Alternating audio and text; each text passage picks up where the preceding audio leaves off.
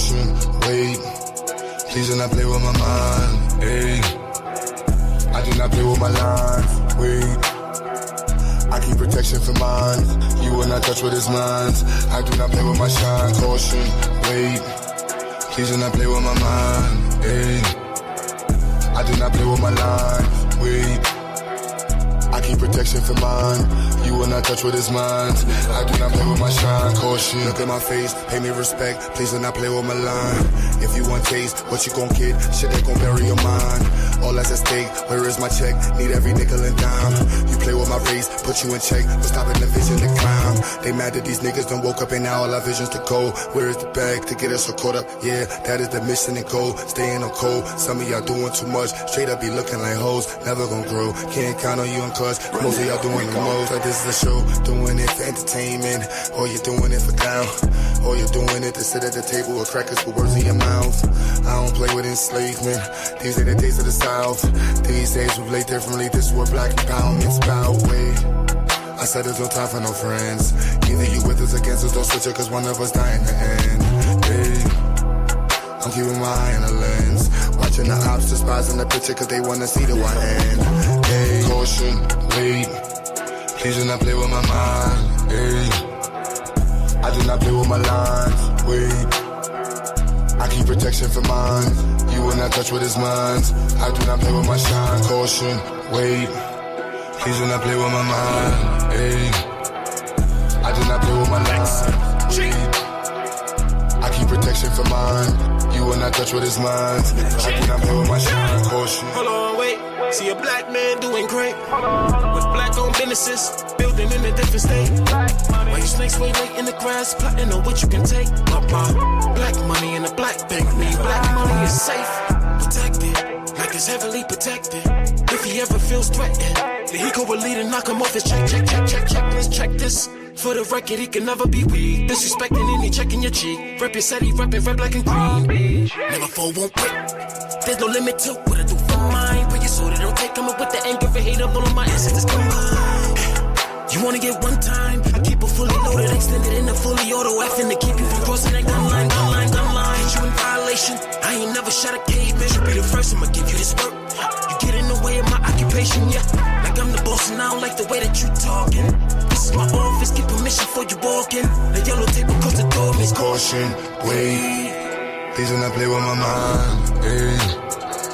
I do not play with my lines, wait. I keep protection for mine. You will not touch what is mine. I do not play with my shine. Caution, wait, please do not play with my mind, hey. I do not play with my lines, wait. I keep protection for mine. You will not touch what is mine. I do not play with my shine. Caution.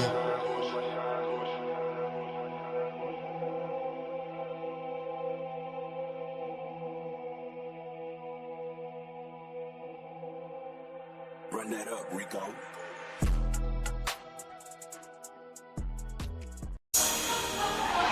Yeah.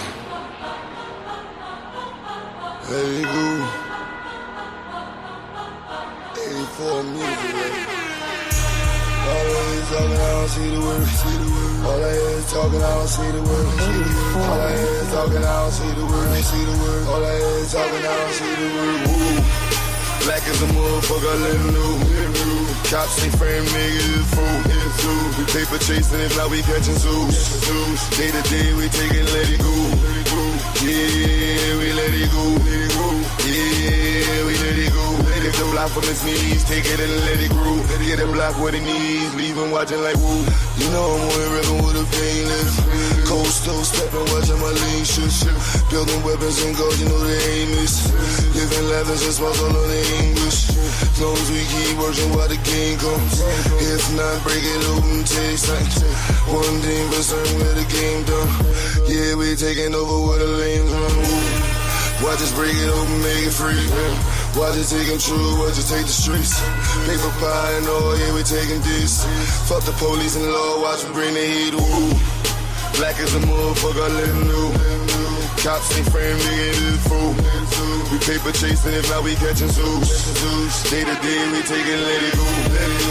Yeah, we let it go. Yeah, we let it go. Lift the block from his knees, take it and let it groove. Get a block with the knees, leave him watching like woo. No matter where I go, I see the same shit. Cops kill another with the same clip. And all I see is movies about them slave ships. We wonder why we struggle just to make it. Preachers giving sermons, but we don't see the work. Another body down, they gon' need a hearse. Cops playing games, take his body search. Play into the grids, everybody hurt. Woo. Watch us break it open, make it free. Watch it take him true, watch it take the streets. Paper pie and all, yeah, we taking these. Fuck the police and law, watch me bring the heat. Woo. Black as a motherfucker, I learn them new. Cops ain't frame niggas, fool. We paper chasing, if not we catching zoos. Day to day, we take it, let it go. Yeah, we let it go. Yeah, we let it go. Lift the block from his knees, take it and let it grow. Get a block where it needs, leave him watching like woo.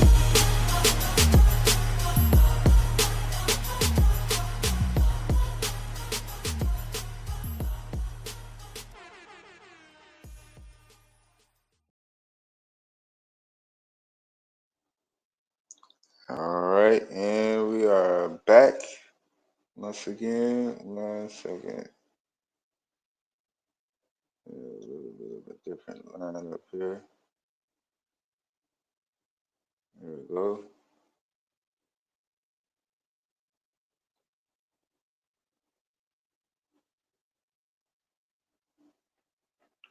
Alright, that's it. We back in the house one more time on a Tuesday. What's up with it? Pigeon Feather,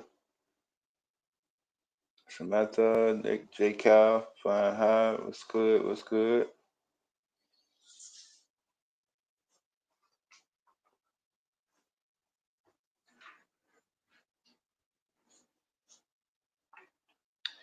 Yeah, we tried to get some suggestions earlier. Did anybody want to chime in on a positive topic?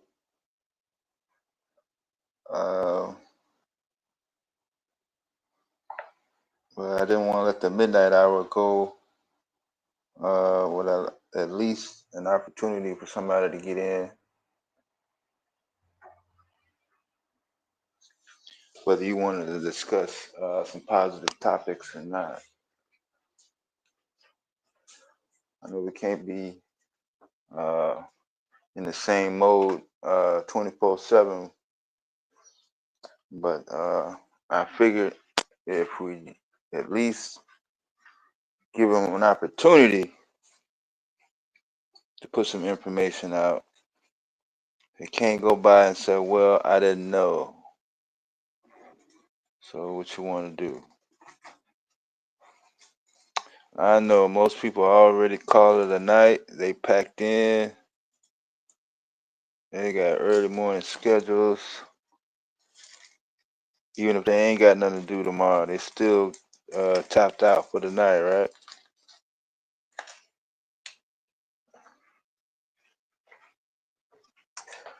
Gotta get the chalkboard out.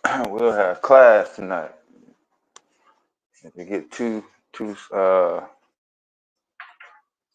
loose, make sure we clear everybody out. I ain't really with the large crowd tonight.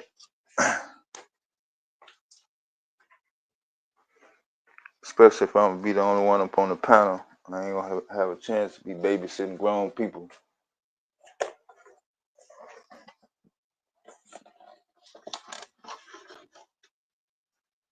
And y'all can come back tomorrow.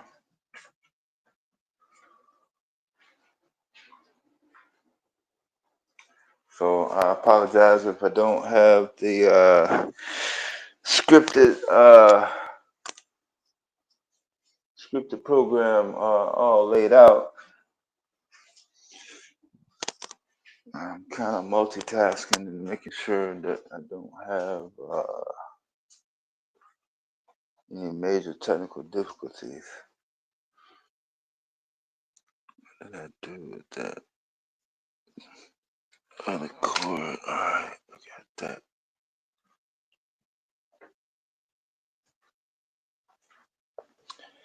Yeah, you can put out some news if you want. What's up? I'll put the link out.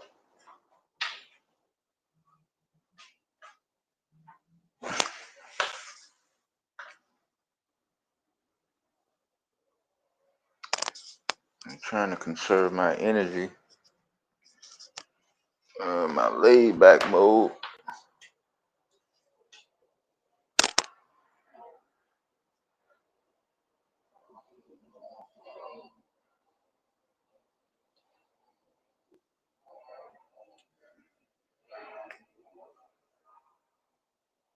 All right, there we go with that.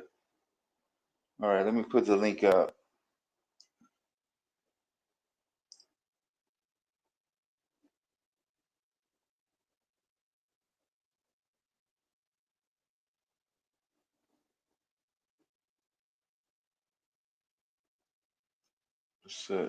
What's that you put out?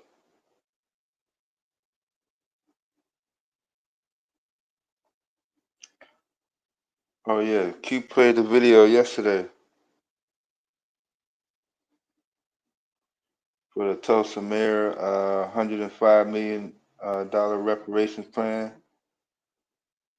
for Black Wall Street.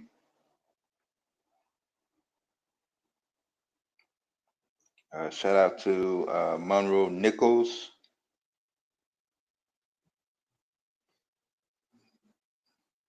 All these years, they never had a black mayor before.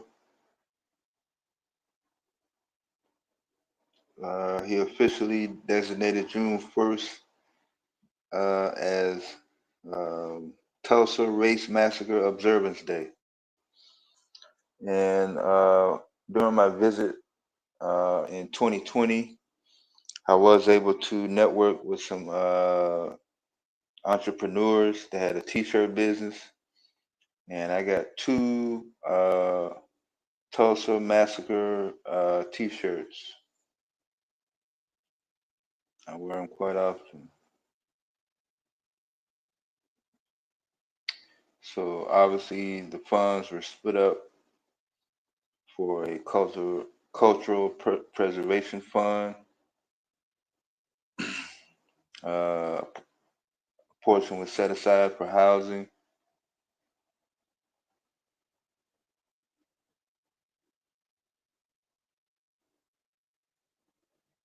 And you can check the link out for more details on that. Meanwhile, let me get the link in. What's up with it, True Bleed?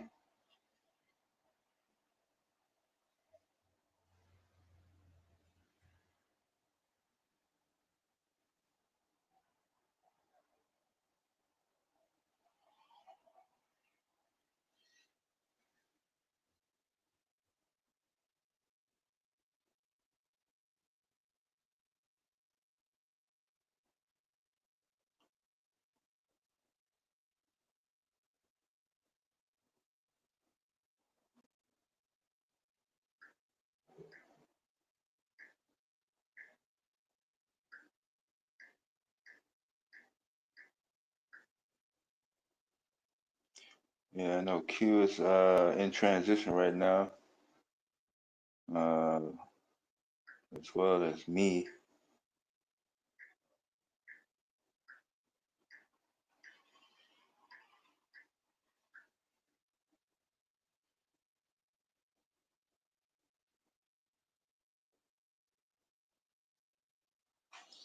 All right, moderators, make sure y'all keep passing the link around.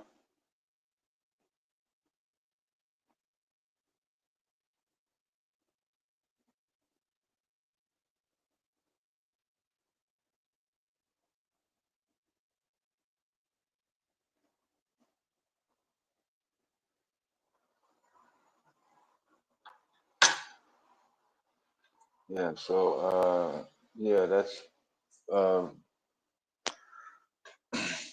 good positive news. That lets you know that the reparations discussion has been and is a top priority agenda.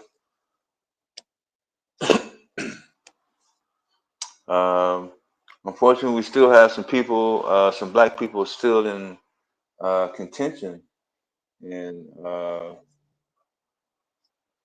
don't know if they mistakenly, in the way or just want to be heard, but yeah. I don't really see any point in not supporting any reparations topic if you can't find any positive or any recommended suggestions, whether it's to help every single black person on planet Earth, black people in America, the black people in your state, black people in your county, black people in your town, black people on your block or in your home. You know, however scale you want to break it down to. So we have multiple up team. I didn't lost track of the different communities that have gotten together with various reparation plans. No one, two, or multiple plans are identical because the communities are not identical.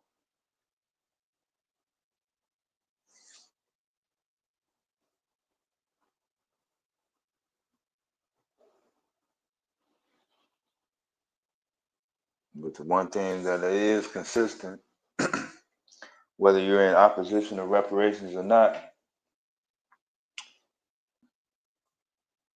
a whole bunch of folks want to come and chime in on how to spend the money. You definitely don't have a shortage of participation in that.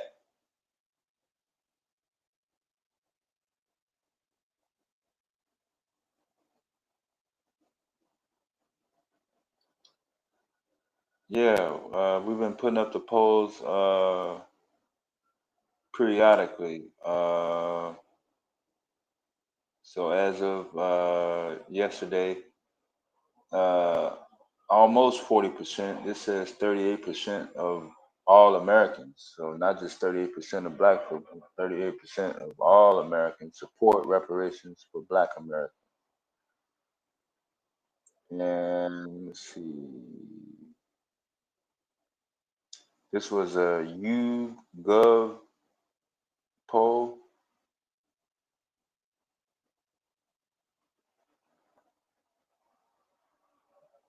YOUGOV,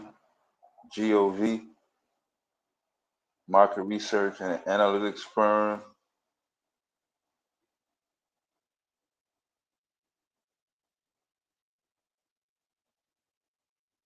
Check that out. I'm not gonna read through the whole poll, but basically is laying out the Japanese comparison.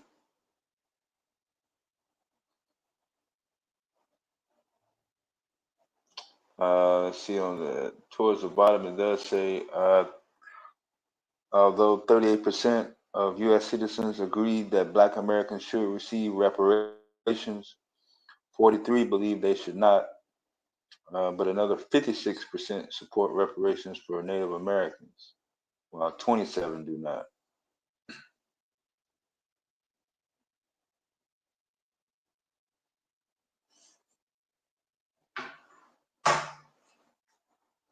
And so the anti-Black campaign continues.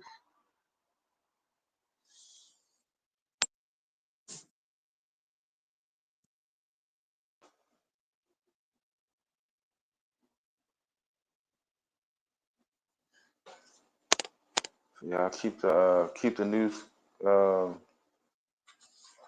links and information, preferably positive if you can avoid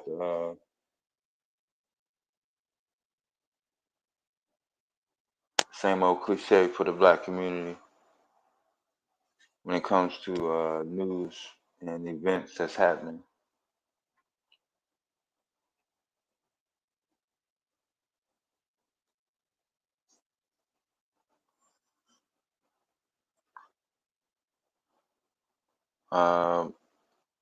So I don't know. It'll be very interesting to see in those two polls, and maybe it is available on their website in terms of ethnic background, age group, Uh, I'm pretty sure they got it broken down by economic class and whatnot.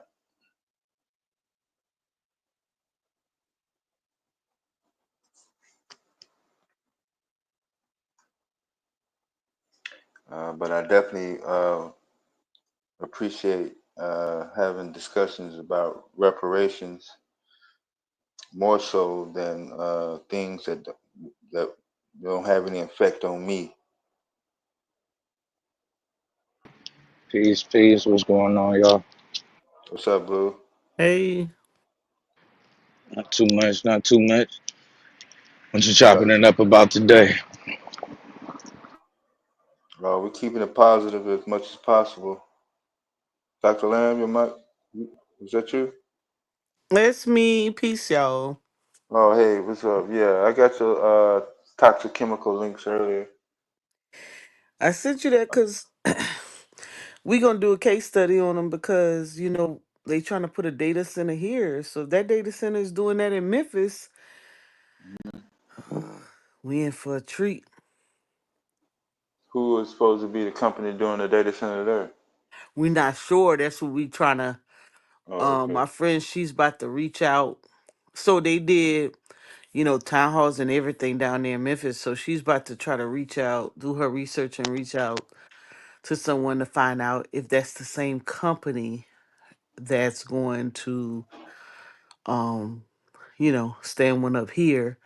We're not Yeah. sure yet, but we saw them and we also saw, I don't know if it was Virginia or another location. um so we just trying to see who's going to be responsible for the one that they're going to put up here to see, because that's a huge issue going on in Memphis right now.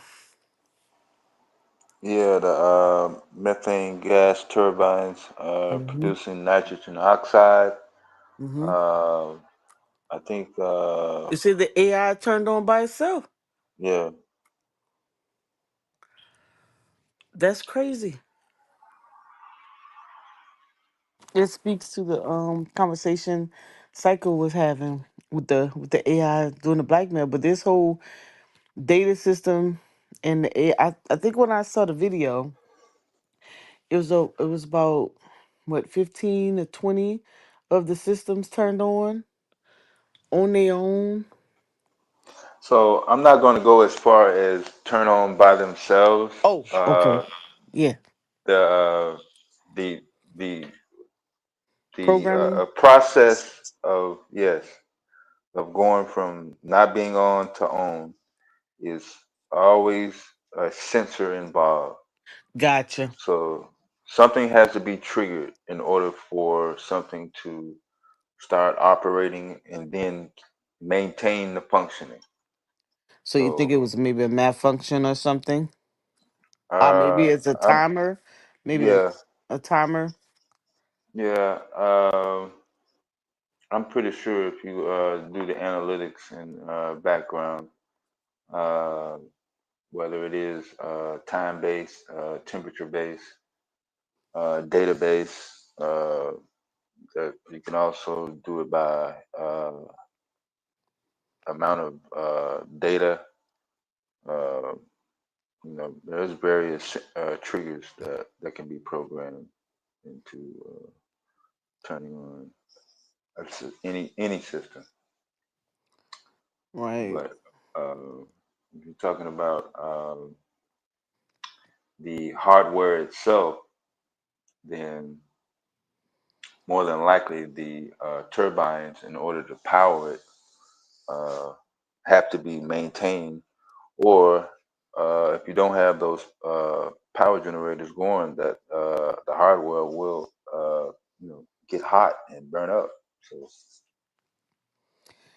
So you think it was maybe that they were operating more than what they were authorized to do? Maybe that was the issue. yeah, it's tough to say, um, but obviously the human aspect has never been completely non-existent, Right. Right. and we see this due to the constant avoidance of compliance. Yep.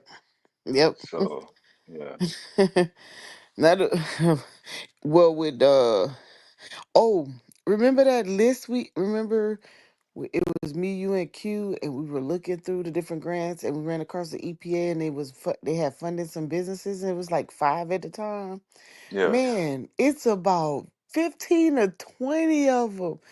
They redirected the funds to fund businesses for AI technology projects as it relates to environmental for data to help with to upscale the data systems. The let me data, I see. said it wrong. Yeah, I Data. was on another device when y'all was doing that. Do you have Oh, let me get the that big link. link? Yeah, Yeah, hold on. Let me get the link.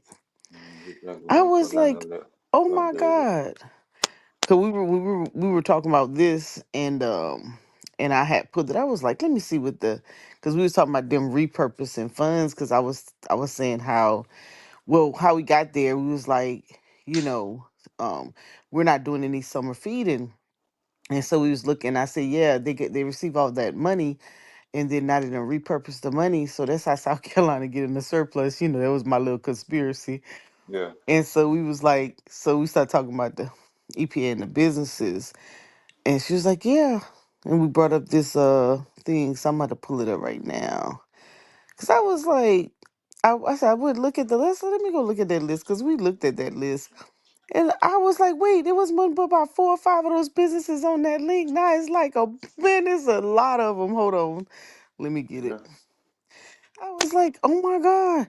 And you know what? A lot of the companies are from the north though.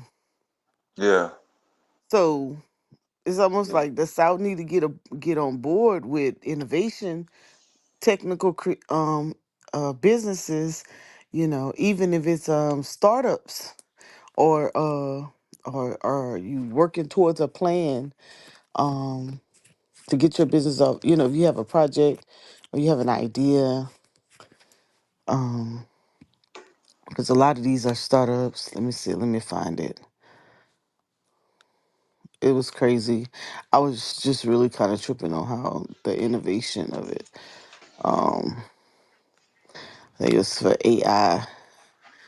We got on the AI technology. Oh, here it is. Let me give it to you right here. Research, a lot of research grants. I was like, what? I'm slipping on my pippin. I wish I knew how to do some of that.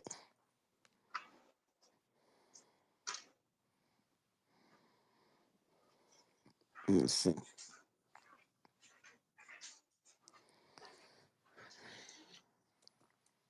let's see 24 here. small businesses. Okay, I found it. Now we up to 24.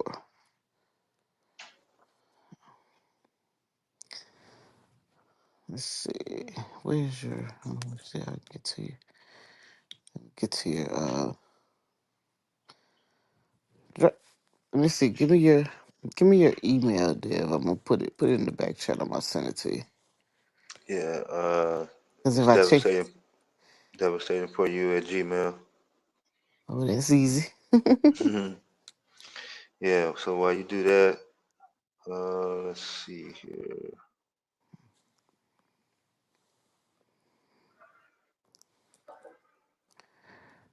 My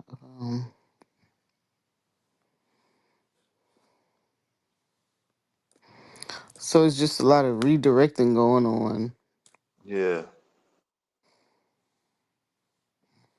Well, let me okay, back it one more up. time. They already done with the redirecting. We just I can see that. Oh, you can see that? Okay, so Free lunch sponsored by Pizza Hut. Oh, that's cool. So they trying to help out. yeah, so first Wednesday each month, free, free. I like the free word, right? So yeah, get the focus in a good bit. But yeah, business startup. You see credit repair at the top. Yep. Financial literacy, nonprofit startup resources. You see marketing, media, TV, magazine advertisement, social media as well. Research, job referrals, youth program, and a lot more. So that lady That's right there, she's the one that handed it to me. But okay. they do Check this it. every first Wednesday every month. They've been doing this. Yeah, we need to. Our state was one of the states that did not elect to do summer feeding. So, man, I got buddies calling me, "Hey, we need help with our summer camp. Can you sponsor some food?" I'm like, "Whew, okay." I'm like, y'all should have called me Yeah, that's before what. the summer. Yeah, I but gave that's all my why I'll be at donations 11 o'clock tomorrow actually. to help them out. Yeah, see what's happening. I actually knew about it last April, but I Mhm. couldn't make it. I had another appointment. Okay, look at your email. Okay, let me check it out. I think I just heard it.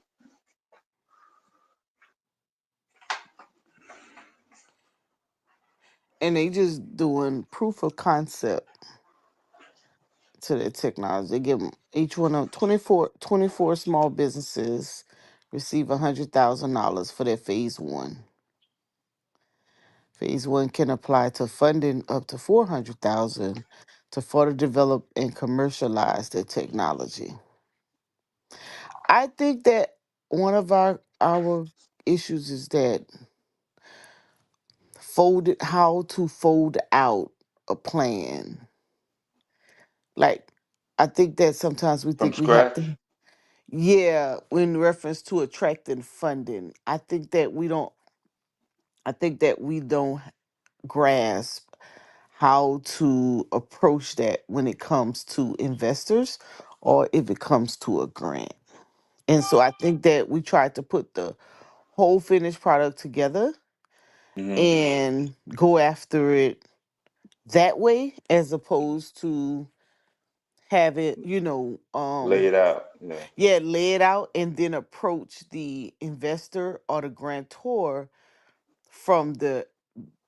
from the inception of it and work your way down and then be able to fund the entire project. Like you can have the whole write up, but Hmm. it takes time to get to the end. So breaking it out in phases is beneficial, but I don't think we understand how that works.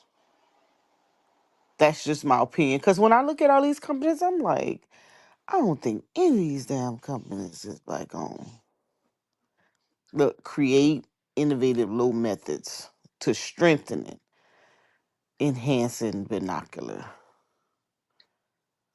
Uh, What's up with it, Biasa? I seen you earlier, man. Yeah, I'm actually reading the article now. I don't know if I you get that email? saw that. Yeah, I'm trying to remember. Did I run across that announcement at the time? Because this article dated back in January, and I think I might have Yeah. missed it. Yeah. Yeah, that's how I was trying to figure out. Cause when we first came on this site, I promise you it was only about it was about five of them, and then when I came back, I'm like, where did 24 come from? But Hmm. maybe they hadn't posted all of them. Yeah, this is a week before the inauguration, so I know I should have. Yeah, that went over Yeah. my head. Hmm. Let's see what else they got on that site, cause it said other grants that they released. Okay, here's May 30th. EPA provided nearly $1 million to Mid-Atlantic states to protect beachgoers from bacteria. 2 million in asset clean. So some people still got funded Brownsfield grants to clean up. It's just a matter. Oh, so the Brownsfield grant is still going. The Brownsfield grants have to do with the landfills that are Okay. abandoned. But look where all of these areas are. If you look to the left side of the screen and click Mhm. on the let me go back. If you look at go to the left side of that same article and Mhm. click on the third one where it says read EPA news release about grants, Mhm. then you will see all the ones they just funded within the last week or two. These are new releases, and majority of them are Brownsville. In a lot of these states, um, Nevada, Hawaii, Alaska, Washington, Colorado, Oregon, Idaho, Alaska, Montana, Missouri, Nebraska, Kansas, Iowa, Salt Lake City. That's crazy because, I'll be looking for, okay, where's South Carolina? Where's Louisiana? Mhm. Like, why we ain't getting to the bag? Like I just be wanting to call up some of these states, Maine, California, Arkansas. This is all in the month of May. All these Okay, you're folks. looking at the updated list. The January one, did have Oxnano uh, LLC from Greensboro, North Carolina, and then all the rest of them. I think it's a couple more in Florida, but all the rest of them Hmm. like out west. Right. Now look to the left of that page where it says related links. Yeah. Okay, now click on the third one that has read other EPA news releases about grants Okay. Let's see. and look at all the Brownsville. All of these are cleanup. Looks like cleanup 21 million, 2 million, 1.2 million, 6 million, 11 million. These are all locations where land um these Brownsville are more landfills or abandoned areas. Um yeah, that's a lot of revitalization. They probably gonna build on a band. Oh, somebody in North Carolina got a couple bucks. 18.9 million in access to cleanup communities across the Southwest region. North Carolina will use to clean up vacant and dep- dilapidated former tannery. Oh, okay, so they got 18.9 million to do that. Ugh, yeah, a lot of cleanup. So we see where the money going. You want to go clean up a landfill or something? Oh, So I Alabama. see the 30 recipients for 21 million in Brownsville grants to the Mid Atlantic region. So Oh, what's Mid Atlantic? Mid Atlantic. I guess that would be Tennessee. Would be Tennessee? That's got to be coastal. I don't even think Tennessee is No, would be Mid considered. Atlantic. Yeah, So then it would be what? North Virginia, Carolina, Virginia, Pennsylvania, um, maybe. I guess. Jersey, Mid, Okay. Yeah. DC, yeah, Maryland. Okay. So it would be Jersey, Maryland, Virginia, and Pennsylvania. You think? I suspect. At least Pittsburgh. I mean Philadelphia area. So I wonder if they redirected the grant makers grant and send them out in this way instead. I wonder,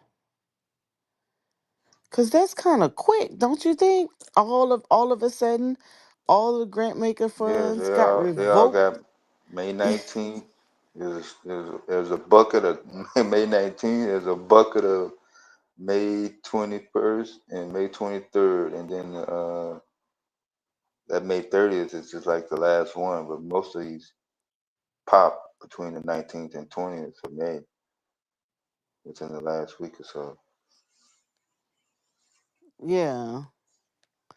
Wow.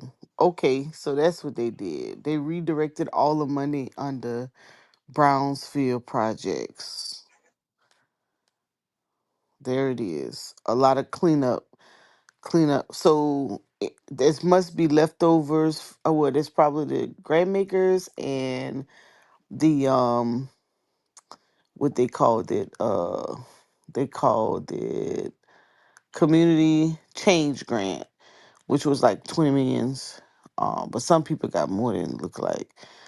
That looks like what they did. Yeah, I'm on the next page. 18.9 million to assess, clean up uh, across southeast region, specifically Mississippi, to receive a half a million Brownsfield grants to revitalize sites in the downtown Natchez area, specifically Natchez, Mississippi. Shout out. Right. That's dated May 16th. So they just got that with um they doing a cleanup. So southeast regions would include uh shit, look like Yeah. everything east of the Mississippi River. Yeah, that would be us. Yeah. South Carolina, Georgia, Florida, Hmm. Alabama. Yeah, Alabama. Arkansas maybe? We on the other side of the Mississippi River, we're west of Uh it. Nah. so they pushed the grants to the Brownsfield grant. And so wait a minute now. So that means, yep, just what I said. Region 4. Yep. So they changed the whole objective from environmental justice to Brownsville. And South Carolina is awarding 3 Brownsville grant totaling 2.2 million. The Appalachian Council of Governors. They did phase 1 and 12 phase 2s. Oh, I see the 2.2 Mm-hmm. lumber mill shopping Yes. center. And Gaffney Waller Pickens in the town of oh, they grouped it. And then Berkeley County, 500,000. And oh, wait a minute, West Columbia. City of West Columbia got 500,000 assessment grant to conduct 24 phase 1 and 10 phase 2 environmental site assessments. Create a Brownsville site inventory, create an evaluation ranking tool, prepare 7 reuse plans, and conduct community engagement activities. Get the hell out of here. Boy, ain't that something?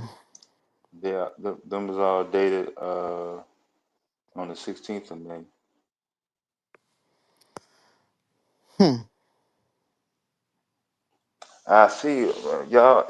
All of those regions are in that eighteen point Yep. nine million dollar bucket. Yep. You see that? Yeah, Yeah, but only wait, which one? Yeah, but they only gave out three. You got 18 point what is it? 18.9 million. yeah. Well, so what are you gonna do with the rest of it is the question. So is Shit, this I see. Florida, Maine, Connecticut, and Vermont was also in that oh 18.9 bucket. Yeah, gotcha. yeah. Boy, leave me Plus alone. 12 Alabama. two. Uh, So they said background 19. Ugh. So mm, Kentucky let me is click on this thing. 2.4. Uh, Oh man, we just got caught slipping. So instead of focusing, the thriving community was very appealing until the administration switched over. And when the administration switched over, mhm. they switched over to the Brownsfield grant. While we were sitting over there taking grant classes, thinking they was gonna give that money out over there, they was giving that damn money out on the Brownsfield grant. Ain't this something? And the deadlines were last year, 2024. Hmm. And they getting 4 years Yeah. of four. Oh my God. Must be nice. Ain't that something? Well, nah. Missed that mark. Let me see when it comes back out again. Upcoming funding opportunities.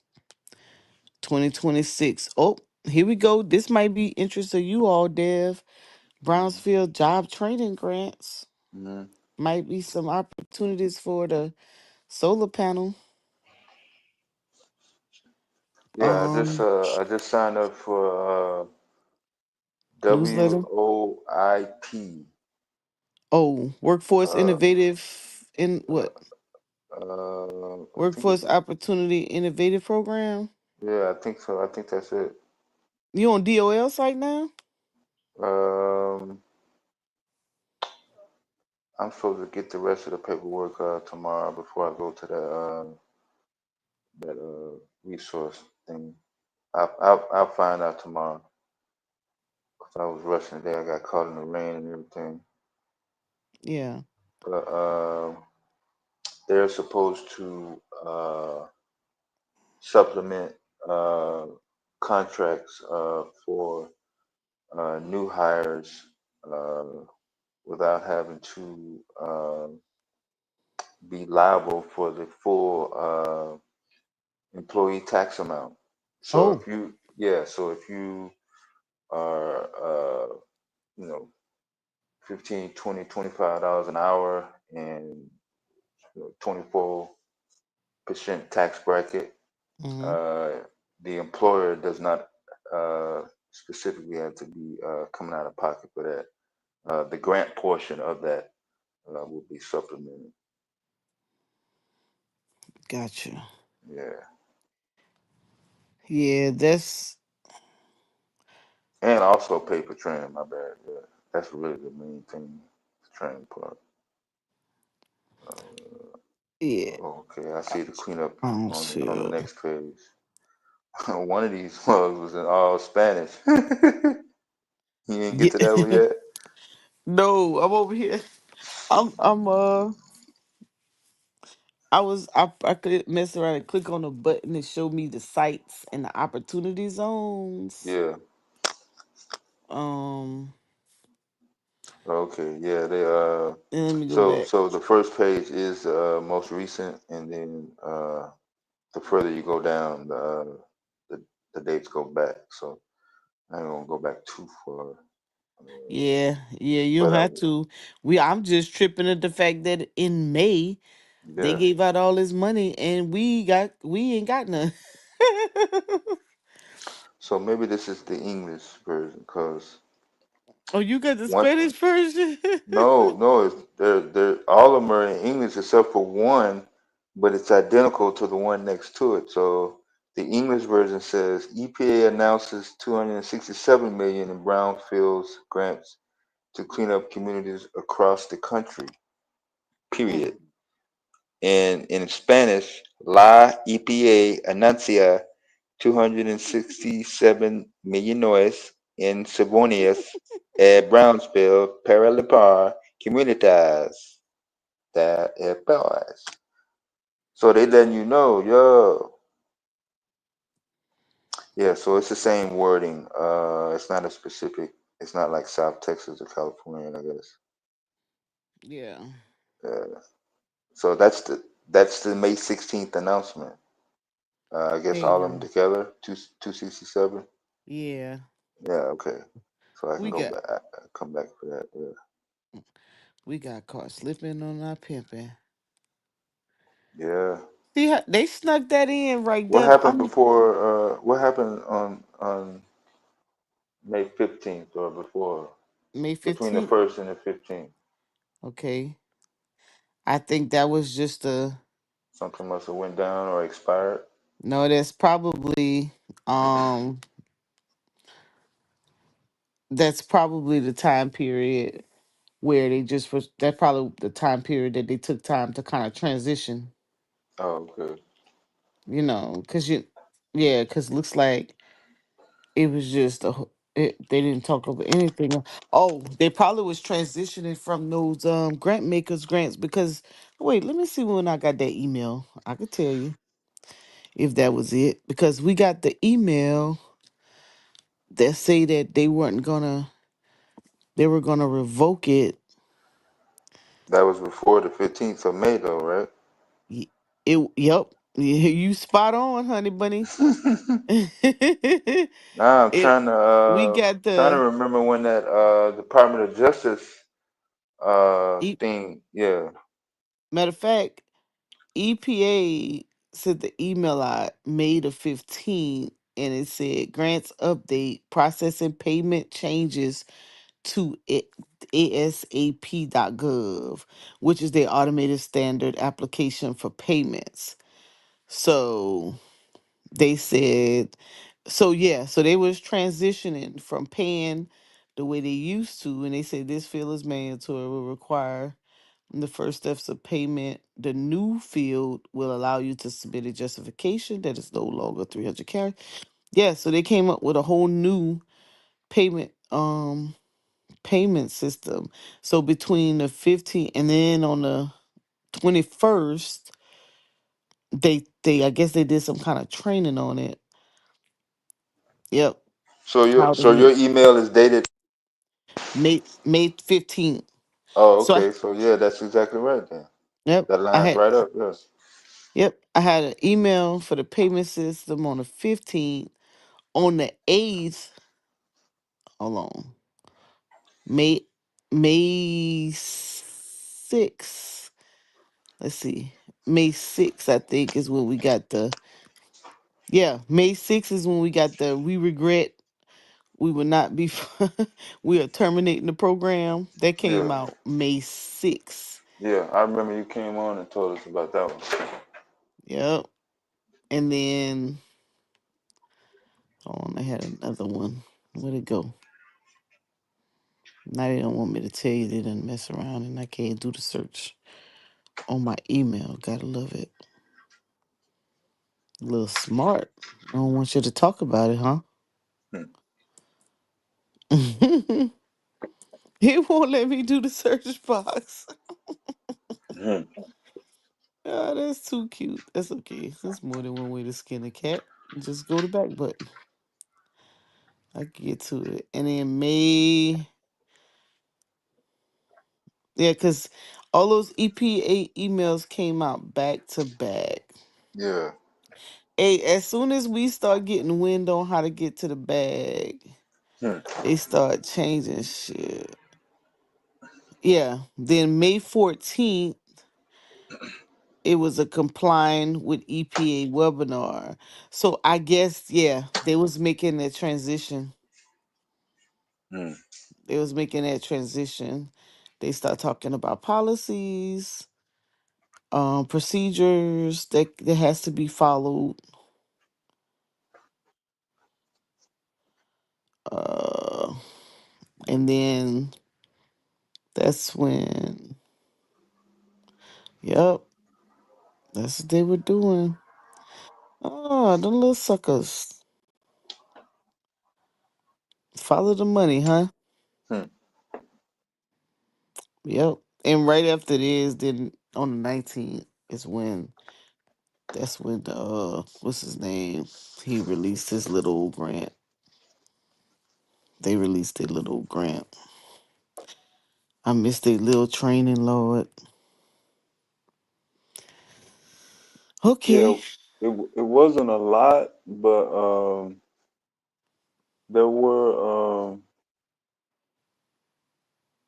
were some people that got their funding cut, but they protested and contested like a couple days later. They didn't have to go through court or anything, and they got reinstated like right away. Yeah, because some people grants were not did not have that, that DEI language in it. Some Let people, me see. yeah. Yeah, you might be right on that. I didn't get into the Hmm. details of it. One was One was a domestic violence Mm-hmm. program. Another one was it wasn't housing. It might have been. I had to go back and look. This is it was on another device too, but it wasn't a lot of them. But there were some that were like, "Yo, the funding was cut." And then, like the next 2 business days, they got Mm-hmm. reinstated like right away. They had to go to court. They had to file nothing. They had, Mm-hmm. yeah, Yeah. So we hoping like some of these some funding was technical assistance and shit. They ain't care. They cut them too. yeah. uh, Oh yeah, um. they went across the board with a broom now. Yeah. Beach goers, huh? This the mid Atlantic. Yep, you were right. Delaware, Maryland, Pennsylvania, and Virginia. Yeah, that's in the middle. Yeah, the coastal areas. Well, there goes that. You know, we're not let's say EPA helps protect New England beachgoers. So anybody who's doing it, so the stuff that we like to stay away from is the shit Hmm. that they funded. Yeah. They smart. They are not smart. Yep, they even okay. Louisiana even got a couple bucks for beachgoers. We ain't getting that damn water in Louisiana. They crazy. Hmm. Bacteria making swimming unsafe. Ain't nobody getting that water.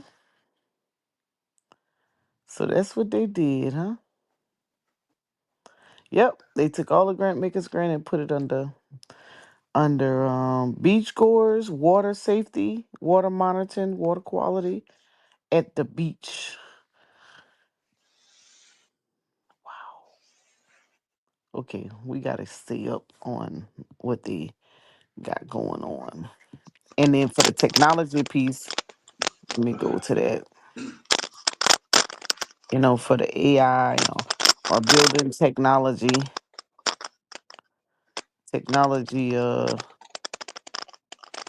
that's where y'all come in. Y'all super savvy on that.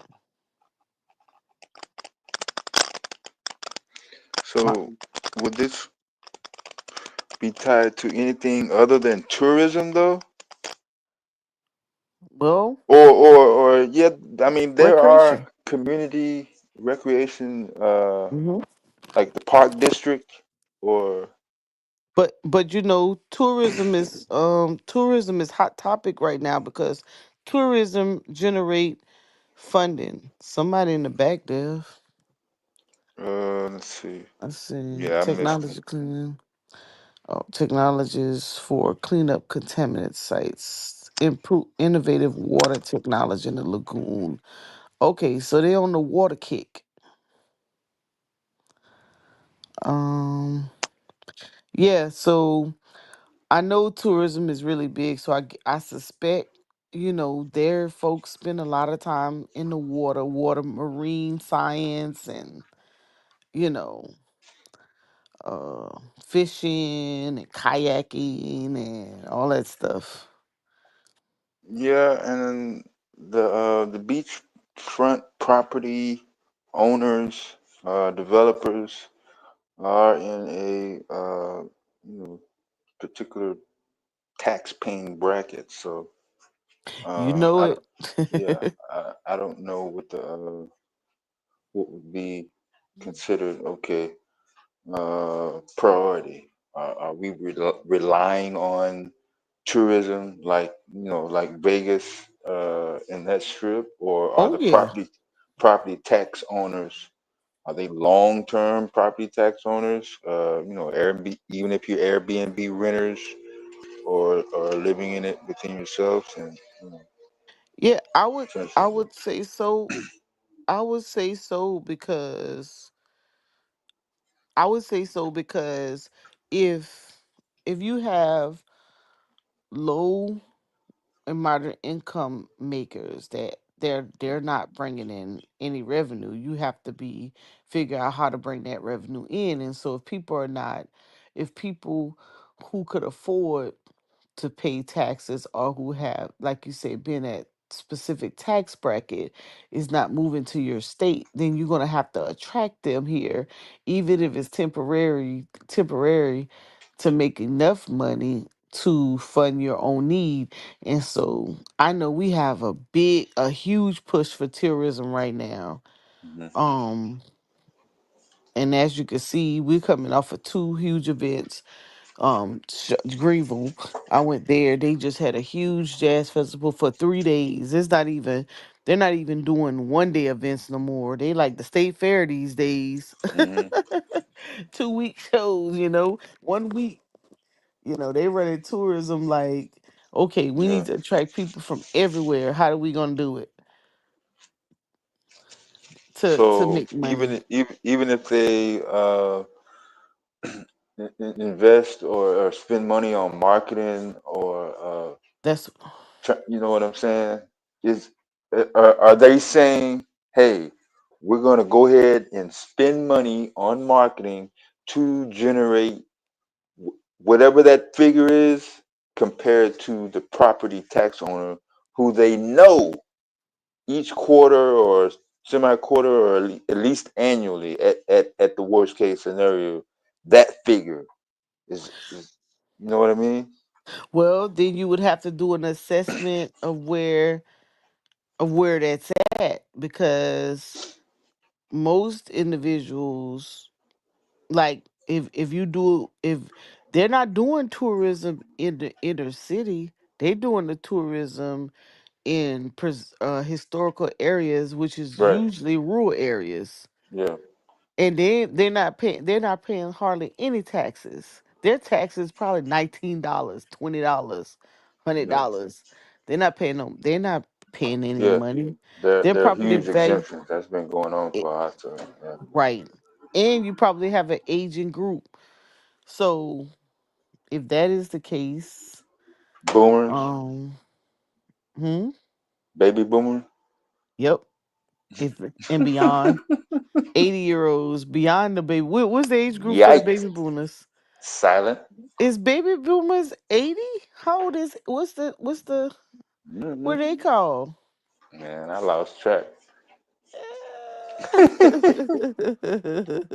I lost track of it. But it might be up in the 80 range. Yeah, baby boomers. I would have thought they were 60. So what's the 60-year-olds? Baby boomers is Uh, 60 and up?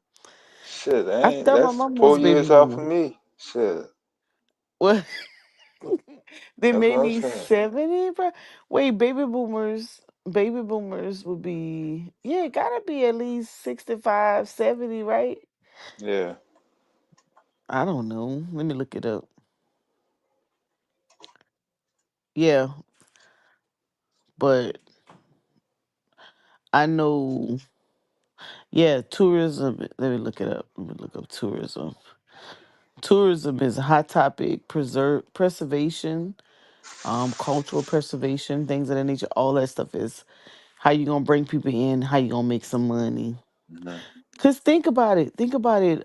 And you could probably tell me better, say it better than I can. But coming up, back in the day, a lot of um, shows coming to town, yeah, right? Attract the people. How you gonna bring money into your county?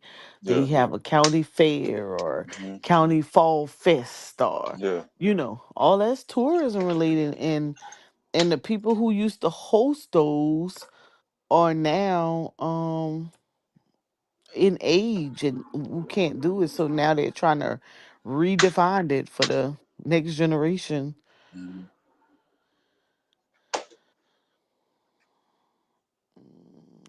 Yeah. That event tomorrow. They're going to be grade school kids. Uh, uh, you know, the 18 to 24-year-olds going from high school to college, Mm-hmm. uh, middle age. Mm. and the older generation as well. It's gonna be all age group. Oh, so see, and we definitely better start sharing with the young folk, you Yeah, know, because so right now they're saying who's still the top traveling tourism creating we better start creating some tours to educate ourselves, especially if they're removing things from museums. Somebody got to have the knowledge, like just yeah. create a space. When I was coming up, there was no youth program uh, that didn't involve like two generations. Like there was always somebody that was equal to my grandparents' age. Either they were directly contributor, such as a vendor, a teacher, an educator, supporter, funder, or they were like the director. They were like the contact person. They was like the person that was supplying the space. All the youth programs that when I Mm-hmm. was coming up always had like an older person that everybody knew. Like Yes. it wasn't like, no, who is that? No, everyone knew who that old person was. Yup. So it was no grip. It was no contention. It was no alienation or some of the stuff that we see today. But Yeah, it's huge alienation, ain't it? yeah, It's like they over there, you over here. yeah, The young folks act like they're disconnected. Uh, Let me show you. I might have seen you. So how do you get them in? How you get the younger folks involved? Yeah, you gotta give them something. They try to make money too these days. Okay, look at that. This is the EDA.gov.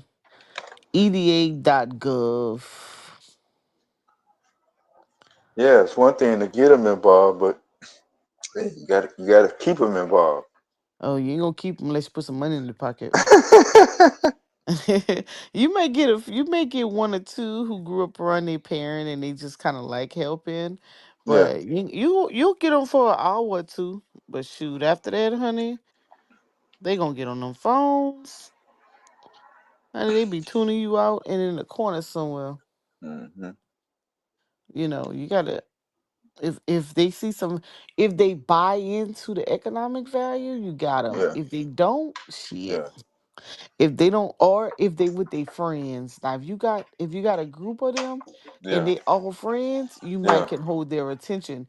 But if Yeah. you bring them ones or twos, Yeah. and They're them by gonna them, get oh yeah, the anxiety gonna set in. Yeah. oh yeah, you in trouble. You in trouble. What's up with it, Five? I might uh I might lose signal just for a second.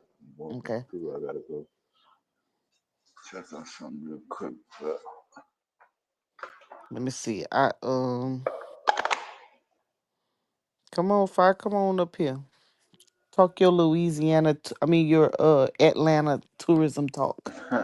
yeah, I seen Georgia Y'all have a in that lot of southeast events. region. As a matter of fact, Atlanta should have a whole bunch of tourist events coming up soon. Y'all should have just came off of Jazz Fest, Malcolm X, which I should have coming up. Huge Juneteenth that takes about 2-3 days. I should have went Vin down there.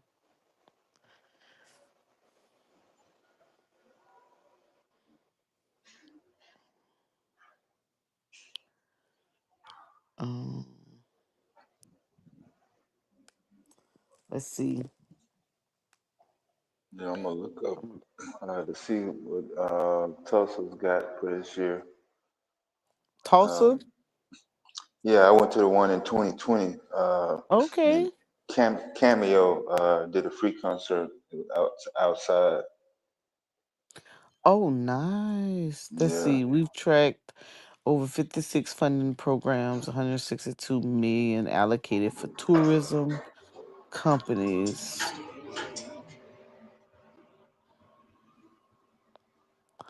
Uh-oh, did I stumble upon something cool? Or Region Alliance of Businesses, Industry, and Tourism. Tourism for biodiversity and economic growth. Tourism for rural community appreciative inquiry cooperative plan. Oh, this too far back. I ain't none of this right here getting funded. Let me come on back up. Let me see if this is 2025. Oh, you gotta subscribe. I can't subscribe. Let's see. Indian Affairs Tourism. Let's see. New York. Let me look for a tourism grant for y'all up there in the NY. I'm gonna see what foundations is giving out a couple books. Virginia Tourism Corporation grant programs, 10,000. Oh, they've done dropped off and left me all by my lonesome. I know you guys have a you got a got a lot going on in the ATL. Tourism Enhancement Grant. I can use that. Let's see. When does it due? Oh, it's not for us. Oh man. It was due in March. Darn it. I like the language though. Enhancement grant. Tourism Enhancement Grant. Let me see if I can. And I play on words now. Let's see if I can find something. I'm looking for some funding to go along with what you already have. I know people be like, oh, why you looking for funding? Well, shoot, they spend it. Why I can't spend it too? Can you hear me now? Yep. Oh, okay. You had dropped off. Yeah. I didn't know To- where around that. tourism. Oh, yeah, we about to put in for this one. They just created a grant over here called Undiscovered SC Grant. It's for tourism. Under It's a the, 1 month. the, Hmm? the SC stand for South Carolina? Yeah. SC. So what's undiscovered? That's what they calling it. They calling it a undiscovered SC grant program. It focuses on it is a program offered by South Carolina Parks and Recreation Tourism aimed to help communities with limited Oh, resources. They it calling it is Parks and Recreation. Yeah. hmm they calling it undiscovered publicly owned tourism projects. Increased visitation and visitor spending. Told you they looking for that money. Not Spending. this. Yes, Yep. spending. They distributed the county and municipal with accommodation tax distributions of 1 million or less. It ranges from 50 to 200,000. The 1-to-1 match. The deadline is June 27th. And remember, I was talking about the Oh, 250 commission. I spoke with yeah. them today, so I'm gonna try to submit for that one. And then yeah, Carolina. Now I'm gonna have to be honest. Carolina always giving out either discretionary grants or these type of grants like this. They do Mhm. give out a lot of grant money. I can't be tripping in fronting on that part. Um, and we just had a grant. I just submitted for. I don't know if we're gonna get it though. SCRC grant. I hope we do. But this undiscovered SC grant, I thought that was a trip because I was like undiscovered. Mm, So instead of saying, I suspect this was one of those, I think this was one of those DEI, and they had to rephrase it. damn. Because why would you name it undiscovered? Undiscovered. Yeah. Like, Yeah. how do Then you it's know about it? right. Look, they call it undiscovered, and then they say it aims to help communities with limited resources enhance their tourism potential. Tourism. You know that's a Mm-mm. they hiding under the radar. Yeah, that's gotta be some rework stuff.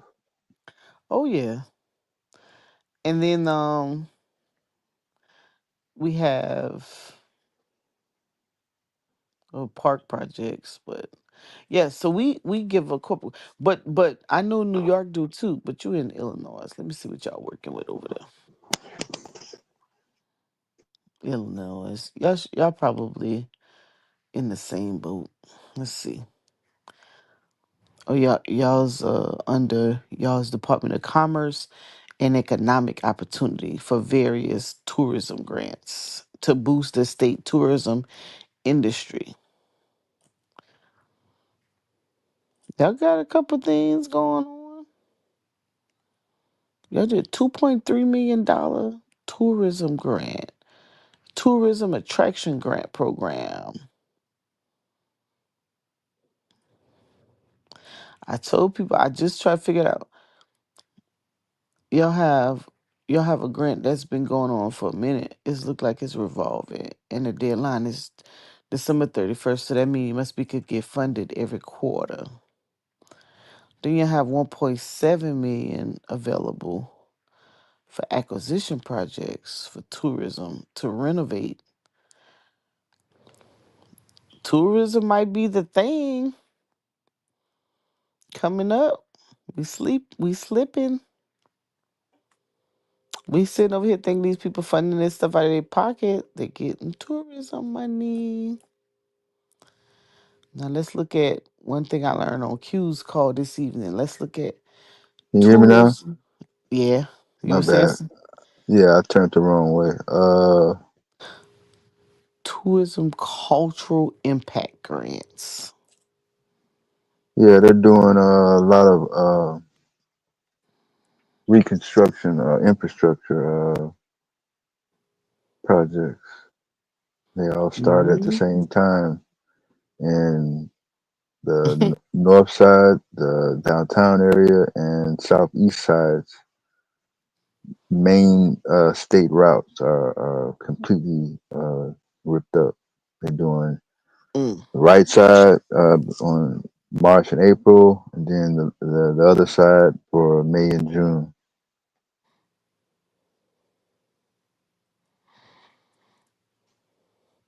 Yeah, yeah, they try to. That's why we have to stay on top of our little.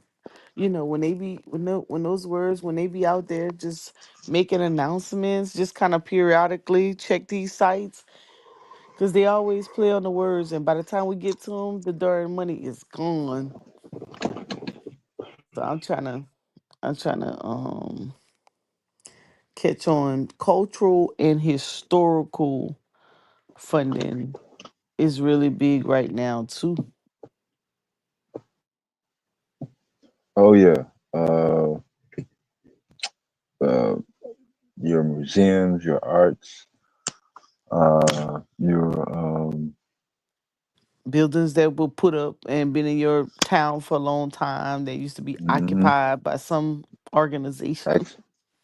Actually, the building where my school is was constructed in 1927.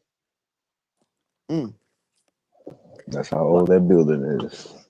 The see, owners are old Irish mugs that came through. Uh, yeah. look at that.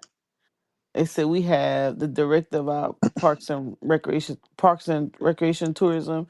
He said tourism has more than 30 billion economic impact in South Carolina. You think they're not gonna keep that? They said the undiscovered South Carolina grant helps our small towns and hidden gems create publicly owned tourism products that showcase their local history, cultural, or outdoor and natural features. Oh, we had our biosphere. They were doing a grant on. They released some what them little bugs that light up. What they call light bulbs? Yeah, Yeah, yeah. Find you an animal.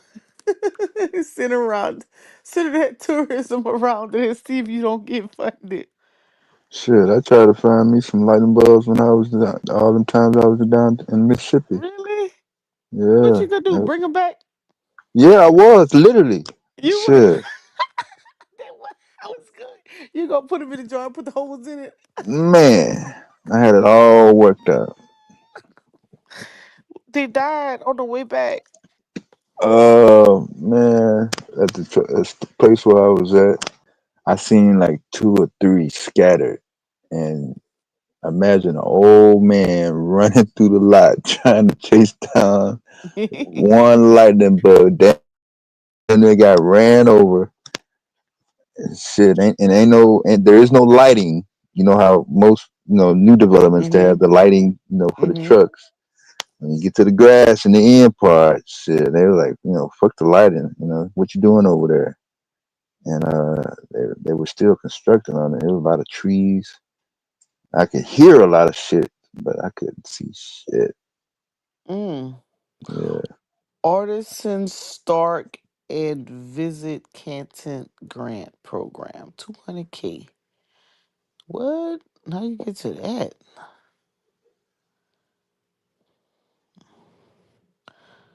Priority will be given to projects that showcase experiences that cannot be found within 90 miles and or 90 days of the project. Well, that's interesting. I think that project proposals are not limited to, but may focus on the following category: visual arts, performing arts, entertaining, live music, historical, heritage, and historical. That's what I wanted to say earlier. So they're yeah. not saying cultural; they're saying heritage Heritage is the and word. Yeah. historical. hmm So Yes, that's trail rides. you know it. That's yeah, all that. Uh, okay, so they don't want you to pay for venues and rental facilities. They don't want you to pay for signage. That means they don't want you to put up nothing permanent. They want Yeah, you to get it and go. yeah. No food, no alcohol, no salaries. So you could do billboards.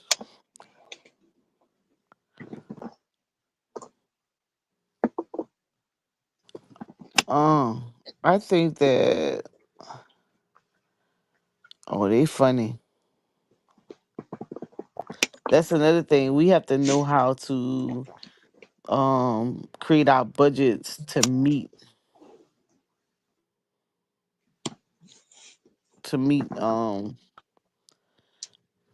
these grant requirements at any point. So basically they want you to just project examples within the category live music, dance and entertainment elements, new marketing and advertising campaign to attract new guests to engage with performance. So I just learned about something new tonight called digital no visual targeting. Did I say that right? I may not have said that right. The target at least 40% out of county audience. That means put your billboards in other places. Well, like rest stops along the highways, or Just outside of your county. So in other I got cities, yeah, you. Yeah, yeah, yeah, high populated areas, yeah. rest stop, yeah, things of that nature. Just outside. 20K, I could do some damage with that. When is it due? Oh shoot, I'm probably late to this party. That would sound like. That's the June 27th. You were still looking at? Mm-mm. This is.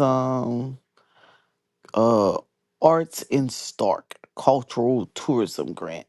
Where you at, Dev? I'm not on EPA. I'm just Oh, googling. okay. I was googling tourism grants in 2025. They said heritage is not a word used by brown people. What are Hmm. you talking about? No, we're not talking about that we're using it. We're saying that that's language used for grants when you're researching grants. So instead of saying cultural, they're saying heritage.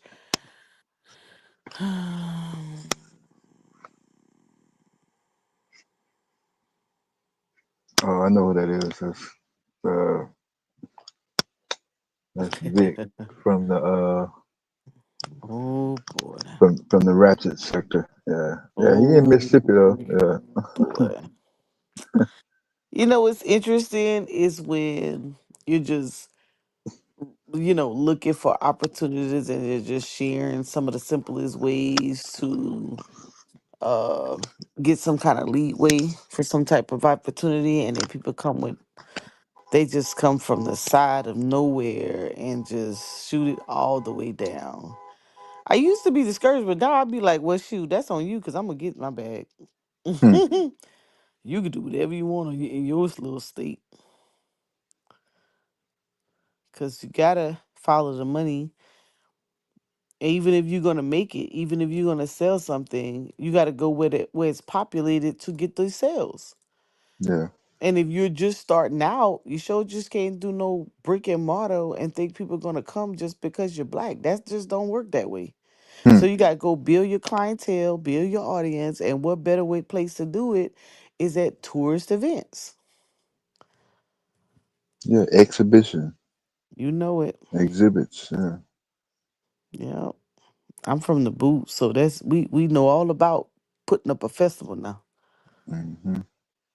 getting it out the mud.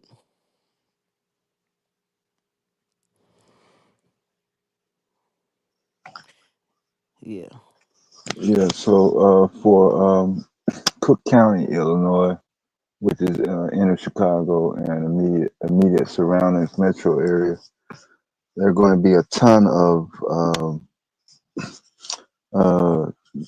uh, arts and crafts. I believe they already had their annual cannabis weed event. Um, we're going to be getting into jazz fest, gospel fest, Mm. blues fest. Uh, Due to NASCAR somehow getting their foothold way up here, our restaurant and food event has been switched from July 4th week to Labor Day, September week. Oh yeah, that weekend has been like silent. That's Hmm. a smart move though, They know because everybody gonna be back from vacation. back, yeah, and people don't, kids are in school, football season, Hmm. um, tourist wise. Hmm. Now that weekend here, well, no, I know in Louisiana it normally rains because the shrimp festival is normally done at that time, but it doesn't last very long. It just kind of like rains like the first half of the morning. Sometimes you can get a good weekend, but a lot of times it rain on that weekend. So travel in the south, cause they're still doing our hurricane season, and they be Hmm. ramping up pretty good around that time. But that's a Hmm. smart move though, to move that to Labor Day weekend. Yeah, I'm not, because I've worked it during the '90s, and even if you have your permanent residents going out of town on vacation, there were still dedicated, huge uh, people that were coming from other states, other countries. People were coming from Japan, Korea, Italy, all over. I mean, Greece. People were making the trip just for that event, and Look when at it was in that. July. Yeah, Yeah, people but. get wind. They come. They come in. They want to come there. Yeah, I like it. Yeah, but they also had big name uh Artists. yeah, yeah, That's because nice. James Brown did it in '95.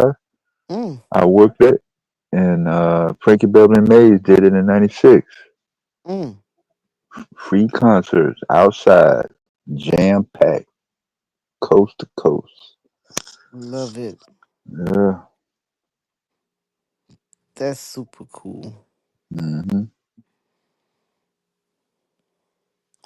Yeah, it's being creative and your opportunity.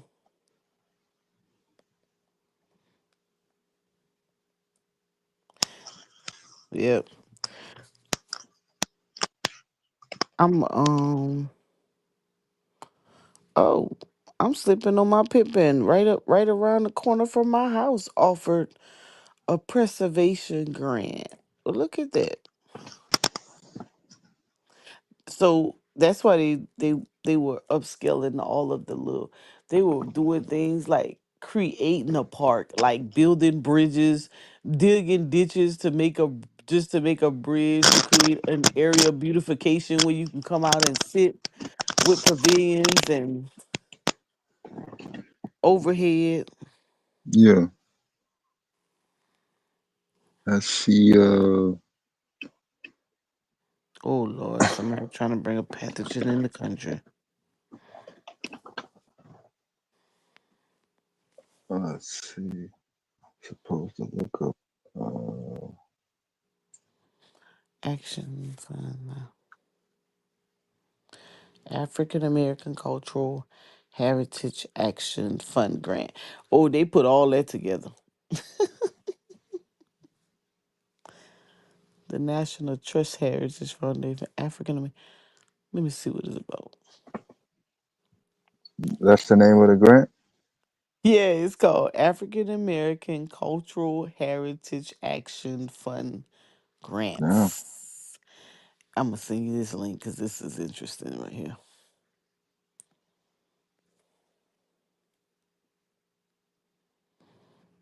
Let's Oh say yeah. I said I was gonna look up who was gonna be at the Tulsa Juneteenth.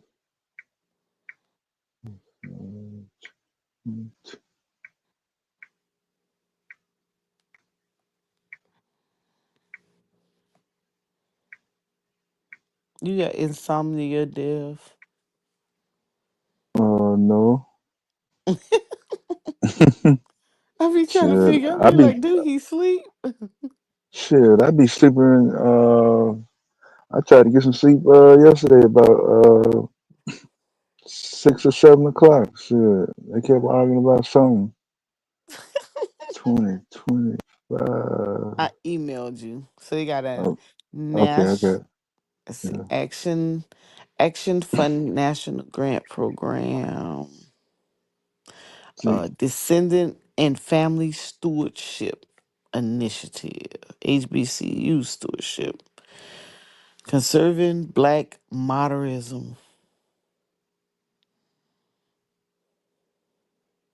So 2025 Tulsa Juneteenth Festival will feature diverse lineup and events, food vendors, and live performances by Rolls Royce and Lakeside in the house. Oh, they gonna Hey, get down with the get down. that's what I'm saying, boy. Yeah, if you're not black, yeah, you don't know what I just said. Hold Ah. on, let me check out what you just said. 30 historical black churches receive 8.5 million in grants. African Churches? American Cultural Heritage Action Fund. Yep. When you click that link and if you go down, you'll see hmm let's see where they're from. The AME Zion Church of Charlotte, North Carolina. Mm. The Soapstone Baptist Church, Marietta, South Carolina. Ooh, they've been around forever. Oof, all of them been around forever. The AME Church been around since 1796. It was known as the Freedom Church. Oh, I need to put them in my my tour. They from South Carolina? No, that one's North Carolina, Charlotte. No. Oh, Charlotte area. Yep, the Freedom Church. Oh, wait, let me send you this link so you can see what I'm seeing. This is pretty interesting. This might be I'm something. reading. I'm reading the churches now. Oh, Oh, you you said got another one? churches? Yeah, Oh, you. HBCU Cultural Heritage Stewardship. Yeah. Oh, oh yeah, yep, yep. Yeah. Uh, I'm on the. I had strolled down. Oh, so that's cool. So they did an endowment and financial sustainability, which is good because that means they could take the interest out and it could be continuous for the upkeep. So Soapstone Baptist Church in Marietta, South Carolina was established in 1865. hmm. It was a one-room schoolhouse. Um, I got the original structure. and let's see. Historical church would rule. Oh, are the only remaining structures that serve as a testament to Liberia community history. Yeah, what they Yeah. say? Oh, I need to put that in my little honey. Don't let me put this in the save and bookmark. Yeah, that's what I'm saying. I mean, Keep this they one. they're complying with the compliance, but yeah, it's not gonna take a rocket scientist to see that talk about. Yeah. They're using the word African American though in the grant Not well. This one. organization. Wait. Yeah. Yeah, cause I No. It's see it. actually called that. It's Yeah, called the African American Cultural Heritage Action Fund, yeah, it's got and all the it's at words the to it. National Trust in Historical Preservation. Is thrilled to announce its 2025 Preserving Black Churches program cohort. And so they selected 30. Atlanta. So Yeah. 1881, Reverend Alex Allen congregation.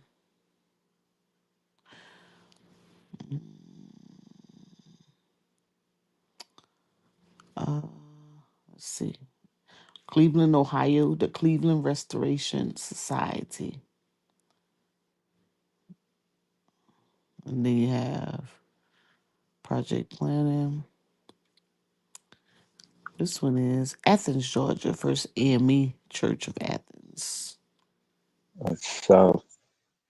Southwest Georgia. 18, it was built in 1866. Yeah, And then Campbell African American, Campbell African Methodist Episcopal of Media. That's in Pennsylvania, 1827. damn, that's 200 years old. I know. Holy Yep, they said crap! bicentennial campaign. Yeah, they doing a bicentennial campaign. Ninth Street Missionary. This one is in Lawrence, Kansas, 1863. Mm-mm. Dabney Hill Missionary Baptist Church, Snook, Texas, 1887. But it was completed, it was established by a former an enslaved landowner, and then they completed the church in 1905. Though New Tabernacle Fort Baptist Church in Charleston, 1875. Yeah, the A in AME is African. Mm-hmm. What's up, one love?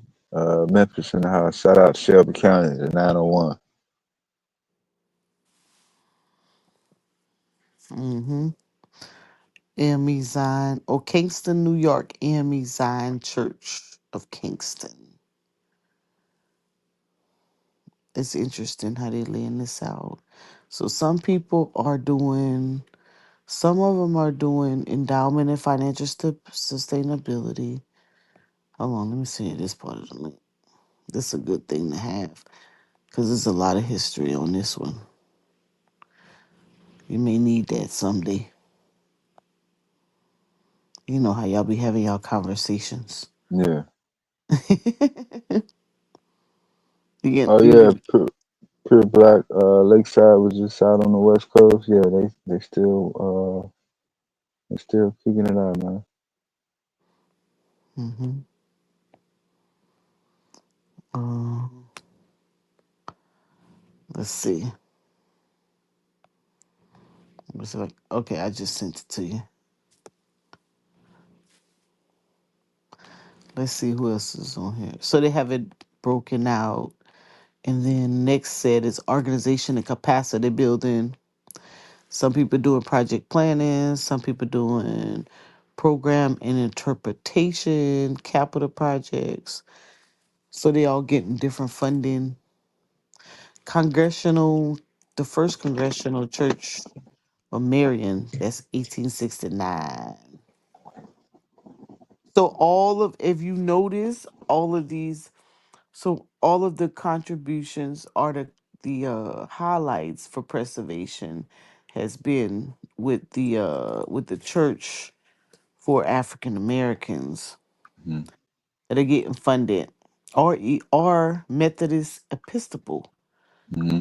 So my HBCU was funded by Methodist Episcopal or Episcopal. Mm-hmm. 1817. Ooh, that's a long time. Man, Lancaster, Pennsylvania. It was founded by 50 free people of color in 1821. free. 1821, the small community had saved funds to purchase the land and structure the building where the historical church still stands today. Damn. Yep. So they trying to do some remediation damage, water, electrical upgrades, things of that nature. Monk's Corner. Oh, they got the little. And you would notice, like, depending on what part of the world, they got these big old cathedral style Mm-hmm. churches. Mm-hmm. And then you get to Carolina, we got these little wooden. Mm-hmm. Got a duck to get in. Yeah. um, Or you just did the Marion. I see it at the you bottom. see? Yeah. St. James, A&E, Antioch, Shreveport, uh, Frederick, Maryland, Mm-hmm. Motown, Detroit City, Mm-hmm. St. Louis, St. Alphonsus. Shreveport, the Mhm. 1866 73 formerly enslaved congregants. Mhm. I figured that one had to have some type of Catholicism, Mhm. Romanesque revival. So where's Monk's Corner at again? The Oh, 1835. hold on, come down to it's gonna be on the right. It's right after let's see, it's gonna be under the category of capital projects. And then look to your right. Treview Church Uh, Preservation. is that on the Columbia side of South Carolina? That's Oh, near oh, Charleston. oh, Charleston. Mo- Okay. yeah, Monk's Corner is closer to Charleston. Gullah Oh, okay. Geechee, the center of the Gullah Geechee life and culture. Yeah, yeah, yeah, Yep. You see it? You see the little yeah, building? yeah. hmm I Got guess those names underneath is the people who are helping to facilitate it. overseers. Mm, Um, yeah. Yeah, the Louisiana churches, they man. always look It's like big 30. cathedral. Mm. Yeah, Say 30 it's what? 30 of these. Yeah, it's 30 of them. Go all the way down. They list them all. Yeah, Milwaukee, Houston in the house. Mm-hmm. Um, Detroit, Missouri, mm, West Virginia. Yeah, interested in it. That was yeah, all built in the 1800s, or late 1800s, yeah. early. Yeah, they all got funding to help them do some renovations of some sort to preserve it. So just imagine if that's 30 and that Mm, starts in the 18s, just imagine how many more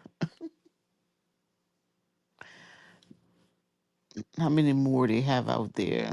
Let's see, preserving black churches. I'm gonna click on that. Click on preserving black churches 70. That little link. that Atlanta one look like a damn plantation. You see that? Man, Mm-hmm. Yeah. Rescuing two iconic black churches in Kentucky. So they have Brown Chapel AME Church and African American Cultural Heritage Action Fund marks 60-year anniversary of Bloody Sunday with $1 million grant. So they gave Bloody, isn't that in Alabama? Yep, um, yep, Selma. okay, They gave Brown Chapel AME Church $1 million. by itself. Mm-hmm. Yeah,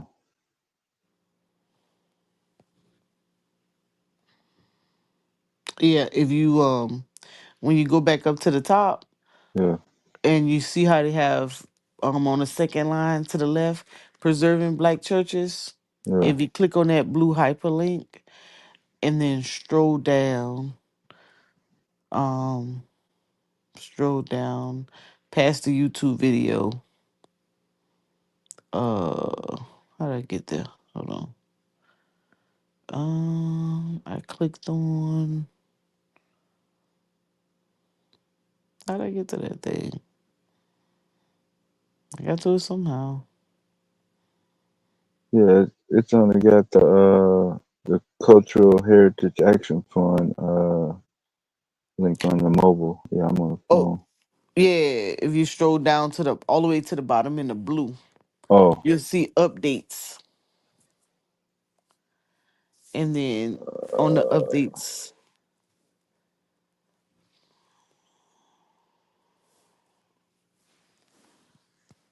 yeah, uh, all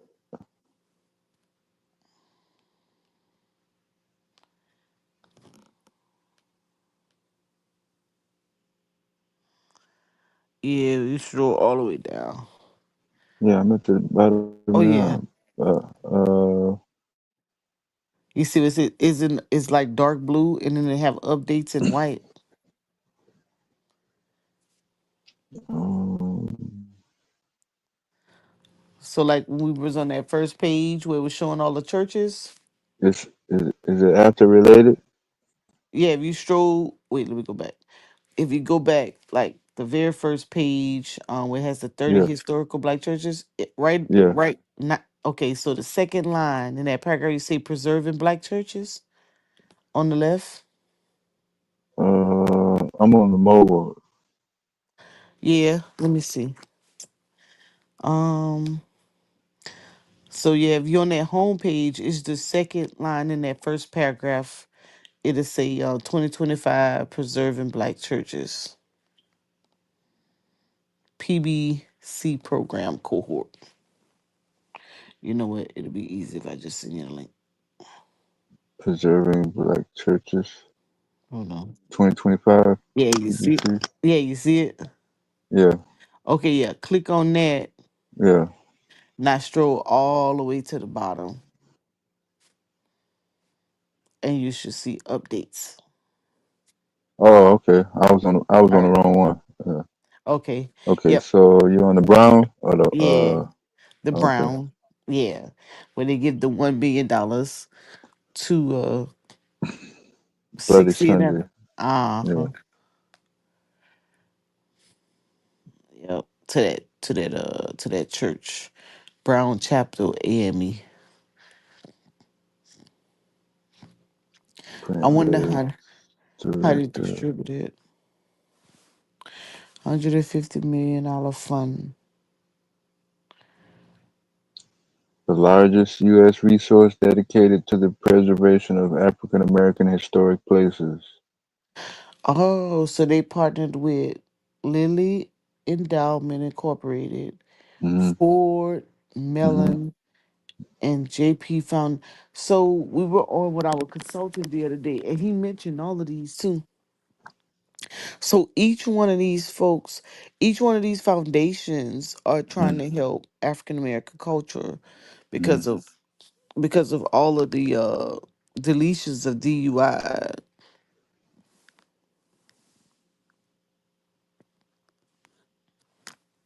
What's JPB?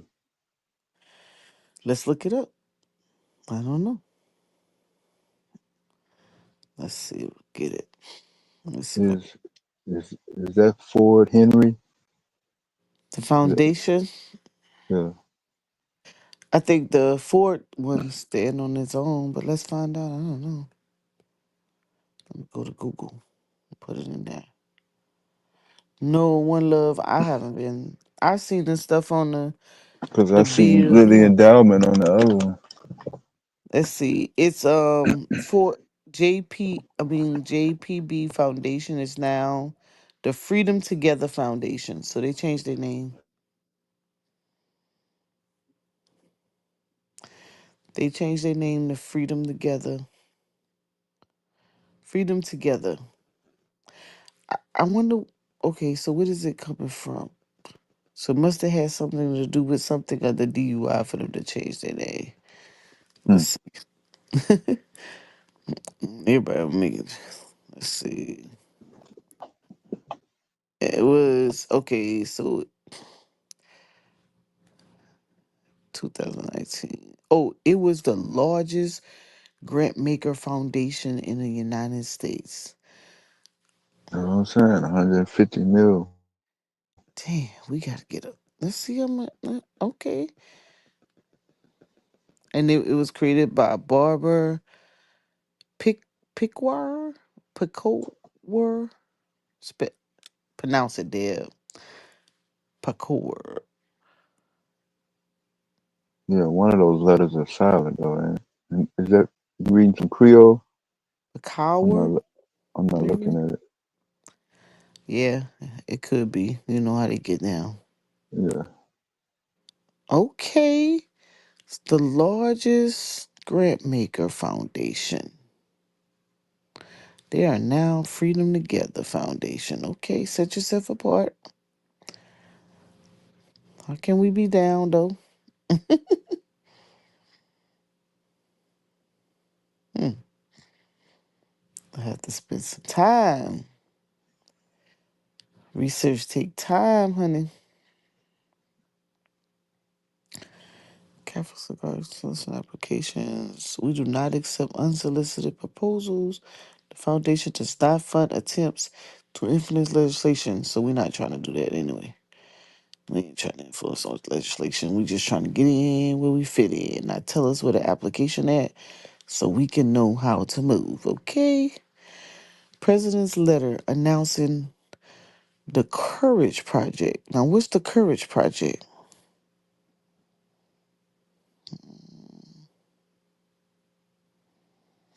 Courage Project to honor organization and individuals like Sarah Commander, Marks, Jimmy, and Janice who embodied the core of American values.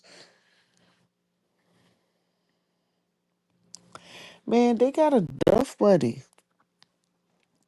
United Way and MacArthur Foundation and John D. and Cat. These people got enough cash. As we prepare for the 250th anniversary of our country's founding, our goal is to highlight and celebrate these acts of civil bravery. They better give them some more money. The Courage Project is backed by 5 million commitment from the founding partners. Oh, you just told me that JPP is a different name. Yeah, you see that? Yeah, yeah. Shit. Yep. Freedom Together Foundation. They giving Yeah, up 5 million to help with this little project that they about to do on the 14th. yeah. Freedom Together For stands for all who strive to create a stronger multicultural democracy. Oh, that's cute, huh? They gonna get their money now. They ain't about to lose their dollars. Talking about some DI, whatever. They changed that quick. yeah, Okay. So how can we be down? okay, yeah. The Ford Foundation. That's not the. That's not Henry or the car. That they have been uh in particular arena for quite some time. Andrew Mellon, Doris Duke, Nathan Cummins. Yeah, all these names and foundations have they have a long tenure of Mm-hmm. seniority. Yeah, Yeah, and they're the ones who are they more likely to fund operational capacity building type mm, seed yeah, money. yeah, Hmm. We just have to find the right one and rub the elbows and get the right partnership. yeah. I got to Mm, bookmark that Yeah, bookmark that one. because Yeah. it specifically said funders. So when you get Yeah. your funding, it will say these names and not uh the other name. Yeah, Hmm. uh, Um. Yeah, we have a good one that we work with. That's all about cultural. yeah. Yeah, they be hooking us up. Um. So if you get a good, let me see, I done got off on this site. I done mess around and clicked the wrong stuff. And this is under National Trust for Historical Preservation. So let's see if they have. So we done beat that down. Oh, my bad, one love. Yeah, we covered the big. I told you I was gonna never say that word, but the Trump bill last week. Mhm. Yeah, we ain't on the Trump bill right now. We trying to get us some money.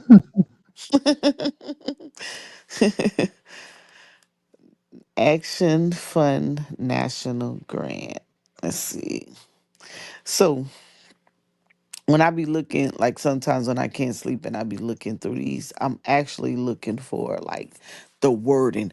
Oh, let's look at the Mellon Foundation. Yeah, Miller. I was actually gonna try to You go there? creep back in there, Yeah, the Mellon Foundation. cause, Now they just gave five 'cause that hundred sounds thousand. familiar. Yeah, they By just gave themselves. 500 to to Queen Quet and Georgia State University for Oh, okay. workforce development and cultural preservation. Oh, they just gave. Did they just do that? Oh, that was in 18. Okay, so I'm behind the power curve. They gave DC 2 million in 2018. African American Cultural Heritage Action Fund. Man, so let me see 2025. Where's the 2025 information? Damn, I thought their website was gonna take me on a 3D journey to outer space. Um. Oh, okay, yeah. Mm, they got money. Oh, Now yeah. let's figure out what that application at though. Let's see. Let me search grants. 19.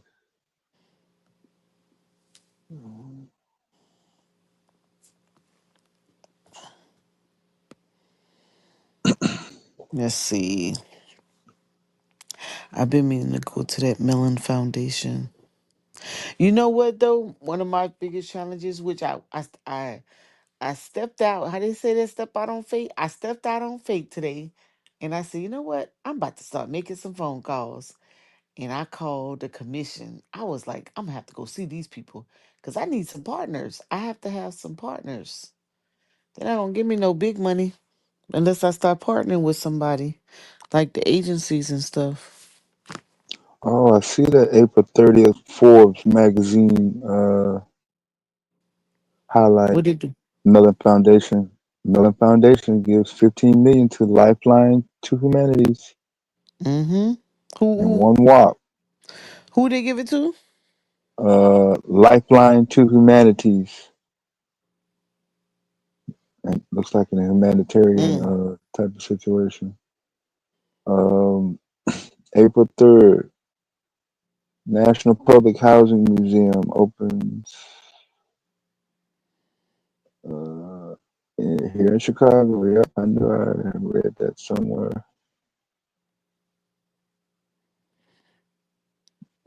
Historic area. So it's in an historic area out here. Look at that. See, What state? historic, Yeah, historic. There go that word again. yeah. We had GQ and Skinny Uh huh. over there by Coleman and Pulaski. Some of those structures go back to Al Capone, 1938.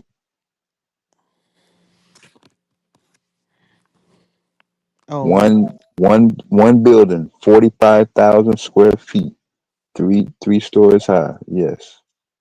goodness, Hmm.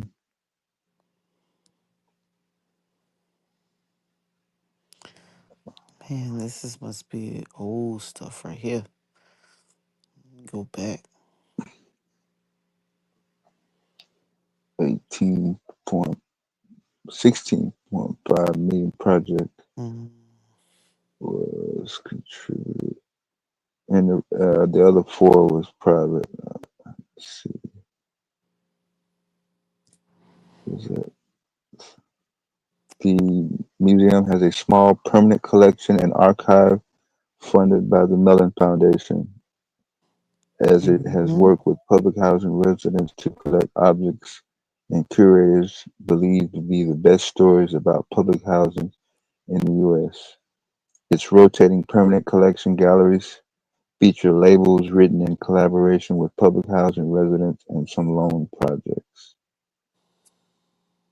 So,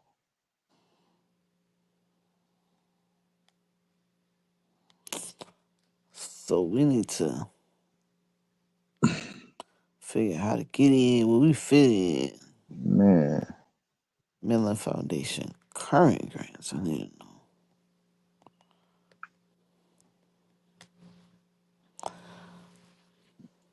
Oh, here it is.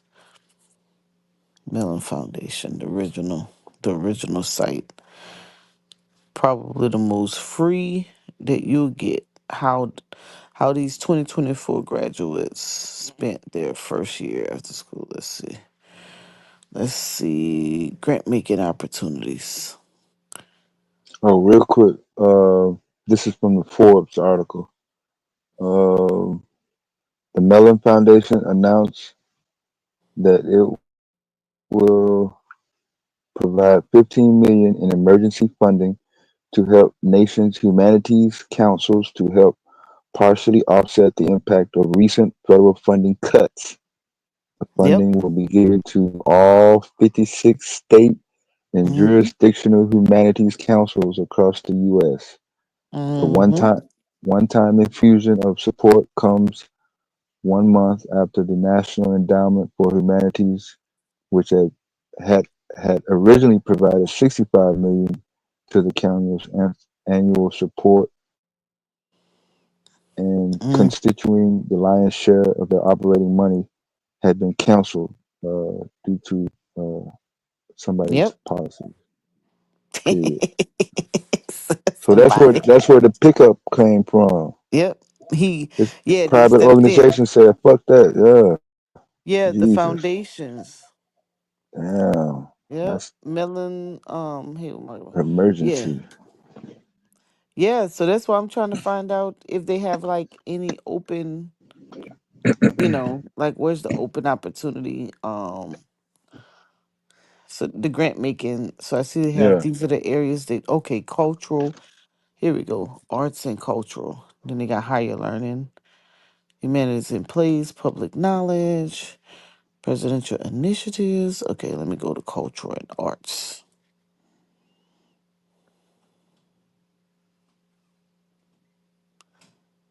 Um,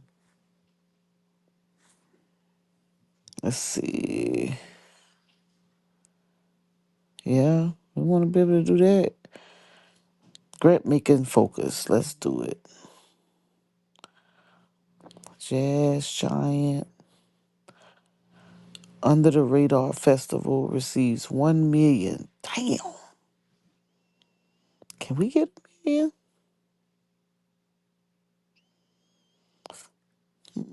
Grant making is a catalyst for expression and ideas. Yep.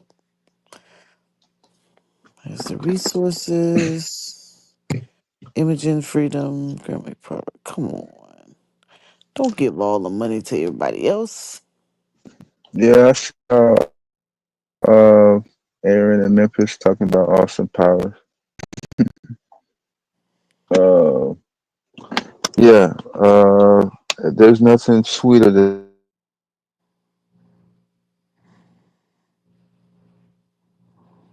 Uh-oh. Somebody died. this. Oh, Chinese Nah, general. the Melon Foundation. Oh yeah, they talking about something different. Yeah, we over here trying to get this money. How to apply in the So arts and cultural. so the Melon under the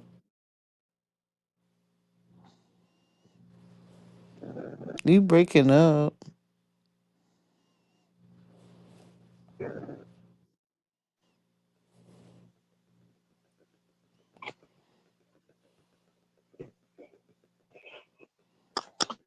You broke up. You broke up, Dev. What did you say? can you hear me now? Yeah. Can you hear? Okay, my bad. I moved it. Um, yeah, the Mellon Foundation basically had that 15 million sitting under the mattress. You see it, huh? Yeah, liquid, ready to go. Came out of the woodworks. I'll take that tax right off. Let's see. I'll take that tax right off. Who needs some money? Hmm. Shoot. They giving it out like candy too, bro. They have more than 15 million. I can tell you that. Yeah, Cause they giving it out. They gave 25 million to the Frontier Cultural Fund.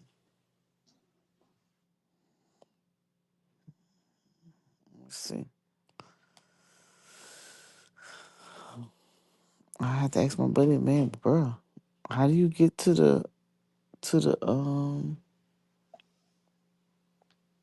how do you get to the actual application? Let's see, let me go to grant news. Maybe that's right there.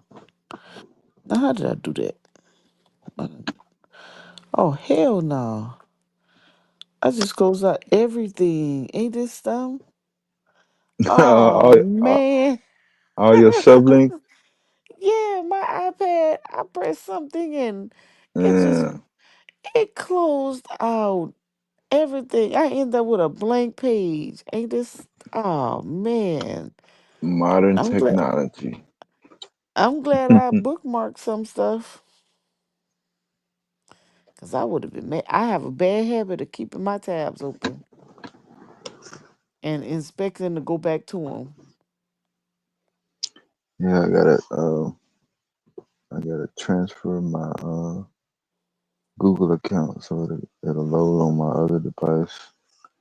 Cause I definitely need this on my It doesn't go by your email. Sometimes I use a different default email on my other one, but I'm gonna have to change it because that's where my school and all my construction stuff is. Oh, so Aaron. Oh, Aaron, you get on up here. Cause you used to beat me up in the chat. Let's talk. Every time he taking bits and pieces of the ideas and putting it in his deep seek. I wanna know, I got some advice for you. He been working on the Black School Finder app. Also running access. Running across a bunch of bugs. But I'm gonna get the job done by the end of the week. Yeah, don't use the word school in your final layout. Aaron. Mm. Um Aaron, get up here. We want to hear about these grants you writing. Hope you losing the logic model. You can use education. You can use research training, center, um, yeah, anything except for the word school. By Academy. Yeah, academy and work. Yeah, cause school puts you in another nonprofit category too.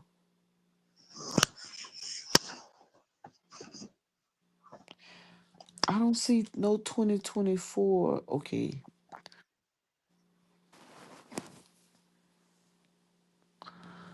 Black Finder is what it's called. Well, y'all gonna have to come up here and talk. We can't be reading this chat and trying to search at the same time. Y'all Yeah, making so me work too. even if the person puts the word school in their search, your institutions, your whatever you got listed has to translate. So if I say find black only schools in Brooklyn, school Ziax has to come up some kind of way. That's going to be your task. How do you you're going to have to back engineer that.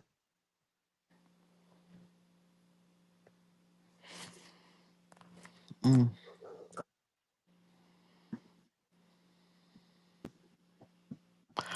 Oh, oh, baby, this is invite only. Melon only accept proposals by invitation. Yeah, Oh, you got to be in the in crowd. yeah, And I got an error to even. Okay, let's see if I can get to. Okay, he must know how to get to this grant because let me see grant portal. Oh, okay, I found that it was in the top right. Click the little link. Reading is fundamental. Okay. Where have I seen Flax user before? That looks so familiar. yeah. Uh, I seen Melon all over the place. I seen them on PBS, Time Magazine. well, Fucking they got that money. yeah, Okay, let me send this to myself so I don't lose it. Mhm.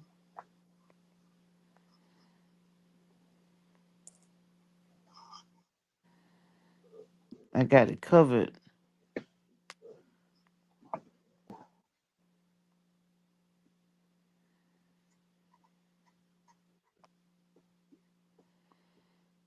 but it get to the. We gonna get it. I gotta get my speed up again on writing behind the power curve. Like I be knowing where to go, what to do, but boy, I be moving slow. yeah. I gotta do Kind of like better, me. huh? Me self checking. I be trying to making sure it look right, sound right. I'm gonna start using those voice voice to text. Yeah, those voice they have gotten a lot better since I first started using. Yeah, I'm behind the. What was the other one on that list there? It was Mellon Foundation and who else? Ford. Oh, Ford. That's the one I didn't go to. Yeah. Because you said it wasn't the car company, right? I No, it's think not. I think I had looked at.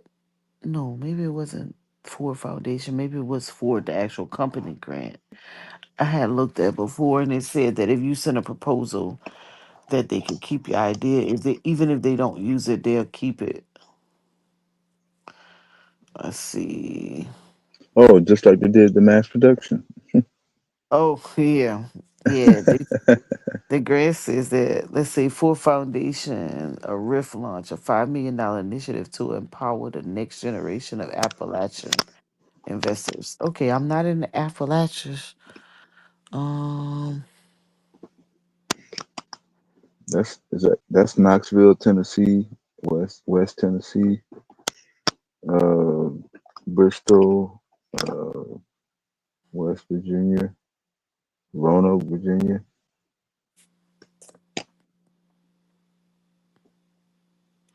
even that's even at Northwest Pilot Mountain, North Carolina. Wiseville, mm-hmm. yeah.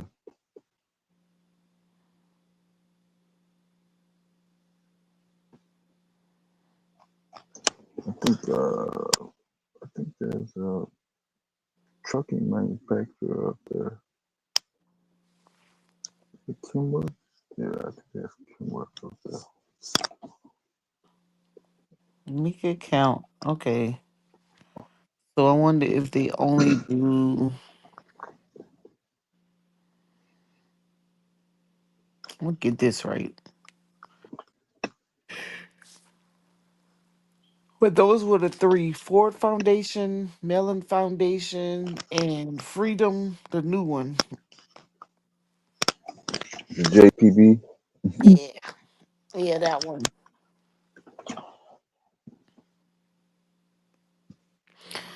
Okay. Let's see. There's other. So I'm looking for like cultural grants.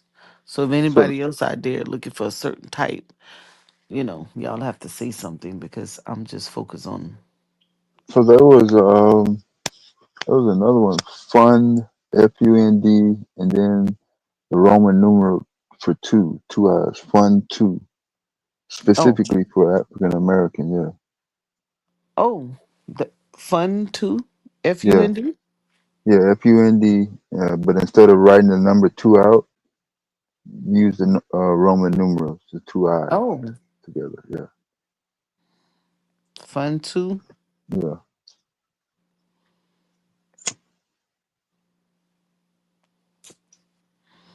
Oh, and it's a foundation. Yep, yeah. you are right. How'd you find that one? I don't know. It's something about the photographic memory. So the word "fun" is key, though. That I remember that word in there, "fun." Okay, so yeah, They that was putting the out main some reason I remember it. Yeah. restoration retreat. I need a retreat. Shoot, they sure pushing out some money too, 265 million since 2014. Hmm. Pathways to opportunity by disrupting systems and providing access to all to a more equitable and sustainable future. Okay, I like that. Okay, they got restoration retreat for the youth, high poverty and inner city. Oh, inner city. Oh, okay. There you go. There you go. I know y'all be looking for it. But you see, inner city, y'all could do great with tourism stuff in the inner city. Oh, this is a good grant right here. Black maternal health. Oh, there we go. Cultural. Let's see. Oh, let me See the app. Let me see the app. Let me see the app. Now I'm gonna find the application though.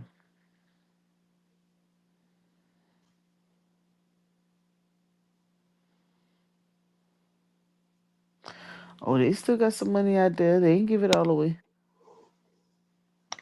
For this physical year. Yeah, they only gave out 77 grants.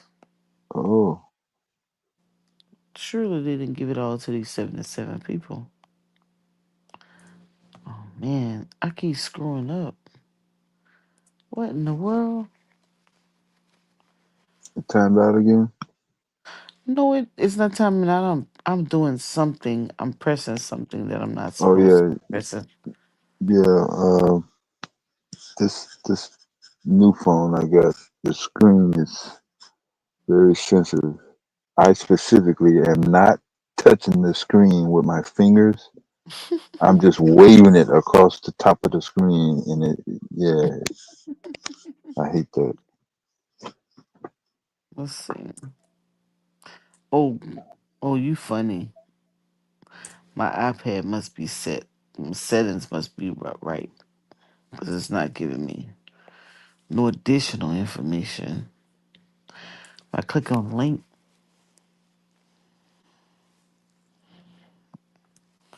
let me see what this retreat is about. I wonder if they. Oh, this is 2023. I wonder if they invite. Oh, that's quite a few people.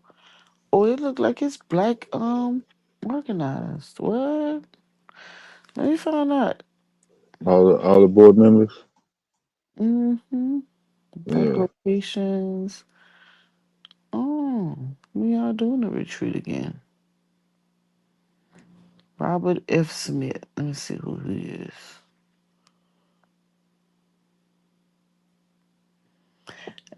Yep. All the board is black, look like. yeah. Oh, it look like one little, I don't know, she might have a little black in her. Mm. She might be a little Hispanic. Linda Wilson is the executive director. Yep, they're all, I thought so in that picture. Okay, okay. This the Boulay crew. Hmm. Let's see where they get their money from. They probably took some investment money. The president, black guy, yep. Oh, he the founder and the president. Okay. Who is that? His name is Robert F. Smith. F. Smith. Okay. F as in Foxtrot. Yeah. Yep. He the founder. Let's see. I wonder if the F is for Fitzgerald or Frederick. Freak. um, yep, they've given out quite a few dollars. They just gifted in 2016. They gave Cornell University $20 million. That's his alma mater. In one walk. Whoop, there it is. They probably put it in an endowment, or they help with STEM. 6 years later, he gave him another 15 mil for the engineering department. Hmm. 2019, let's see what he gave. They created Internal XL, which is I guess another nonprofit group. Then he gave Internal XL. He gave Morehouse 34 million to pay off. Oh, he's the guy that gave Morehouse the money for the graduates to pay off the student loans. Dev, you remember that? Yep. That's the guy. Hmm.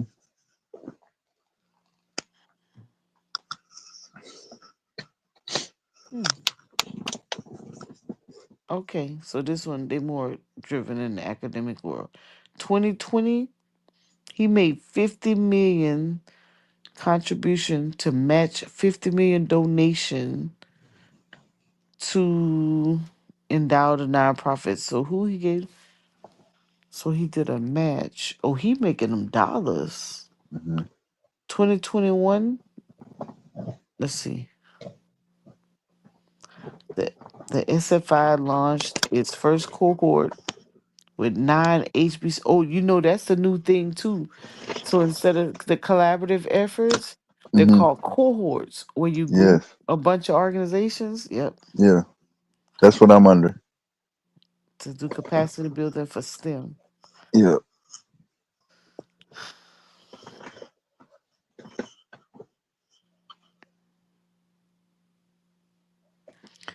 And well, I can tell you one thing. I don't know how much money he made in his lifetime, but he sure has given out a lot. Hmm. Uh, they did that. So your memory serves you into a good place. Let's look at their impact. How much money has it given? Overall giving summary. So they've awarded over $265 million to 77 grants across 8 focus areas. So they give out 26 grants, 108 million, which is 41% to social justice, 14 grants for 22 million, social justice, 12 grants for 19.6 million, career readiness, 6 grants for 7.2 million, health 7 grants, 20 million, environmental 6 grants, 15 cultural preservation. They only gave out 2. Okay, little opportunities. Music and arts, they gave out 4. 1 for projects with the New York Times.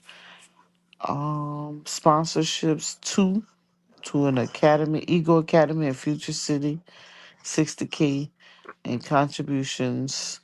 They gave 86, 1.9 million to health, education, social justice, and career readiness. Active giving in 2024. So was this 2025? Well, that's overall. So I don't see the 2024 stuff yet. So where's the application? Do we need to be invited in? Cause we need to holler at them. Y'all need some money for the school. So they got the restoration retreat. They got the internal XL. They got black mental health. Oh, that's big here. I've seen a lot. That's gonna be at the resource for tomorrow. Also, the mental health Uh-huh. thing. Yeah. Nurturing, birthing people through their journey. Oh, I done did something stupid again. How are you birthing change? Share your story. I don't want to share my story. I don't want to talk. AI and black mental health. Hmm. Nurture her tech for us. Survey. Okay, y'all. I see y'all.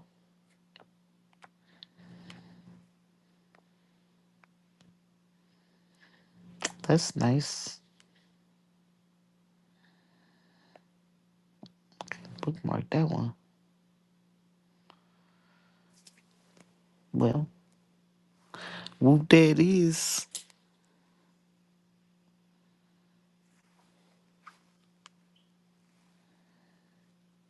Let's see.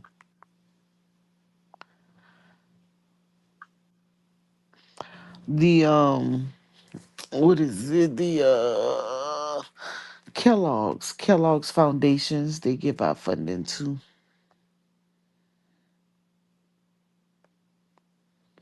A lot of the foundations are picking up where the administration have taken.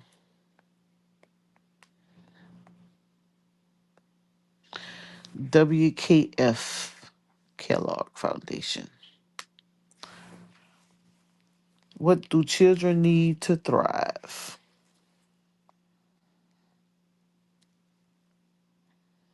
They revamped their site. Okay, I see y'all.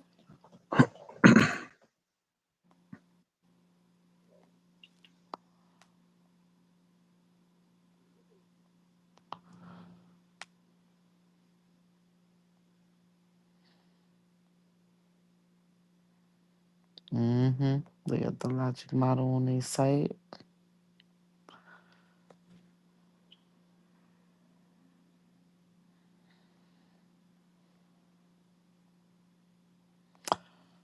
Okay. All right. Okay, Deb, you gotta find you some friends. You got all your list for tonight? Look, too Yeah, much. yeah. No, Look, we'll come across some other ones coming up. I'm trying to get my little organize my little list together also. yeah, I need to put some pen to paper. Yeah, Try to land some. So we working with the fundraiser consultant. So hopefully, the more I learn, um, they start helping some people. Just have to take some time. I have to step away from some things and put it all together. yeah. So I think I got the pieces to how the structure um and the logic model was a big key piece to develop in the grant. So you hear that, Aaron? Go on and add that to your little toolkit. Mhm. Since you ain't come up here and share with us what you writing the grant on.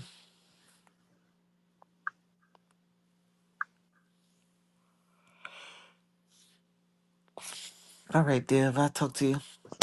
I Okay, I think I talked appreciate it. myself to sleep. Look. No, it's all good. Look, I'll be listening. All right, All right, good night. all right. So, yeah, y'all heard it here. Uh, basic analysis and assessments to various sources for providing resources for implementing various projects that probably not readily available, but uh, certainly nothing, anything random. Uh, some of the sources have been around quite some time, and are some of them are affiliated with various organizations, and some are mainly concentrated in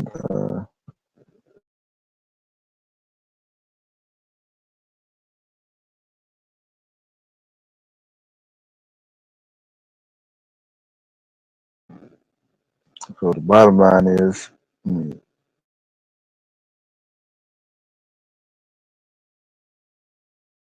uh, fine tuning our methods and our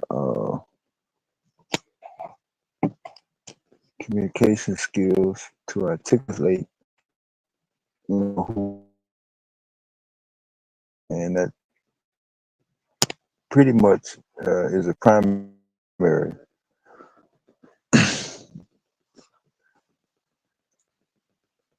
There are people out here with loads of bank and loads of cash,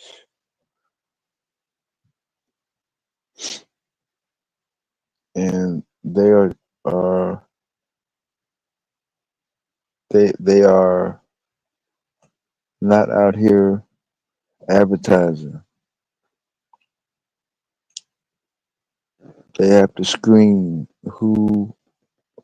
who wants cash, who needs cash, who would like cash. You have to present yourself in somewhat of a unique fashion. Present your case in a way that will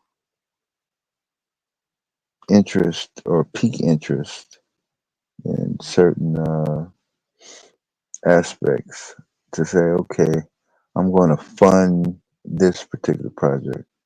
I'm not, the reason why I'm not going to fund this particular project is now it may be a difficult task in trying to itemize that in terms of what not to do, what not to say. But timing is also key. um,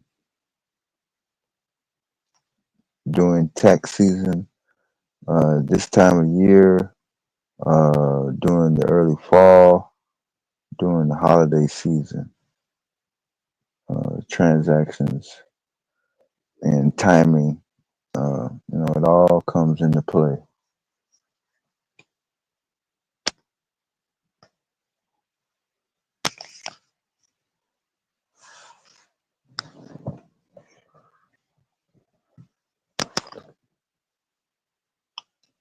What's up with it, Nikki? Yeah, so I definitely don't mind exploring all the different avenues when it comes to developing various projects that can assist uh, the community when it comes to education, preservation, uh, you know, anything other than just sitting around gossiping, basically. Because that's how I view discussing various topics end over end, just hour by hour, day after day, week after week. You know, I can't get nothing out of making sure that you understand my viewpoint on anything that has to do with movies, hip hop, uh, the NBA, the NFL. You know, that how does that impact me? You know, I'm probably going to be defaulted in various entertainment, for the rest of my life. But I can't devote uh, 4 to 6 hours out the day every day. I can't devote my energy and discussing it with other people. Meanwhile, while you just heard millions and millions of dollars are being allocated towards specifically the one I read on the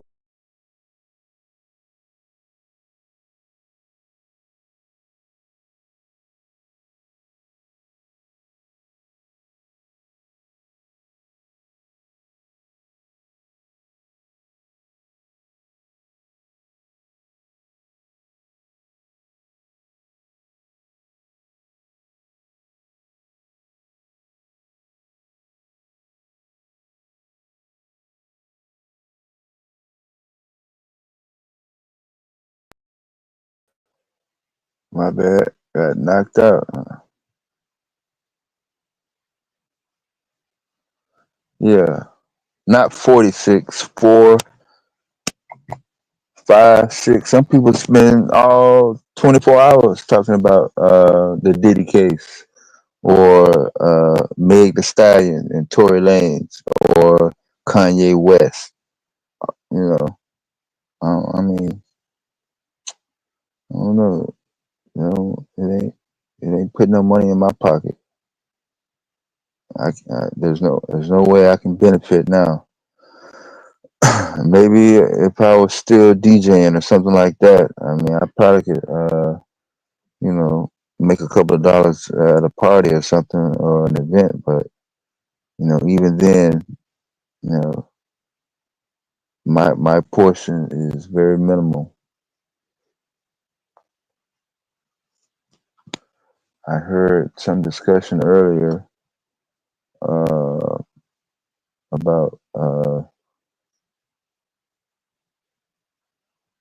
how black people marketed towards are marketed by the people who run drill rap and that was compared to the 70s and black exploitation films. So are either of those beneficial or positively impacting the black community? I don't know. I'm not shooting a drill rap video. None of these artists, these drill rappers, are not employing people from my area. From what I can tell, they're using their own people. So if I'm not making no money off of it, there's only so much time I'm gonna spend on it.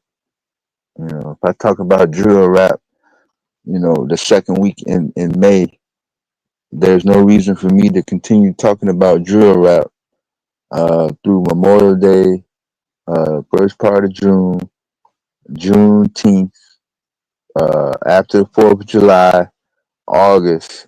The reason why I'm going to still talk about drill rap is going to be what, you know. So that's just how I'm, you know, talking about it. Who's going to win the NBA championship? You know, when it happens, you know, it's gonna happen. Then it's gonna go. You know, it's 2025. Well, they was going hard as hell talking about this player did this back in 1963. I was like, yo, are y'all serious with this? Y'all do this on a regular basis though.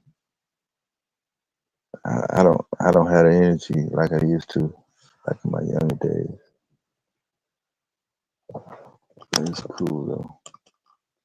I'd rather y'all talk about that versus black people ain't shit and uh, down in the black community. Of the two choices, is them your only two choices? You want to talk about entertainment or down in the black community? I'll go ahead and settle for entertainment then. If that's all y'all.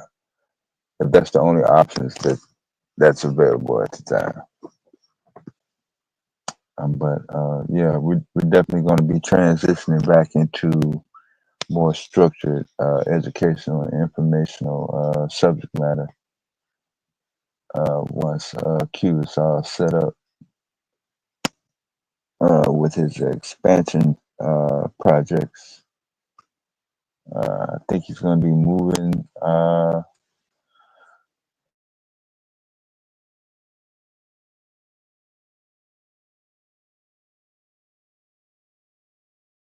for the Brooklyn.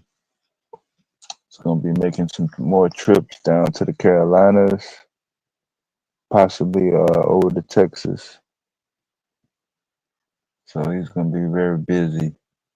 He's got a very busy summer schedule.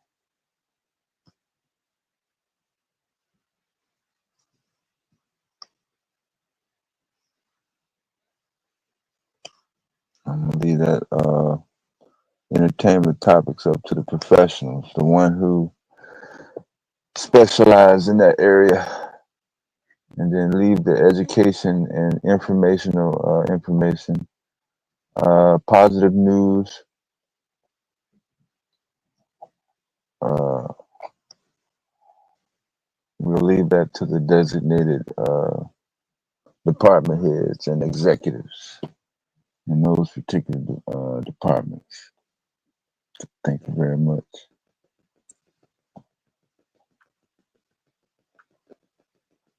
Yeah, create your own. You can use Open Chat GPT and the AI tools to create your own Black Power cartoon, your anime shorts. You can come up with your own and get that published. Put that in the circulation. Just like you talk about other TV reality shows and videos, you can put your own cartoons in rotation in that discussion.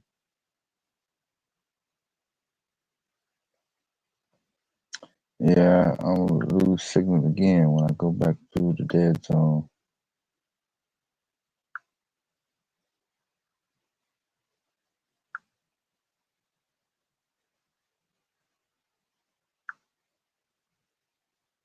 See.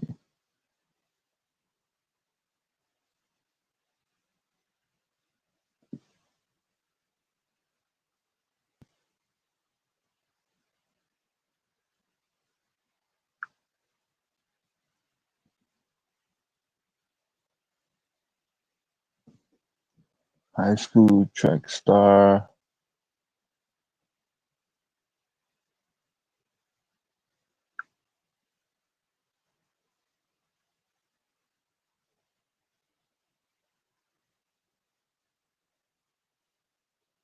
Clara Adams.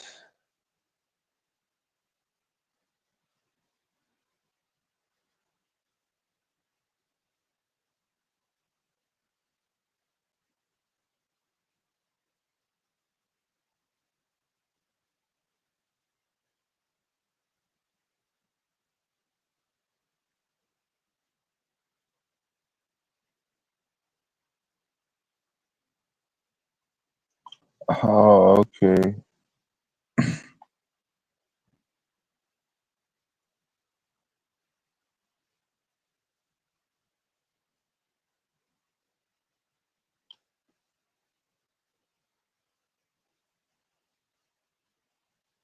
They took a gold medal because when she crossed the finish line, her dad gave her fire extinguishers and she sprayed on her shoes like as if they were on fire. That's crazy.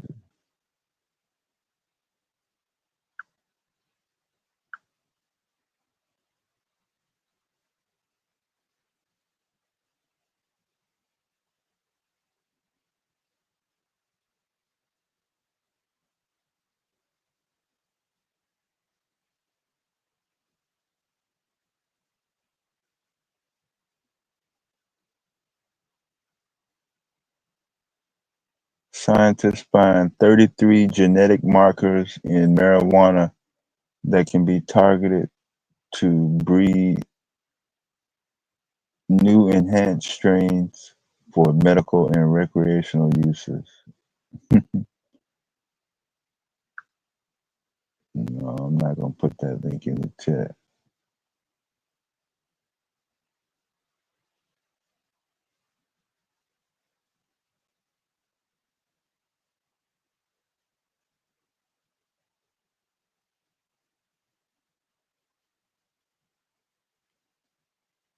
X.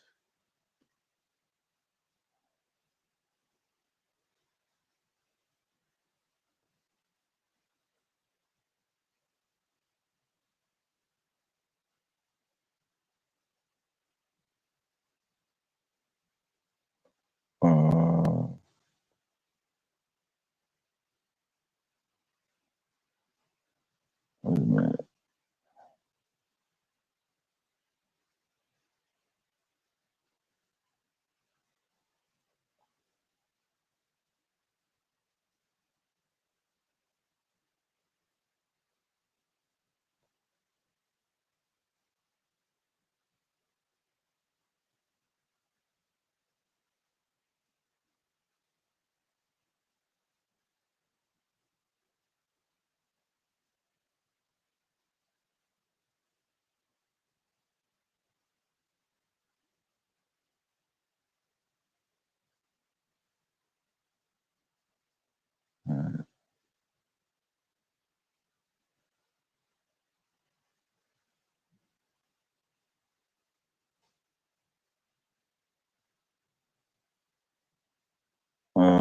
I guess this is saying that Japan will no longer be buying treasury bonds.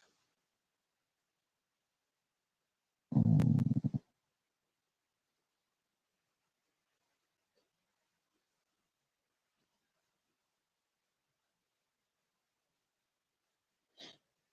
After World War II, America got the guns Japan got the ruins and U.S. cut a deal. The military protection for economic cooperation, but the real magic trick will come over the next 40 years. Japan rebuilt itself, accumulating dollars and using them for its own development. Japan went from making tin toys to Toyotas, from cheap radios to world class electronics. By 1985, they completed their first miracle. Then the Plaza Accord of 1985 put together five finance ministers in a New York hotel room. They decided to dismantle Japan's export machine. Japan signed on to, thinking they could manage it.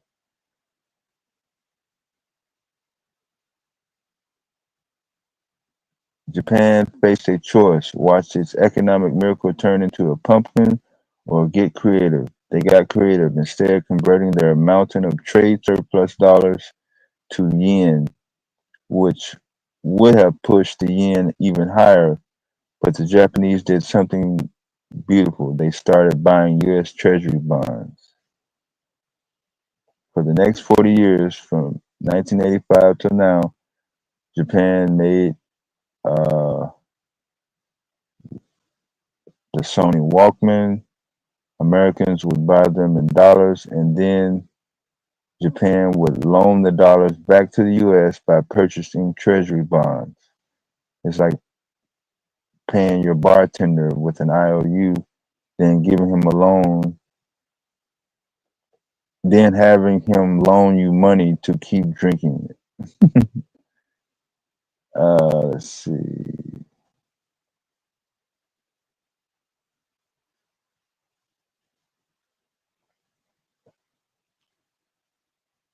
So first would be the demographics. Japan's aging population needs those savings for retirement, not for subsidizing Americans' consumption. It turns out the older Japanese people prefer eating actual food to dining on treasury bonds. Second is debt. With a 235% GDP, Japan's government debt makes America's national debt look positively prudent. It's like comparing a shopaholic to someone who merely forgot to cancel their gym membership. As Japan's bond rates rise, the math becomes more impossible than explaining crypto to your grandmother. The third aspect is politics. Prime Minister Ishiba's government hangs by a thread with a 21% approval rating after a series of fundraising scandals and economic mishaps.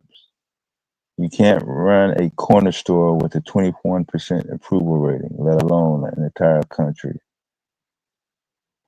Adding to the pressure, there is declining demand for Japanese government bonds domestically. These forces Japan to raise interest rates, in turn makes holding U.S. Treasury bonds even less attractive. Even when your own bonds can't find buyers, it's hard to justify buying someone else's. And that's it. You can find that in MarketWatch. For all you financial buffs still woke in the chat. You heard that one, love? Uh, the $1.1 trillion asset treasury bond. Everybody keeps saying China, China, China, China. Well, I never hear anybody say Japan. Yeah, half of 25 is over with.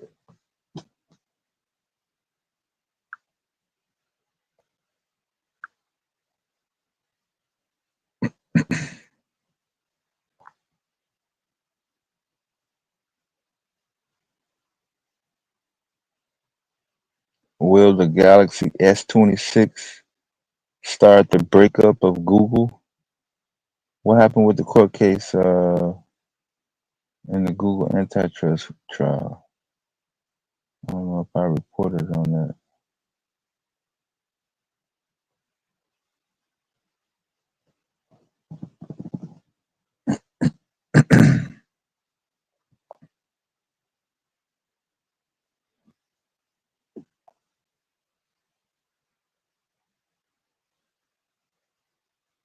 Damn, Elon Musk going in on the Trump bill.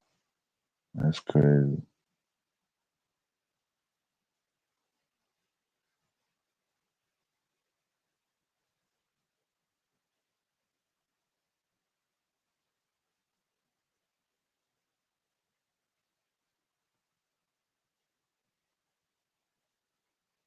Scientists have teleported light for the first time in history. Hmm. Oh, somebody posted that Chinese nationals accused of smuggling dangerous biological pathogens into the U.S.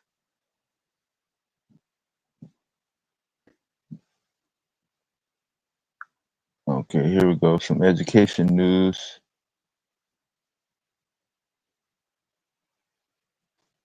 I'll put this link in the chat and see if anybody can recognize this link.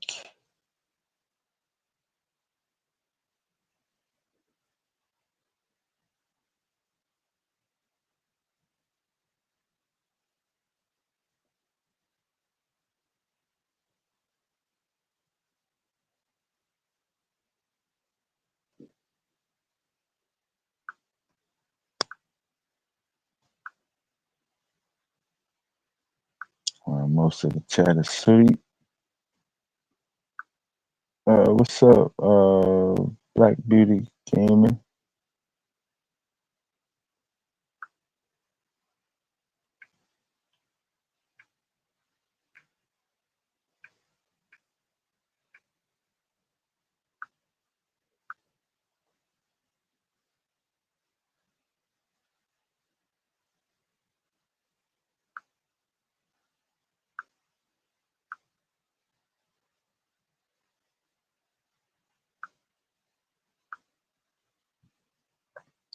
That's right, cybersecurity certifications get you on the path to education and direct job resources for cybersecurity.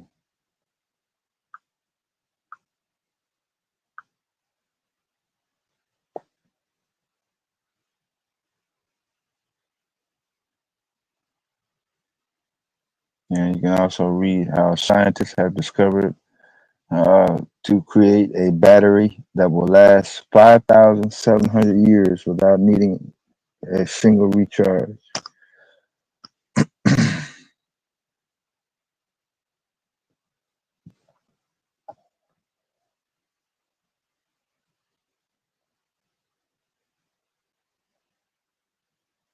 You want to read that, or do you want to read about the coach of the New York Knicks getting fired?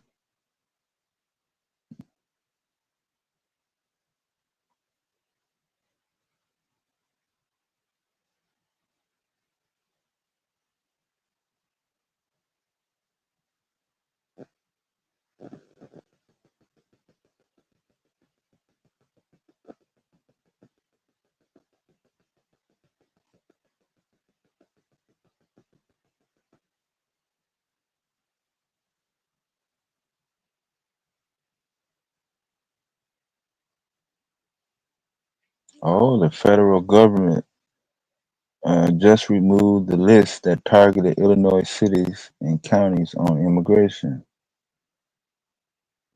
Pressure from Governor Pritzker on Trump. And the Navy veterans' $500 million defamation lawsuit against the Associated Press.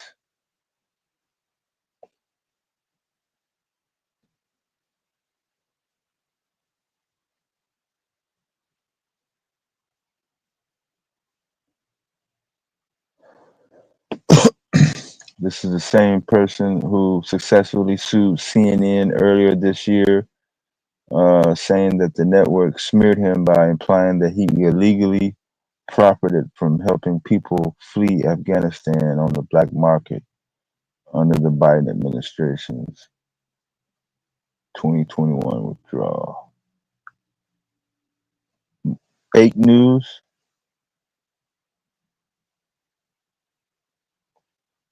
Let's see, more education news.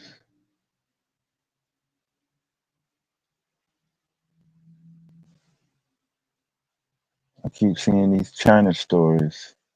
China uncovers energy reserves capable of powering a country for 60,000 years. I'm going to look up the results of the Google case in a second.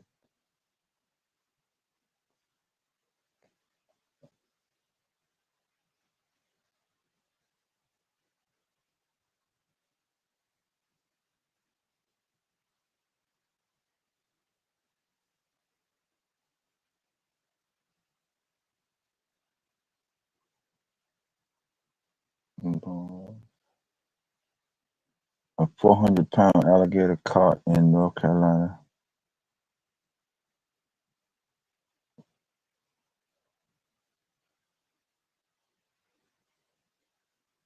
Oh, they said he was related to a dinosaur. Okay.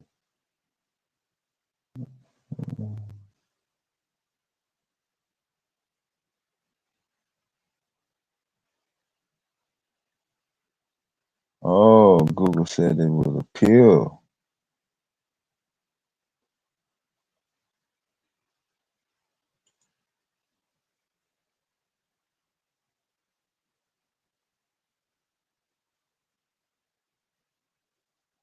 Um, Google said it will appeal an antitrust decision which a federal judge proposed less aggressive ways to restore online search competition than the 10-year regime suggested by antitrust enforcers. Google posted, "We will wait for the court's opinion, and we will still strongly believe that the court's original decision was wrong and look forward to an eventual appeal." U.S. District Court Judge Amit Mehta um, heard closing arguments last Friday to address Google's illegal monopoly in an online search relating to advertising.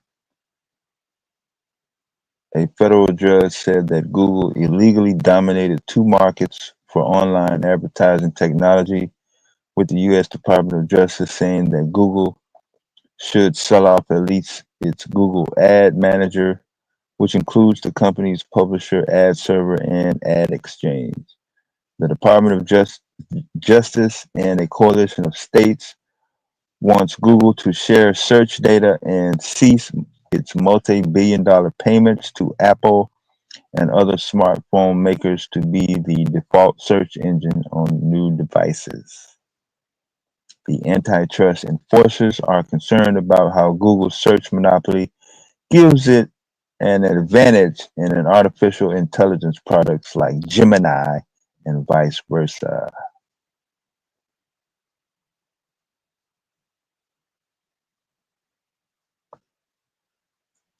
An attorney for Google said at the hearing that while generative AI is influencing on how search looks, Google has addressed any concerns about competition in AI by no longer entering exclusive agreements with wireless carriers and smartphone makers, including Samsung, leaving them free to load rival search and AI apps on its new devices. No longer entering, so obviously they have done it in the past. So we have to wait on the opinion by the court. I thought it may have been published by today, but maybe it'll come by Friday.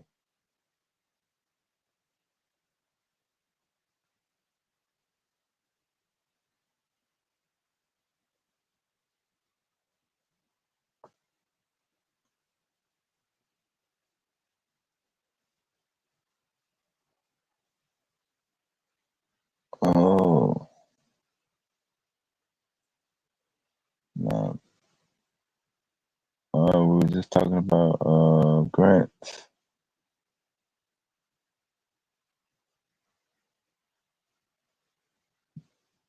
Facebook signs a nuclear power deal with Constellation Energy. Let's see. Meta has signed a 20-year agreement to buy nuclear power from Constellation Energy. Starting in 2027, uh, the tech giant will purchase about 1.1 gigawatts of power from Constellation Clean Energy Center in Illinois. Without Meta's backing, the plant was in danger of premature closure. Tech companies including Amazon, Google, and Meta signed a pledge in March led by the World Nuclear Association called for the nuclear energy worldwide to triple by the year 2050. And let's see, that's it on that. And in the latest grant news,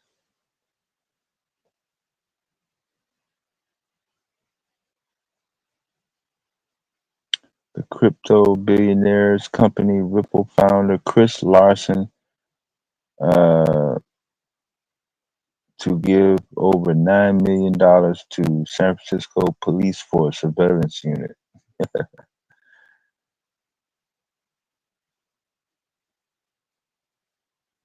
The gifts will fund equipment purchases, including 12 brand new police drones, and will also cover a year and a half of sublease for 14,000 square feet of downtown office space that Ripple is no longer using.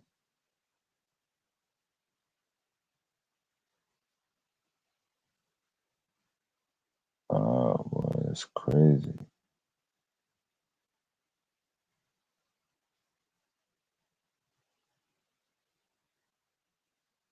The exact amount of the grant was $9,381,571.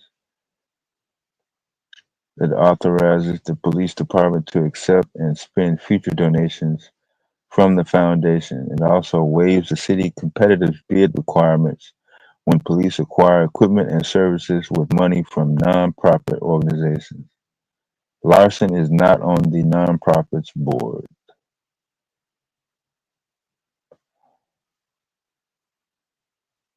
Mhm. And I guess you can read about that as you like. Uh,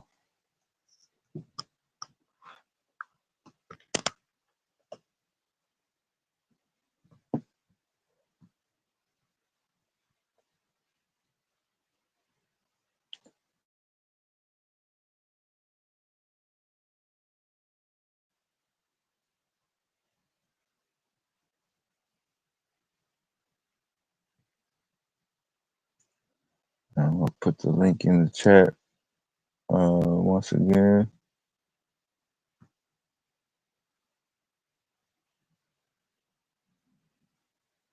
Thought I had put it in here on this device. Oh, that was the cybersecurity link.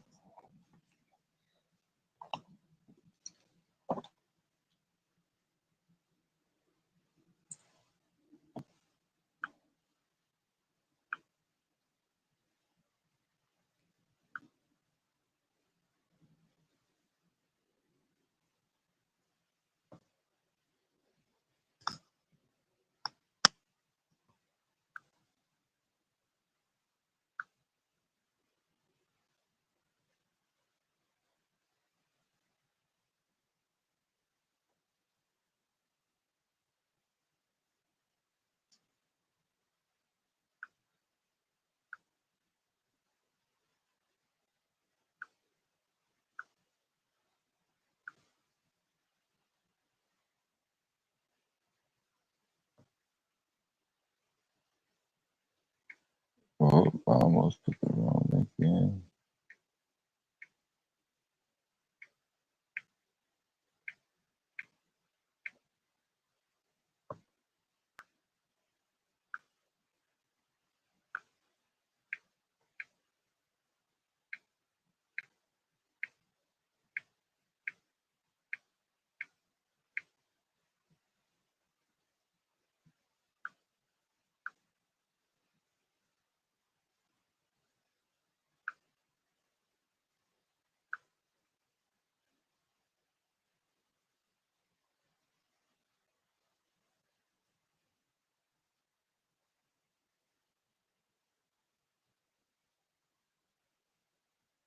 Say Ukraine joined NATO, huh?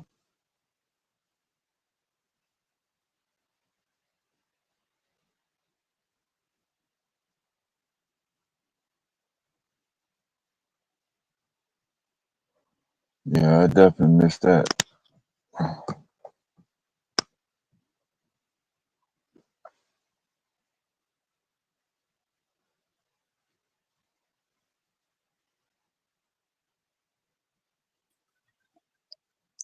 Hey, peace, everybody.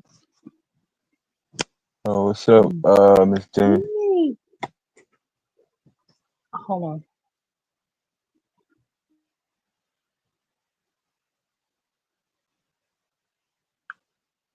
Okay. No, I was just observing what you were saying about the education and stuff. And my concern was one love said something about NATO was joining. You know, it was something about NATO. Will that affect the education? Is that why you said that, or you just off topic or something? I think he was having an earlier discussion. Oh, okay, okay. I was Yeah, getting nervous. Okay, okay. yeah, I don't remember that being part of the curriculum. But yeah, we were discussing the different federal grants I and mean, is this a non. lifetime? I mean, the agendas have a time period, so I thought NATO was. I didn't think NATO was still in effect. Wow. At least they don't Yeah, talk about it. Mm, yeah, we were discussing different federal grants for okay. Black history, Yes. cultural preservation in terms of events, historical artifacts, landmarks, and different things related Oh, to okay. empowering the Black community. There's a community program that's going on tomorrow that I will be attending in my local area. It's not really Black owned, but it's still community based. So I'm going to be networking. There'll be a lot of Black people there. Yeah. Ooh, you gotta tell us how it's, how it is. Is this your first? Is this first time going, or? Yeah, to this one, yeah. Okay, great, great. So they're going to have pizza. I think Pizza Hut is one of the sponsors, so they're obviously going to have pizza. Mm-hmm, mm-hmm. They're going to be teaching financial literacy, community networking, different housing programs, job referral programs, education and training programs, apprenticeships, things that you can actually use. So no, there won't be any open mic drill rap Oh, artist or mm-hmm. anything of that nature. There will be no twerking contest. Oh, So wow. no. Mm-hmm. Mm-hmm. Yeah, we definitely need more black people in in the school system and everywhere. As far as I don't know. As far as like the judicial, but as far as the education, yes, colleges and stuff, universities. I'm pretty sure we got a handful, or maybe I'm sort of behind in that. What's your intake on that? Do we need more of our minorities? Well, us in the educational field, all levels. Yeah, the HBCU Hmm. colleges have been seeing a consistent, steady flow of enrollments and admissions. Graduation rates transfer to job market. Basically, it's going to depend on the market itself. If the jobs are not there, obviously the student is going to have to supplement, whatever circumstances. So if he has to go back home for a minute, or if he has to roommate, he's got to do what he got to do, or her, or if the woman has gotten pregnant, or something, they gotta do what they gotta do. So, but I was born and raised in the South, Arkansas, so there have always been strong mentors and the push for continuing advanced education, whether it be junior college, HBCU, black colleges, scholarship, whatever. Uh, no hanging out on the street, no winging it, no leeching, none of that. The education has always been a stone in the places and the people that I have been primarily associated with in my early years. About me, moving around in the city, urban area of Chicago in the past 30 years, though, you see that decline and thinning out. After middle school, after high school, it's been uh, grab or do whatever it takes to keep money in your hand, regardless, even if it involves crime. So Right. you gotta balance that out. Right.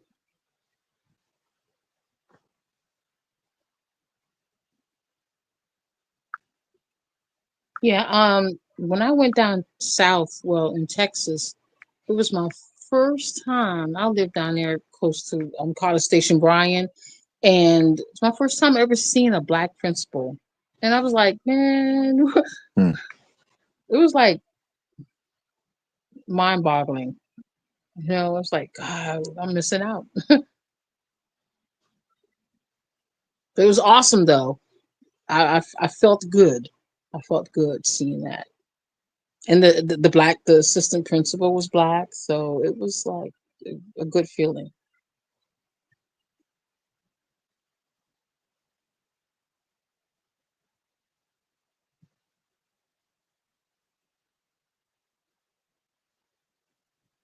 Do you think today's youth have do you think they have a problem with basically finding out what they really want to do, their heart's desire, or you think they just like there's so many options for them, or what's lacking in today's youth as far as education?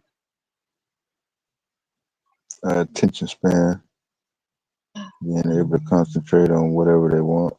Uh, I don't see a difficulty other than just making a decision.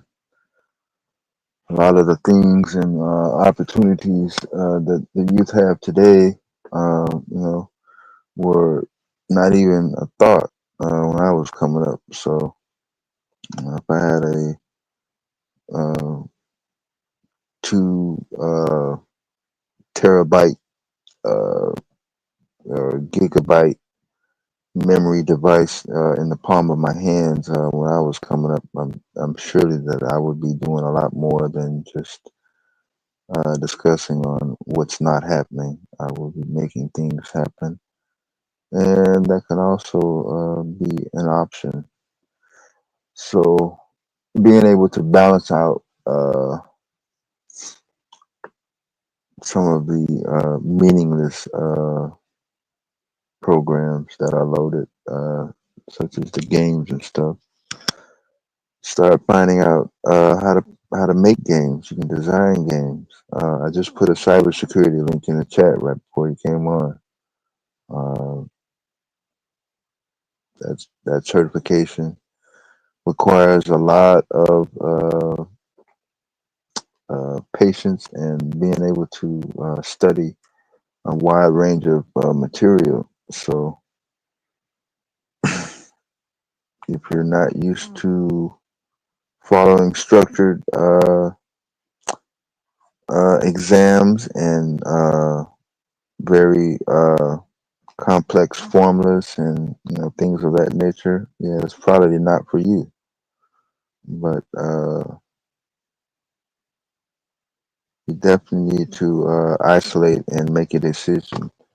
The earlier, the better. That way, if it doesn't work out, you still have time to adjust and probably transition up versus waiting later, and then the later you get in your age, it becomes more difficult to transcend into a new industry. Kind of That's like waiting till you're 50 years old to get into modeling and acting. That also applies.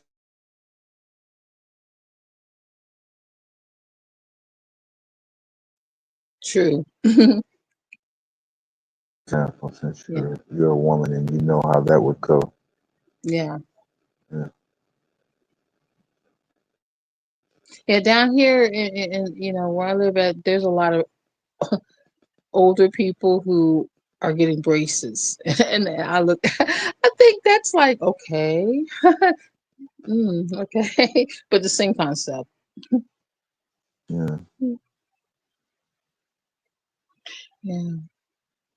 Yeah, I don't see anything on Ukraine joining NATO. I see they were invited to Hmm. a meeting, but that doesn't mean that they have joined and become a NATO ally or partner. So uh, that that may be misleading. Whatever you're reading, one love. If you're putting that in the chat, you can post that up if you got some info on that. But I don't see nothing about Ukraine joining NATO nowhere.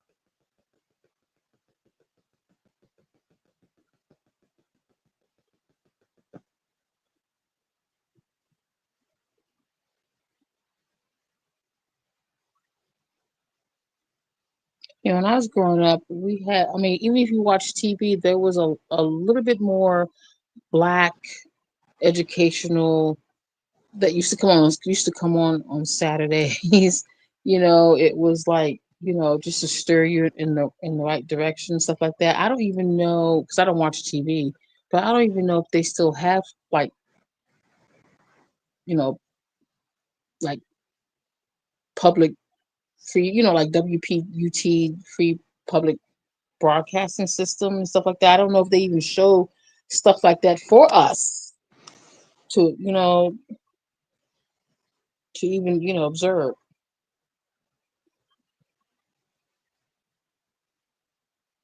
As far as what? Like, I remember I was growing up and there was like, well, I don't know if the electric company, but it was just like you see a lot of black people in the educational, uh, like Miss Rachel, for example. You get all these preschoolers, you get all of these white people, and there's hardly any like black people. I know there's some, but it could be a lot more. It could be a lot more. But Okay. just getting the, because you got to start young, very young, is the part to, for us to succeed. You know, I feel, I feel like it.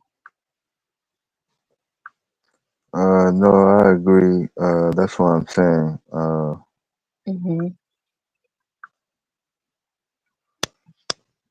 The environment and who you are associated with, the people around Hmm. you, the kids around you, same age, the adults that are around you. If they are not focused and primarily concentrated on education, then yeah, the child is going to turn out, as per.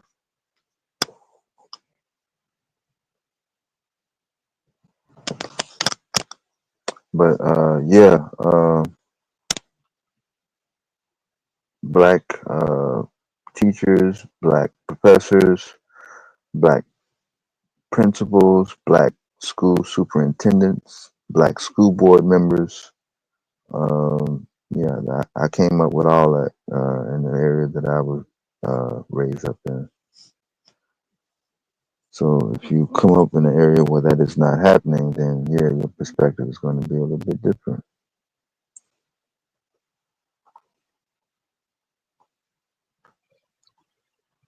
So, what are your intake on unions? Should we be more active in these unions that they have?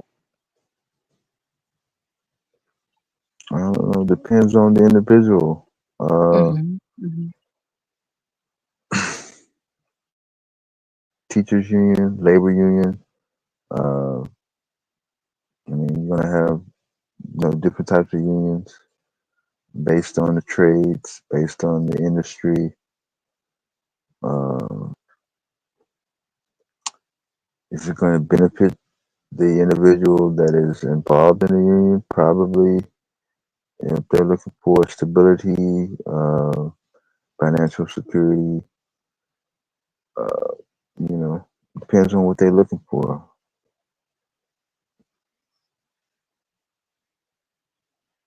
Yeah, Create your own union if there's not any no, unions yeah, out here that are definitely. not, uh, you know,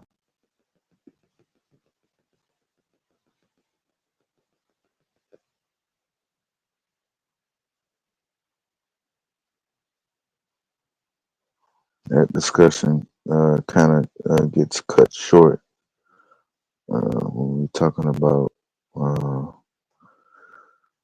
entertainment topics that I was listening to earlier regarding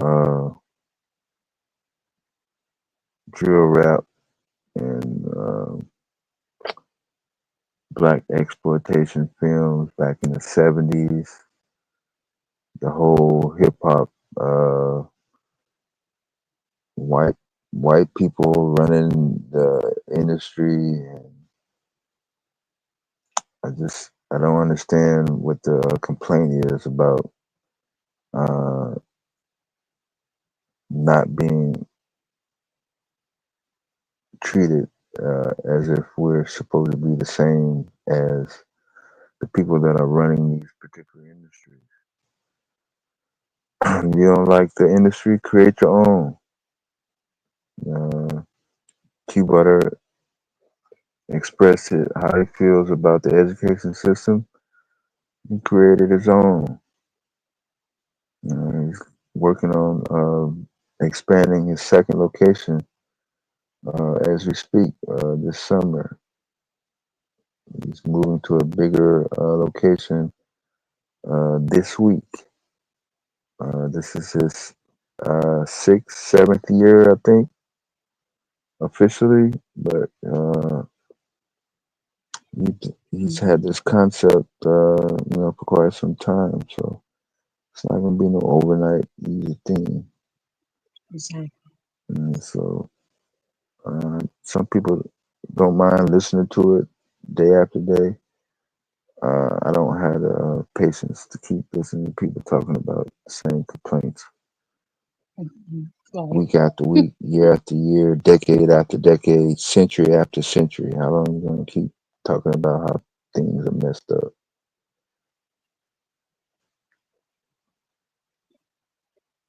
Exactly. So we got to think bigger, basically, and just um,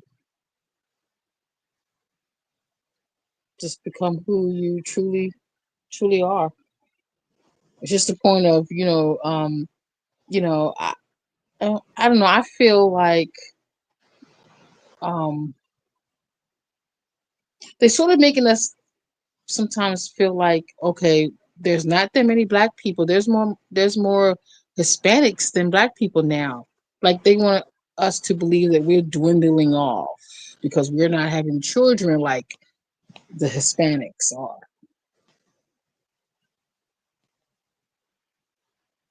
I don't think so. I mean I see I see black kids everywhere, but they want to put that out there, like, no hope.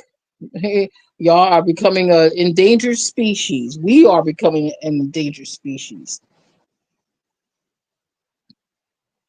And it's not so.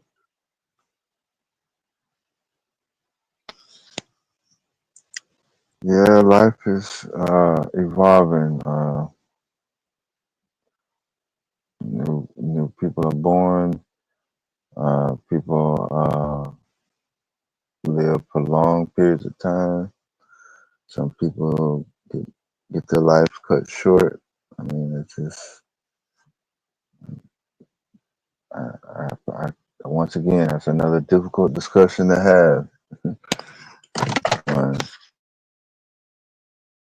who is living, who is dying, who's being born,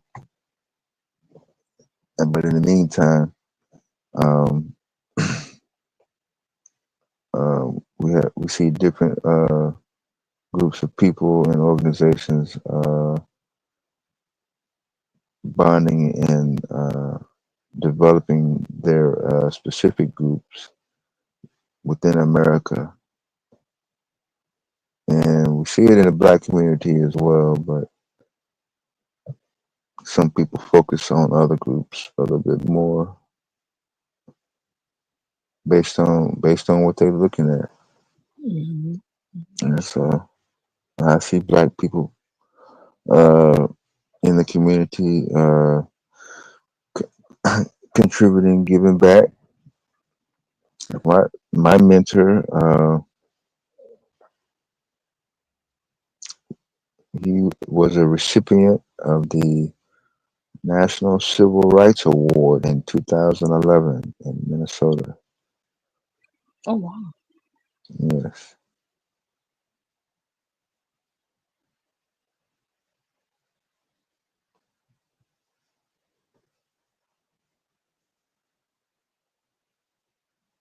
he provides a not one but several different programs on getting uh, young black men and black women, not necessarily young, but just period, who get off track and having trouble getting back on track in terms of shelter, training, housing, resources for supplemental programs if you can't get Social Security, food stamps, or whatever. He does all that. And Hmm. has been doing it for quite some time. A lot of people told him no, that he couldn't do it. He used to be out there in the streets, but he's not changed his life forward.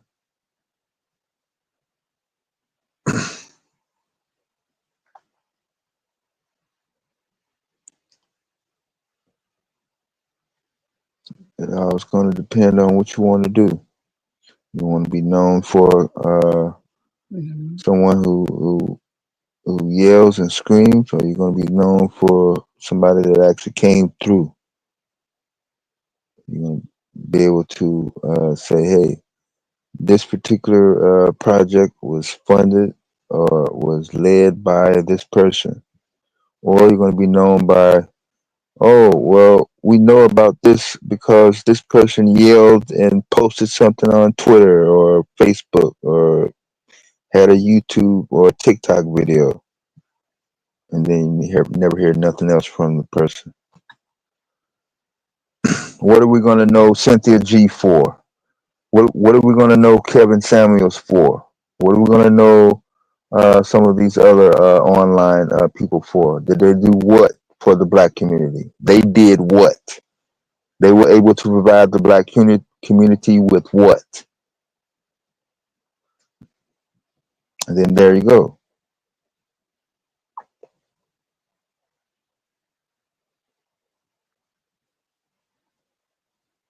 There's certainly a lot more names on that list, Definitely. Yeah. Yeah.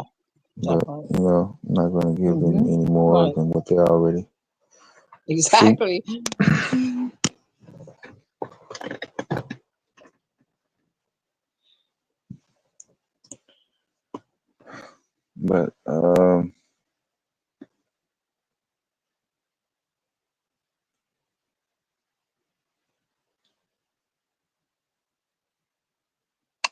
Yeah, you're not gonna be able to please everybody all the time, so can't spend a lot of time on who's upset and who's uh,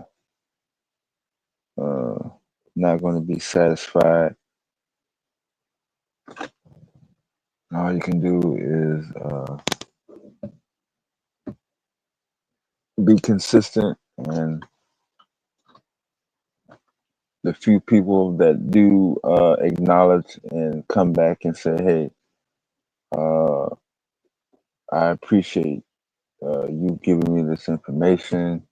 Now I'm taking it to, start this particular project, or I was able to pass this along to my buddy, my neighbor, a relative, or whatever, and now we're working together and doing, whatever." Those stories go unreported all the time. You know?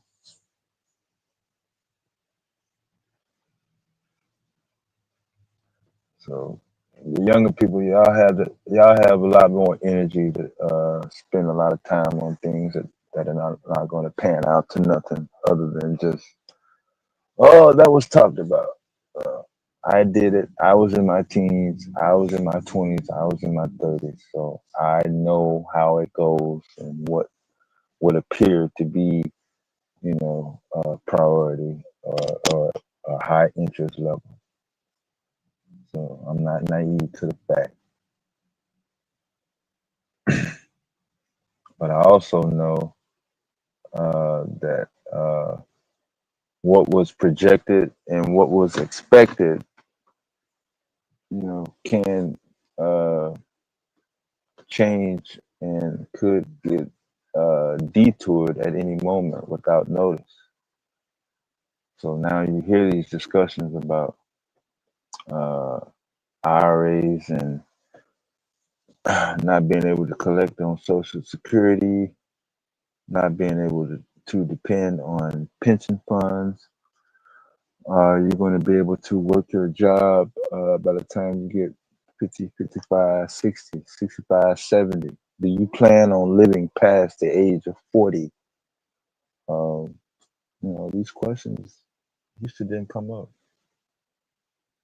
but now they're becoming more relevant now.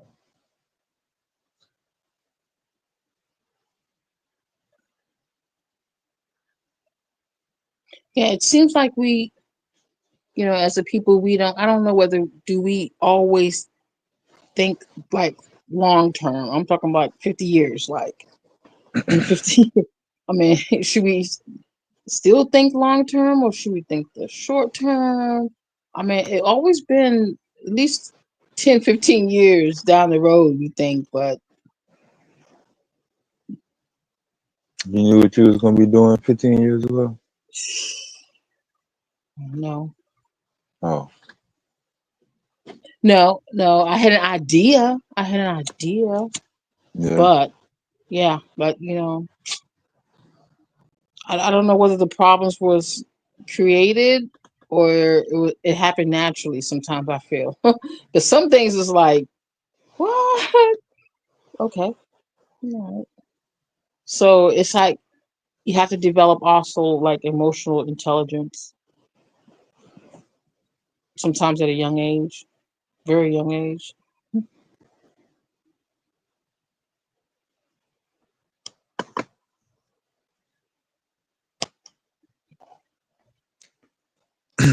Well, yeah, that's going to depend on your environment also. Exactly.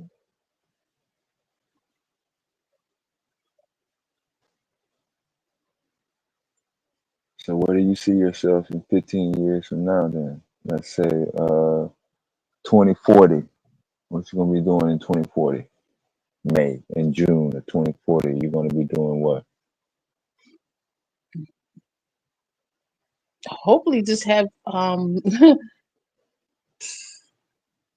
income. Income basically coming in, to me without my investments. Hopefully, I would make income for my investments. But is that really the way to go? It's like an iffy type of situation. You got like, you got to really be dedicated to that, because you know what I mean? It's like that's my goal plan. And to think about it, it's like what investments invest now. I'm thinking, forget everything else, just invest in the community. You know what I'm saying? That's really my focus has really changed in the youth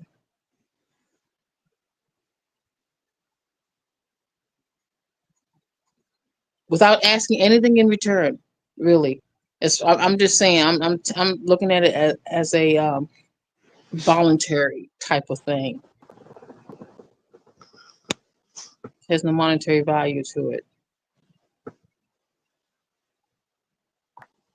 Like hands on. This is personally, I would like to help encourage young women to be midwives. If we can get education on, at least birthing our people, it would help tremendously with all the autism that's, that they do a lot of stuff to us in the hospital. That's why we do have these short attention spans and all these, all these autisms and ADHD, all that's created in the hospital on purpose.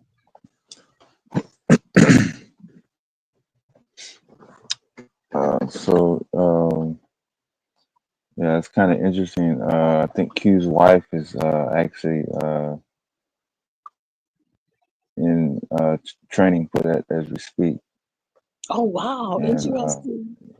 Good news. yeah, so Yeah, I know that yeah. particular subject matter is not really discussed in the Black Hmm. community. Right. So if you can Hmm. elaborate on that, because I think my signal probably is going to drop just for a couple seconds till I get back Hmm. up to the strong area. You can highlight some of the importances, the difficulties, uh, ways to maybe get the younger people involved Hmm. and aware, uh, getting it, Hmm. more mainstream. It's Yes. kind of a difficult subject for a dude to talk about, so that's why I'm saying is you while you on the platform, yeah, go ahead Yeah. and open it up while it's still kind of low. Yeah. I'm encouraging young women who, if they feel like they have a little, talent in the medical field, that if you do try to sort of, remember us as far as women had given birth to our children, um, in the, a midwife was something that we had, we had before, you know, and if we can get back to that, that would eliminate a lot of stuff that they do to us while while we pregnant, like during like the 9 months, they try to get us at that stage when the fetus is, in us and stuff. So if we can educate ourselves in the correct way to birth a child, which is not laying down on your back and you squat, basically, you know, and back to the old fundamentals of the true childbirthing, it would eliminate a lot of psychological, physical stuff that they do to us on purpose just to hold us back. It starts at the womb. They get us at the womb. So I just encourage a lot of women to, to think about that, because I do. Personally, I do. I would love to have a group of, Black women in their business, just being a midwife. So that's actually a dream. And I just want to put emphasis on dreaming. We start dreaming again a little bit? Can we start dreaming as a people? I don't. I feel like sometimes our youth, we're not dreaming. You know. So, but yeah, that's about the yeah, yeah. That's so. It's so crucial for us. If we can start there, that would help us tremendously just for the future. I don't know. Does that make sense to you, Dove? Because it's been on my heart for a couple of years now. Yeah, I don't know the particulars of it, so I can't really be a judge in terms of what It's would in be general. beneficial. Yeah, Hmm. yeah, Right, right, in exactly, general. exactly. Because it is a plan. Yeah. So that's something that women you know have to deal with, and Yes. like I said, uh, in your younger years, uh, trying to figure out what's going on with life. Other people experience pregnancy early. Other women wait till later to experience, Hmm. which may even be even more difficult. So yeah, I mean, the women have way better perspectives than me, uh, certainly in terms of how that would be beneficial. Hmm. How would you look to streamline that in terms of training, maybe a referral network, or how would that come into play? And does it end like once you have the child? Is that the end for it, or you just move on to the next person that's pregnant, or how does that? You know, I mean, just walk through it. Yeah, go ahead. mhm. Well, actually, actually, you talk about as far as after care of when you birth a child, or Yeah, are you hanging around for a couple of oh, hours, couple of days, year, oh, years? oh No, no. what's going on Well, with that? I mean, there could be a possible extended, but I think, I think, yeah, that could be, yeah. Oh gosh, I like that idea. Yes, yeah, you're creative. Yeah, that'd be awesome. I was just thinking at the birth, but yeah, that would be actually wonderful because there's the postpartum depression that we go to, and our circumstances help with that, and it could be either a pro or con. So personally, I don't believe in the postpartum depression after you give birth to a child, but that might be something that the white people experience because like they put everything as far as, well, for white people it says take 2 Tylenol, but maybe for us we need to take 4. So yeah, it can be, yeah, it can be very detailed, aspect of it, aspect of the health industry, because we shouldn't be compared to them. We shouldn't be compared to them. We're a totally different being. So yeah, that's something that actually, wow, a lot of things are going through my mind right now when you, because it's very crucial. If we can start from that, from the childbirth, from the prenatal care. Oh yeah, from the prenatal care on after maybe a year or two, because if you're young and you don't know, and you might be going through this and that as far as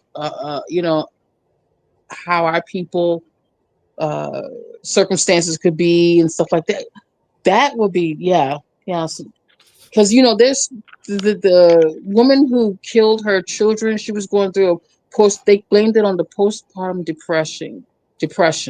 We don't get that. I'm telling you, I don't believe that we get that. So yeah, we need to be education about our people and our and as far as uh, of a black community, how it's supposed to be. And I don't want to say a clinic in a clinic aspect. I think it'd be something that should be a nonprofit type of thing. If we can get a lot of individual women from all ages to come together with their medical, with their medical experience and start start something for anyone who's pregnant. I'm going to not say anyone, for our people who's pregnant, but at any age, any, you know, whatever their circumstances is, I think they will help us so tremendously for the youth um, that's coming up. We wouldn't have to even deal with all this attention span and autism and, whatever they want to put on us. So, yeah, yeah, Greetings. I think, hmm? I just said greetings. What I'm would you just say? greetings. How you doing? Oh, greetings, greetings, greetings. Yeah, yeah. He's got me thinking like, yeah, that'd be something that, yeah, it's, and I want, and I will look into some grants to see if it's something that we can do as, they probably don't even have grants like that. They don't want us to really get that far as birthing our own. uh, limitations. I don't know. I'm going to look and see if there's any grants about that. So you said you don't believe black women suffer from postpartum depression? No, I don't think there's no. I mean, okay. I'm not gonna. Most of the time, when they say, "Oh, it's gonna be this, it's gonna be that," they're speaking of the white people, what they go through most of the time. We No, go ahead. what? No, I was going to say like I understand what you're saying. Like when it comes to studies and like a lot of these Yes, studies are predicated upon white people's bios. yes, So I know what you mean exactly. as far as that, but as it pertains to a natural phenomenon like postpartum depression, I mean that's attributed to women in general that are dealing with the residual effects of having a child. You see what I'm saying? So I don't think it Hmm. only can be applied to a particular group of women. That's applied to women Okay, in you trying to say just a woman in general? yeah. Because at the end of the day, like black, Asian, white. I mean, it's it's still how can I say this? Hmm. Like those other groups can still birth. Like those other groups of females or a woman can still give birth. You feel me? So I'm saying like that's not only exclusively to black women. You see what I'm saying? Like Yeah, I understand. It's in general, just being a woman in general. yeah. Like Okay. definitely. Now, Yeah. I would argue that black women endure or the effects of the hospital, the white doctor, and then like I said, a compounding effect of all that. I would argue that black women ail more, Okay. from postpartum depression as a result of the system, the structure of racism. But yeah, but my bad. Yeah, go ahead though. No. I mean, talk to me because the women that I've, have seen it in my adulthood, childhood, they must not talked about it because they sure didn't give no signs that they going through nothing. So they must have hid it from me. I have Mm, not seen or even heard of my auntie or my grandmother or my great grandmother or any women in the community speak on, man, I'm depressed. I just had this child. I'm depressed. I just never heard them talk about stuff like that. So I can understand that. Yeah, I can understand just women in general. Yeah, but they did a hell of a job from hiding it from me, though. yeah, I was gonna say too. I don't. Well, I'm not a woman, so I can't describe. I don't even know based off the research and what the symptoms. But I don't think not. Yeah, I know it's not only ice. Like it's not like a. It's not a it's not a matter of like postpartum depression to my to based off my research. It's not like a like you going around and you're revealing that you're depressed. It's more of like a it's a actually but yeah it's not I'm like gonna something you I'm go gonna around do venting research about. on You it. know what I'm saying? Like you don't go around venting about it. Right. You know, Well, It's fifty I'm gonna do percent. as a result of mm-hmm, the mm-hmm, conception and you know. Yeah. mm-hmm.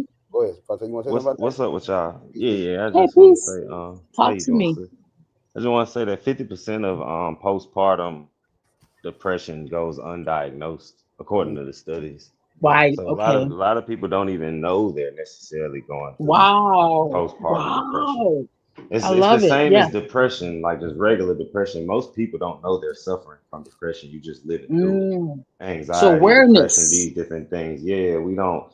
The same as you was talking about emotional intelligence. We don't have a lot of mental health intelligence in our community. Not that we're not smart enough. We just don't have the information. You know what I mean? Mm-hmm. So a lot of Mm-hmm. it is, Mm-hmm. like I said, you can be suffering from postpartum depression and not even know it. You just might think it's your menstrual cycle. You just might think you got an attitude Mm-hmm. that day. You know what I'm saying? Different things. When in Mm-hmm. actuality, it's effects on your body that you're not realizing. Because I know my baby mom was going through postpartum depression when I had my Mm-hmm. daughter. I didn't know what the hell was wrong with her until I started reading about it. And I introduced her to it. Like, look, maybe you need to Oh, look that's how I was into gonna this, ask you. some of Did she this. knew that she was going through it? That's what I was Mm, ready to ask you. I think she had an Oh. idea because she had talked to somebody else about it, but it was just like in passing type of conversation with her, like, oh yeah, they talked about postpartum depression. But when I was looking at the symptoms and stuff, I'm like, man, you might need to, look into that because she just had lack of energy and all type of different stuff that she had to kind of break out of. So you think we need to do more black studies, like black studies I about just like particular we things got to that me could we got to stop making everything. Usually that's me and these, I'm gonna say we got to stop making everything just black because this is why speak about the race shit. That shit is only so I don't mean to cuss. It's only so much of a difference. We all just humans at the end of the day. There's not one particular race that suffer from mental health issues that nobody else suffer from outside hmm of the unique situation we went through in America. Mhm. Like that's uniquely us. The stuff we suffer from in America, that's uniquely us. But outside of that stuff like depression and all that, that's regular human stuff. It don't only affect white people. It don't only affect us. It don't only affect Spanish people. You know what I mean? That's just universal. I just think we need more mental health awareness. That's like hmm therapy for black people. So, We our right, main thing is say we don't need therapy. You know what I'm saying? When it's there to right, help you, right, bro. It's there to right. help You know, you a lot of black understand people. your mind and stuff. Yeah. Go ahead, sis. No, no, you're right because a lot of black people will deny that they need, especially mental health. Oh yeah, that's part of that PTS post traumatic slave syndrome. You know that Yep. yeah, like yeah. As far as just the we just feel like we can take care of everything. Like everything is good, we got it. We don't need. It's yeah, man. It's a detriment, definitely that concept of you know we all right, we okay. We can tough it out. Man, I think we can Right. tough Yeah. Tough it it out. out. Right. You know. Exactly. So, well, I mean, so am I being biased by only including, us? Or I have to get more specific as far as what's our underlying, conflict about issues. Because if we just going to generalize it, then we may as well just keep the study, keep whatever they say about the studies, whatever they do study, on Caucasians or whatever, or we need to do more black studies as far as us, or it doesn't matter. At the end of the day, you say it doesn't matter because I I, thought it was a difference. I I would thought it was a say it difference. matters. It's like certain nuances in it. So yeah, there Mm, are certain studies that need to be deeper just for our people because we do have a mm-hmm, unique situation on us. Nobody experienced the stuff we experienced. Like I was talking to it with somebody the other day. Only black people really know that feeling of wondering if somebody's doing something because you're black, or they're just doing it just genuinely. You know what I'm saying? Like, so we be sitting there like, damn, did they just say that because I'm black, or did they just do that because I'm black? Like, we Mm. fight with that. Other people can't understand that. Like, they don't sit there and say, are they doing it because we're white? Did I just not get this job because I'm white?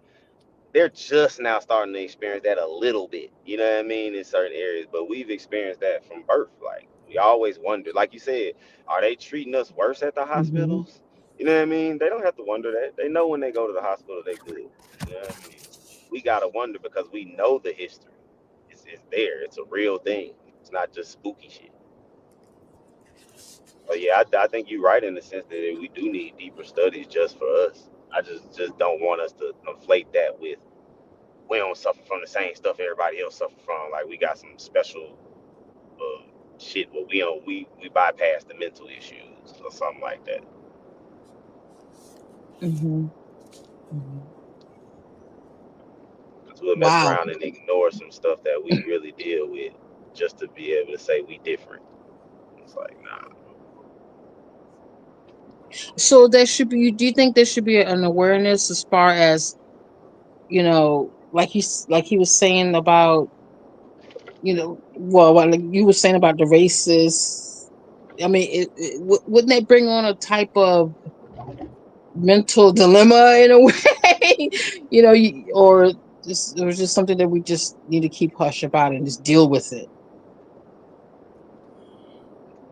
Because, for example, that white woman who called that black boy a nigger in the playground, whatever.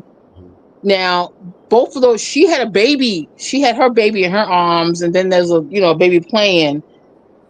Don't do you think they need some little bit of therapy about that? Like, You talking about you got to hand. that family, Mm-hmm, go or ahead. the black folks that went through that particular anti-black incident? You said like them needing therapy, or like trying to understand what you're trying to striving to say exactly to that situation. Who's people that you're implying that need therapy? I'm just trying to. No, well, I'm just saying, that the white lady she made a lot of money on the GoFundMe. Uh-huh, She called that boy a nigger uh-huh. in the playground and stuff like that, and that right there is an emotional.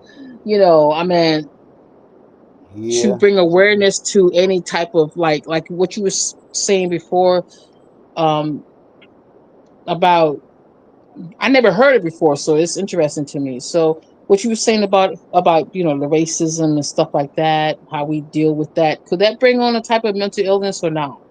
You think yeah, for yeah, us? yeah. That's part of black. That's black fatigue. I mean, I would say that's the preamble. That's like the introduction to to black fatigue.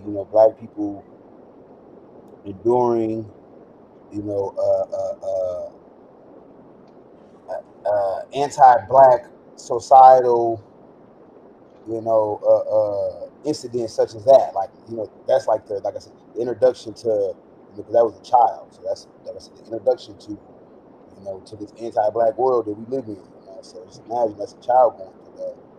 And that child ain't even grown yet. So that's why I say it's an introduction to what we go through. Black people go through, known as black fatigue.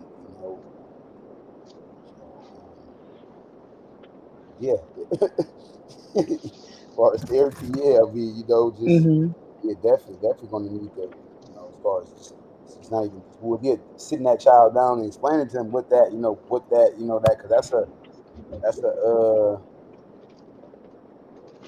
how I say this, that's a very it's a eye opening, but more like a awareness. Like look, this is what you're gonna go through residing in North America as a result of having a darker skin tone, et cetera, et cetera. So, yeah, I don't know if I answered your question. Let's see. Right, right. Yeah, I'm looking back and I'm trying to like remember, the my aunties, the grandma and great my mom. They It's a shame that they never. I'm just thinking. You mean they might have gone through depression and you know suffering in silence, basically. Mm-hmm. Mm-hmm. Yeah, we need to bring awareness to that. That's going to be a very crucial factor in basically, a midwife. I was just explaining that we should have more midwives. I mean, I would like to see our own black hospital.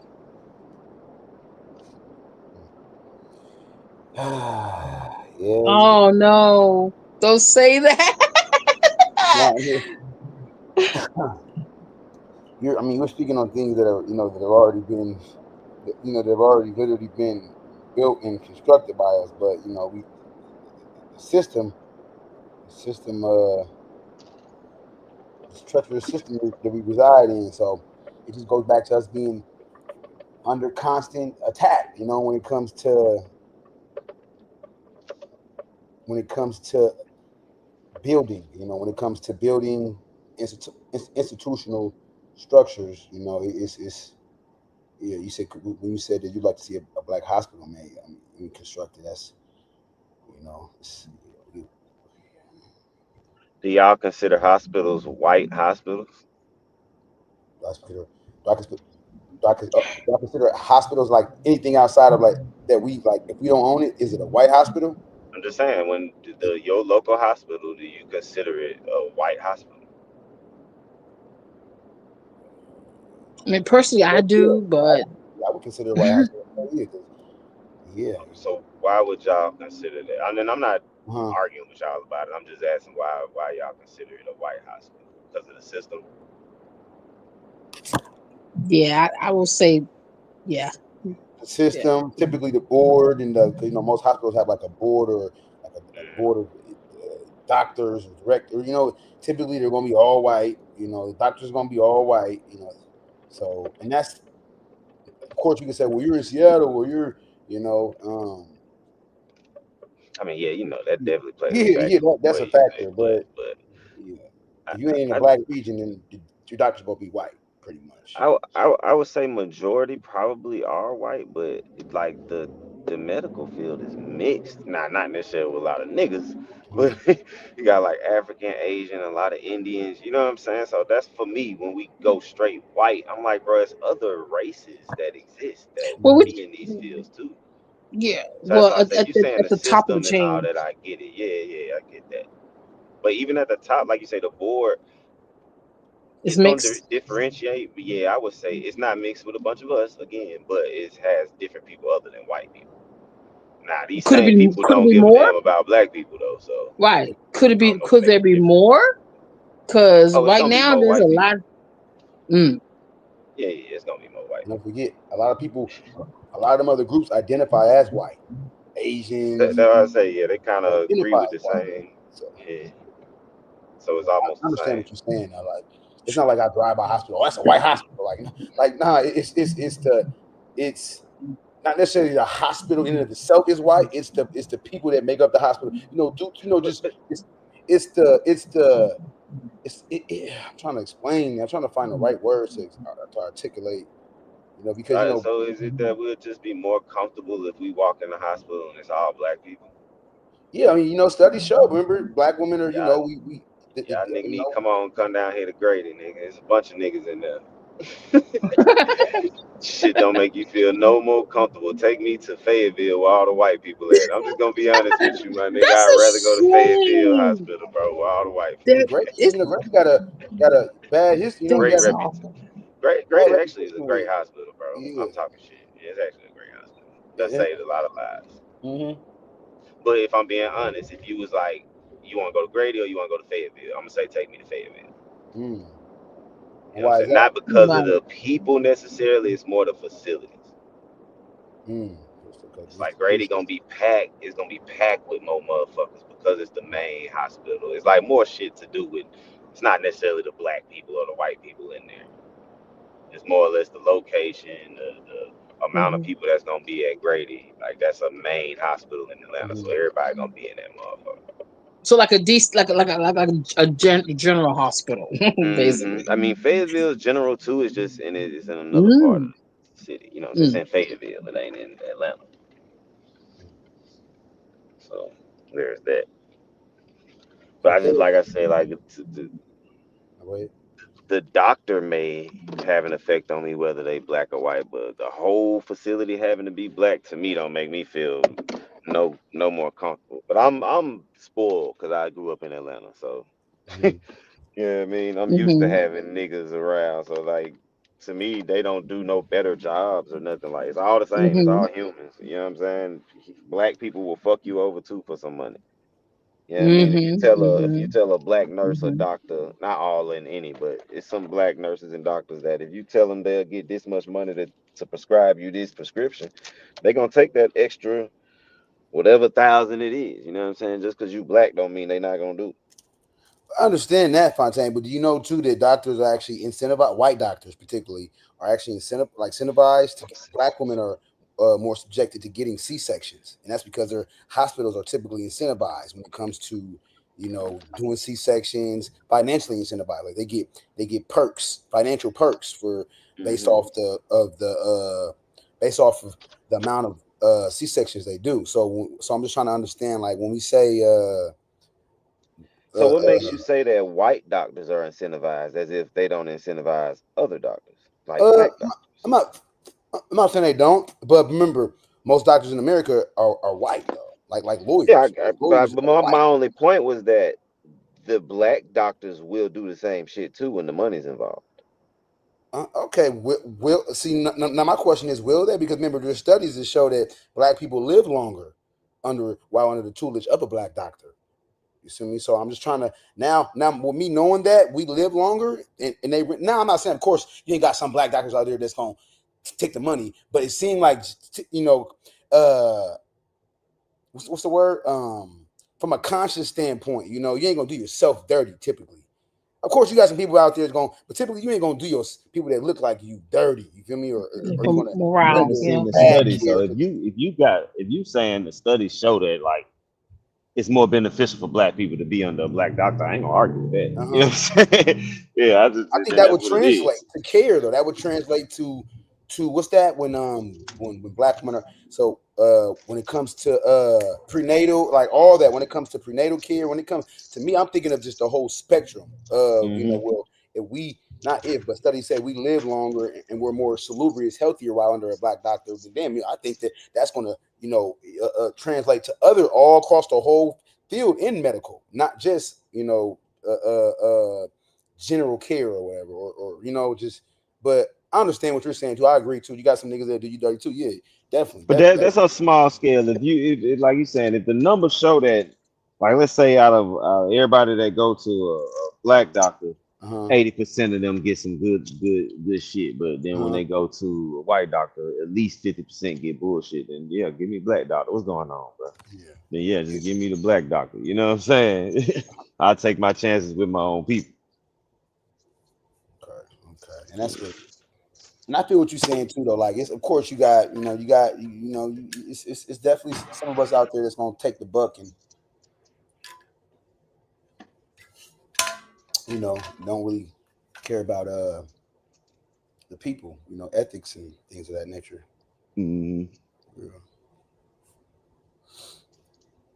That's on either side though. There's just like it's some Indian doctors that ain't gonna take the buck to fuck over you just because you black. You know what I'm saying? Yeah. And it's just the amount of them that will.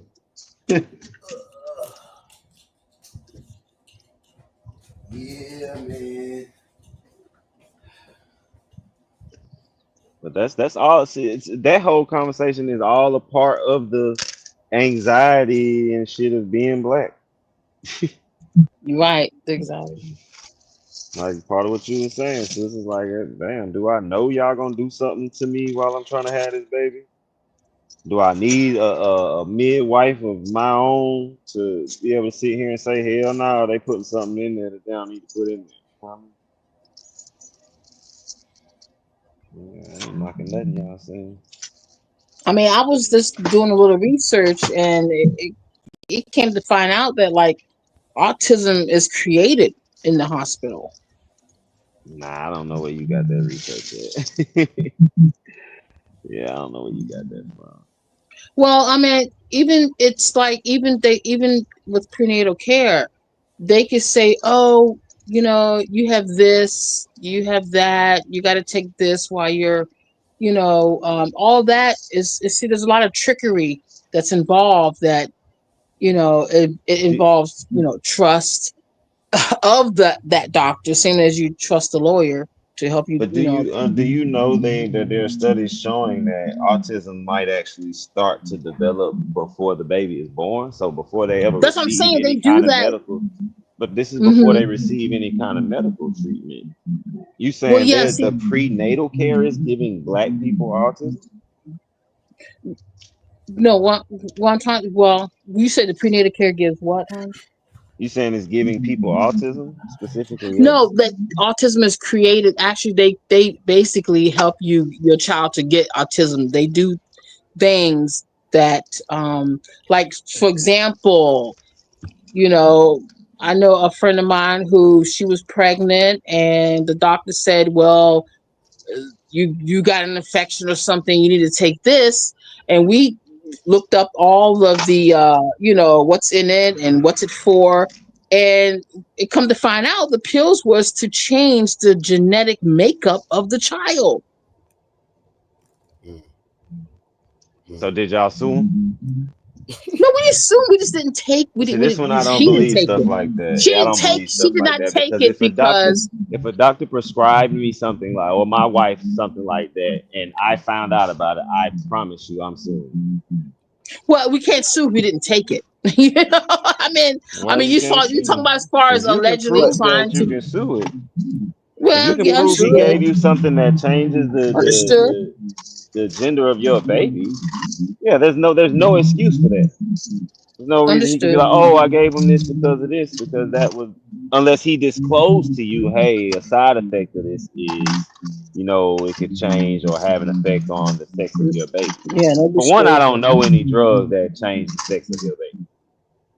Yeah, well, it was very, and it was like, yeah, should we pursue it or whatever?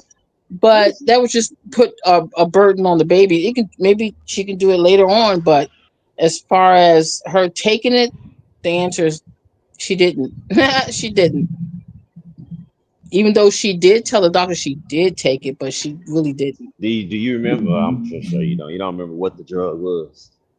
No, I don't remember because it's been like That's two key years ago. stuff, so we can look it up But and that's know that. Yeah, about but it. Like, I it's wasn't pregnant. If I was pregnant, then I But would I tell mean, you. But if you saying to me that they giving black women a specific drug to alter, like that's something everybody should know, not just if I'm right, taking it. That's something I want to exactly, disclose to. So I'm gonna remember the drug. I'm gonna remember as much exactly. as I can about it. And there's also a couple of things that happened that she her water broke. She went into the hospital, and basically they was giving the child. We later searched it up, and it was basically it was taking the melanin out of the child. I'll see. Yeah, It was nah, sucking the yeah. melanin. We was wondering why that child coming out like that Nah, color. I'm sorry, bro. Nah, No, bro. I know, but I know it's Ain't just nobody something that. sucking the melanin out of y'all shit. Well, We gotta I wouldn't stop, say sucking the man. Come melanin, on, but it man. would affect. So okay, so you got it. So this for me, like I do the same thing with flat earth. What would be the purpose of giving the child autism? What would be the purpose of sucking the melanin out of the child? Oh, Like, okay. Well, it was like mostly it was like neuromelanin, so that's completely different. That's from the what? brain. Well, see, I don't see. That's all I don't talk about it because people don't. People's like, huh? What you? But I'm not. We can change the subject because they do I a mean, lot I of love stuff. this topic. Don't get me wrong. No, I'm but just they the do a lot one of stuff that to dearly know I'm us. gonna push back on this type of stuff. You know what I'm saying? But I Like don't know, this Didi, type of what's your talk. opinion? I mean, people is not going to He believe it. probably I go know, ahead, Diddy. I I don't want know, to but keep people's pushing not back. going to believe it. But Y'all it's good. true. I know it's too wacky to be true, but There's a lot of stuff that they really do. I believe they do to us to enable us, just to set us back even more.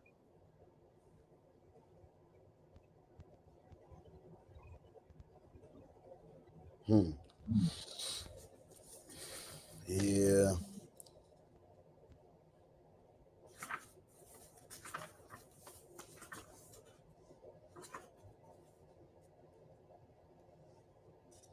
Um, what we talking about now? What's the subject matter?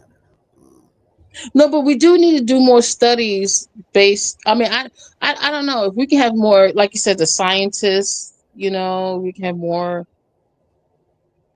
But see, they're limit. Are they limited after? If you let's say your child become a scientist, are they limited? As same as someone who has invented something. Are they limited? Will they limit us in our discoveries or whatever? Will they limit us, or will they let us just blossom like a flower? That's a Yeah, stronghold. that's a kind of a, I don't know, like when you say they, the system that was built, yes, that system will limit us, but like Yeah, that's what I'm talking there's about. They, plenty to of whom it may people that are concern. showing Yes, that we can't be held back completely, even within this system. We've thrived. So if you let it hold you back, yeah, it will. mm.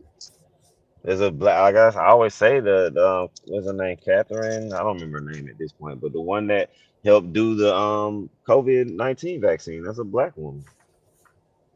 Like that's why I say when we think doctors and scientists, it's like we automatically think black people aren't there. It's just that we're not in a large amount in these fields, but we're there. We exactly. operate in That's these fields. We've been in these yeah. That's, fields. It's that's my black women that concern. came up with the numbers to get us to space. So like, Hmm. we've been in these fields. So to say that they're holding back, I don't You know, think I'm so. just saying it's just a handful. We need. I mean, I'm just thinking as far as shouldn't it be more? Like more because I was telling Dad that they have some people. I'm thinking that we're an endangered species. We got, especially the black men, especially Oh yeah, we are. especially black men. Not to be divisive when it comes to black women, but black men in particular. I mean, it's Exactly. like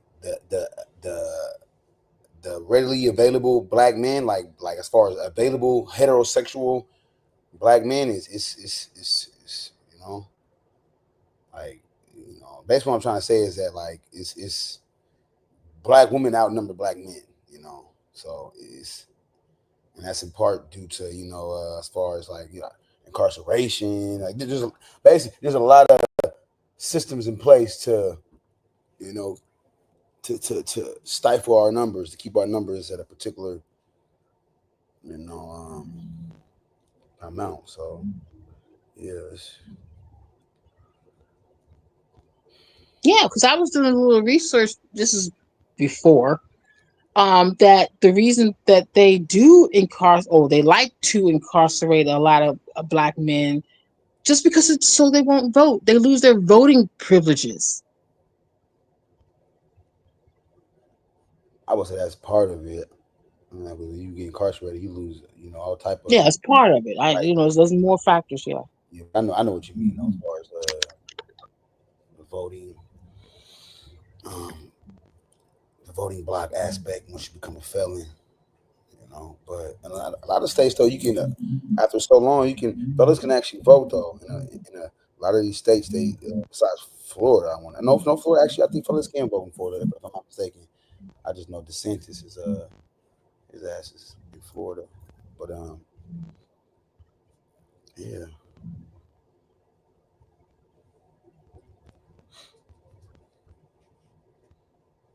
reparations talk.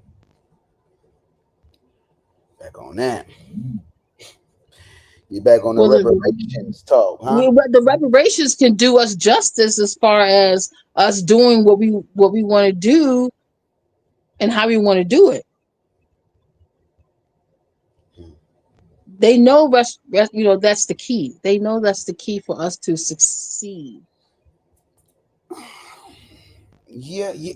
Honestly, yeah, I would, because Faster, yeah, faster to succeed when it comes, faster. I mean, to catch up the black white wealth chasm, and Yes. that's Mm-hmm. that's reparations is definitely the primary element that can close that gap, close that gap.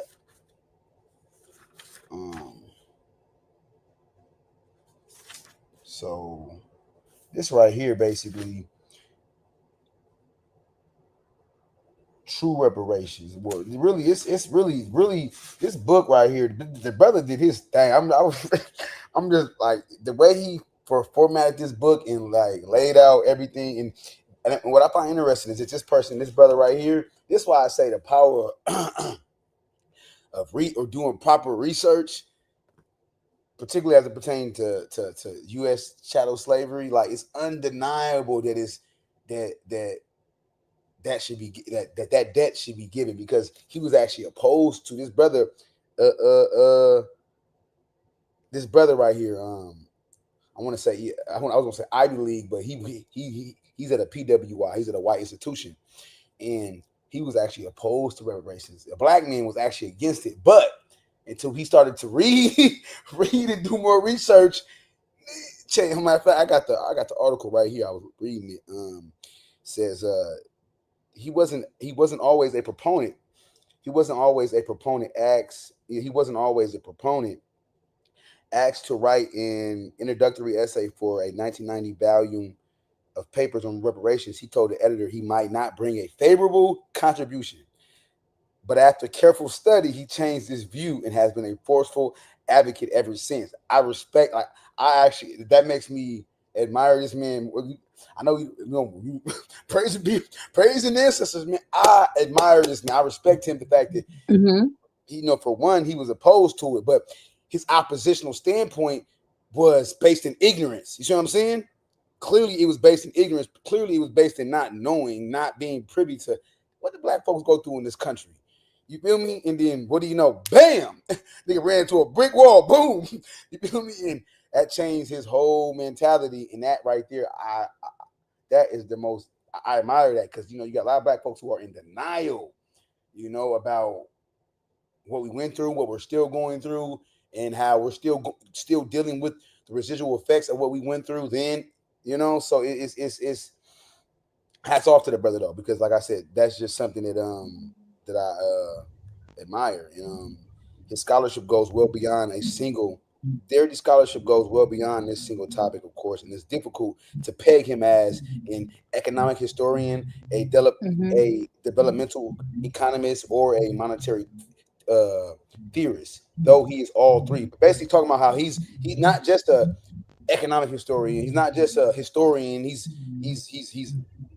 economic historian, a development Mm-hmm. economist, and a monetary theorist. So one of his first articles developed a theory of imperialism by extending the arguments of Polish economists Mikhail Mm-hmm. Kapik and Rosa Linksberg. Another early paper re-examined. So basically, he's talking about the brother's credentials and how he's very well studied when it comes to a wide array of different topics. So, and that's why I also salute him. He's not just a historian. He's not just he's not just an economist. He's like a multifaceted of different fields of academic study in one. Like, so if he's not somebody who needs to be talking about why we deserve reparations, he is the I would say that one of the leading experts in articulating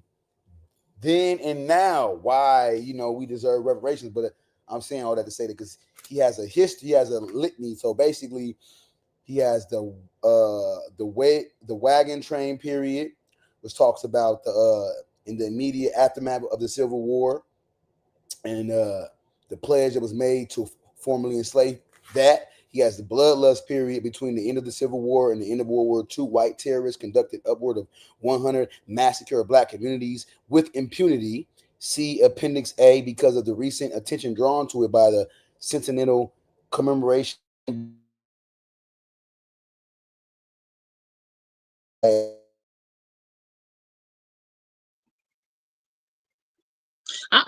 What got me was you said denial. What do you mean black people are in denial? You mean what do you mean denial? Denial about what? I think he froze up. Oh, okay. What, you know what he mean by he said That denial? freeze frame is crazy. Nah, I don't Ah! know. I don't know what he was saying denial Oh, about. okay. Oh, yeah. He said free is crazy. But I mean, damn, can we say denial is shit? He got me on that one. Mm, Yeah, I support reparations. I don't know if yeah, we I'm ever glad. gonna get them, but I support them. Right, right. I was ready to ask you. You support it?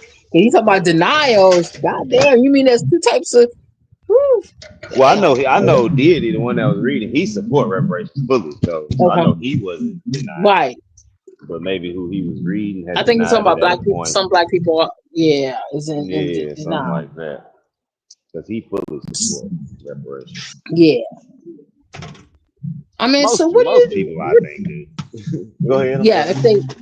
if they understand it, yeah, yeah. So how are you? I mean, how are you, I'm not trying to get all personal, but like Thank you. you seem like you got a good head on your shoulders and you holding on to everything. You know what I'm saying? You understand what's going on and stuff like that.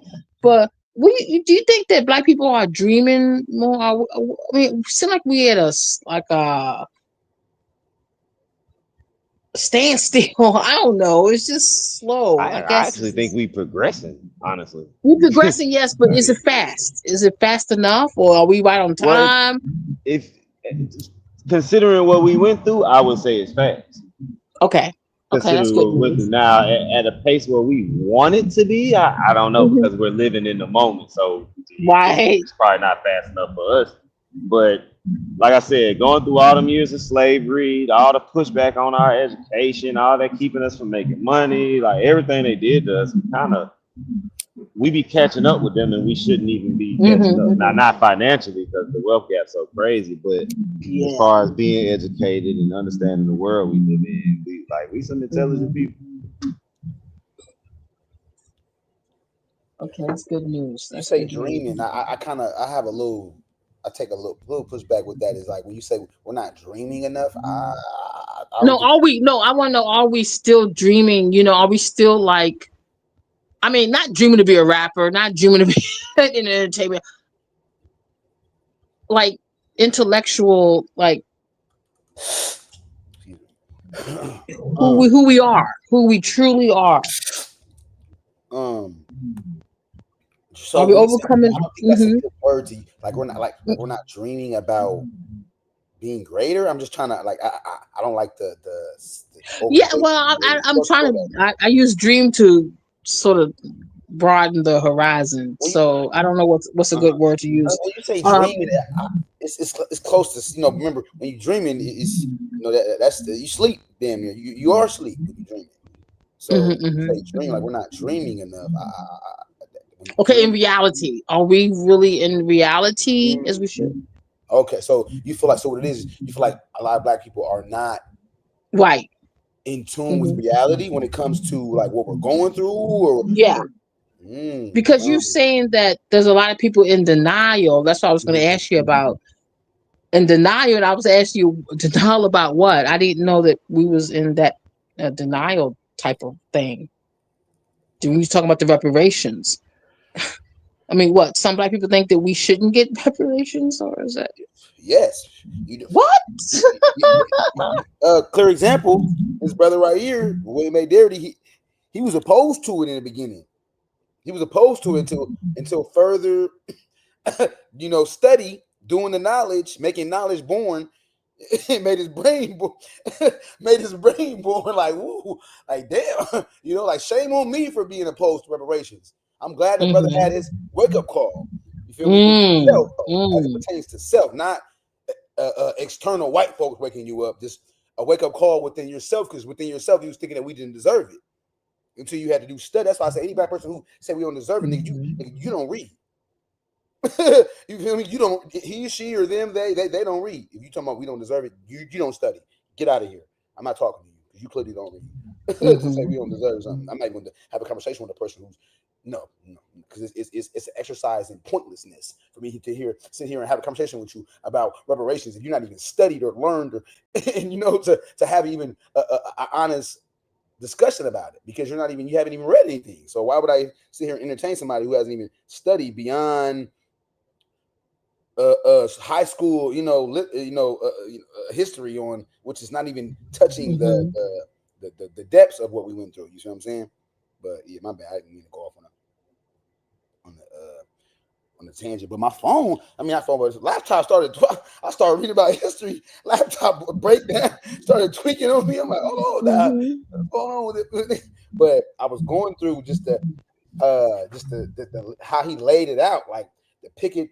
He has the picket fence period in the 20th century. Federal asset building policy shifted from the provision of land to the promotion of home ownership. Here again, white Americans benefited and Black Americans did not. So he has the, and that's a whole segment. I didn't even finish it, but just showing you how he has the freeway period. Freeway federal funding for an expanded national highway system dating from the 1950s became an additional mechanism for further destruction of Black property. So the freeway period became an additional mechanism for further destruction of Black prosperity and community stability. Freeways were located at the heart of Black businesses, districts, and residential neighborhoods. So just basically letting you know how there's, and then what attributed to the Black-white wealth chasm is all these different layer upon layers of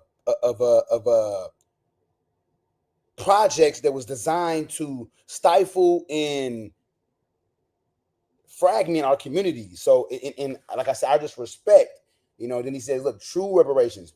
We are convinced a plan for true reparations must have four basic pillars. First, it must designate those Black Americans whose ancestors were enslaved in the United States as eligible recipients for reparations on the basis of two criteria, drawing upon previous work and information on Black." I just want to pause you and say I don't want to stop you from reading. I want to say I want to discuss that with you, that one part, but after you finish reading. No, go ahead. No, go ahead, because I'm gonna. Because for me that whole we need to, well, I guess it's on who he determines are the people eligible for reparations. Because for me, it's like it's so many nuances to it. We can't just, if you ain't have two Black parents that went through slavery, then you don't deserve reparations. Reparations is more than just who was a slave, in my opinion. You know what I'm saying? Like, we went through more than just being slaves. So oppression came through a lot of our people that might not have had parents or grandparents that were slaves. You get what I'm saying? Yeah. But that don't mean they didn't get none of the oppression. That don't mean they didn't get fucked over by this system. So they also deserve reparation. I agree with that. But so basically, first, it must designate those Black Americans whose ancestors were enslaved in the United States as eligible recipients for reparations on the basis of two criteria, drawing upon previous work and the information on Black genealogical research. In this volume, one criterion is a lineage standard requiring an individual to establish that they had at least one ancestor enslaved in the United States. The additional criterion in identity standard requires the individual to demonstrate that for at least 12 years before enactment of a reparations plan or a study commission for reparations, they self-identify as Black, Negro, African American, or Afro Americans. You know what I'm saying? So it's that this is the community of descendants of the freedmen, those promised and then denied 40-acre land grants. This is the community that has borne the burden of the cumulative intergenerational effects of slavery, legal segregation, and white terrorist violence, as well as ongoing atrocities, including mass incarceration, discrimination, and police lynching. So that kind of cover, what I was talking about.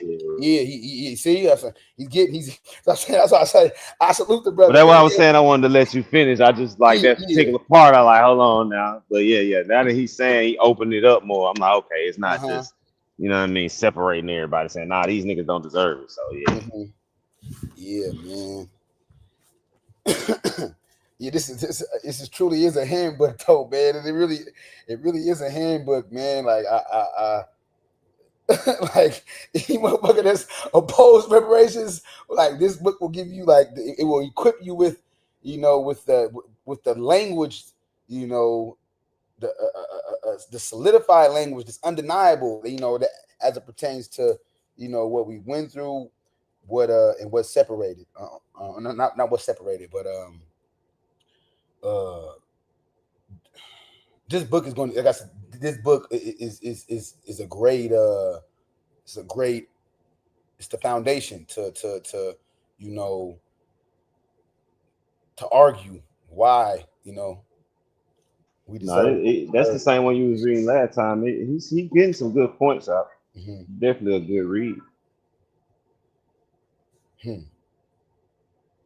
So, in her review From Here to Equality from the New York Review of Books, Shanette Garrett Scott, 2021, grumbles that we omit blacks who migrated to the United States more recently because allegedly we argued that they have not experienced American racism. In fact, we never make any such claim. So he's saying, in fact, we never, she's saying this, like, so grumbles that we omit blacks who, Shanette Garrett Scott, 2021, it got that in like parentheses, grumbles that we omit blacks who migrated to the United States more recently because allegedly we argue that they have not experienced American racism. In fact, we never make any such claim. For example, we are well aware that the police in the United States do not interrogate a black victim's ancestry. Facts. Before engaging in acts of, basically we know that the police do not interrogate a victim's ancestry before engaging in acts of brutality. That's facts. What separates the recent black immigrants case from that of black American descendants of U.S. slavery is not the lack of exposure to racism. Come on, let's get to it. It's not the lack of exposure to racism. In part, the separation lies in the fact that they migrated to a racist country voluntarily, unlike the ancestors of the community that merits reparations from the U.S.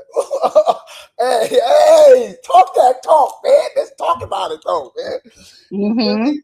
My bad. I get excited because people, like I said, CARICON, each nation has a CARICON. I support what Jamaica got. I support any black people that is levying a reparations claim against their governmental entity. I'm with that. I support that. You feel me? And I wouldn't go over there trying to be like, hey, trying to stifle or trying to intercept, nothing. I support that, but like he said, I don't know if you want to say something to what I just said, but like he just outlined, like, basically that black immigrants, they came over here voluntarily, and and the backstory is not the same. You see what I'm saying? Like the journey and how they came here is not the same. So that's what, that's what makes us as far as like he was saying. So what separates the recent black immigrants case from that of black American descendants of U.S. slavery is not the lack of exposure to racism. In part, the separation lies in the fact that they migrated to a racist country voluntarily, unlike the ancestors of the community that merits reparations from the U.S. government. Moreover, the wealth position that they bring. Listen. Because the wealth position that they bring with them upon arrival is not a product of U.S. policies that led to white wealth accumulation and black wealth dispersion. Let me read that back because I understand what he's saying, but moreover, the wealth position that they bring with them upon arrival is not a product of U.S. policies that led to Moreover, the wealth position that they bring with them upon arrival is not a product of U.S. policies that led to white wealth accumulation and black wealth dispersion. Nor are they descendants of the persons newly emancipated who were victims of the unfulfilled promise of 40-acre land grants, the original source of the debt owed to today's descendants.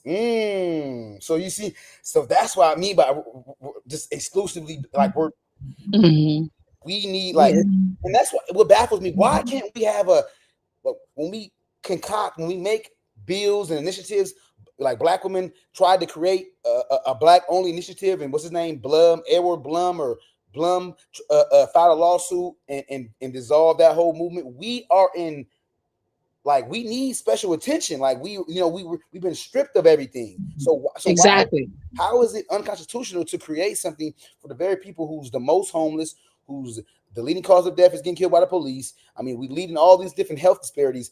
How is it unconstitutional to render aid to your people exclusively, and you're in like a exclusive type of turmoil?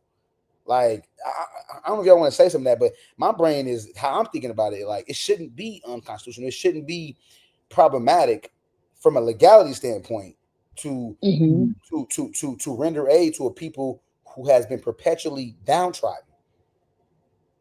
Man, like, I don't know if I don't know. My brain it's I don't see how a lawyer can't argue that, like, in court. Like, Your Honor, like, we're talking every social index, Black Americans are at the bottom.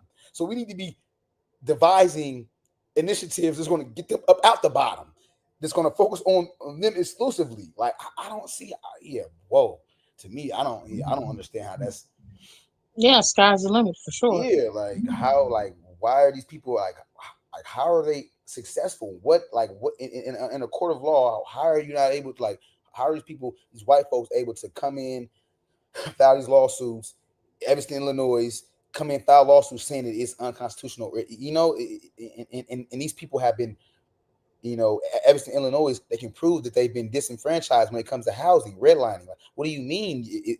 I don't understand. Like, we need exclusiveness. We need exclusive bills that's catered around us due to the historical and modern day rails phase. I don't understand. Like, I need to take a little breather. Y'all let y'all say something, but yeah, we need to be catered to tremendously. We need in all. I don't understand it, man. Levels. Yeah, man, it's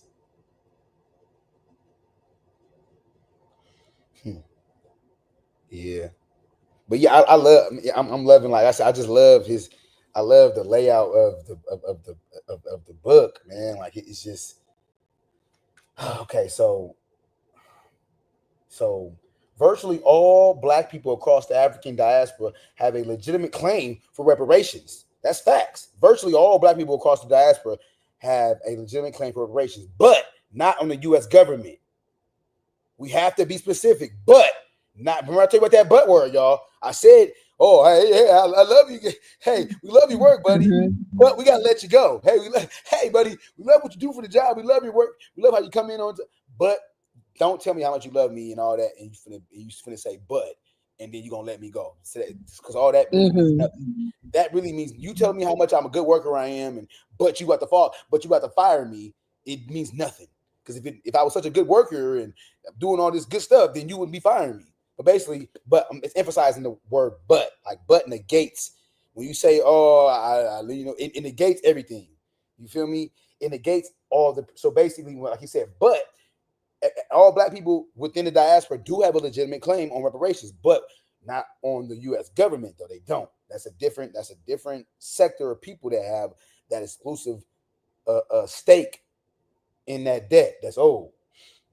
Pardon me. So, yeah. For instance, Jamaica has a claim on the United Kingdom, which is making today.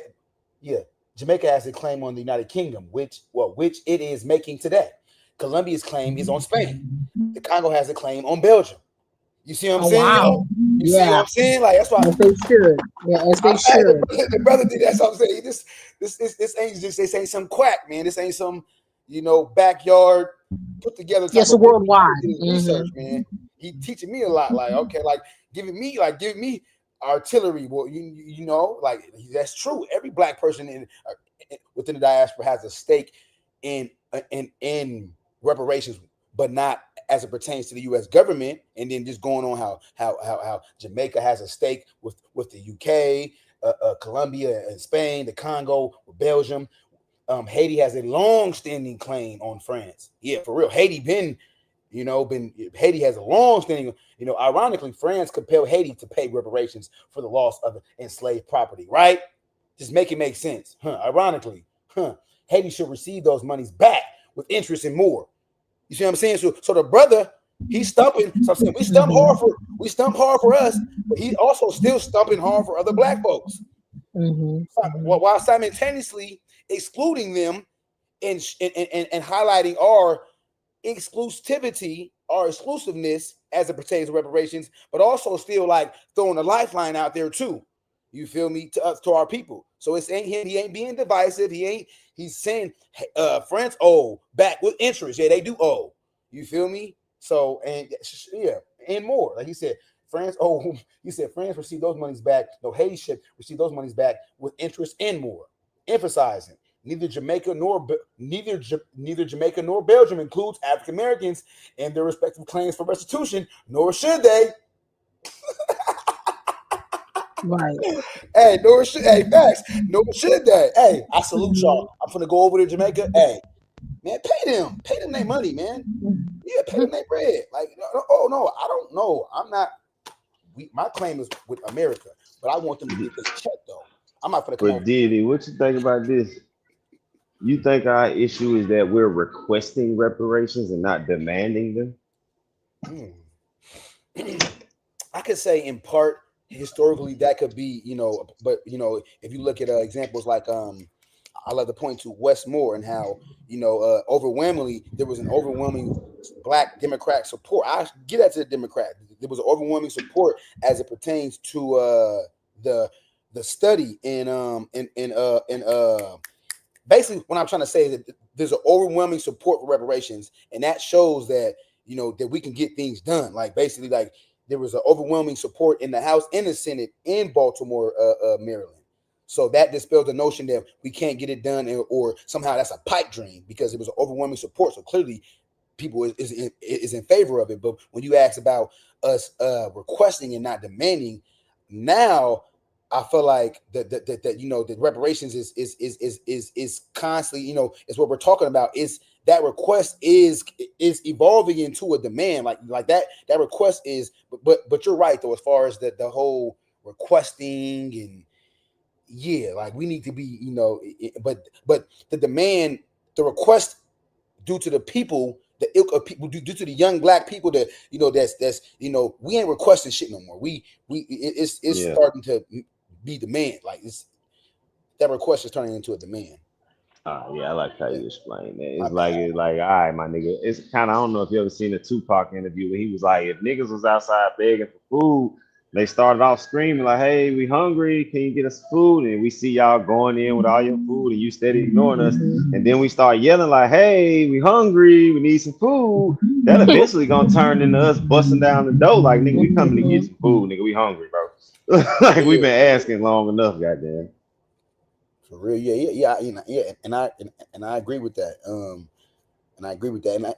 And like he even outlines in this book, like he outlines needing, we're gonna need white ally support. We're gonna need to, how to get the message, how to get it on to make it a part of the mainstream. Like he is very detailed. Like he's not naive about like we're gonna need white folks. I ain't gonna say he didn't say necessarily need, but basically saying that we're gonna need them as a to be vocal, to them to be we're gonna need some I want to say ally. I get ally and coalition, those two words kind of mixed up, but yeah.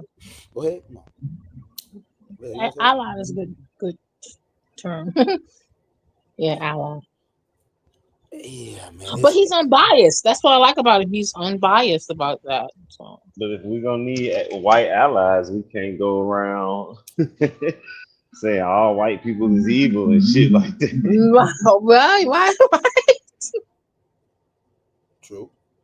True, but complicity, silence is a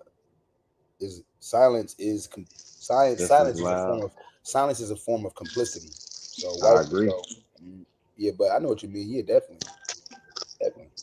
Hey, did y'all know Muhammad Ali, Cassius Clay was named after a white abolitionist who was actually like who was like stomping, who was opposed to slavery.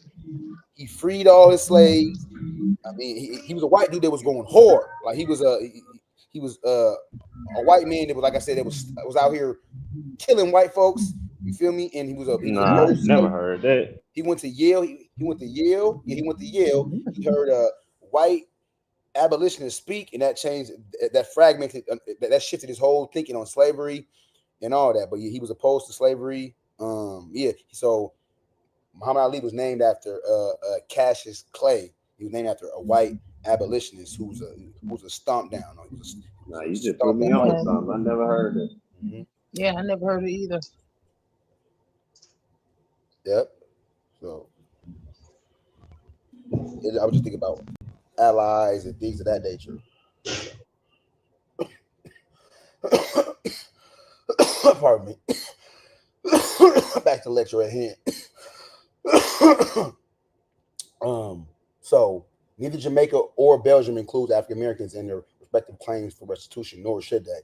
In parallel, the claim for reparations made by Black American descendants of U.S. slavery should be lodged with precision on the U.S. government. Fact. Not Africa. We ain't all that. Ever go? No, we ain't. Look, we ain't getting into that talk. We ain't. No, we U.S. government. That is lost to keep you from coming. At, the main folks, the U.S. government. Okay, so boom. He said yes. So basically,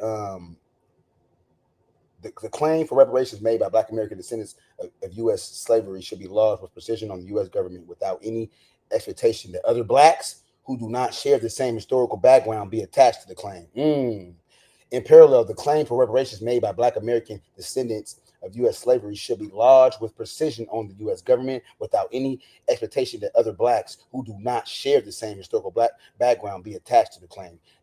The diaspora is diverse, and the culpable parties for each reparations claim are comparably varied. Second, the best economic indicator of the cumulative impact of the burden of America's anti-Black history is the racial wealth gap. So this is why he's emphasizing closing the racial wealth gap by the mean, not the median, by the average. By the mean. I remember that because I read this part before. So second, because the best economic indicator of the cumulative impact of the burden of America's anti-Black history is a racial wealth gap. A reparations plan must provide at least adequate resources to raise average Black wealth on par with average white wealth. Although there are many ways in which the size of the reparations bill might be calculated, we submit that suitable African American reparations must close the racial wealth gap.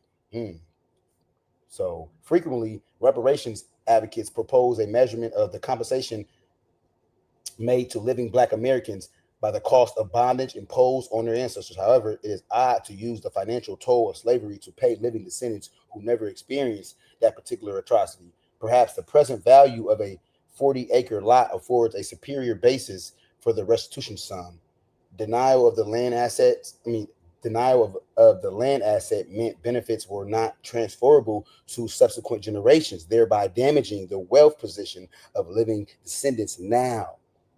However, denial of land at the same time that whites were receiving remember, when they denied us, however, denial of the land at the same time that whites were receiving 160-acre land grants under the Homestead Act of 1862 was not only the federal policy producing the black-white wealth gap, producing the black-white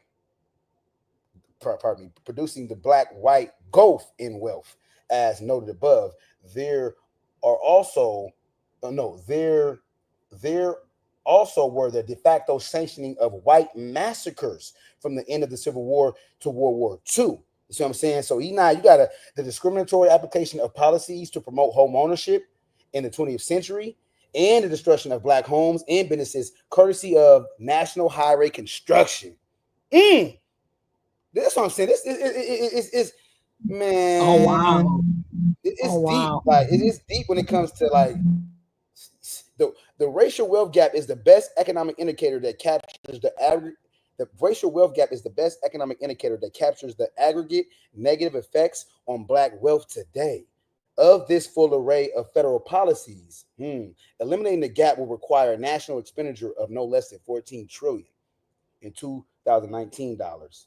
Still, we emphasize that closing the racial wealth gap sets the minimal size of the monetary amount for for reparative justice. Pardon me, y'all. Oh man, like I said, that's so. We talking about so he's emphasizing us closing the black-white wealth gulf. That's the minimum. Once we close that, that's the minimum size of the monetary account for reparative justice. As the essays in this volume indicate, there are many adverse effects of the nation's racial atrocities, not consolidated in the black-white disparity in net worth. Exactly. So remember, he ain't just, there's many, like there's not, he ain't just, he's emphasizing closing the black-white wealth gulf. I mean, closing the black-white, yeah, I've said that right, the black-white wealth chasm. But like you said, though, there's many institutional, societal barriers that keep us in this, perpetual system of turmoil. Yeah. Right. Salute. Yeah. Yeah.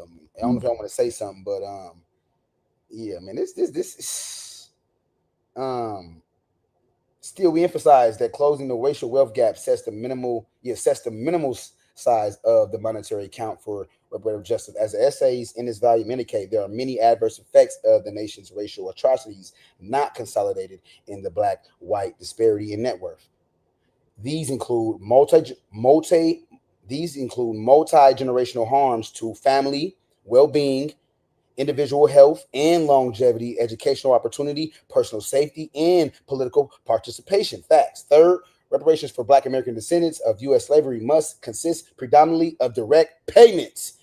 In other instances where communities subjected to collective harm have received reparations, direct payments went to eligible recipients. Facts. Primary examples include the German government's payments of restitutions to the victims of the Holocaust and the U.S. government's payments of restitution to Japanese Americans forced into mass incarceration during World War II. Breathe.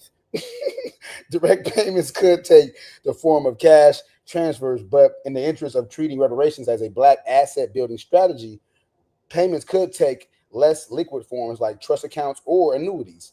Regardless, individual recipients should receive full discretion. Facts. Regardless, individual recipients should have full discretion over the use of the payments, just as they had in other cases. Facts. Fourth, the U.S. government must pay the debt. I got that highlighted. I got that part highlighted. Fourth, the U.S. government must pay the debt. It is both federal. It is both the culpable and capable party. With respect to culpability, other entities, states, municipalities, churches, colleges, and universities, and families with a history of slaveholding and other types of anti-Black violence certainly have engaged in immoral barbarity, but they have done so within the legal framework. This is important. I have to read this over again. Fourth, the U.S. government must pay the debt. It is both the culpable and capable party. With respect to culpability, other entities, states, with respect to culpability, other entities, states, municipalities, churches, colleges, and universities, and families with a history of slaveholding and other types of anti-Black violence certainly have engaged in immoral barbarity, but they have done so with the legal framework established by the federal government. The federal government has sanctioned a past and present of American white supremacy, period. The federal government has sanctioned a past and present of American white supremacy. Therefore, the federal government bears the responsibility for the act of redress. Moreover, with respect to capability, the combined budgets of all state and municipal governments in the United States amount to less than 5 trillion. So he's talking about how states and all the pardon me. Moreover, with respect to capability, meaning they're not even capable, they don't have the financial wherewithal. the combined budgets of all state and municipal governments in the United States amounts to less than $5 trillion. It is infeasible for them to meet the reparations debt. And if a mix of private donors put $1 billion monthly donations into a reparations fund, it would take a millennium. Wait, let me reread that back, because he emphasizing the federal government and their financial capacity, and they have a reserve of untapped, and the fact that they're not they're not tax. The federal government is not tax revenue and they're not tax restraint. I'm paraphrasing what he said, and I looked it up. There's a theory that the federal government is not tax restraint. I don't want to be everywhere with it, but basically he's emphasizing the federal governments and how during COVID they was able to dole out trillions of dollars and was not and taxes did not get raised as a result of that too. So that's something he also noted in here too, how COVID came, they was able to usher out all the money.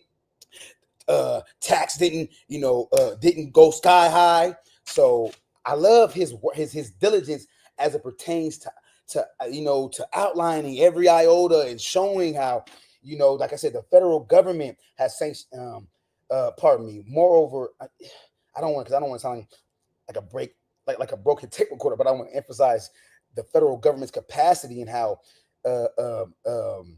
like he says, how basically with respect to capability, the combined budgets of all state and the municipal governments in the United States amounts to less than $5 trillion. It is infeasible for them to meet the reparations debt. And if a mix of private donors put $1 billion monthly donations into a reparations fund, it would take a millennium. It would take a millennium, basically, and account for the private donors, because we know private corporations and private people, like this, meaning like, remember he outlined universities, families with a history of slaveholding. Those are all private. Even if they put in a $1 billion monthly, that would take a millennium for them to reach even the 14 trillion threshold. Remember, 14 trillion is what he was saying in the beginning, as far as like to close, basically the racial wealth gap is the best economic indicator that captures the aggregate negative effects on black wealth today.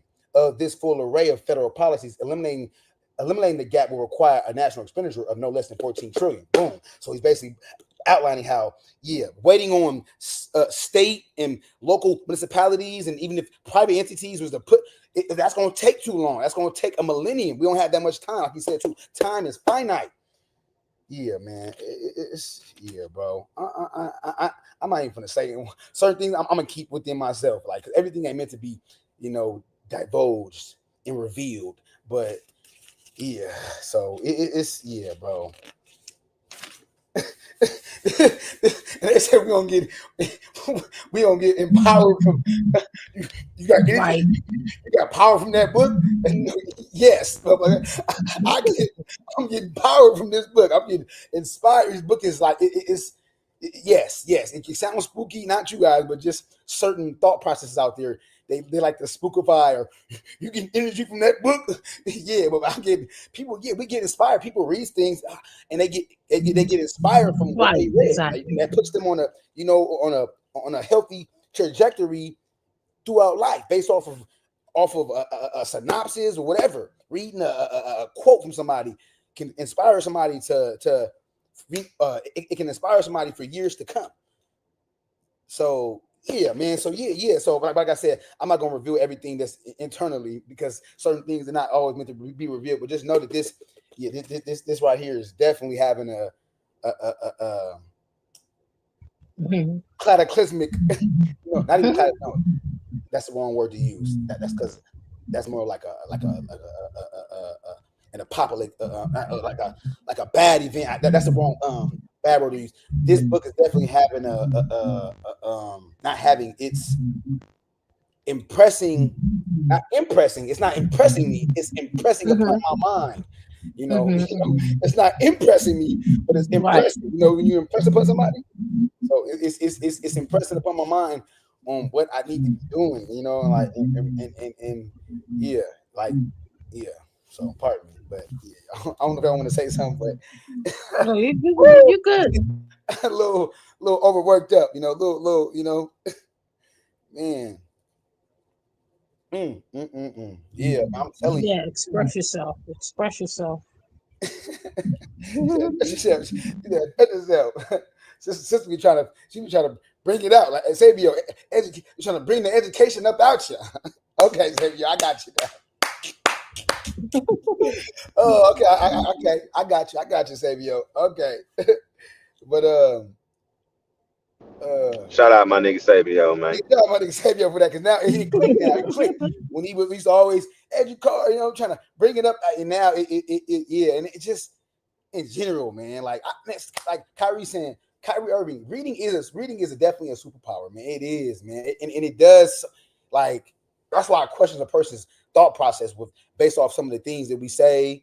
Or I ain't gonna say we because I'm not in that category, but some things that our people say, it can let you know it can let you know based off their rhetoric and how they speak and their stance on things. It can let you know if they've read, like, in my bad, like if they're a reader or not, like, like, it can really let you know, specifically pertaining to the plight of Black people in America, not science and vaccinate, not none of that, and none of that specialty type of profession. I'm talking about specifically pertaining to socio-political dynamics in America and Black people. It can let you know based off your encounter with a person, and if you was to have that discussion about based off what they say, their rhetoric, in response to what we go through, that can let you know, okay, this person, okay, yeah, he or she they're not too abreast on matters pertaining to us. So, and you can get that. A person can unveil that solely based off, like I said, off of their, off not just how to articulate, but just like I said, they're just. Pardon me. Let me just breathe some water because my mind is pump it up.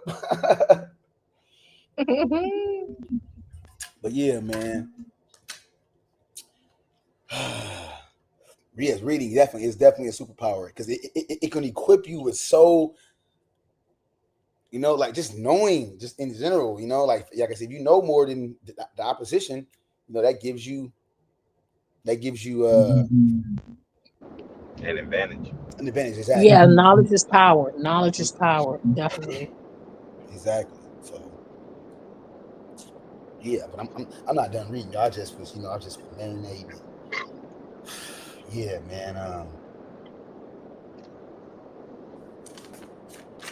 Federal government though.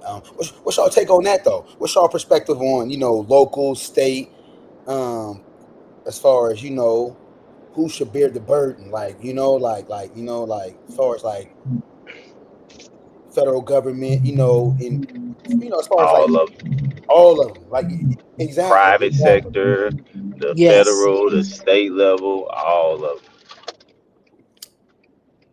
Because it's a bunch of companies that's thriving right now that built their foundation on slavery and payoffs from slavery. So how y'all got paid off from dead slaves, but we can't, Mm-hmm. and they related to us?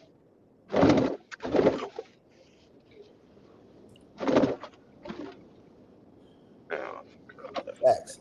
That's deep though. How you said that if those or private entities were to allocate $1 billion annually, no, monthly, ain't no goddamn annually. He said monthly.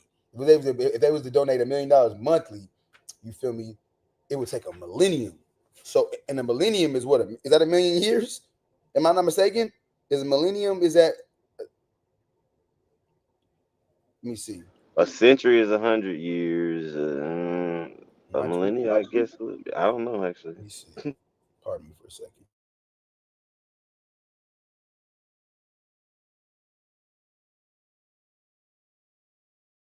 1,000 years. I don't know why I thought it was 1,000,000 years. Yeah, I was because I really after I said 1,000,000, I said no, it's 1,000. Nothing 1,000. The decade is 10, so yeah. So okay, so 1,000 years. Yeah. Well, I mean, as soon as I said 1,000,000, 1,000 popped in my mind. I was like, yeah, ain't no goddamn million. But yeah, so that's still a long time. We don't have 1,000 years. We don't have 1,000 years. Hey, screenshot. We don't have 1,000 years for real. Put that in my for real. I need to screen record that. Make that ad lib. Black folks, we don't have we don't have 1,000 years. We don't have 1,000. We don't have 1,000 years. For real. So, in contrast, the federal government's recent response to the COVID-19 pandemic demonstrated that it can mobilize and spend huge sums of money virtually overnight without raising taxes. In fact, the federal government is not tax revenue restrained. I took that and I did research on it. And there's a theory behind it. The theory behind it. There's some validity to that. So, the only barrier to additional federal spending is the risk of inflation. And as we propose, and that's why I love him. And as we propose in the final chapter of From Here, because he has another set book, which I got, From Here to Equality, which is highlighting why we deserve reparations and all that. But basically, pardon me, the only barrier to in fact, the federal government is not tax revenue constrained. The only barrier to additional federal funding is the risk of inflation. And as we propose in the final chapter, From Here to Equality, reparations for Black Americans in the 21st century. A reparations plan can be designed to inhibit triggering significant inflation. I like it. A reparations plan can be designed, meaning we can devise a plan to inhibit triggering significant inflation. Darity Mullen, 2020, pages 264 through 67 in that book. The same issue is raised by Trayvon Logan in chapter 7 of this volume. Still, even if the federal government chooses to finance its reparations plan by borrowing, there are a variety of ways to do this that are comparatively painless. Methods examined in the final chapter, From Here to Equality. Thus, there are 4 pillars of true reparations. 1, eligible recipients must be Black Americans who have ancestors who were enslaved in the United States. 2, the reparations plan must be designed to eliminate the Black-white wealth chasm. The reparations plan must be designed to eliminate the Black-white chasm in wealth. The vast majority, I'm going to reread it. 1, thus, there are 4 pillars of true reparations. 1, eligible recipients must be Black Americans who have ancestors who were enslaved in the United States. 2, slow down. Chicago in you. Slow down. The reparations plan, I'll be trying to get it out. Slow down. The reparations plan must be designed to eliminate the Black-white chasm in wealth. 3, the vast majority of the reparations fund should take form of direct payments to eligible recipients. 4, the federal government must finance the reparations project. The chapters that follow expand upon the foundation these pillars provide, describing the thoroughgoing nature of injustices. Describing the thoroughgoing nature of injustices perpetrated against Black Americans in this country, and unequivocally stating that any true and unequivocally without a doubt. Unequivocally means without a doubt, and no doubt. It's something that's unequivocal. Something that is equivocal, it is vague. This is so yes. So in so pardon me. So the chapter that follow expand upon the foundation these pillars provide, describing the thoroughgoing nature of injustices perpetrated against Black Americans in this country, and unequivocally stating that any true reparations plan must be just as thoroughgoing. So any true plan must be thoroughgoing. We can't be coming with these HR 40s and these bills that are these placeholders. He said HR 40 has been used as a placeholder. That's been introduced in '89 by John. That was introduced. I didn't know that was introduced way back yonder. It's been revised multiple times and not for the better. So, and it's not exclusive in its talk. That's not good. So I don't know. I guess I don't know, man. I guess they don't make them like that. They don't make them like that. I hope y'all getting all these screenshots too, man. Y'all getting the raw. I said screenshot. Y'all getting the raw uncut needy. Y'all see how my mind work. My mind be. I think about all. I'm reading. I'm thinking about y'all screen recording. Yeah, that's how my mind be working. Being 100 places at one time.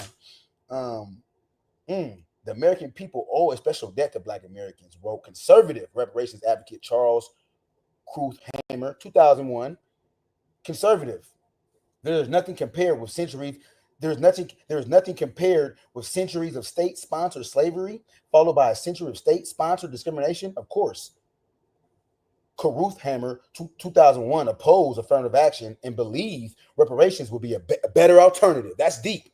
This man right here opposed.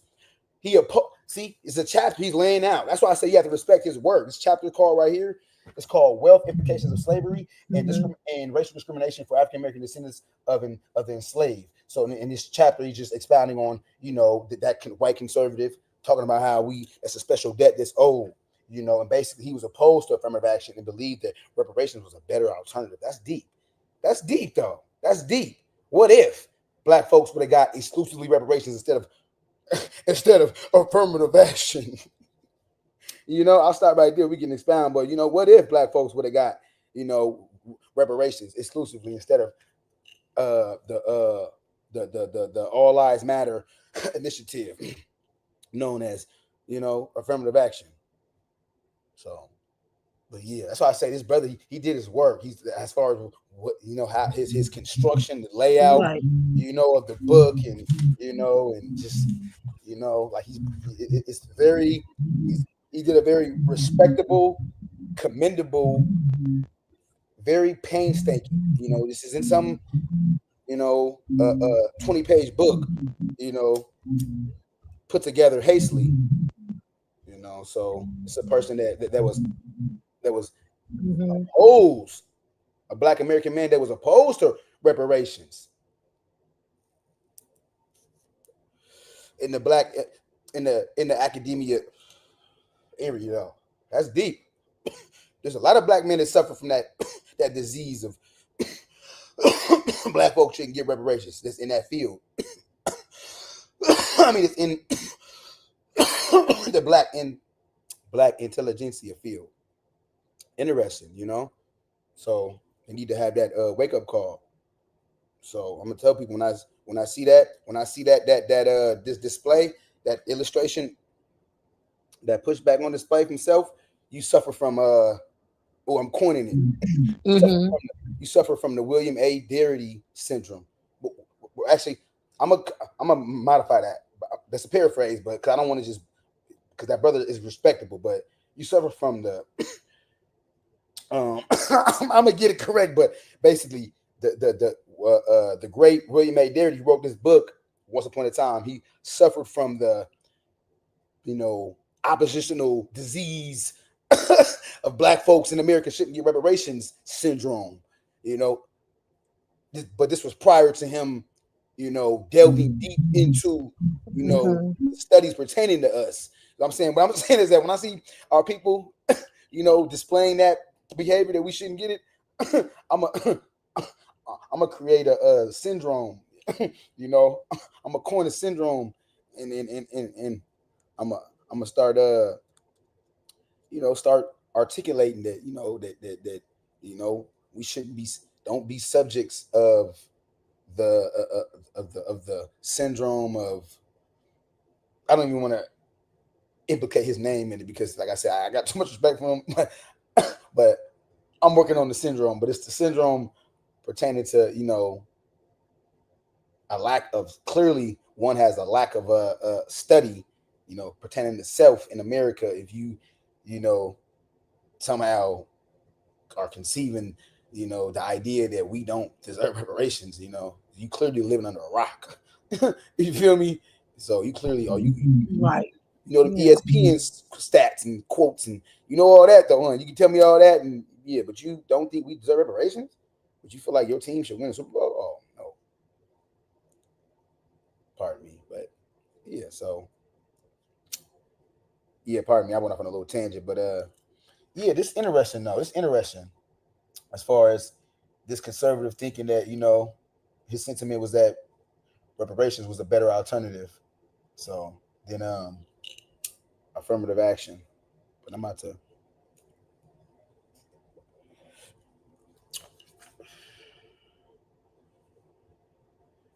Man, this brother did his thing, man. I ain't gonna lie. He did his thing, man. That's not even Right. good choice of words. But Mhm. yeah, I'm gonna keep going though. Let me see. So we, however, view these policies not as mutually exclusive alternatives, but as mutually augmenting. Reparations address the present day effects of past injustices like slavery and post-slavery racial discrimination. In contrast, affirmative action is designed to prevent racial discrimination from going forward. It would be strange to allow part of the historical injustice, state-sponsored racial discrimination, to continue unchecked while paying reparations for past injustices. For closure to be achieved, not only slavery but racial discrimination must end, and their combined effects must be addressed by appropriate reparations. Exclusivity. Like I said, I first came in contact with the brother on Dr. Phil. I literally came in contact with him, Dr. Phil, watching. Really? I seen some clip on Dr. Phil, and why they always got a coon. If you go to they didn't have nobody when Elizabeth Warren was proposing. I don't know if that bill got passed, but she was proposing reparations for gays, LGBT community, because they was discriminated against with the taxation system and how I guess whatever. I'm privy to a snippet, but I'm privy that they was somehow discriminated because I guess at one point in time it was prohibited to be in. So I guess they was discriminated. Basically, the tax policy discriminated against them. So she introduced a bill solely exclusively for them years ago. About 5-6 years ago. I don't know if it got passed, but just the goal of proposing such a bill, and highlighting exclusiveness for LGBTQ. But basically, why did I bring that up? Damn, my bad. I brought that up. Okay, Dr. Phil. My bad. Okay, my bad. I'm smoking this tree. Dr. Phil. This tree, that's one thing. This tree had me lose my train of thought. Can't even lie. But yeah, I brought up Dr. Phil. Yeah, basically, my bad. How first, I get your mind back. Get your mind back. The mind's a terrible thing to waste. Hey, I had to pull my mind back. Get over here. Don't lose it now. So, yeah, Dr. Phil, I was talking about how I came in contact with the brother. Yeah, and he was basically, they had a coon up there speaking against reparations. That's what I meant. My bad. I said, why is there always a coon? That's okay. So, yeah, basically, nobody is ever speaking. When it comes, they had a congressional. They brought the actor black dude to speak. They always have somebody speaking against reparations when it comes to us. Like when it comes to us, but there's never when it comes to other groups in their trials and tribulations, there was nobody speaking against the Asian bill. So this is what I mean by like, but there's always an opposing black figure saying how we don't deserve it. So this brother was on Dr. Phil, slaying him, intellectually slaying him. Elder, like I'm like, who is this brother? Like, who is this elder? Like, who is this? Who is this elder? I ain't gonna lie. You feel me? Yeah, I was enamored with the brother. Meaning, I fell in love with the brother. Not in this. Thank you, niggas be you think you gay? No, not sexual. Everything ain't sexual. You feel me? Like Nah, I usually be the one saying pause, but that wasn't. I got what you were saying. No, not you, bro. That's not the rest of you. I'm just saying this. I know you wouldn't. I'm just black saying men are not even I'm allowed big to on say that, saying pause. what you mean you feel in love? Because I'm thinking about another man, right? Well, yeah, I know what black you men. meant. So when I Like, say I often fell in love with, I admire. If you say you admire a nigga be like, oh, but enamored means like it's love though. Like to be enamored with somebody means you I fell in love with his disposition, his stance, his intellectualism, his unwavering. He was unyielding as it pertains on a national scale on TV on Dr. Phil. Most of us was enamored with Malcolm X. Nah, you right on that. Keep going though, bro. Yeah, you good, bro. So basically, just and what was I gonna say? Yeah, bro. I just from that day forward, and that made me and just investigate who was his brother. I ended up getting his first book and just doing research and got this book and and then I just been locked in with the brother, and then and then unbeknownst to me, like I said, I just doing further research. I didn't know that he had a oppositional initially had an oppositional standpoint against reparations for self. You feel me? Because he is us, he is self. So like, you know, what you mean, like anybody that what you mean you got an oppositional standpoint against yourself? Like, just think about what you're saying. Not, you know, I'm just speaking out in general. If I was speaking out, just think. Like, I don't care what you think about me, just think. You know, in the words of David Banner, you know, because I don't steal people's stuff, but that's a bar though. I don't care what you think about me, just think. You know, for real. I hate my gums because they black. Hate myself because they black. Goddamn.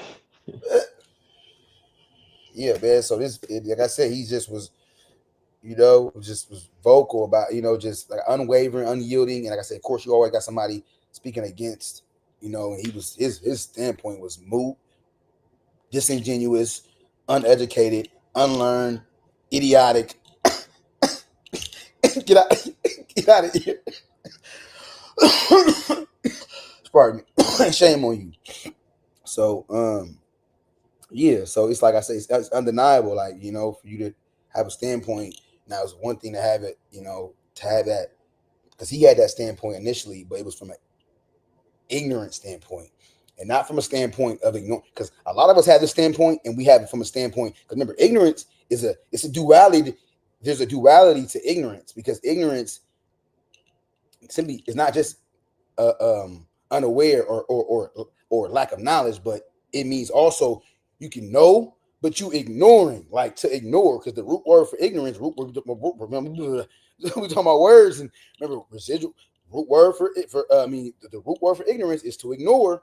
So a person, you can know damn well, reading books like How Blacks Build America, all these books, you feel me, but you gonna still get on national TV and just to get butter biscuits, because you know, sellouts got that during slavery. During those times, they would get trinkets, butter biscuits to you know, snitch and tell and all that, just to get. But today you get trappings and certain, basically get on national TV speaking against slavery, and you ignoring. So you're not speaking from an ignorant standpoint, from a lack of knowledge, unaware, you don't know standpoint. You're speaking from a, no, you're ignoring the fact that we do deserve that. You feel me? You know, you're ignoring the truth. You feel me? That's why I love words, man. For real. Tell them. Man, they mad at me, man, because I, you know, that's why I'm like, when the brother talking about some, but with somebody, I think I'm saying his name, Naps. What was that? He was talking about Malcolm X. Man, Malcolm X is not the only black person that got out of prison and had a renaissance of the mind. Like, what are you talking about? Like, you can't use Malcolm. You feel me? Like, I know plenty of black men that got out of jail, you feel me, and didn't go back. You feel me? They got their own certain businesses and successful. Like, what are you talking about? Like, what are you talking about, bro? Like, I don't know why about that. I see my mind be moving. But I brought that up just to highlight that basically, yeah, man, just words and, you know, breaking down words, and, you know, that's Malcolm got me into that. Just, you know, the you know, looking beyond the surface of words, of grammar. Yeah. Yeah, man.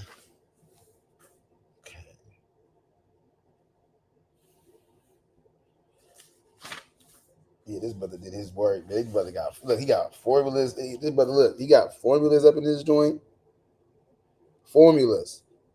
Like, so, you know, CS is cost of slavery. CD is cost of Jim Crow, segregation, and discrimination. EL equals value of labor expropriated.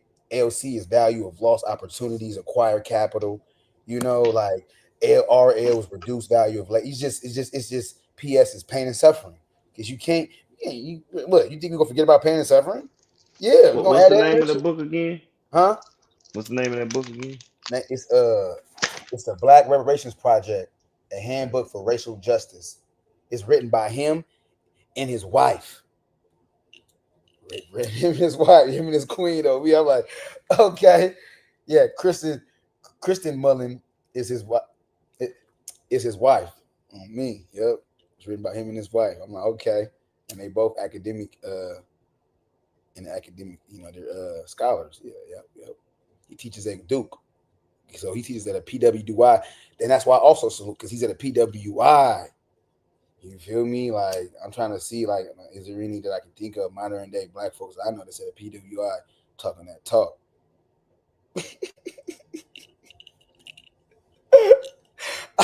I listen, man. What are you talking that talk? I mean, you need to hear that talk, man. That exclusive. I mean, I know. That's all. Nah, you ain't crazy, man. Like we exclusive. God damn it. We shit, man. Exclusive. Yeah, man. Like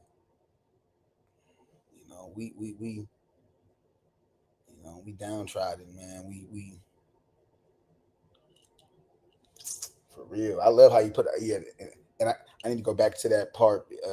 Go back over that because I love how he laid out the, recognizing that we all have a claim for reparations, but our claim is distinctively and exclusively different.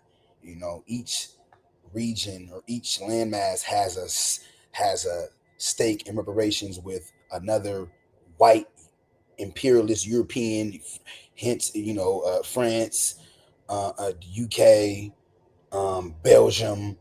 Yeah, so in each of those colonizers, for lack of a better term, just to spew something out there. They owe, like you said, in Haiti, who France owe plus tax. So you can't say that he's being divisive or none of that.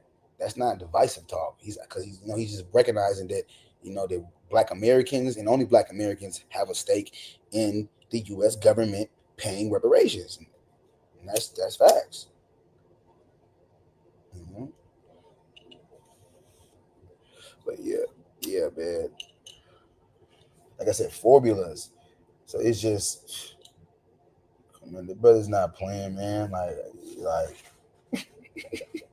So I asked you that so I could just, my favorite thing is ChatGPT. So I'm like, let me throw it in there and see what ChatGPT say about the well, book, right? So it start off explaining the book and everything. It says the overview, the black rep, and I wanted to see if it like has some kind of racist connotation. Just had it because I kind of yeah, manipulate my ChatGPT to be like, yo, bro, we don't recognize the racist bullshit. You know what I'm saying? So I want to see how it do this book. Okay, so it's a overview.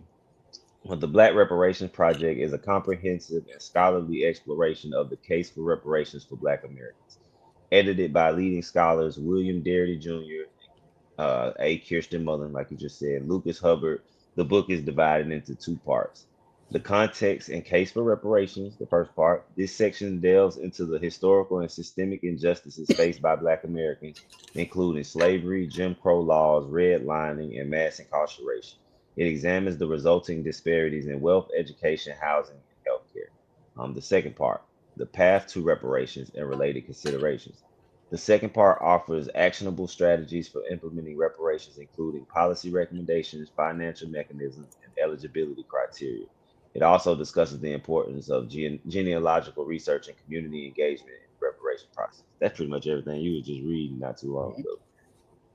Then it got key themes, historical injustices, interdisciplinary approach, and practical framework. It break each of them down, but I ain't gonna read them. yeah. I'm gonna jump down to the conclusion. It says the Black Reparations Project serves as both an academic resource and a call to action. It provides a well-researched foundation for understanding the need for reparations and offers a roadmap for achieving racial justice. For those interested in the intersection of history, policy, and social equity, this book is an essential read. It Hmm. speaks highly of Yeah.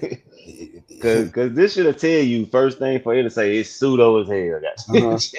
ChatGPT will tell you that flat out like, yeah, it's cool book if you just want to read it for that, but it's pseudo. Yeah. It ain't say none of that here. It's like, nah, this is well respected, well received. Let me see when it say about reception. The book has been well received for its thorough research and practical approach. Publishers Weekly described it as a valuable asset for activists and lawmakers seeking to advance the cause of reparation. The Friends Journal is where this comes from. Noted its alignment with Quaker values of equality and social justice. So they saying the reception of it even good. Like, nah, this scholarly. This ain't no BS.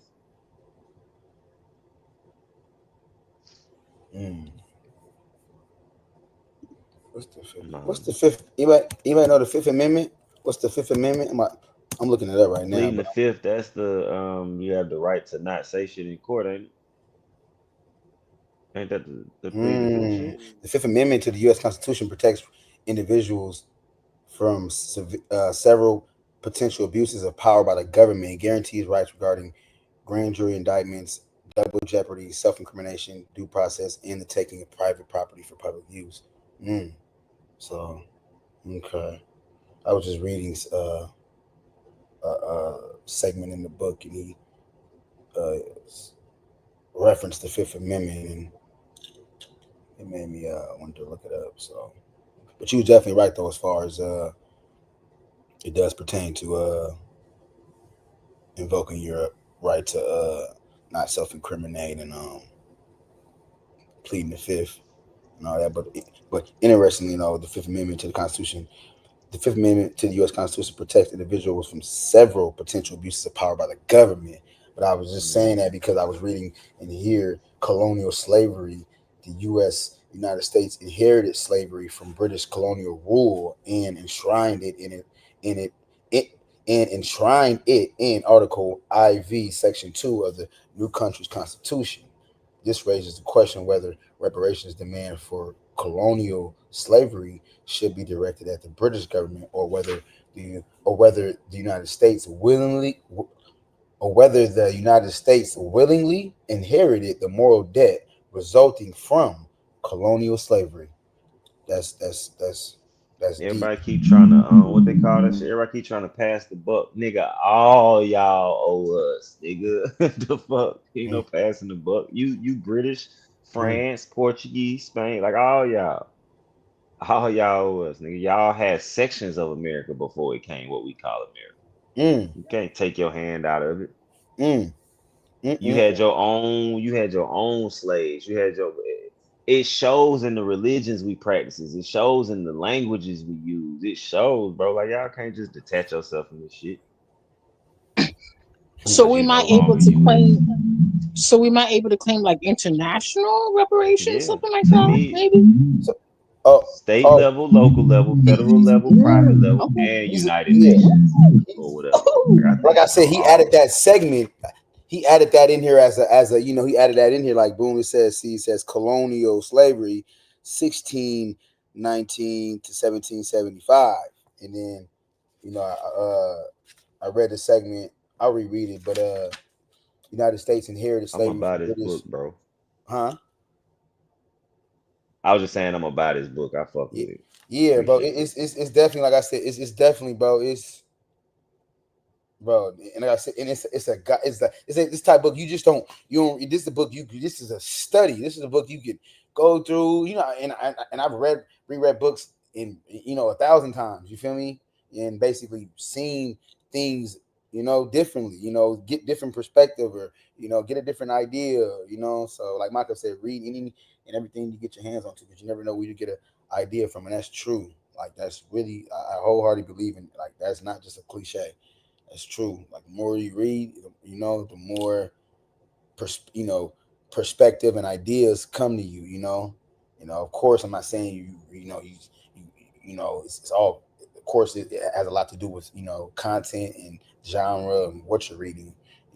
But but it's just generally reading the right type of books definitely can provoke thoughts in ways that you never thought of, for real, for real. But yeah, man, colonial, they owe too. So United States inherited slavery from British colonial rule and enshrined it in Article IV, Section 2 of the new country's constitution.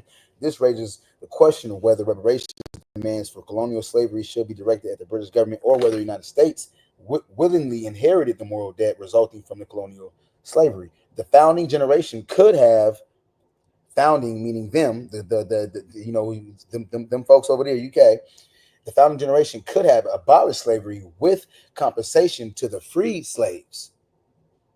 For example, George Washington freed his own. For example, that's why I love him. For example, George Washington freed his own enslaved in his will and made sure his will was published. All this, we how we gonna find? There ain't no history. Everything is lost. Fuck out of here. some some some that's why I really had like that. There's that whole just like I don't need like I know I have the disposition for like my own channel, like the way like just the character, how I am, and like it's everything is genuine, it's authentic. You feel me? With me like my disposition. So it's like it's just all the theatrics and the facial expressions. This is me in real life. Like this is how I talk in real life. Like when I'm talking with people about this particularly, this is how I talk in real life. Voice inflection. Yeah, certain things need to be, revised and but yeah, my bad. So yeah, like I said, George Washington freed his own enslaved in his will and made sure his will was published. That's documented. Somewhat naively, he hoped to set an example.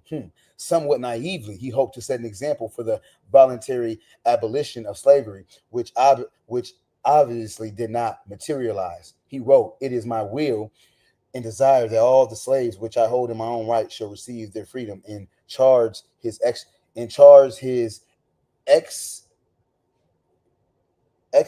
no it's executor no it's not executioners but it's hold on in charge his executors. Am I saying that right? Is it executors? It's like an Executors. executors. Thank you. Yeah, executors. Yeah, because it's EXECUT. Yeah. Executors. Okay, executors. Thank you. I don't Yeah. know why. Good looking, bro. Executors. Okay, executors. Yeah, you're right. Good looking. Appreciate that. Okay, and charge All his of executors with seeing. You're right, because over your estate, when you have an estate, you have an executor. My mom passed away, rest in peace. I wasn't able to be her executor of her estate because I was a felon. You feel me? So we had to make a move and use somebody else. But yeah, so you're right. It makes sense. Yep. Executors. So charged with his executors, seeing that a regular and permanent fund be established for the support. That's interesting. So yeah, that's interesting. So outlining that, pardon me. So he wrote, "It is my will and desire that all the slaves which I hold in my own right shall receive their freedom," and charge his executors with seeing that a regular and permanent fund be established for the support, so long as there are subjects requiring it. Quoted in Ford 1893, pages 272 to 73, emphasis added. Washington personally owned 124 enslaved, all of whom were freed in accordance with his will. According to check this out. According to his executors, more than 10,000 had been paid to Washington's formerly enslaved by 1883.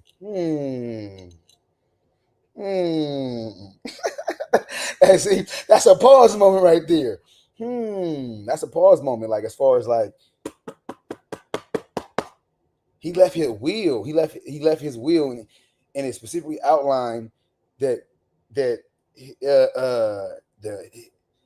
people that the black people that his 124 black people that he enslaved designated, they was reparated. So yeah, more than 10,000 had been paid to Washington's formerly enslaved by 1883. All the Washington's voluntary abolition scheme did not succeed.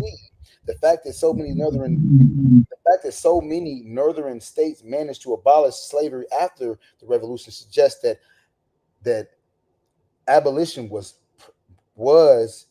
practicable. Am I saying that right? Yeah. No, pardon me. Although Washington's voluntary abolition scheme did not succeed, the fact that so many northern states managed to abolish slavery after the Revolution suggests that abolition was practicable.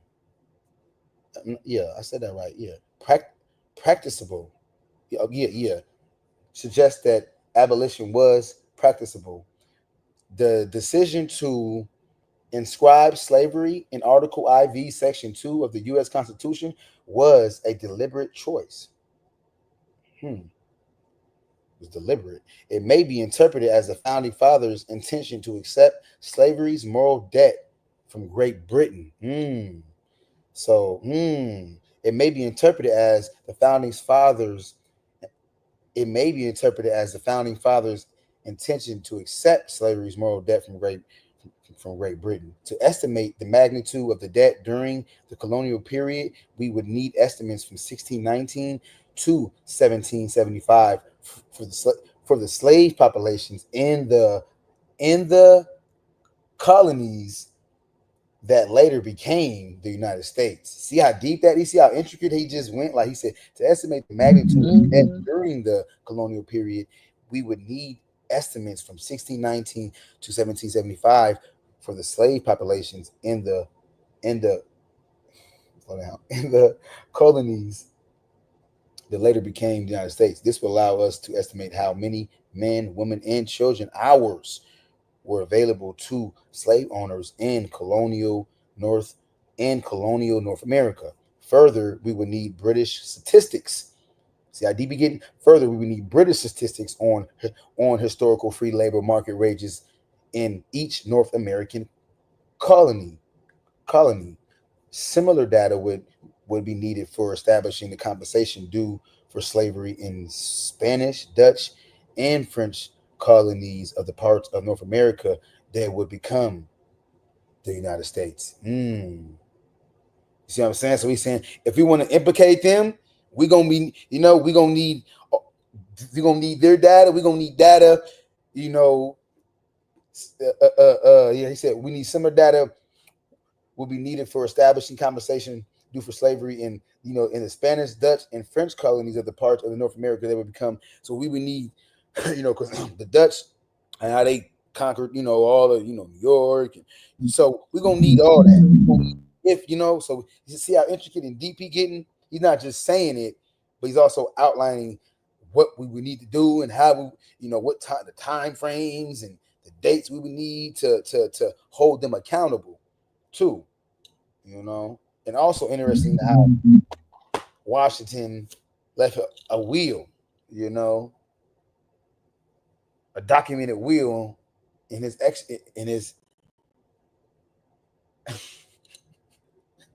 executors. That's one thing I don't know about, and I try to remind myself that some of these words like, bro, we ain't gonna be pronouncing this English language like how white you say all that trying to when it comes to pronunciation. I'm not big on that. I'm not big on, and I have to remind myself bro, we not gonna say it like how, let alone the terminology. Let alone how British speak. That's proper English technically, and then let alone how what we went through and stripped and then how we've created our own, Ebonics and we're not going to pronounce it, but nowhere near like the original Brits or the original Englishmen. You feel me? To transfer to the bastardized version of America and all that comes with that, and so and all that, man. The hell, we gonna make sure it's we gonna we gonna be So I don't know if y'all want to say something though as far as that goes, but I just find it interesting as far as us potentially being able to implicate them and what we would have to what steps we have to take to implicate them as far as data and things of that nature. For real. So yeah. Land, it's a lot.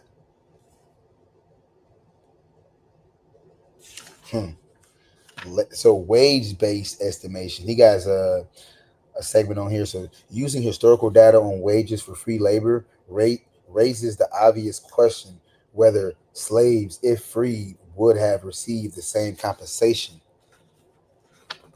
Let me read that.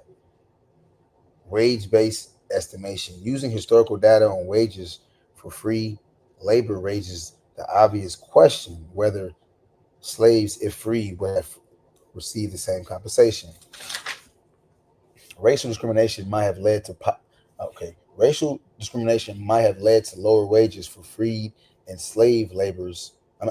Racial discrimination might have led to lower wages for freed and slave laborers in practice. However, discrimination cannot be legitimately used to reduce present value reparation estimates. However, discrimination cannot be discrimination cannot be legitimately used to reduce present value reparations estimates. Racial discrimination itself is a historical injustice worthy of compensation. Facts. Hey, facts. That's what I'm saying. Like, stomp down with you. Like, what are you talking about? Like you said, racial discrimination itself is a historical injustice worthy of compensation. The only relevant consideration is the likelihood that wages could have changed. So the only relevant consideration is the likelihood that wages could have changed had an estimate 4 million forced laborers suddenly flooded the free love. Hold on, let me read that. The only relevant consideration is the likelihood that wages could have changed had an estimated 4 million forced laborers suddenly flooded the free labor market. At least in theory, the addition of freed and slave laborers might not have exerted a net effect on wages, as it would have increased not only the supply of labor, but also in rough proportion the demand for free labor by former slave owners. These counter these countervailing forces these countervailing forces might have left the prices for labor and the free labor market roughly unaffected, justifying the use of free market hourly compensation records to estimate the earning potential of the enslaved had they been free laborers at the time. A better counterfactual may be what the wage rate would have been for an African who had migrated freely to the American colonies in a world without American slavery. In that world, voluntary African immigrants would have found higher wages because of a greater labor shortage. This consideration renders our estimation method very conservative. To obtain reparations, to obtain reparations estimates, we use the work hours available in the enslaved labor force and multiply them by average free labor market wages at the time. The enslaved population is recorded. The enslaved population is recorded beginning with the 1790 census. See, he's dropping jewels. The enslaved population is recorded beginning with the 1790 census, U.S. Bureau of Census, 1975. See Table 2.1.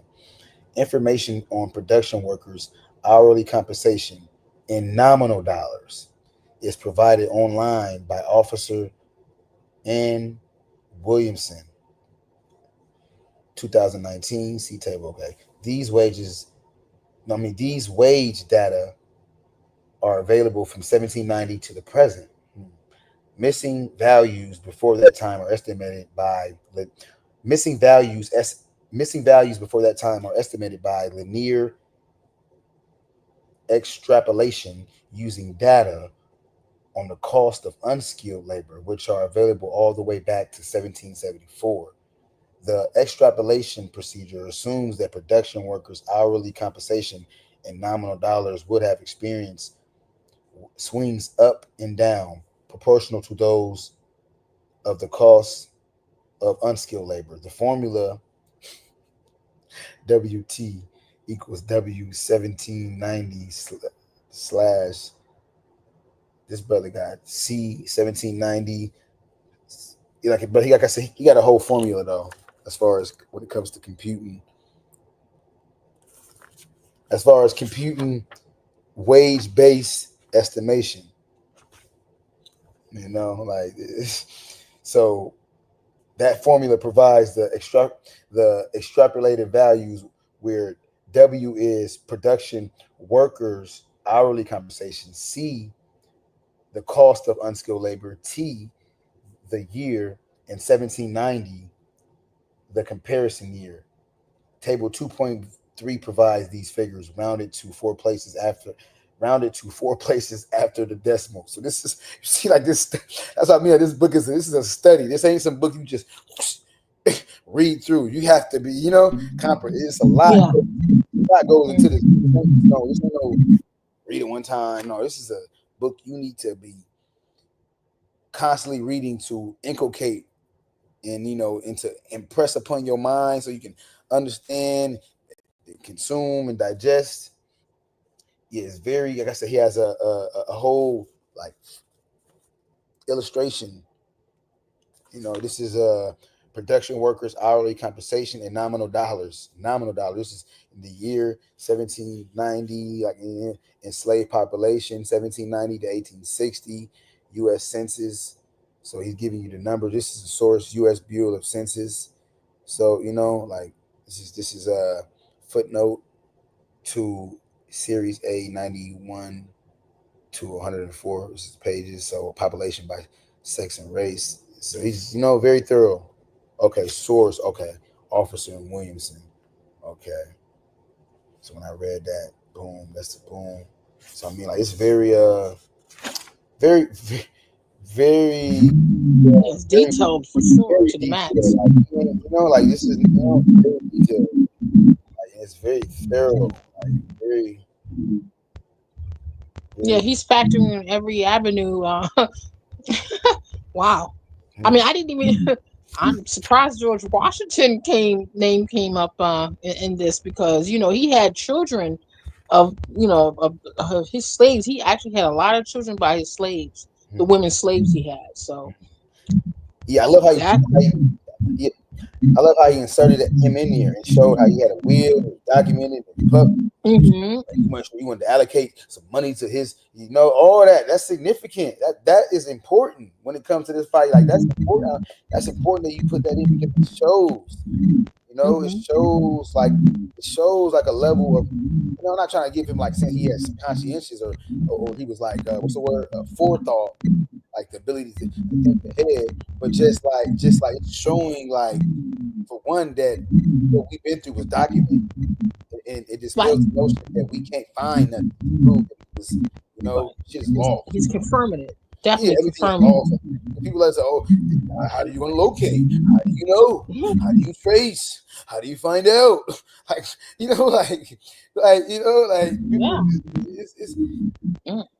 that's another thing. He like seen a lot like how to how to trace a northern aspect from a southern aspect, like how to strive, what to look for. Like he's giving you familysearch.org. He's giving you all the ism in his book.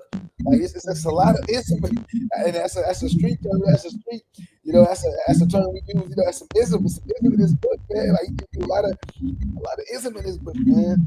A lot of ism. So yeah, I remember you was talking about hospitals. And I just jumped to hospitals, but he even highlights, he has a segment on here on hospitals and medical colleges, but hospitals, healthcare facilities throughout the United States. Black physicians and patients had limited access to predominantly white medical facilities. So Fonte is kind of historically, so it kind of make me think about these facilities now are quote unquote technically predominantly white. As I delve into the uprooting of black medical institutions, and I got to dig deeper, but he's going this is even though he's saying historically, but it made me just think now, like historically is now. We have to get history is present tense. We have to get everything. We have to get out this constant notion of history, like meaning that everything is past and it no longer exists now. Like no, historically, these historical medical institutions are modern institutions now. Like they exist now, meaning that comparison of the people that attended them slave lynchings and parties and all that. Them their descendants exist now. Like they still around. Like they had children that exist. Pardon me. So throughout the United States, Black physicians and patients had limited access to predominantly white medical facilities. Black communities and white philanthropists invested in creating facilities that catered to Black healthcare. This is what we were just talking about. So during the racial terror campaigns of Reconstruction in the Jim Crow era, Black hospitals and clinics were included as targets for destruction. Think about see how he hides. So he's high. Remember you talking about where are the Black hospitals? I mean, I'm not trying to make fun of you enough, but it just makes me think about what you said as far as like that's what I mean by like it's layers. That's why I say it's layers to what we've been through, man. Like the debt, like what we owe, man. It's like it's man. I ain't man, sometimes, man. Like no, man. We ain't John Jones, man. Nah, I want to. So we ain't crying shit around this. We need to enact. We need to enact. We need to enact plans of action. You feel me? As it pertains to dealing with the most fragile and sensitive areas of our people. So food and shelter, education. But I was, health. Yeah, so food, shelter, and health. And housing. I mean, all of it. Like you said. Shelter. Yeah. Shelter, my sister. Yeah. That's why I said shelter, food, shelter, and housing. And of course, there's many. It's that's why I say it's many layers. That's why people. What you saying, brother? You want to say this? No. And so that's how I see my mind work. I'm already self-checking. You don't hear, what you saying, brother? You saying it's only a trio of we only have a trifecta of issues. We only have a trifecta? No, brother. We have unfortunately we have a plethora. But yeah, but that's deep though. That's deep. During the racial terror campaigns of Reconstruction in the Jim Crow era, Black hospitals and clinics were included as targets for destruction. Bentley Edwards, and he has the citation. That's why I love him. The citation, as far as like, that's why I say if you want to do that ain't true. That's true. Then he has the citation where you can go look it up. 2018, Wells Barnett, 1900, Parnisha Cotton. Basically the whole after that. That profound illumination on just that profoundness. He has the reference for one to be able to is that true? Because you got a lot of us be is that I don't think that's true. He could be like, what are you talking about? Somebody be like, right. Exactly. So pardon me. So, and despite these repeated assaults, Black health facilities were, it speaks to the, and even Black Wall Street, pardon me. So, despite these repeated assaults, Black health facilities were rebuilt out of necessity because of de jure segregation in the South and exclusionary practices in the North. Separate wards within facilities. So that's deep. So in spite of see how it just so Black Wall Street being destroyed and it being rebuild, but I was going to say something in regards to that Black Wall Street being rebuild, but because I also know too there was aid was provided, but there's I was recently reading something on Black Wall Street, but pardon me. I'll find that. But I was reading some on Black Wall Street. I went to highlight on that, but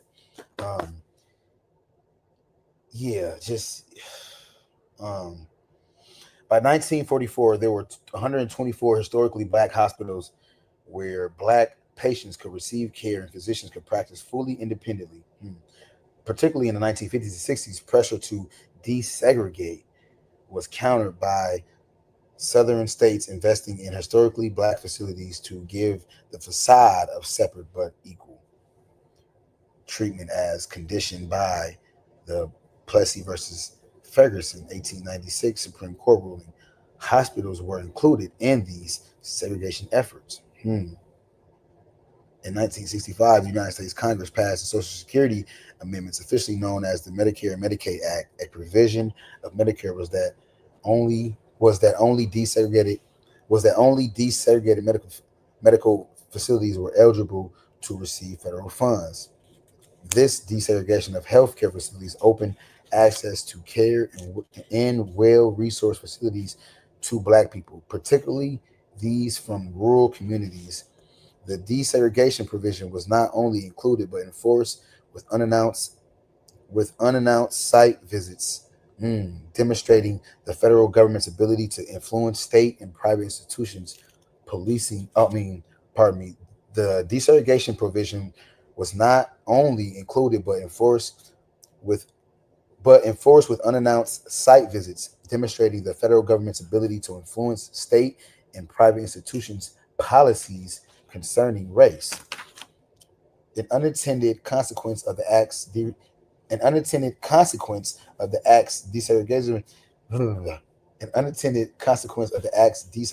provision was that governments began to systematically disinvest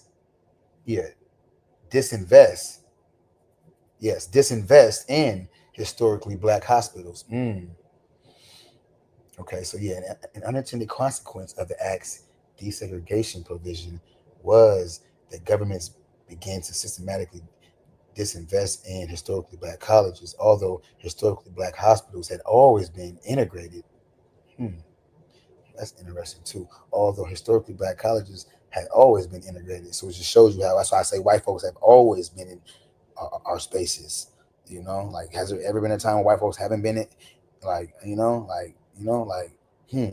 So, but yeah. Although historically Black hospitals had always been integrated, anyone could receive service regardless of race. So I mean, that's what I mean by we've always been. Come on, anybody, which is good, but but goddamn though, it doesn't. I don't know. I'm just saying. That's why I emphasize. That's what I mean by we emphasize. We have. Oh, come on, hey, come on over here, buddy. Come on. My head getting chopped off. My arms is my leg is gone. Come on over here. Come over here and get some services. But yeah.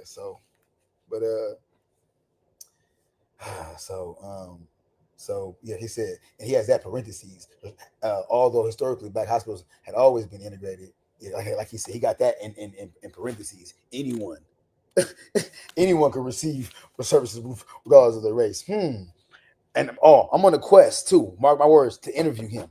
And I have some very pertinent and profound, I have some questions I want to ask him, like as far as his composition of the book, meaning like what prompted you to insert formulas. It's one thing to write. I have many books, tomes that's advocating why we deserve reparations, but what prompted you to insert mathematical, scientific, technological, equations, STEM-like equations in your book to decompose the systematic parallels that justify why Black people deserve reparations. William, Professor, you feel me, Professor? Like for real, like what? Because it's one thing to write, Black people deserve reparations, and to illustrate. Because there's a lot of literature out there on reparations, but I've never ran into a book that is like so, like it's like so, like it's laid. It's the format of it. It's laid out, and it's like I said, just the equations and the the references, and is very It's very. He did a. This is 10 out of 10. Yeah, in every aspect. It's like detailed in every aspect of every aspect because it's amazing. For real. I didn't know it went that deep like that. Yeah, like I said, he's hitting, and then when I get to this, he's gonna get into like he's not playing like he's not playing like he's so listen. So he says, if you don't mind, pardon me. So he says, yeah, so no protections were put into place to preserve the continued operation. So you remember he's talking about, as far as like boom, no protections were put in place. In the midst of them wanting to desegregate, no protections was put in place to preserve these historically black medical institutions. No protections were put in place to preserve the continued operation. Additionally, black people began to seek services at both historically black and white health institutions, while white people continue to use these same white facilities, resulting in a significant drop in revenue in historically black hospitals. That's kind of interesting. Like I said, this is a study guide.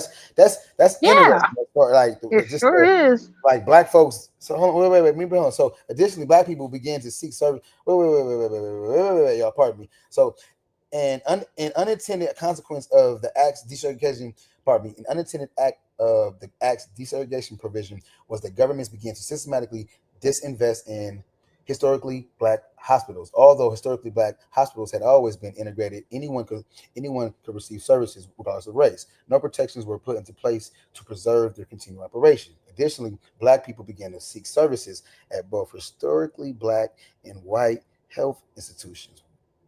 Why? While white people continue to use these same facilities. No, pardon me. I gotta read it. While white people continue to use these same white facilities, resulting in a significant drop in revenue in historically black hospitals. Period. I question Oh, why so like black people see it's like they well, they funded the white. it's the desegregation effect. Mhm. The segregation effect made some black people it splintered us, which in turn had a negative effect in preserving the what was the scarcity of what was left, of preserving the black. So that's speaking. Wow, it's speaking to my. It's just like speaking to how, like he said, an unintended consequence of the act's desegregation provision. Like it's just letting you know how that act and how it had a psychological effect on us. not just that they like black people would be willing to go to a white hospital just because um a lot of times they would have quote unquote better facilities. You know what I mean? So it would be black people that's willing to go to those hospitals. Sometimes it's just that was the closest hospital to me. You know what I mean? So it's stuff like that. Whereas those white people would 9 times out of 10 never have to make that decision to go to a black hospital. You know what I'm saying? Like they ain't gonna be close to it for no particular reason, and they're probably not gonna have better stuff for them to deal with. You know what I mean? If you get what I'm saying, like there's Yeah, gonna I be do. black people that choose to go to the white hospital for Hmm. particular reasons, whereas white folk ain't gonna never have no reason to go to a black hospital. So that's why I'm not excusing the numbers, but that I'm explaining Oh, why I I see understand. those type of I numbers. understand your point, brother, but my perspective is you have to think about what the totality. He's talking about how the totality of the Desegregation. of the desegregation Yeah, and no, I how caught that. basically Yeah, I'm with him. I'm with him and on that. how Yeah. and I understand that your perspective on it, but it how just the desegregation, how it fragmented black, like it like when it came to like that, it really, if I'm trying to find Not trying to. I'm We striving didn't to. prioritize black things, black Yeah. hospitals, black businesses, Uh-huh. black, Because whatever. We didn't prioritize our own because he fast forward as a now. whole, at least. Yeah, because fast forward now. Remember what I said? Like doctors, we do better. We like we subsist longer under the care of black doctors. This is with these recent modern studies. Matter of fact, Black Panthers was talking about that during their time, talking about the importance. I seen a video on the Black Panthers talking about the importance of black doctors and how white doctors misdiagnose. They'll see something on a black person and they'll think it's this and it's not that. And they was talking about it in their time. So there's videos, there's video documentation from the Black Panthers, black physicians talking about the importance of black doctors then. So, like, it's been so it's just I just think about, that's what I mean by my mind is be layered with so much information when it comes to us, and then when I read something, my mind gets to it picks out everything. It's like even like I said with the Trump accounts. Yeah, that looks good, and it's a proposed. It's not official. It's proposed, and it's for babies that's born January 1st, 2025. Basically, his whole tenure. Any baby that's born, and if it's made official, but my mind thinking, okay, that's good, but is black babies going to actually benefit from that? Because we know that the infant mortality rate with black babies, with black women, is high. You feel me? So basically, I almost we saw. I don't know how. I don't know how I started talking about infant mortality rate, but damn, I might see what I mean. How my see, I take you on a whole journey, just black American, What's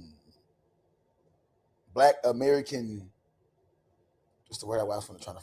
Black American, it's a term I want to use of just not. Well, I was gonna say strife, Black American strife. I think that is the word I want to use, strife. Let me see something. I gotta make sure. I think I am using the right word though. Black American strife. That's one thing too, y'all. Words be bouncing all through my words be bouncing all through my word, bouncing through my word. Strife. Yeah, that is the word. Strife. Strife. Yeah, strife. Black American strife. No, it's not. It's not strife. It's not strife, because the strife is angry, bitter, or conflict, discord. You can say that.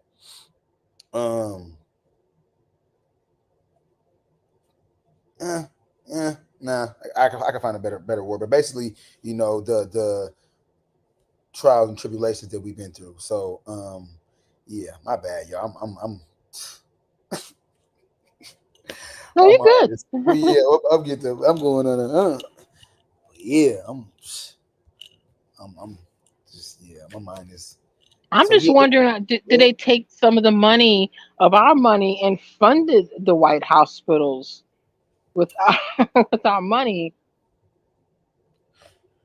well, hold on, sister. You mind? I mean, that's a good question. But I think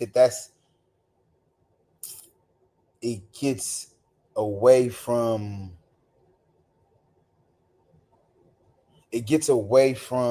Respectfully. Mm-hmm. It gets away from. Mm-hmm. It gets away from the him, because what he's doing is he's outlining, like he's Okay. outlining Okay. the demand for reparative justice as it pertains to our black institutions. Okay. So As a whole. Mm-hmm. so I understand where you're getting at. So basically, that would I understand where you're getting from. I mean, I understand the point that you're hinting to. I want to make sure I said that right, because what I just said didn't even sound right. Well, that's just one factor of many. That's just one factor of many. Yeah. But when it comes to the larger scheme, like Right. we was at if we like how we're at a if we're at a HIV convention and somebody like, well, what Right. about breast cancer? Well, hey, I understand about breast Mm-hmm. cancer, and that's a serious issue. But right now we're focused on awareness pertaining Right. to Right. this. So we don't want Understood. to we get away from. But Exactly. basically, I understand what you're saying. But pardon me real quick. I'm gonna finish this No, you're segment fine. Continue. to the okay. So additionally, so okay, so yeah, so boom. So additionally, black people begin to seek services at both historically black and white health institutions, while white people continue to use these same white facilities, resulting in a significant drop in revenue. Historically, black hospitals, pardon me, yeah, I don't know. Pardon me. Additionally, black people begin to seek services at both historically black and white health institutions, while white people continue to use these same white facilities, resulting in a significant drop in revenue. Okay, in historically black hospitals, as the black facilities closed, black physicians and nurses were not hired into white hospitals. So, as the black facilities closed, black physicians and nurses were not hired into white hospitals, which often questioned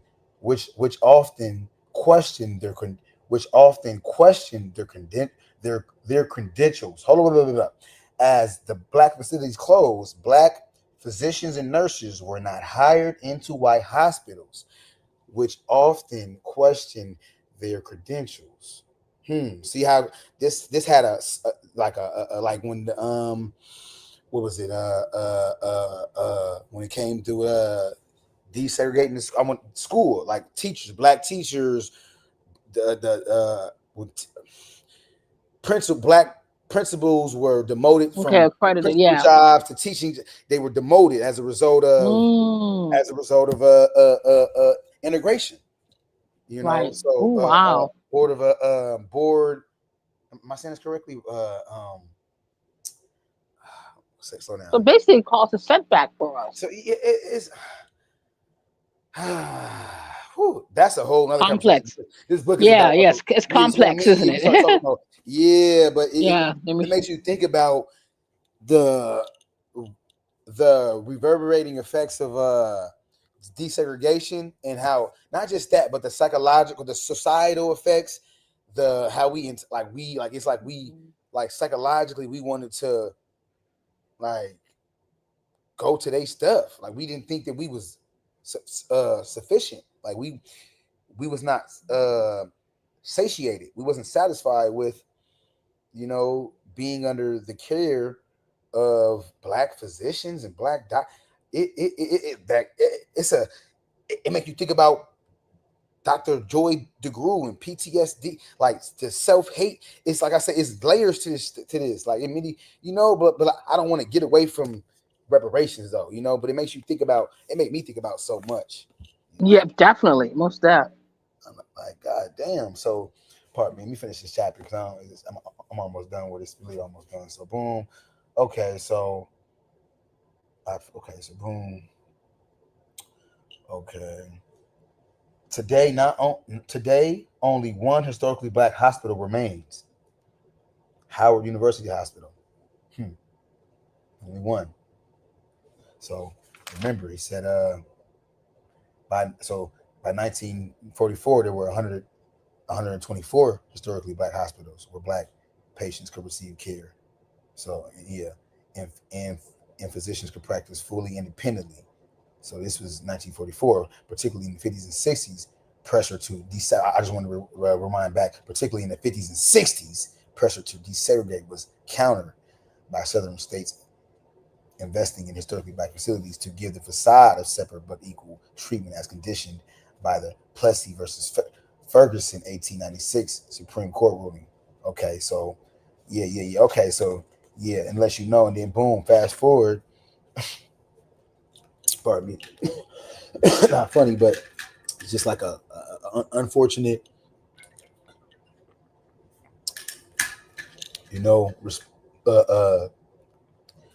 body. It's an attribute that I like. It's That's all. So basically, today only one historically black hospital remains, Howard University Hospital. The problem is not that there is only one historically black hospital in America. The problem is not that there is only one historically black hospital in America. The key issue is that when these hospitals and health clinics were shut down in waves after the Medicare and Medicaid Act, and again in the 1980s and 2010s, facilities were not built to replace them. That's deep. As a result, predominantly black communities, whether urban or rural, once again face a shortage of local providers and accessible health care. Raw, some he has some citation. Raw, and heard him in 2020, 1992, somebody's name, Thomas Holmes and Pink, 2016. Direct monetary reparations can provide the resources to access available hospital systems and the financial weight to demand better training of the providers at these facilities to improve African American health outcomes. Hmm. So medical colleges, and now he's going to get into. In 1910, there were 14 medical schools that specifically trained black physicians and numerous others that trained healthcare professionals like nurses and dentists. The American Medical Association and the Medical Association of Medical Colleges, in collaboration with the Rockefeller and Carnegie Foundations, were trying to standardize and regulate medical education in order to exclude institutions they deemed to be subpar. Despite its long history of non-consenting, despite its history, John Hopkins, I be on they Kofi for real. No disrespect to my Muslim brothers out there, but I be on their head. Despite its long history of non-consenting medical experimentation and training on black bodies, John Hopkins, they're another private institution that, for real, John Hopkins University was still seen as the standard bearer for medical training and innovation. People don't know John Hopkins actually did the first. They actually did the first trans. It was on a. So was it a black boy or a black? I don't want to misquote the gender, but it was a black person. I don't know the gender right now at this moment, but I want to say it was a black boy, and they turned for him to a black. But but I know for a fact that they did the first sexual change it was on a black subject. So yeah, you got to dig for that. But that John Hopkins University, and they've been around for a long time. They've been around since slavery. If not longer. I would say predate. They've been around for a minute. John Hopkins University been around for a long ass time. But that's why you see, they've been training. Despite its long history of non-consenting medical experimentation and training on black bodies, this is already hinting to what I'm talking about. John Hopkins University was still seen as the standard bearer for medical training and innovation. Commissioned by the Carnegie Foundation, and the Flexner Report is often heralded as the turning point of modern medical training. That's true. It's often heralded as the point of modern medical training and thus modern medicine. Its author, Abraham Flexner, visited over 150 medical schools across the country, including 7 black institutions. Unsurprisingly, he determined that 5 of the 7 black institutions he visited were not suitable for medical education. So he shut down more than half, well over more than half. Divide the 5 into the 7, and we'll get the percentage of that. You divide the numerator into the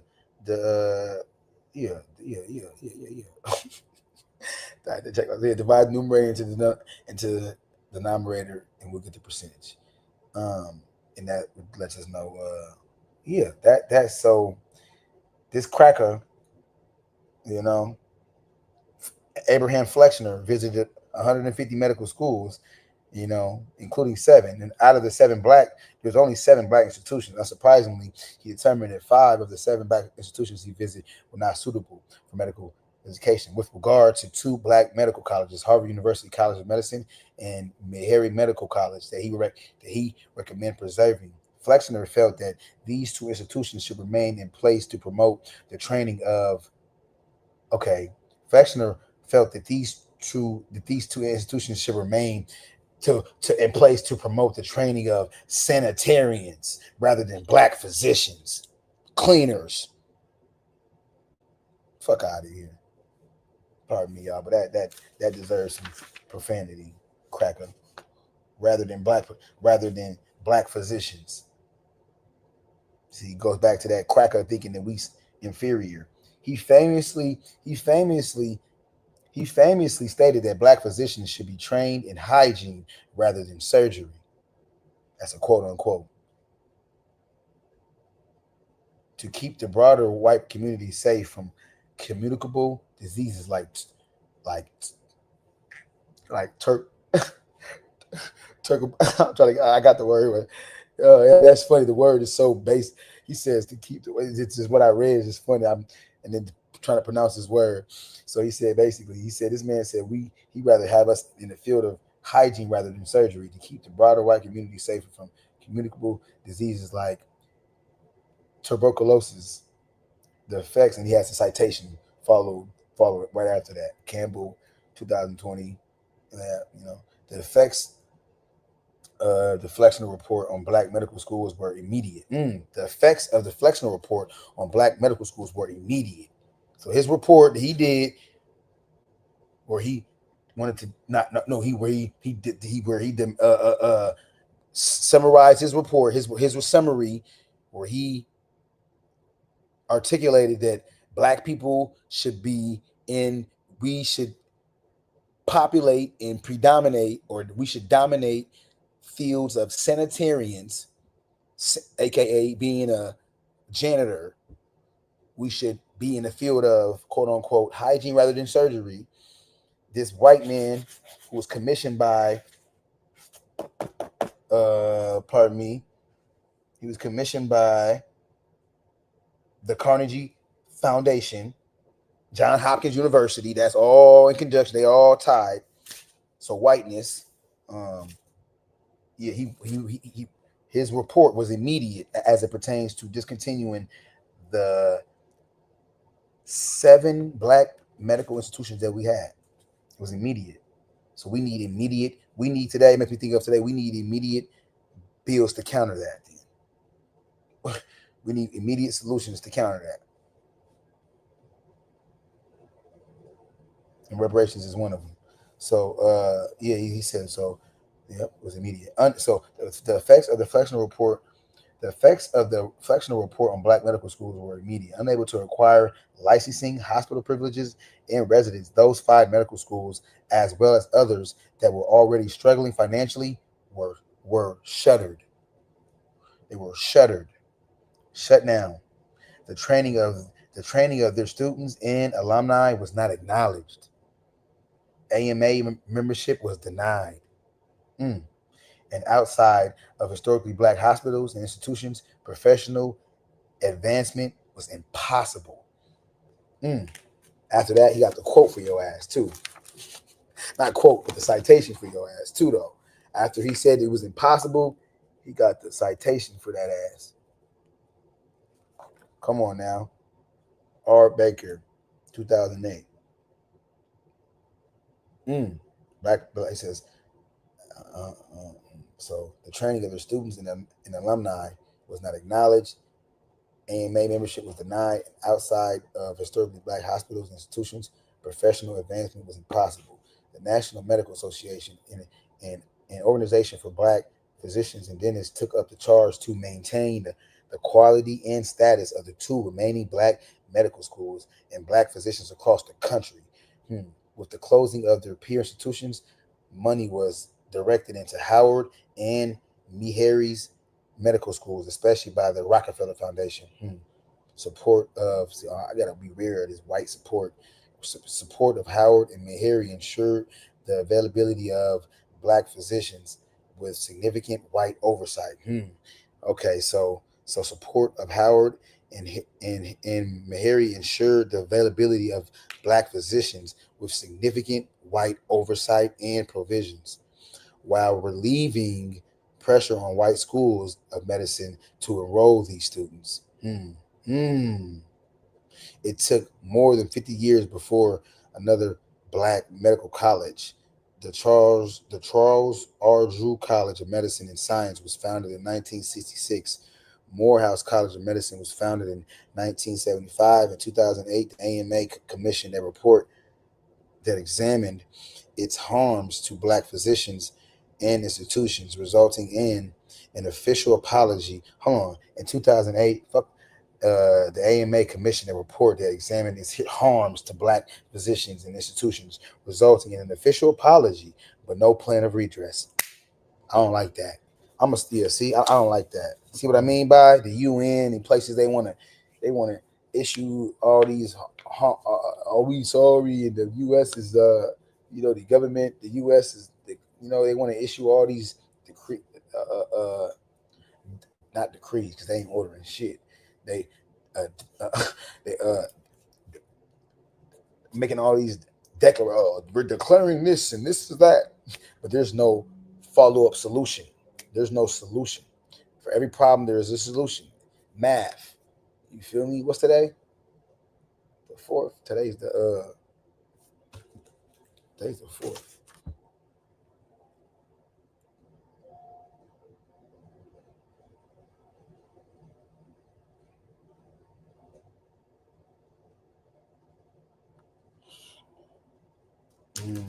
It's the 4th. What's the signs? But no, me and my bad.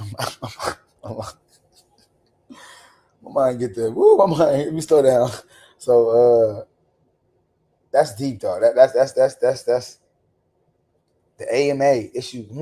I need to see. That's what I mean by that's one thing too. It's so much information out there pertaining to black people that we don't know, let alone the average lay person don't know. Like, so with that, it's so much content that can be made.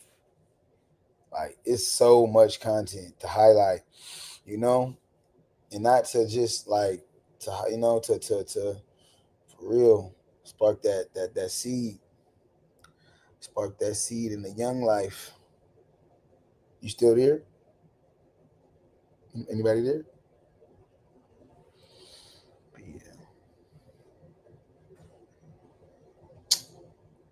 Yeah, man.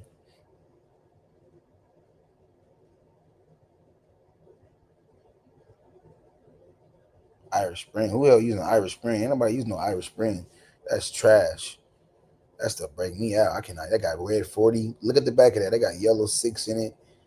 All type of chemicals, animal fat. That dry my skin out. That's jail soap. Irish Spring and Axe. Basically.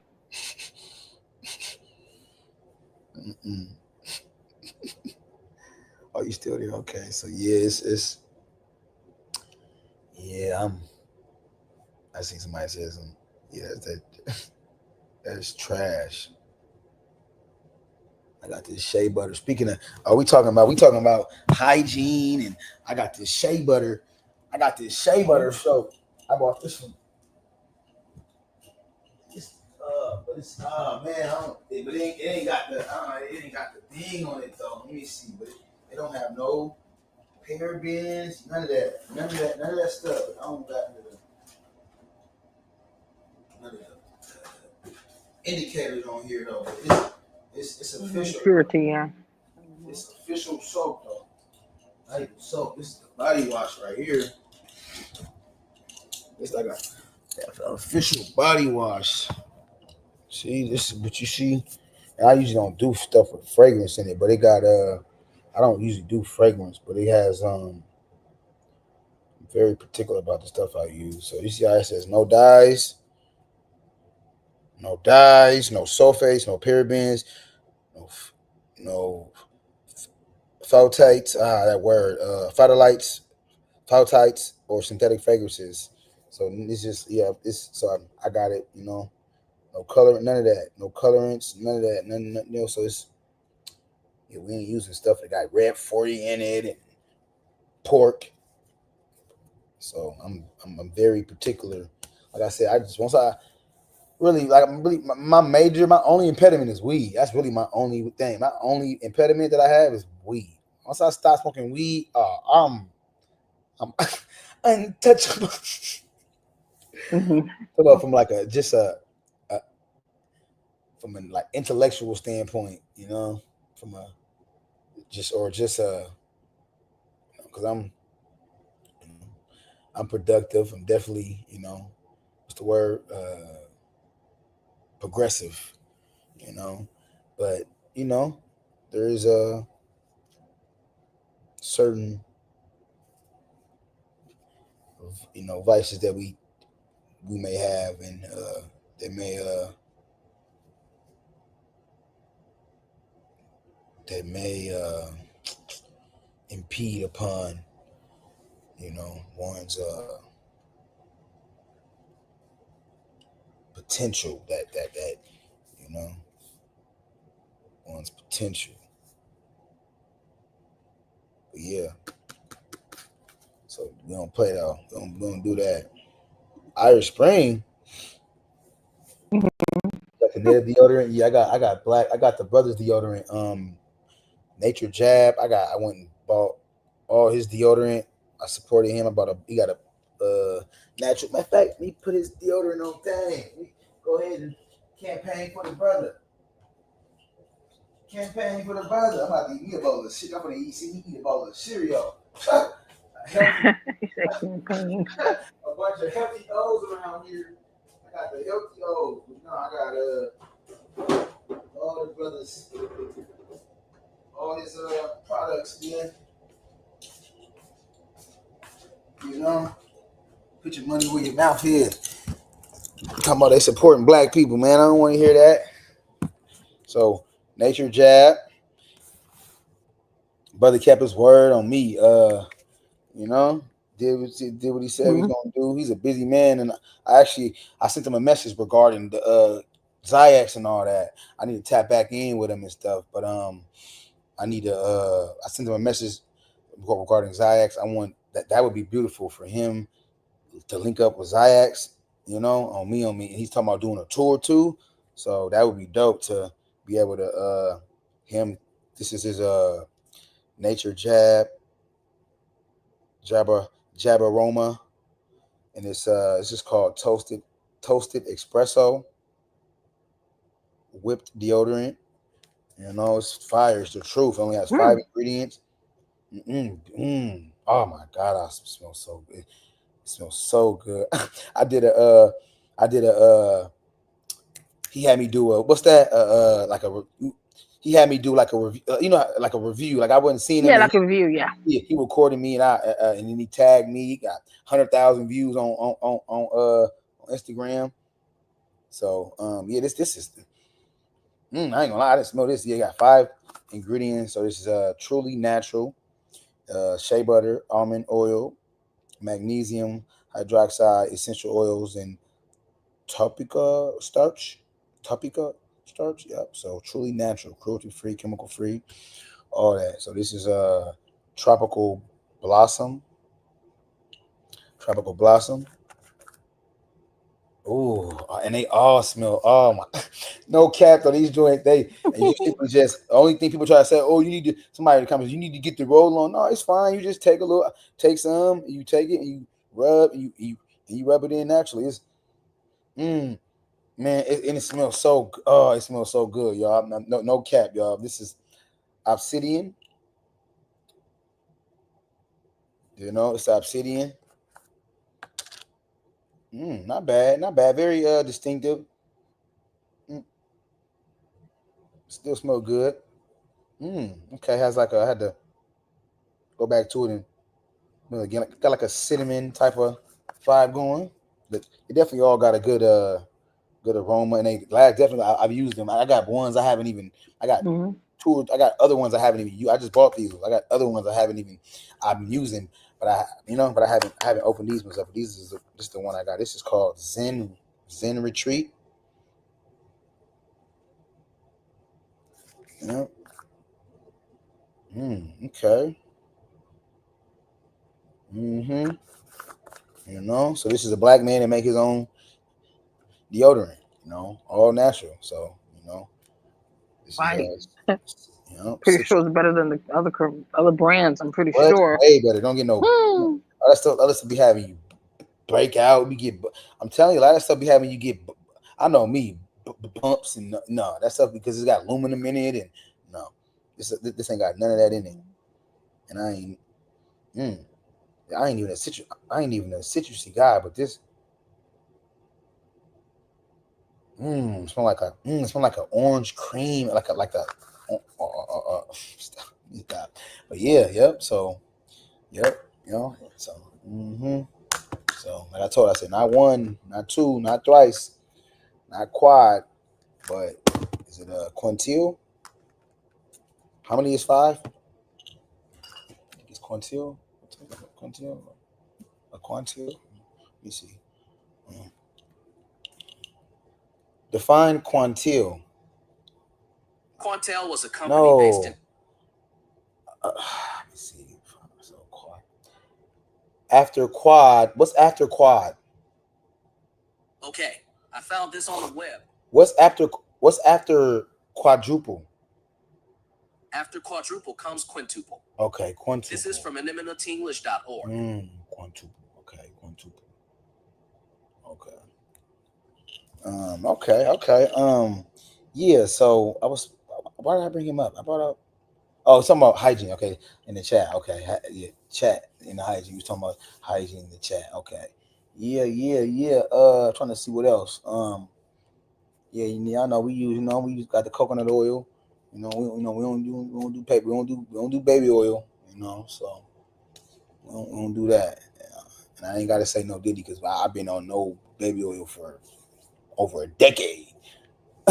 It's been years. And what baby oil, Vaseline? What?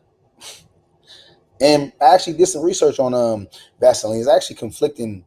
You know, one is it's saying that I research saying it doesn't clog the pores. There's research saying that that it's not good to use as a daily regimen, but only good to use for like injury, cuts, things of that nature. And so it's just conflicting. But I know for me, petrol and anything, just like I said, is anything, just deriving or just even have that derivative of, you can say fossil fuel, but it's petrol, gasoline. I'm just not. I ain't with it. I ain't with it.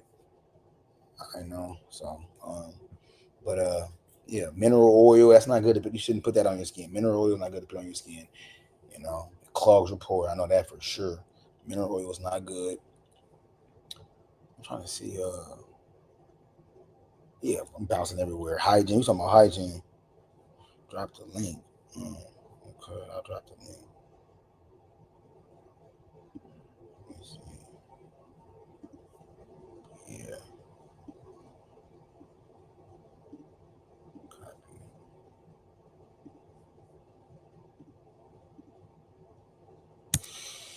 Bouncing from here to there. So yeah, I'm just thinking about life. Yeah, but the thing is though, content. I'm not. I wouldn't like. I'm not on no like trying to like. I'm not.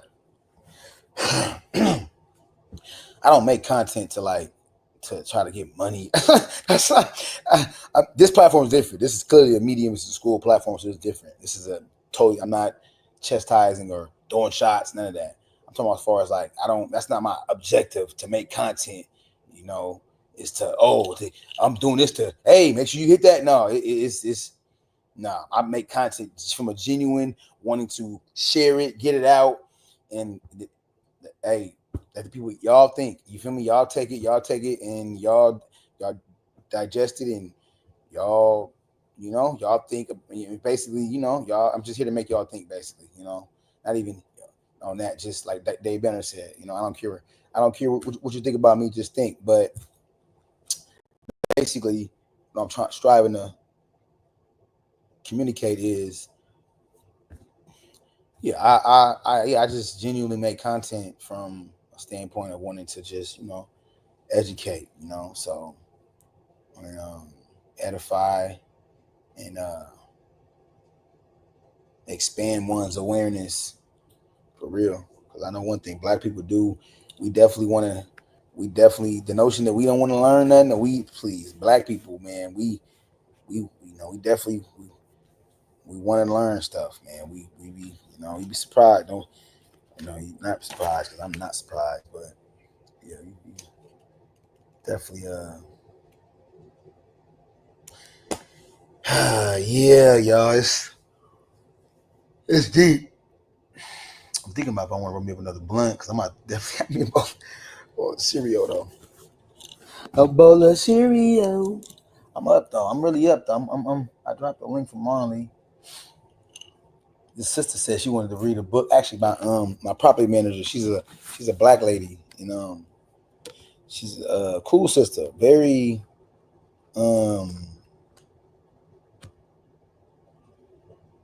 very contrary to popular belief. People like to try to say, but sister is very very respectable.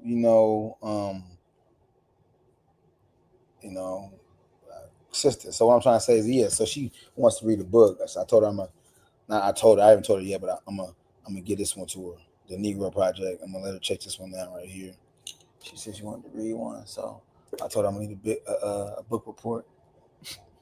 But yeah. So I moved in, she's like, "You got all them books? So I'm gonna have to read a book. I'm gonna read a book." I was like, "Oh, okay."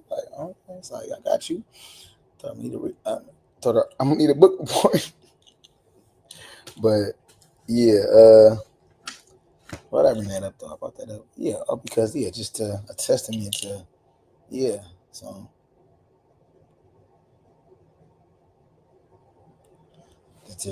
there's a desire to want to know things, and she's a Black American sister too. I know. I can tell. I just know her. You just know. You just know Black. I know. I know. We try to act like outside of a person's name and their disposition that we can't identify a Black American. Like we can, even the talking points.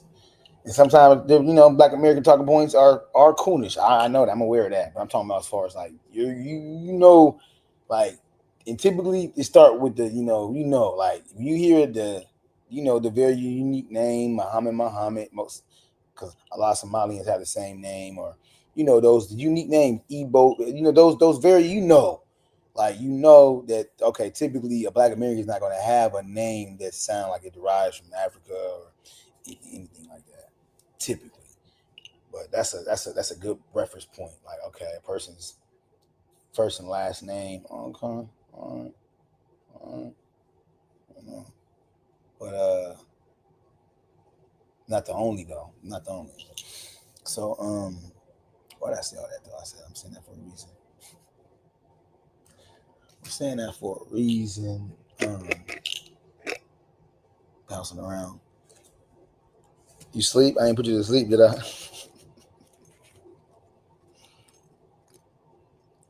Jimmy? Hey, Nick?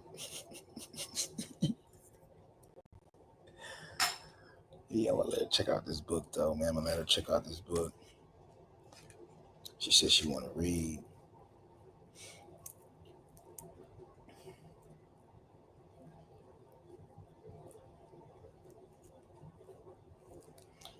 Yeah, man, that's that official deodorant though. That official drone.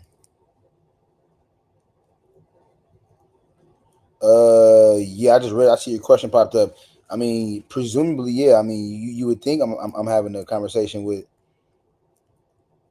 the lady, the queen on the panel. Yeah, you would assume that. But if somehow she's not here and she dipped away, then I'm talking to whoever listening. Is we still alive? All right. Yeah, we still alive. So I know somebody's, somebody got their ear out. They gonna say he talking to himself. As long as we live, I definitely ain't talking to myself. Even if we wasn't live. So,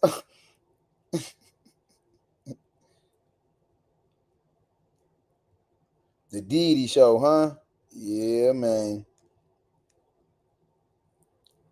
Yeah, man. But I might have me a bowl of cereal.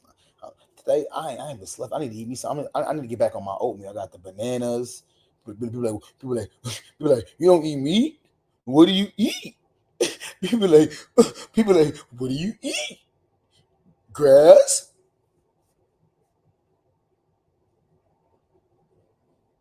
Oatmeal. Case in point, oatmeal. Put the bananas in it. Got the granola. You got the honey. You got the peanut butter. You know, I mean, what do you like? What do you mean? What I eat? Yeah, I got the cinnamon sugar.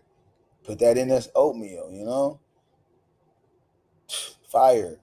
You know, yeah, I'm not a cream of wheat guy, Marley. I don't do. And I actually did research, Marley. Oatmeal is actually healthier for you. It's actually healthier. We can have a. I found some because I was like, Marley said cream of wheat is more healthy than oatmeal, bro. Nah, bro. Based on my quick research I did, unless you got some scientific study or something that that's published to counter that, cream of wheat is not healthier than now it has other healthier ingredients that oatmeal don't have, but overall it's not healthier than oatmeal per se. But yeah, oatmeal is I love oatmeal. Oatmeal is my what go what I got the granola too. Matter of fact, that's what I'm eating. I'm eating some granola. I got the granola. I got the bananas. I got the honey. I need some butter. I got butter. I got a little bit of butter, but I don't need butter. But I don't. Butter is not a necessity for my oatmeal. I don't. If I don't have butter, the plant based butter, I'm not saying like I can't eat it now. If I don't got honey, if I don't got like yeah. So the main things I need for my oatmeal, like the main things I gotta have, I have to have bananas. I have to have honey, and I have to have granola. I have to have those. I cannot eat oatmeal. Oh, and I gotta have my peanut butter in there too. I gotta take a scoop of peanut butter, put that in there, whip it up. Be like, what do you eat? What do you eat? Air.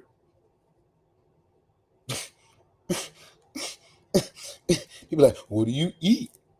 What do you eat? Air, grass. Remember, it's more fruits and vegetables than it is meat. Pause. For all my pauses out there, there's more fruits and vegetables to choose from than it is meat options. There's more fruits and vegetables to choose from than there is meat. I don't want to hear nothing about that. Oh, this. They got baking soda and vinegar.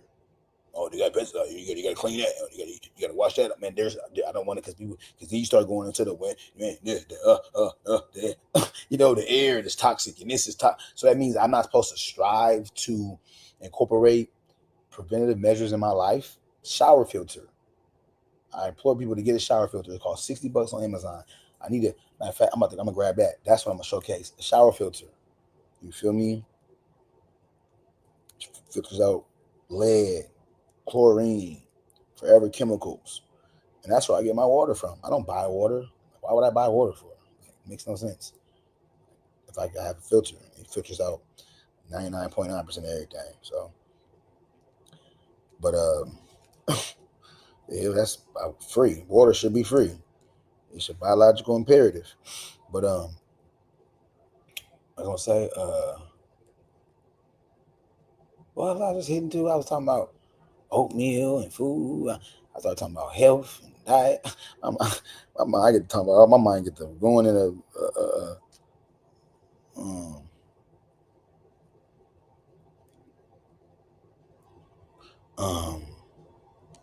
okay, health. Y'all was talking about health and okay. Yeah, I was talking about health. Health and first about oatmeal. I was talking about oatmeal. That's what I'm talking about. I keep talking about that oatmeal. It's quick to make. It's easy. Scoop it up quick. That's one thing I love. I love making salads. Quick to make a salad. All I gotta do is rinse off my lettuce about 10 times.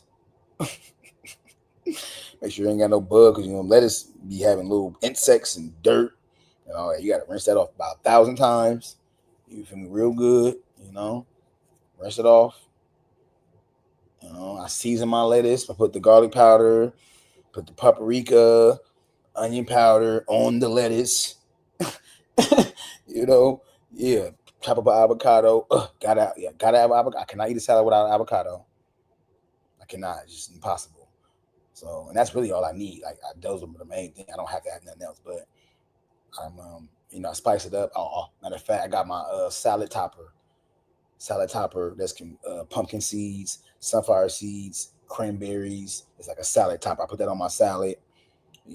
So yeah, nice, good, healthy salad. For real. Avocados. I love avocados. Love avocados. Those are my ish. I have to have it. If I ain't got nothing in the house, I got rice.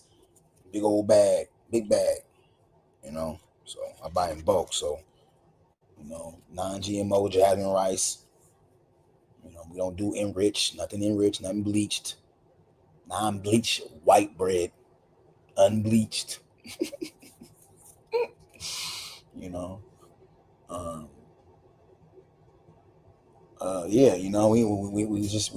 we ain't playing. Got the fruits, pears, all that. When last time y'all ate some fruits? Some people. When last time you ate some fruit? First thing you doing, first thing you get up when first thing you do when you get up, you eating hot Cheetos and drink Kool-Aid. That's not good. First thing you do, you get up, you drinking beers. Not good. Like when the last time in general, that's to everybody, not black people, anybody, any people. So you are what you eat. You eating hot Cheetos and eating a pork back. You gonna smell and taste and look like hot Cheetos and pork back.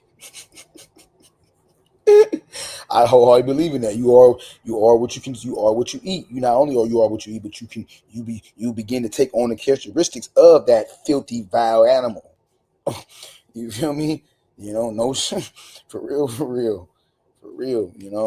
Everything that creature went through, you are consuming. You feel me? So but I do it for a self-preservation.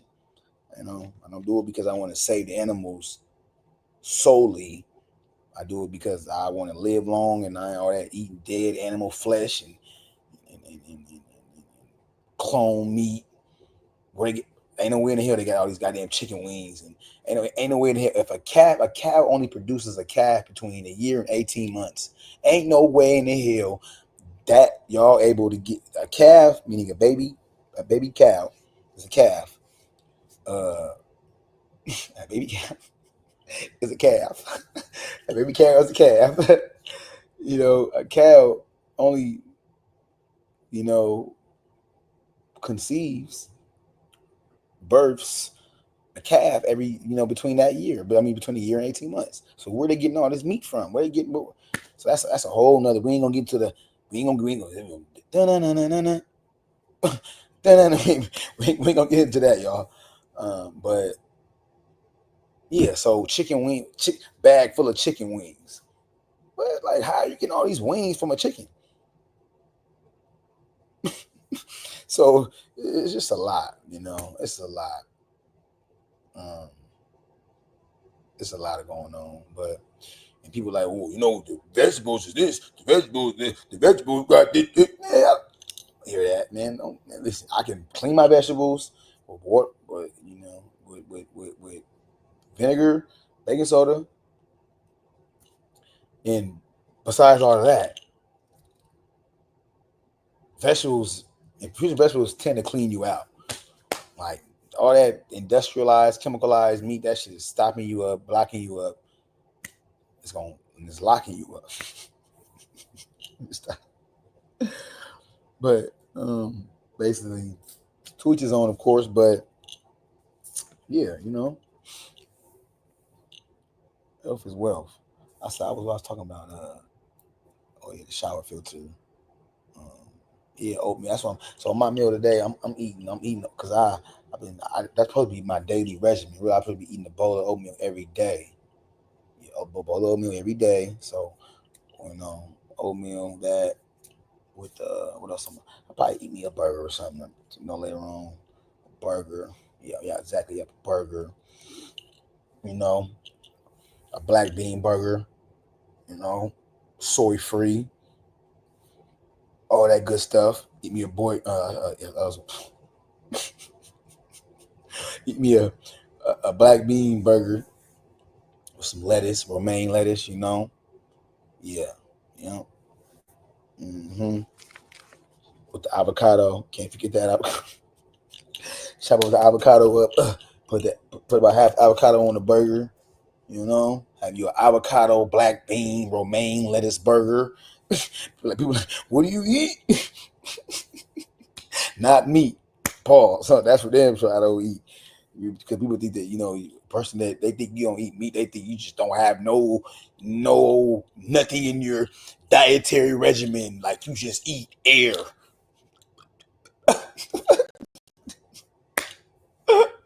You be like you can just eat air or something. Like you just can't eat nothing. Like come on, man. Like I got, please, man. All type of goodies, and just don't eat all that bullshit, man.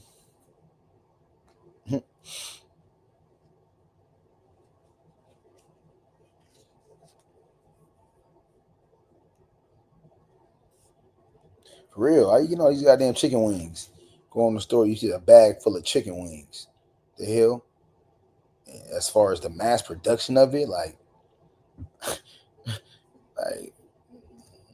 but hey, dude, that's a whole other topic though. Da-na-na-na-na. This right here is the reason. This is what got me on my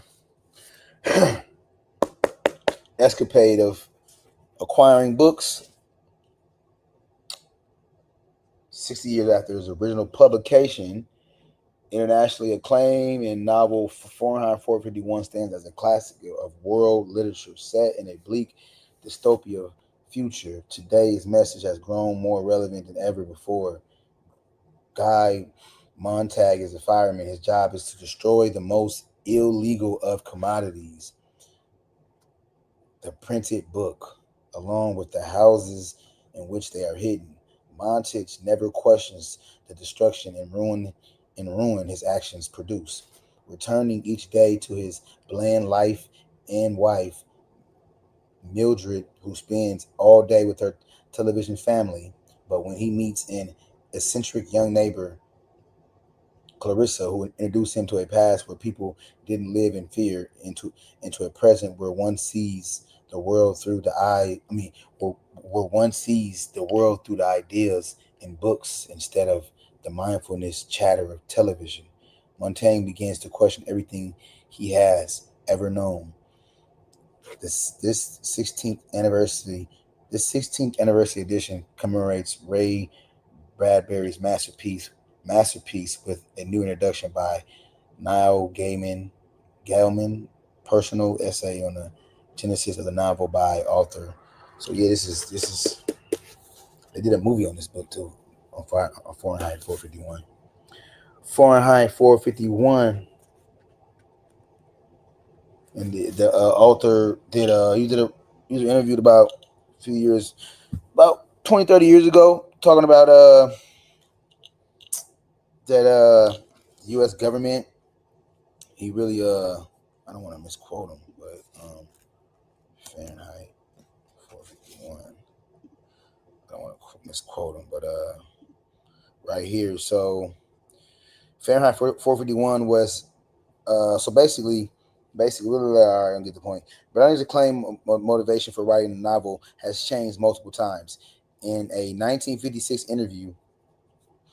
radio interview, Bradbury said that he wrote the book because of his concerns about the threat of burning books in the United States. In later years, he described the book as a commentary on how mass media reduces interest in reading literature. In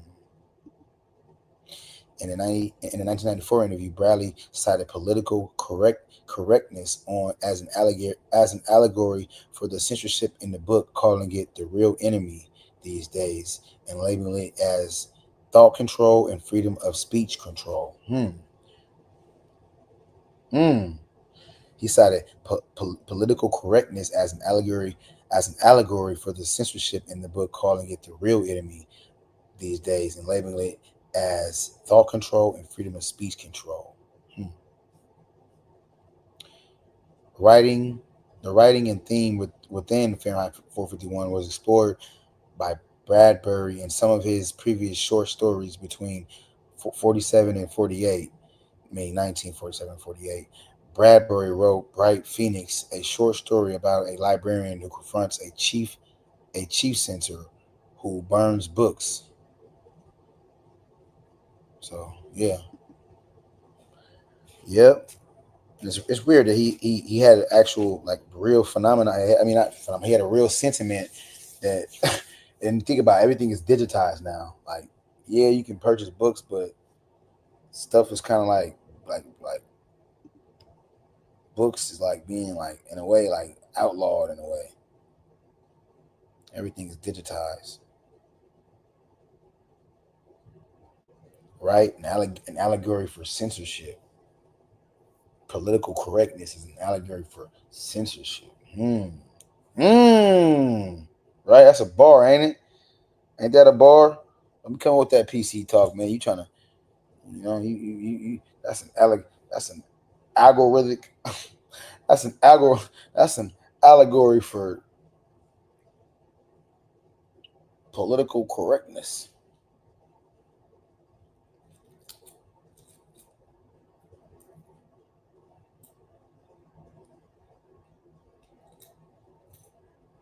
Hmm. That's deep though. That is deep, deep, deep, deep, deep.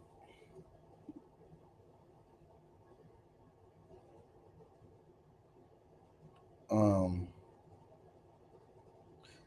Yeah.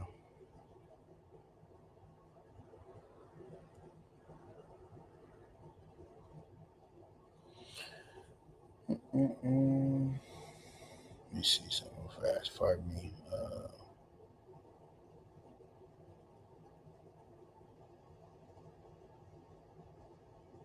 Mm.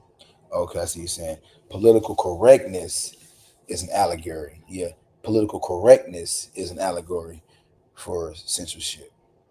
Mm. He using political correctness as an allegory for censorship, calling it the real enemy. In these days, that's interesting. I would I would honestly agree with that. People being so caught up on so headstrong on being politically correct that mm, forms of forms. Amazing. What? What? This is a whole. It's like a whole. It's jewels, man. It's jewels. That's all I can say. Oh, I appreciate you. I appreciate you Likewise. wholeheartedly. Huh? I say likewise. Yes, indeed. Anything on your mind you want to say, or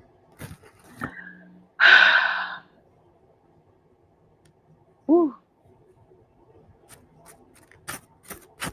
Freedom. I don't know. I just feel it's. I just feel like not that we're missing out anything. It's just that it's like so prolonged of the wait and everything, and we're so close, closer than ever. Of really, possibly, living out this long journey of payback in all aspects across the board. hmm. Woo, for the next generation too. Yeah, I see. Yeah, you talking about as far as like the reparation and how as far as like the many forms of being reparated in like in direct payments, medical, I mean like housing. It's like it's many layers to being Mhm. rectified and Mhm. healed, and ameliorated. Like in total, in total. So, At yeah. least, I mean, we're talking about at least for the next couple of generations. Would you say, as far as you said rectifying, you know,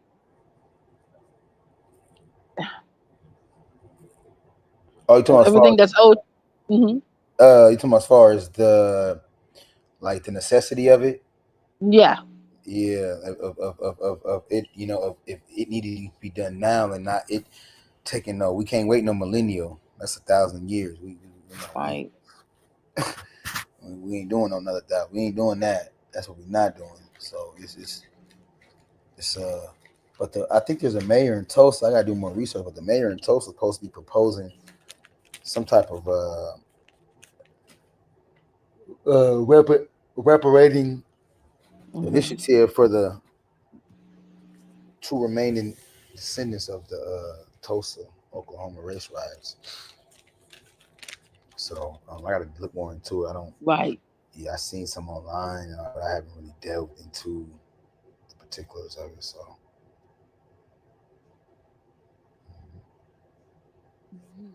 yeah,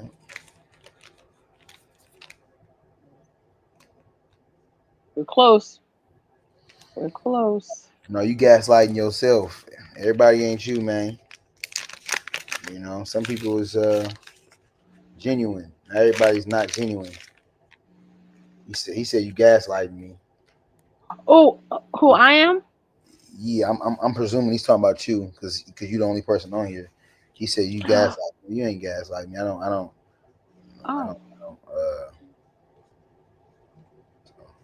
oh, it's nothing negative. Your Nothing. actions. Your actions doesn't indicate that. So, and if you know, then you know.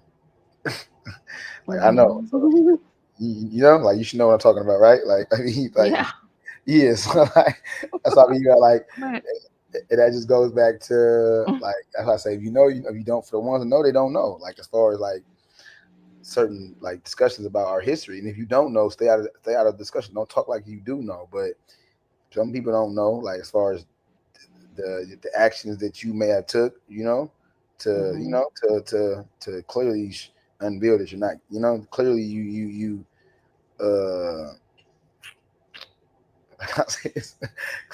clear, clearly, I'm striving to say it without saying it, but basically, um, uh, clearly, the actions you took to, how can I say this? So, or the actions that I've illustrated has prompted you to respond in a way that has showed me that you don't think I'm this that you don't think I'm no that you're not gaslighting me basically. So I know that. So but Trying to keep everything positive now. yeah. So and leave them wondering like what is he talking about? Like that's how you leave. I like leaving some people wondering sometimes. What the hell is he talking about? Yeah, I say if you know, you know. So but yeah, it's deep though. It's deep. So yeah, it's interesting though. Interesting. What time is it in Virginia? Oh, it's 6 minutes after 7. Yeah. Oh, okay, Yeah. okay. So it's about 3 hours on me. It's 4 o'clock over here. 4 o'clock. 4 o'clock. AM, obviously. But yeah. I mean, I really took reparations lightly. Before I just took it as a just a surface level thing. I didn't think that it was something that I just took it lightly. Let's just put it that way. Until now, it's like you said, it's layers upon layers of different. Wow, Hmm. it makes you even want to fight for it even more. Actually. Hmm. But it's just, Indeed. Yes, yes. That book right there. Like I said, that like of all the books I've read, should reparations pay and the debt by the debt is by wow, what's that brother's name? Not Toni Morrison. Is it Toni Morrison? No. The debt is by Randall Robinson. So yeah, The Debt is, which is another book, another good book illustrating. But this right here is the creme de la creme when it comes to showcasing the history. And I mean, just like the whole tracing the, I mean, everything you can think of outlining. It's just I mean, just mathematical equations to come to really show the trauma on a from a like a numerical formula standpoint is very deep to me, So yeah, speaking like I said, I'm on a course to I'm in a process. I'm striving to get a hold of this brother. I want to interview him. I would love to. That would be Mm-hmm. one of my like before I leave this earth, I have to interview this brother because he's already up in age anyway. So I need Oh, to, wow. I would love to interview him and just get some knowledge from him and get some insight on just because he clearly has Right. some information on what we're up against, etc. But he's not. Now, granted, he's not an attorney, but I mean the man is still well decorated when it comes to scholarship and academia. You know, so I definitely, but ultimately, like I said, I just have some very potent, very pertinent and poignant questions. I would love to talk to him. So, I said he's a professor, so I'm gonna see if I can just get a hold of the faculty at Duke. Is he? I'm pretty sure he has to be accessible. He's on Dr. Oh, Field, definitely. Yeah. and stuff, so he definitely has to be accessible. So I'm gonna do some digging. So like I went to there's a will, there's a way. Like I went to support that brother and pull up on him. I'm really that type. I pull up on you. Call me crazy, whatever, I will pull up on you. Like not saying like in like a negative way, but I Right. pull up. I like to. I don't mind. I'm good. I got license, insurance. I'm gonna pull up on you. I ain't in. Don't think because you think you probably see me how I look gold or whatever. Or that nigga ain't got. I got. Oh, I got. I'm driving. I'm I'm good. I mean, I ain't a nigga. The rappers getting pulled over, license suspended, and I, Ice T driving Mm. around. How you got all this money? You ain't got your shit in order. You got like suspended license. Car ain't got plates. Tags is bad. Like, Mm. come on, man. So I'm not that though. So what I'm saying is that what comes with that is being able to have the means in you know a medium to do so. So it's yeah. So and I don't have no restrictions. Only obligations I have is to follow the speed limit for real and be back. Shit, for real. That's one of the obligations I have because I don't, follow the speed limit for real. So yeah, I definitely will. Yeah, I'm definitely gonna make that my part of my mission is to not only get in contact with him, but to set up an interview and whatever I gotta do to do it, I'm gonna get it done. If I gotta fly or drive, or if I gotta take a canoe, hop on a canoe boat, I'm gonna get because that's By important. all means necessary. Yeah. Yeah, it's important to document. Just elder, like just important. It's important to document things like this. And because people, we ain't gonna be here forever. We are gonna be here for life. So it's important to document that. Yeah. Yeah, yeah.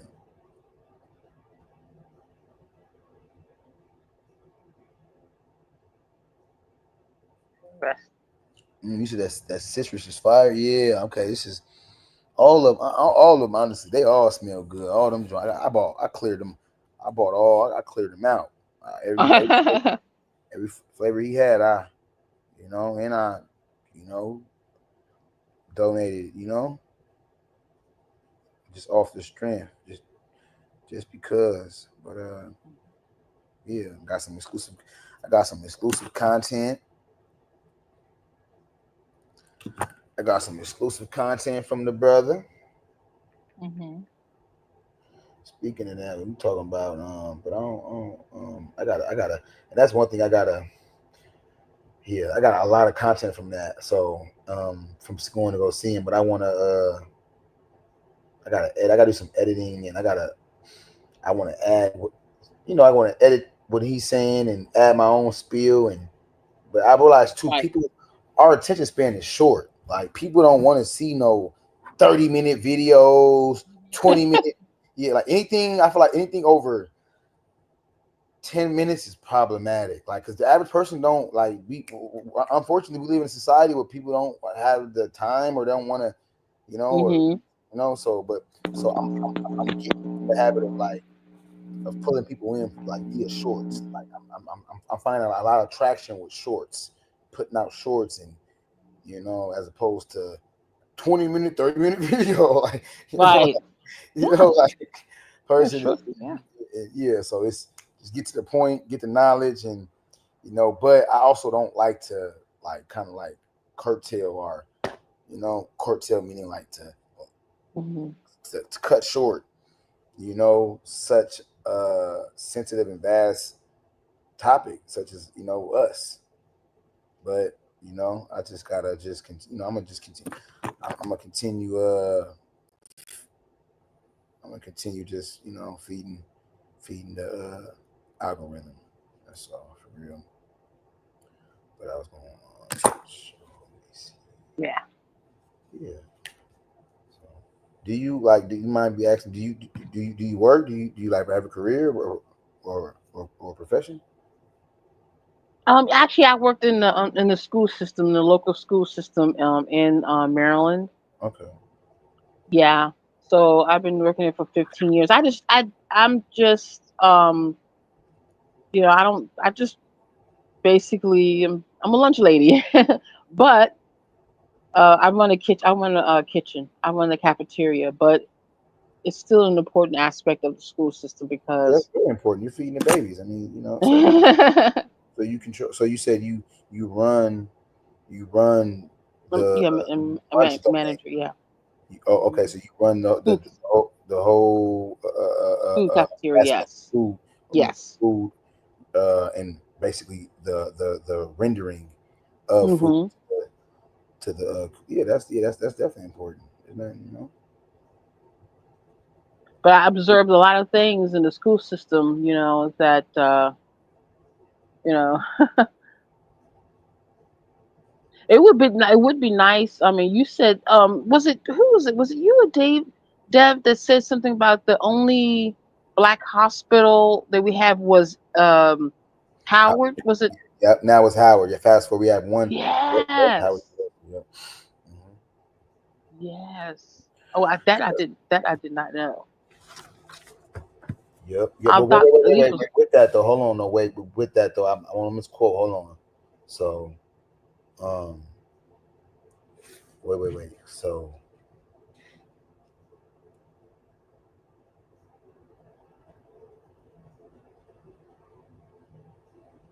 um, yeah. So, okay. So, boom. So, pardon me. So yeah, basically yeah. So yeah. So today only one historically black hospital remains, Howard University Hospital. Okay. So boom. So boom. Okay. So basically, boom. So the problem is not that there's only one historically black hospital in America. The key issue is that many hospitals and health clinics were shut down in waves after the Medicare and Medicaid Act, and again in the 80s and 2010s, facilities were not built to replace them. Okay. So yeah, yeah. Today only one. Yeah. So yeah, it's only one. Yep, only one historical black hmm, hospital. Yep, yeah. yeah. So Whoa. that's and that's he's speaking to just that's a bigger part of the reason why they why reparations is needed because so much was stolen from us. Exactly. Yeah,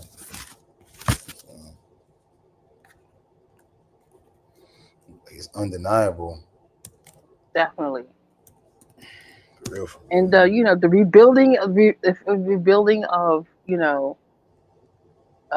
everything that we once had before. I mean, it would be awesome to experience that again.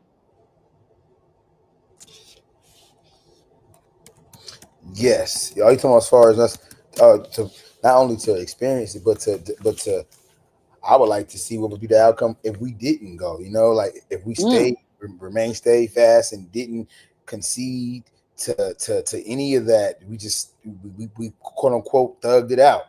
Feel me? And Mhm. yeah, and all this. Well, black people didn't have the funding, and black people didn't have this, and black people didn't have the money. Man, all the black millionaire, man. Listen, man. A.G. Gaston supporting the civil rights movement. Like, what are you talking? I don't know, bro. I don't know, man. I don't, stop. Let me stop. Mhm. Pardon me. What about this? I'm reading. I'm about to. I was doing something. So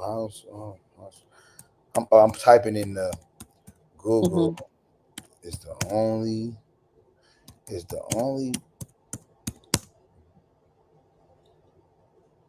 black hospital. So so yep. hmm Yep. So is the nation's only teaching hospital located on the campus of historically black. Yep. So Mm. yep, the nation's only teaching hospital on the campus of a historically black university. Yep. Mm. Right. So yeah, we just gotta cut the check. But part of that is knowing what we've part of cutting the check is knowing the history, knowing what we've been through, knowing Mhm. having a game plan. It's just bigger than just saying cut a check because because a person can say cut a check. If I hear from Mike talking cut a check around me, I'm asking, well, why? Just to test their level of Mhm. why do you think they should cut the check to Mhm. see where they're gonna come from?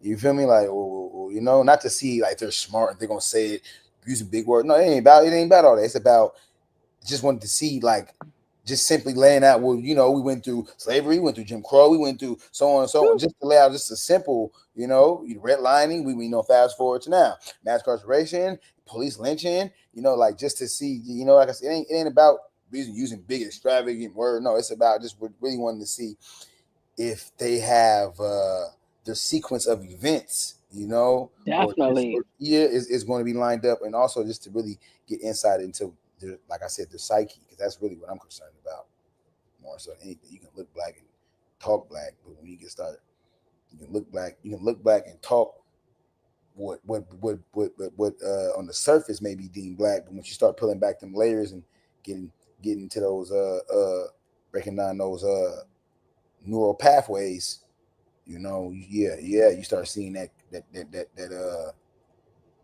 Sambo energy, or just some questionable, you know, Mhm. questionable energy. So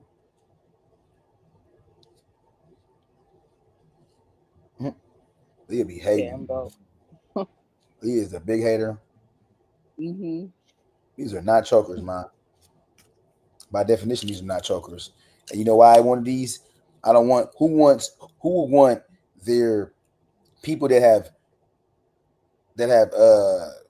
transcended from this physical reality. Who would want a big long chain? Why would I want these? Like, why would I want this to be right down here? It doesn't make any sense. I know I want it to be up. I want it to be up close to me. I don't want my chains of my mom and my brother and Yeah, close my to your daughter. heart. Close to It your to be heart. that, but not just. I'm just saying, like, to get like even when I get up, like I want. Mm. You know, I don't want them. I don't just me personally. I don't want my chains, people who I commemorating, to fall in, to be like below my chest. That's just me personally. I don't want it to be hanging down. Right. I don't want it to be hanging down to my foot, so to speak. But no, a choker, no, a choker. You got no, because chokers really be they got a choker is really like by definition, it chokes the neck. But I know. You see me. I see you too. That's your way of saying you see me. Analyzing me. That's all you doing. I know. Analyzing the God body.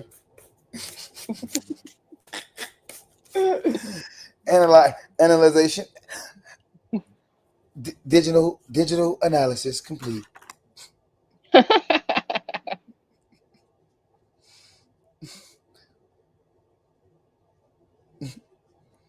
Digital analysis complete. But yeah, you gotta have that. And I know I got it. I got it, but I'm not. I'm not. I ain't really. It take a. I'm somewhat. I'm definitely. I'm see what it is. I'm comfortable in my own skin, so I think that's why I am the way that I am. But because I am what I am, and I ain't what I am what I am, and I ain't what I never be. But I'm saying that to say that as far as like having a YouTube channel host, you gotta be. You can't be boring. Like you gotta be like not no coonery, not doing no cooning. I'm talking about. Right. I'm talking about like you gotta be charismatic, informative, entertaining, but not performative, coon like entertaining. You gotta be. You gotta be able to capture the you can't be boring. Mm-hmm. Yeah, I guess you gotta be. People want to see that you have character, sense of humor, all that there.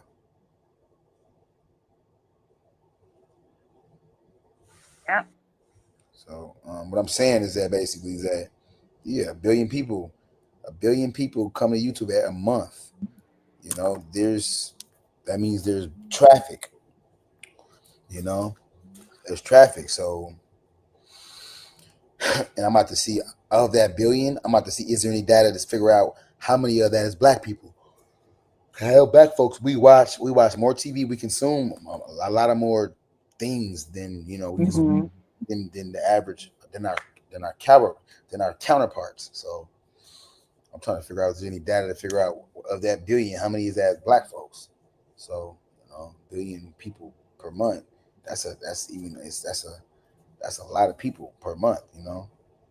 Right. 1 billion. That's more people. That's more people.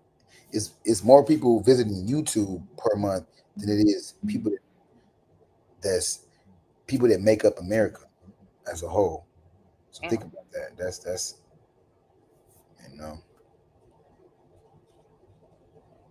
yeah.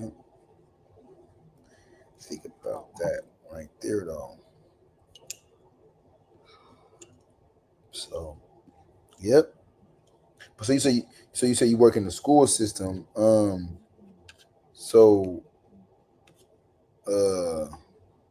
is it like predominantly black students? I'm assuming. Is it predominantly a mix or? It's mixed, and to tell you something, it's more mixed kids than it is white, um, black. It's up there with the Hispanics. We have a lot of Hispanics, but the more mixed kid with black is black and white is just in the area that I'm in. It's grown. It's And mix like mostly all you see. you talking about like mulatto babies? Yes. Okay. Yes. Yeah, you starting to see the rise of the mulatto babies. Yeah, that's true. Look at the NBA, and it's the rise of mulatto babies. Yeah. Yes. Definitely. So that's why I saw your post on YouTube, and I'm like, wow, that's the reason behind it. Yeah. It's multi-layered, and I honestly that I put that out. That topic is like I mean like that. I can't make an hour video because that is so hour video is like when we put out a quick snapshot. People are like, what the hell is that? Like that's real. Like Shannon Sharp, Black Brit, like the industry of white women that specifically seek out black men just to get impregnated by them. Like 'cause they want to breed. It's real. Ain't no conspiracy. That's a real. There's books written by people on like these type of like interracial erotic type of bed buck. It's crazy, weird. Like some bed buck fantasy type is crazy. Mm-hmm. So it's sick, you know. So and let you know, It, you get it is. insight into how they are as a people, and it's really a fetish. So it's not. Don't think I ain't promoting interracial. You You said it's a yeah, fetish. you seen it, Umar Wow. Johnson. Why you think I had Mm. I had to add him in there too, just for clarity, like you know, just for and then I also added the fetishization of the black man. You know, typically we're fetishized. You know, as far as like we're typically described as, you know, it's exterior objective. You know, it's an Mm-hmm, mm-hmm. objective breakdown of why they love the black man. So no, my bad. What were you finna say? You said Oh no. You mentioned Umar Johnson because he's trying to open up a black school. So, and I know I don't know too much about him, but I know that he's trying to open up his own school, and seemed like it's been a long process for some reason. I don't know too much about it, but um, yeah, that honestly, we it's course of course it's disheartening. I'm about to actually oh, I gotta refill up I'm about to put some water in here. I gotta refill up my you water. you said it's disheartening. Oh. Yeah, like the mission, it's disheartening as far as Oh. like it's so far like it's Mhm. Mhm. it's disheartening. It's disheartening. It's um trying to find another term. Like it's as far as the the well his the what can I use so say it on so the attempts and the measures that he's going to Mhm. to continue to extrapolate funds from the community, Yes. but doing it in a very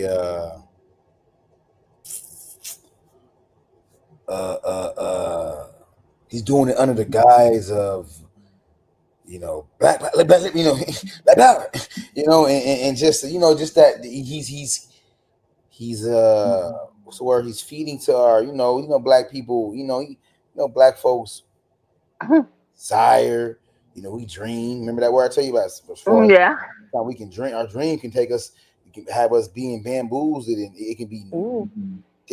disadvantageous, Mhm. it can be it can serve as a disadvantage pertaining to us wanted to find something to hold on to, that singular leader, and it should never be a one person type of ball game.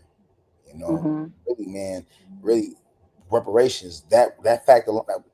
I'm glad I brought it up. Reparations. People love to say, "Well, black people, we're not a monolith. We're not a monolith. We're different. We think this." Yeah, that's true. But when it comes to reparations, the Black Americans, we are a monolith. When it comes to direct payments, we are a monolith. There's studies out there. I was just reading the AP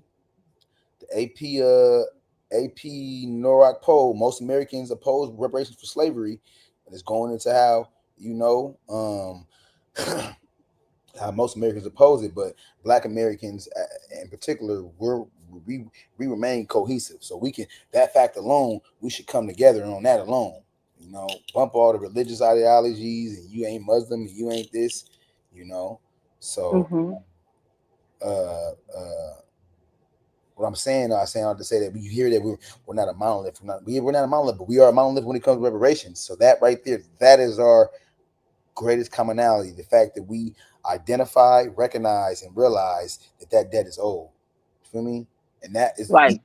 that should be the primary element, or the glue in the organization and unification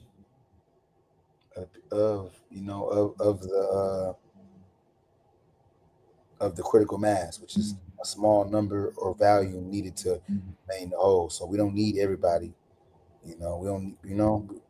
We don't need Mhm. everybody. We just need a small number. 10%. Oh wow. Yeah, 10%. I would say 10% of us to be on a like to be on one accord. Right. Get to be on one accord. Yeah, we don't need all 40 million of us. So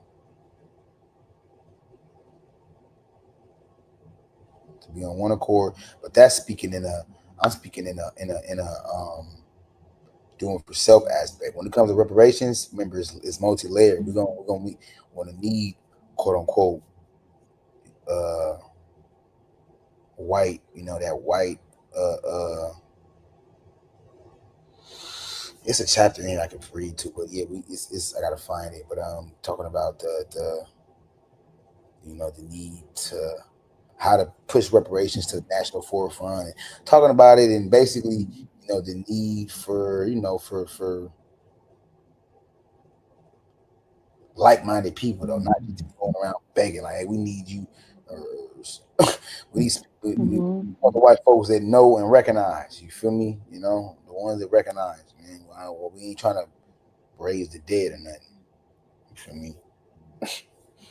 Yeah, because so basically we need you know there's not that many advocates for this the reparation. Is that what you're saying? Say it again. There's not you are you saying that there's not enough advocates for reparation? Yeah, yeah. There's a lot of folks that's opposed from it. Yeah, that's opposed to it. You got even some black. You got even blacks that identify with. You got Carib. You got certain that chapter. You got like you said. We have to even demystifying certain blacks who don't qualify from it, but but are still opposed to cash reparations payments to Hmm. us. It gets cloud. It gets muddy. We gotta filter out those blacks that are Hmm. here, but they're opposed to cash direct payments to Black Americans. He talks about that in the book. What is this dude talking about? He just making small talk. Man, get your confrontational weirdo. What source? Source for what? Dude, get your man. You's a weirdo, bro. You's a hater. Get out of here. The hell. We are not a monolith. We are not a monolith. Shut up. Listen. The hell. You always trying to beat on your chest, always trying to be the smartest guy in the room. Test my intelligence. Who wants to test my intelligence? Making noise on. Pardon me, I'm gonna go off on a tangent, but I gotta get on him. Making noise on the mic, and you wanna have the goal to try to check me about eating. But every time I'm eating or I cough, I consciously mute my mic. Yeah, there's been a few instances where you catch me, but I'm very my etiquette is bar none. I've been in environments where niggas get killed for having bad etiquette.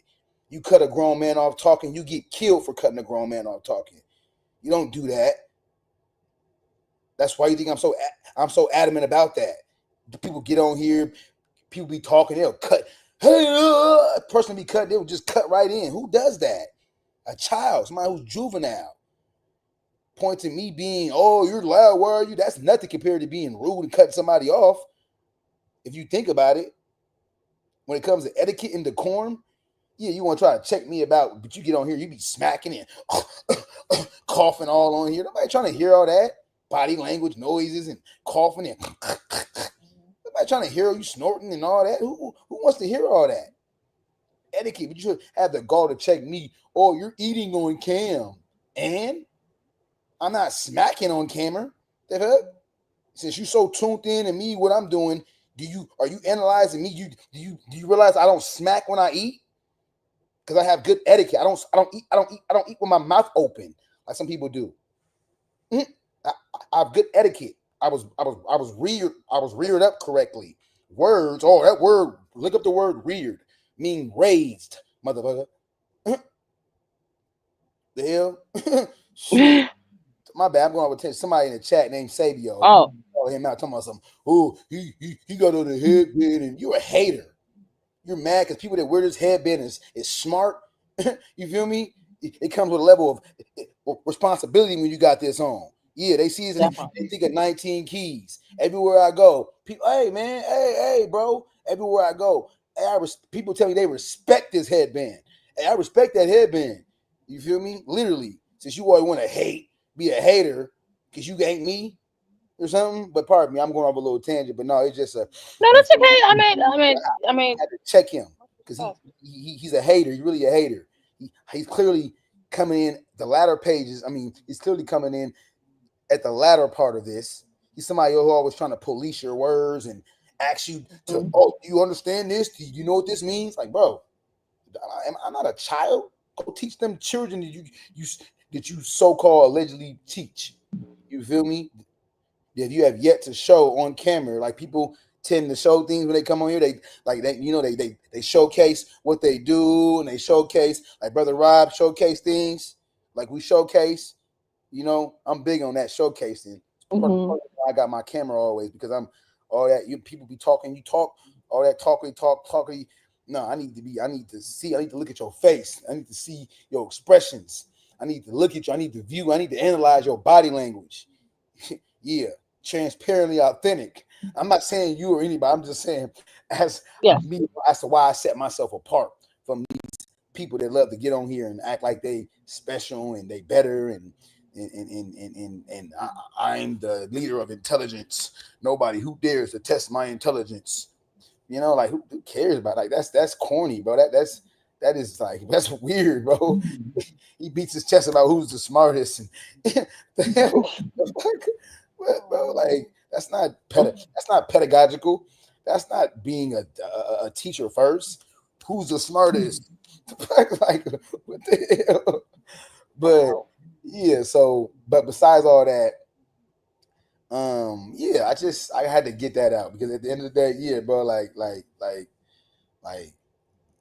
yeah, all this like shade, we all this shade, like telling the black person, oh, you think you look good, like that's shade. Don't tell me I look good. What's wrong with telling me, oh man, you look fly, bro?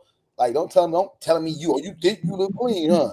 Like, you know, like don't just tell me just tell me I fly. Why can't you compliment me as another black person? Like, why we gotta, nigga, you ain't smart, you dumb, you think you smart, like that is regressive Willie Lynch talk. You feel me? And it's saying Willie Lynch ain't supposed to even be real. So it's a theory that was a theory. So, but I'm starting to think, I don't know, you know. So it's this whole, we need a source. What are you talking about? Need a source for what? I am a walking source. Source for what, buddy? Fuck you talking about? What do you need a source for? Yeah. So, I use sources to get information. I mean, to extract monetary value. Fuck you talking about? You feel me? Come dealing with these devils. Yeah. The fuck? That's what I'm saying. You don't even know. Like, I'm different, bro. Like, literally, information is my sword. The fuck? Is my sword and shield. But yeah, my bad. I ain't gonna, you know, I just had to, you know, you're fine. Express yourself. That's a sickness. That's a disease, man. Is you mad because I'm up here, you know? You mad because I got the panel? Is that what it is? Is you really mad inside? We find out, man. Dudes be, you know, congratulate somebody, man. Don't play a hate. For real. Talking about you need a source for something.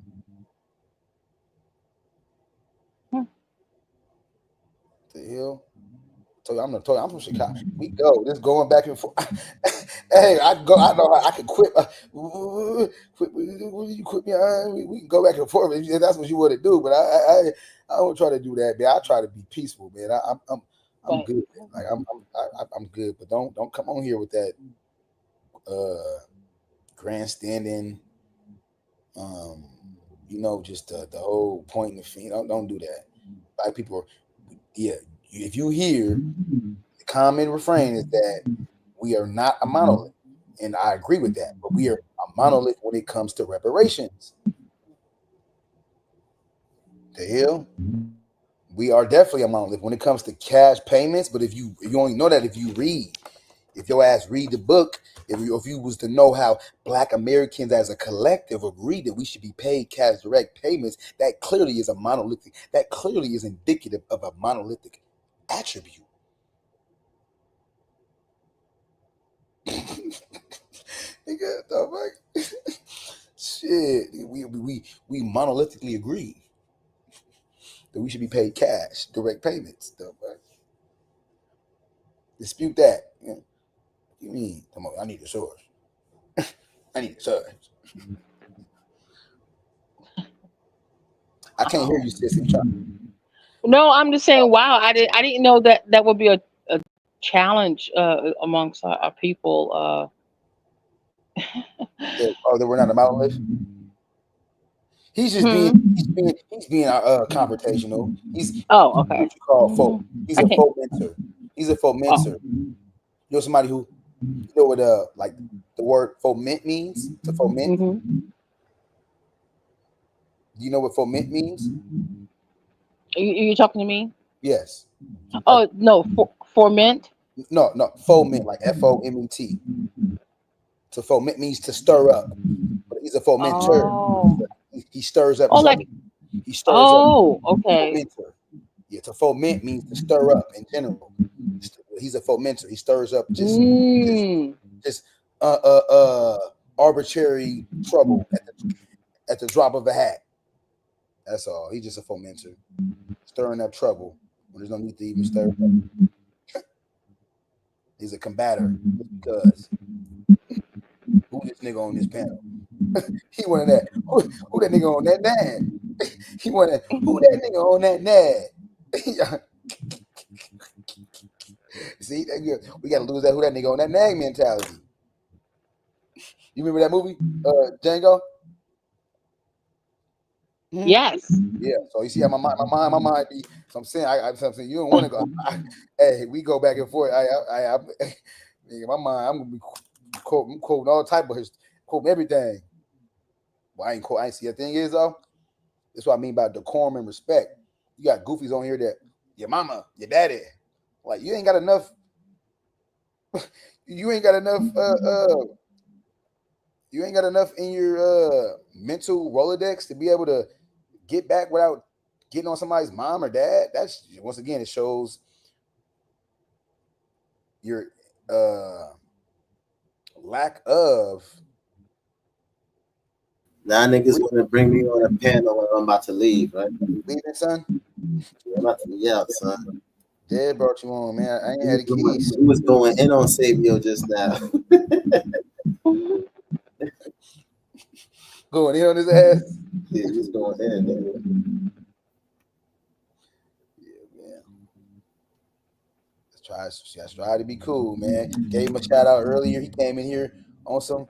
See, if he would have been listening, he would have heard my shout out, but he must have not been listening. So he came in here on some tomfoolery. So I had to give him some of that tomfoolery right on back.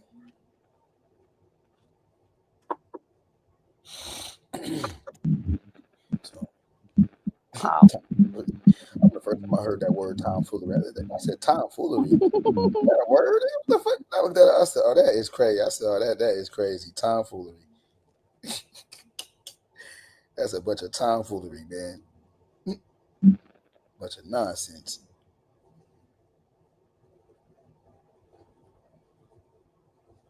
Whew.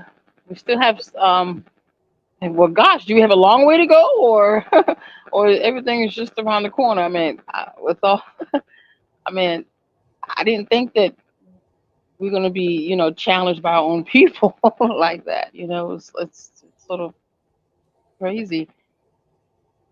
Oh, I mean, Yo, I'm out, y'all. I'm gonna talk to y'all later. All right, peace. All right, peace, Dad. Peace, DC. Peace to God. Peace. Peace. What was I gonna say? Yeah. I mean, that comes with the territory. Okay. I mean, that as far as pushback and that's going to be the biggest, biggest opposition, really. Yeah, because you got some black folks. I'm trying to see who recently saying black folks on reparations. You got some black folks out there that feel like black American people feel like black folks don't deserve reparations. Or talking about some white folks. Who was that quote? It was a quote I was reading. Was it in here? Just recently, black person talking about white folks. We shouldn't make white folks pay for the stuff their ancestors. White person talking about some white folks. We should make white folks pay for the ancestors. We should not make white people just to lie of the day pay for what the ancestors did. What? What is you talking Oh about? wow. Them Negroes be comfortable though. That's the black faces and white spaces.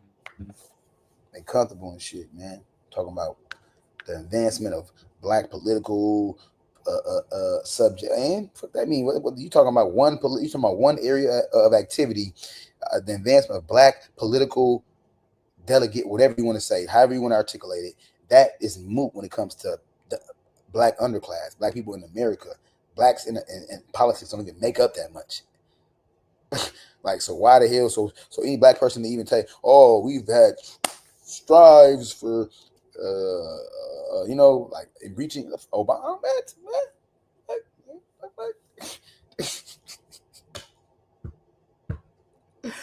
oh man, for real. I know y'all getting these facial expressions though. I know. Screenshot, record.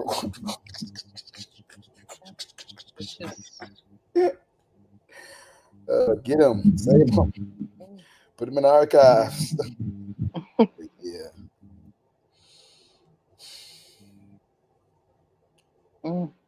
Yep. So, do you love your job? I mean, like, you love your oh kids? yes, yes, I do. I'm starting to see a lot of younger teachers, not necessarily black teachers, but younger white teachers. Um, it's changed. They're not as conservative as you would think a teacher in the school system is. I mean, we have teachers with all these tattoos. Actually, we have teachers that profess their sexuality and promote it in the school, and it's like it's totally different, and they put in all that. I don't know what they doing it. Sometimes I think they do it inconspicuously in a way. But there's also parents who they're for it. So, but the majority of black people don't really go that route. But it's there in the school system, and So my question, what made you so you're like I said, I ain't trying to get too all in your business, oh yeah, but what so you're a part of the educational system, like you're a part of the schools, like you're technically like you work for the school a system, state, right? yeah, State, state employee basically. Yes. okay, state employee. Okay, so my question with that is what what what made you want to work with the kids in that capacity? Because I remember my lunch ladies. They were part of they were part of the I wouldn't say the leisure part of the school school time, but lunchtime is where uh, the kids can, of course, like it's like a coffee break. You just go and everybody express yourself, and I mean, De-stress, decompress. yes, basically. Um, but just observing what goes on inside of the a classroom, or just the whole school itself, down to the principal, to the whole staff. It's bogus. It's just, most of this is really Mm. bogus. There's like hidden agendas that I see in the school systems that I don't even think parents is even aware of. I don't even know if the children even discuss that with the parents. Like this year, they really put a lot of emphasis in this particular school about being gay, and you know, and I just don't know how they get away with it. I don't know how they get away with. I would never thought that they putting sexuality like that if it's not part of the classroom. As far as, I mean, they're posting stuff up at lunch for the kids to see about sexuality. At lunch And and stuff in oh like the yeah, library. yeah, they'll put up, yeah, they put, things. Yeah, yeah, yes. You would never think it, but yeah, I've seen it with my own eyes. Yeah, during lunch, and want to educate the kids on, same sex. And but the ones who is pushing it is the teachers that are gay, which you know No problem. yeah, and it's just like it's so warped. Everything is so warped. So that's why I think it's very important that if we can start building in a way that just leave that kind of structure alone as far as the public school system, and just you know put our emphasis somewhere else, because that I don't think that is crucial for our black community, is our sexuality. 'Cause, Right, and our sexuality has been under attack since slavery. They've been right. degendering us. They put black boys in what appeared to be as a dress in slavery. This depiction of black boys in these long dress like type of So they've been degendering. Look at Soldier on the Truth, and I went her whole speech. Like they've been like taking the very essence of gender from the black boy and the black girl since Yes. So yeah, it's that shit is weird. Yeah, but it's a lot, man. I don't mind, man. Only thing is, Yeah. go ahead. Yeah.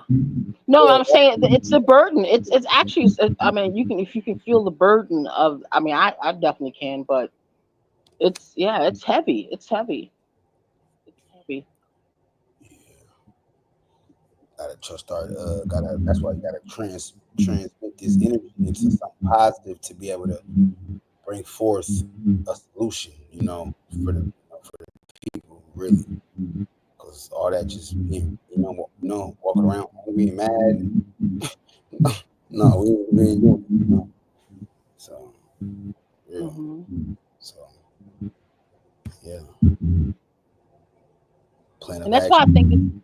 Oh yes, I'm sorry. Go ahead. No, that's why I was thinking that also, with the reparations, that if we can also teach, kids to, not, I'm sorry, not kids, teach us as adults, more about trusts and wills, to secure, at least the next couple of generations or thereafter, if possible, if we do ever get the rest, what's due to us. Pardon me. I ain't gonna lie. I was reading. I read something in the chat. I heard what you said, and I got partial of what you said. But can you read Oh, it? that's okay. That's okay. That's okay. No, no, no. It was just a concern that, as far as teaching us more about, wills and trusts. Mm-hmm. Financial literacy. Yes. Yes. Yeah, I would agree. I would agree with that. But I don't know, but I don't know if you know, but Black Americans ages 18 to 29 were the leading new class in the stock market. So yeah, speaking of that, I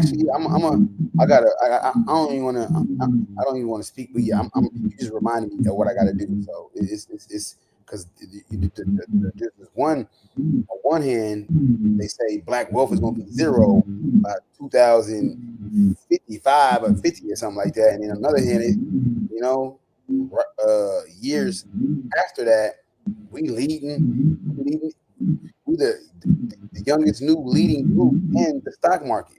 So that tells you it's like we seen that. Oh, yeah, talking about worth being zero. Okay, watch this. You know what I mean? We just flipped that prior statistic on his ass, basically saying our worth gonna be zero. So it's that's why I see about as far as like we, you know, we're definitely arising, you know, Yes, we're progressing. Yeah. financial literacy. I know it may not seem like that because you know YouTube and or goddamn World Star or whatever people watch. You know, we got to. That's why we got to get off these certain platforms where they ain't showcasing black power. You know, black greatness. You know, if they're not, yeah. So, but it's definitely, you know, it's definitely grassroots organizations, entities out there that's making it you and you real. Making it do what it does. Right. So today's Wednesday.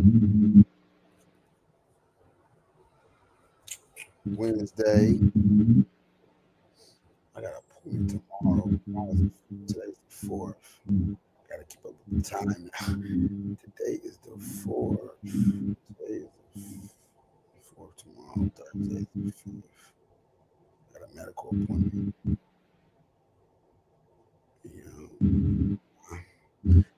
Yeah, but I mean, I feel positive about everything now since I've been watching y'all, channel, whose channel and everything, Debs, and yeah, I am on more of a positive tip because I was losing hope. I was definitely losing hope.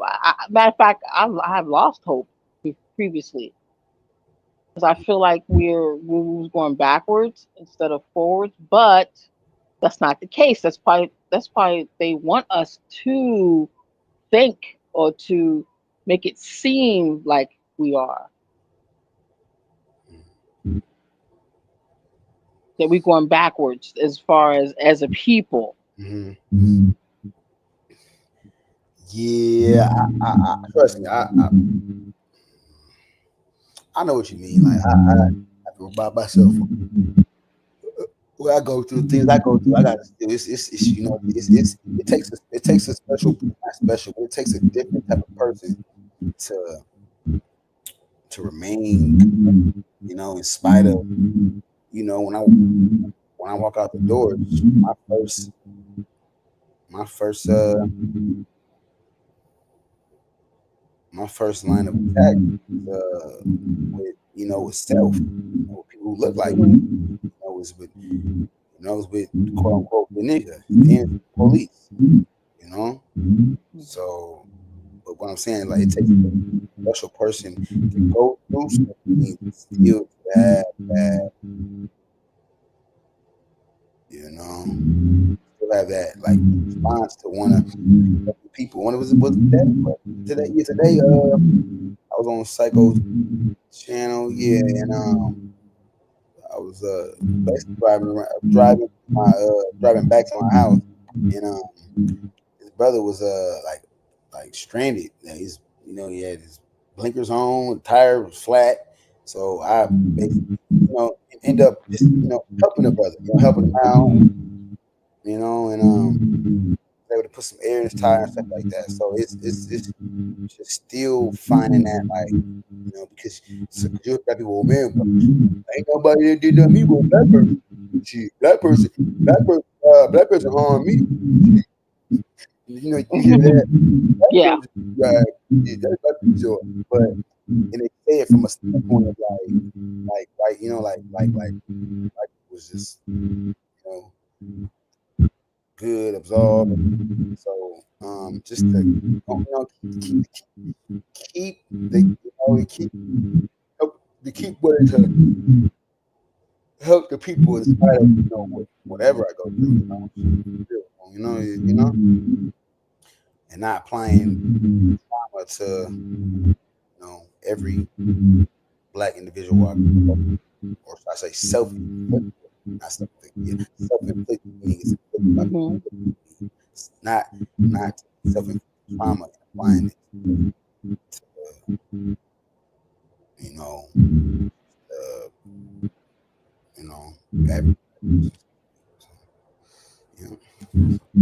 Yes, it's a constant with self and with, yeah. Yeah. Yeah. Better get some sleep. You've been here all night. Deb is back. I'm yawning. Yeah, I'm about to I mean, you smoke. covered a lot of bases. You covered a lot of bases. I'm about to finish smoking this blunt, and then I'll probably be up for like an hour, an hour or two, and then I'm gonna shut it on down. Probably stock market gonna open up at 6:30, so I'm curious to see what the stock market gonna do. So check my stocks, and Right. sleep. Yeah. So how do you be allocating a lot of hours too now, sister?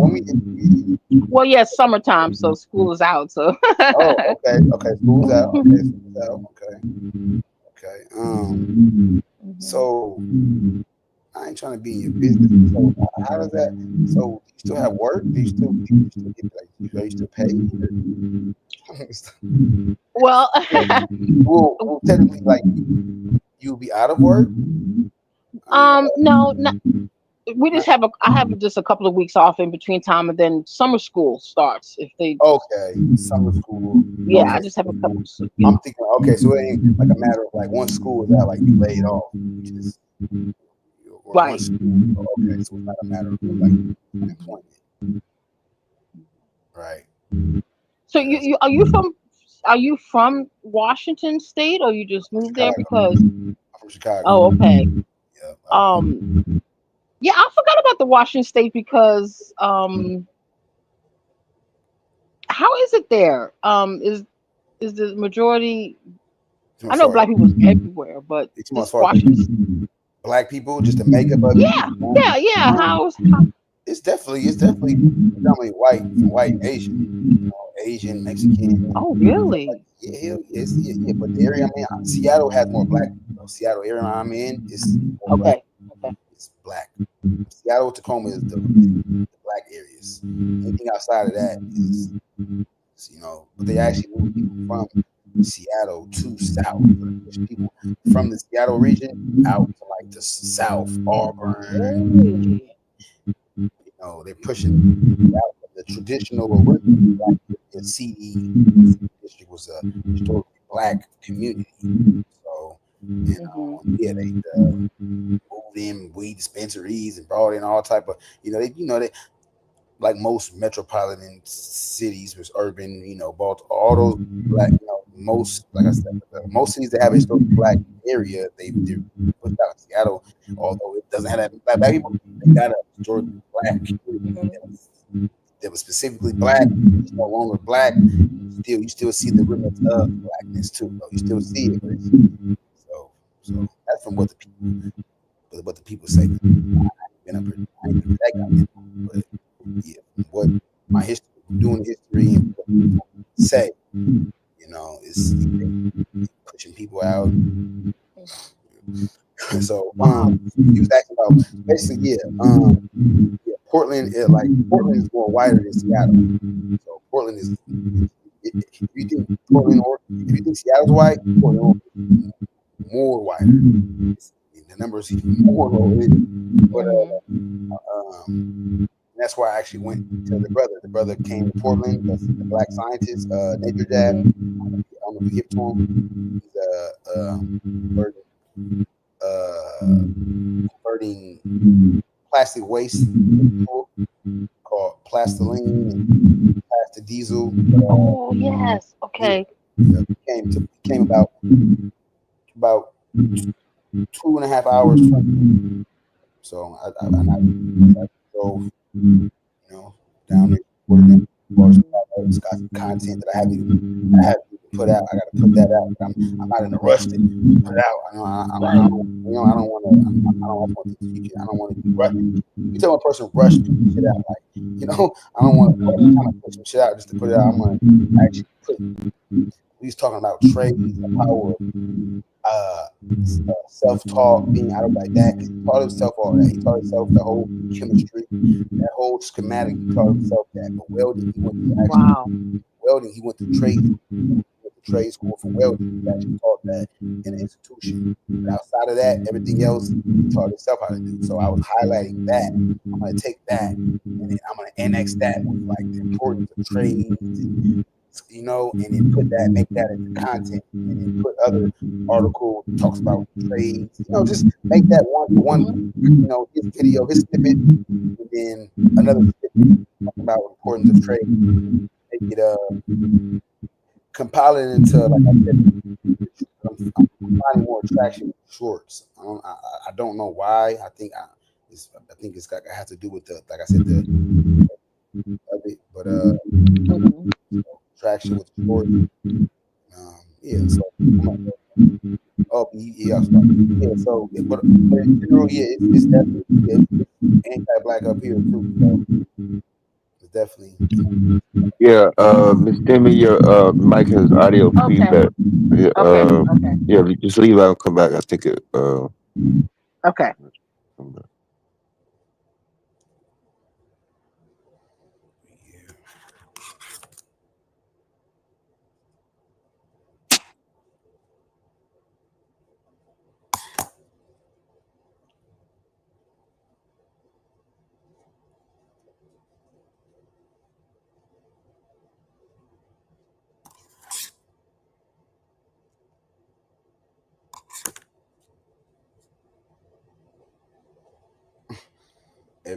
Ebony, what you talking about? Ebony, you talking about some Seattle?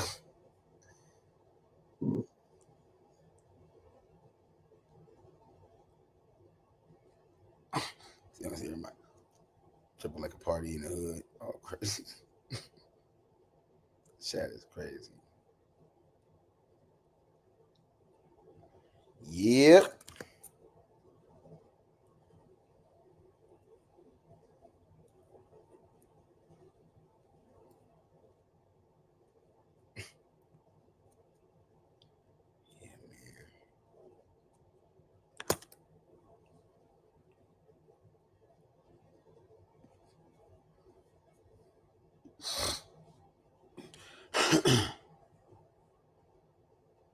Yep. The black union repurposing plastic for yep. Oh yeah, I pulled up on his ass.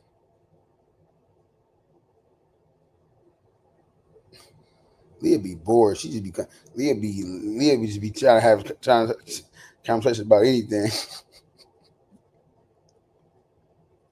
Well, I heard. Yeah, I think that might be better. You won't get tired. Stop. Hope that's better. Yeah, you good. Okay, bet.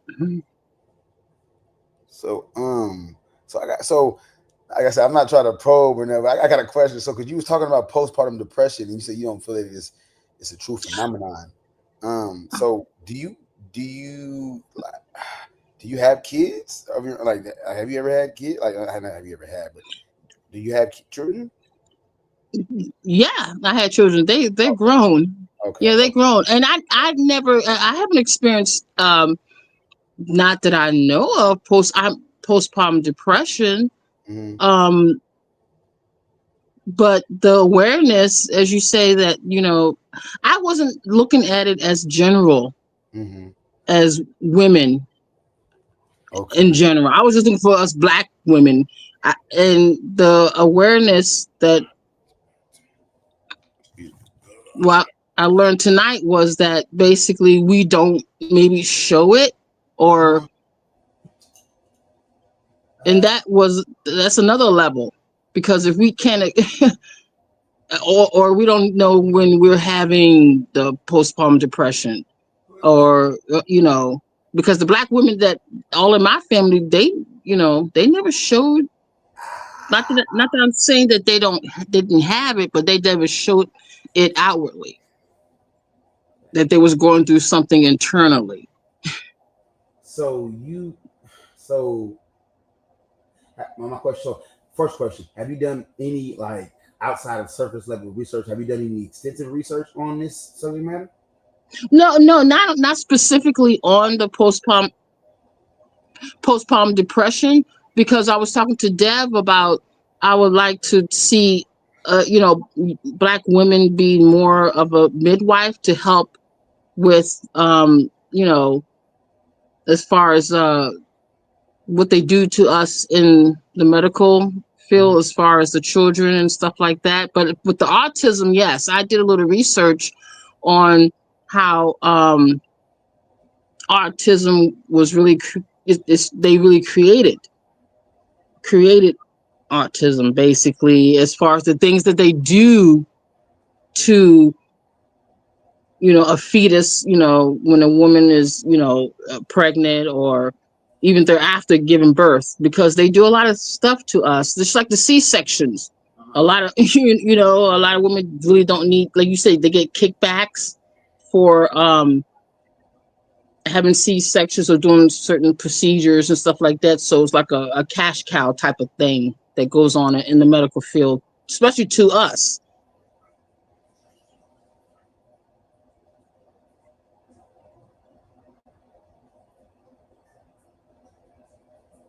I would agree on the C-section thing. I would agree on that.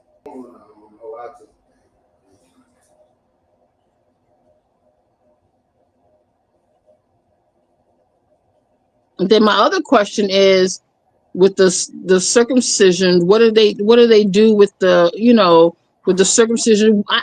Sometimes I think they do a lot of but I don't want to get off the subject, because I like the reparations better, because we can fix that with we can fix a lot of stuff if we just had the funds to do it. So I don't want to go woulda, coulda, shoulda. I heard circumcision. What? I didn't want to get into it. It was just a question I had. What you talking about, Queen? Oh, what you talking about, sister? No, I was saying, what do they do with the little piece of meat? What do they do with the meat? I don't want to get off topic, because that's something that's just something that personally I was just thinking about. But still, it's a lot. Like, there's a lot of black people who don't believe in the melanin, or don't believe in we're just You said they don't believe in it, huh? They don't believe in that, huh? Oh. Oh, right. I love that. I love how you that. That seemed like a very genuine, a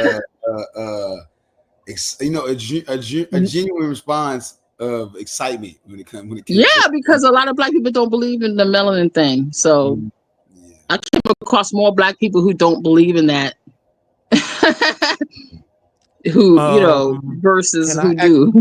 Peace. Good morning, peace. Good morning, peace. What are we supposed to believe about the melanin exactly?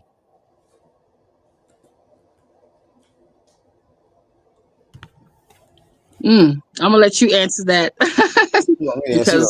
She want me to answer. Well, okay. Well, I mean, it's based. I mean, I have to expound, because you said believe. You're gonna have to really, it's incumbent upon you to kind of break it down, at least to what, so I can be able. I don't mind piggybacking off you, but I need to be able to get you. Like you said, belief. What you mean by belief in it? Like, you're gonna have to kind of break that down. What you mean by belief? Some people think it's non-existing. It's just something that's like a like Persuado or whatever, stuff like that. But like it's Suedo. Is it called Persuado? Or you talking about, people think it's like it's you talking about as far as like it's fiction. No, I mean, we understand that we have melanin, but what is it supposed to do for us? Oh.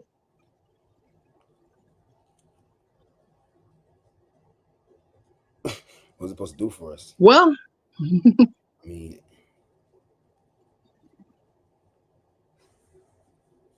I'm gonna let you answer that, because we on this melanin talk now, huh? Yeah, because a lot of people now, that's another thing that's in the black community, is the melanin thing, because like I said, you got the the people who believe in it, and I'm gonna say believe, because I don't know what the word to use, believe in it, and there's people who don't. Personally, I think that I believe in more of a neuro Melanin is what they really Which is real. It's real. I mean, need from us. real. So when you say need, it's like Why it's do they need borderline. our like what is the melanin? Neuro.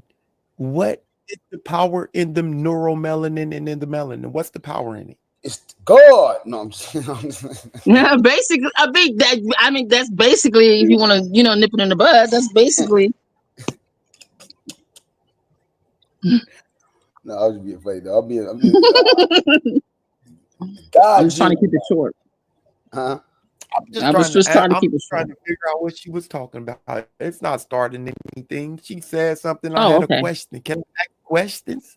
No, I'm talking to somebody in the chat who said I'm trying to start shit. No, I'm just asking a Oh, question.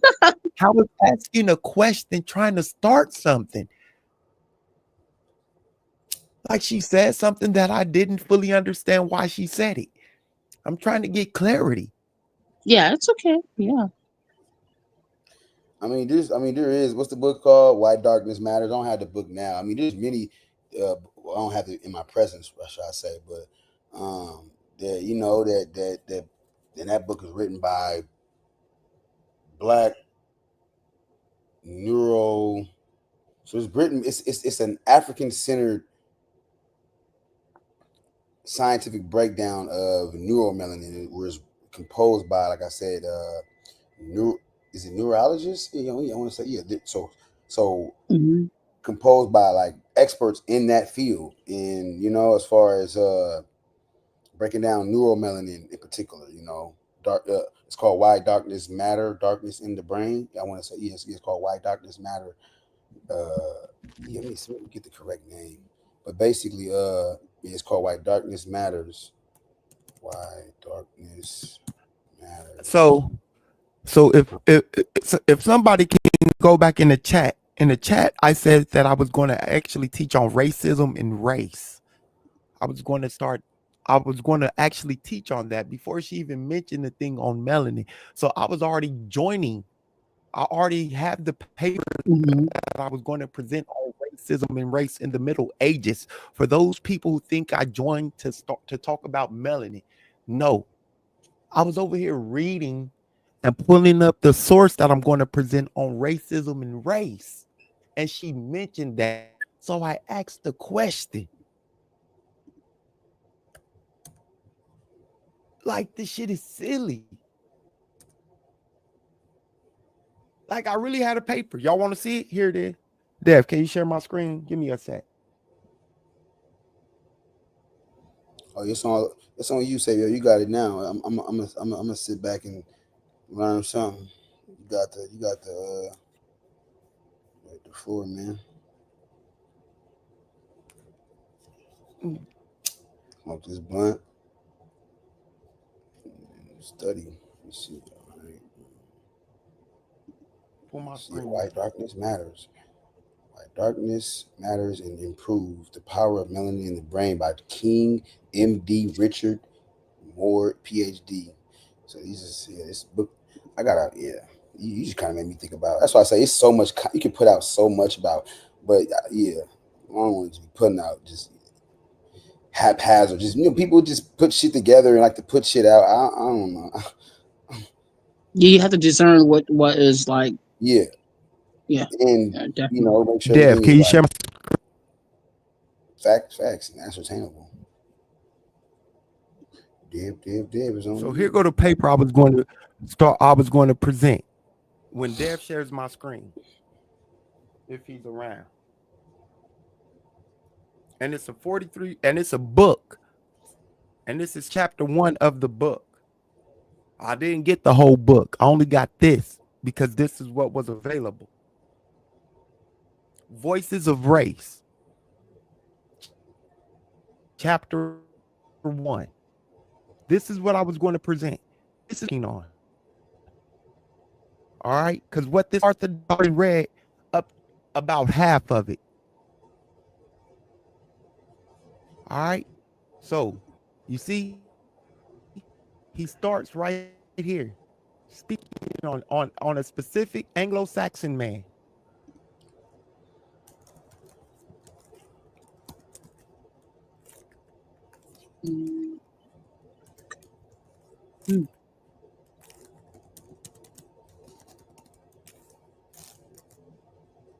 And this is in relation to we're breaking down so the history of race in America. I just want to make sure I have some clarity on what we're talking about exactly as far as some clarity on this particular.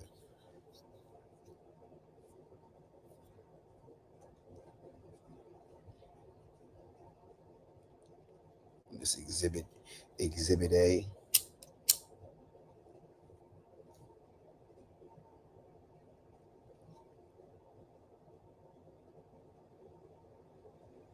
Yeah, white darkness matters. What type of nonsense is? What do you mean? What type of non? Read the book. That's what I'm saying. People. That's about. There's the same amount of people. What type of nonsense is this? White darkness matters. Get the book. Those are the leading experts in neuromelanin. They're the leading black people in that field. Look up why darkness matters. Buy the book. It costs $20. You feel me? Like if we question this stuff, you feel me? Like I said, that book wasn't put together by no quack. It was people who was certified and qualified to speak in that. For me, it's not a Dr. Umar talking about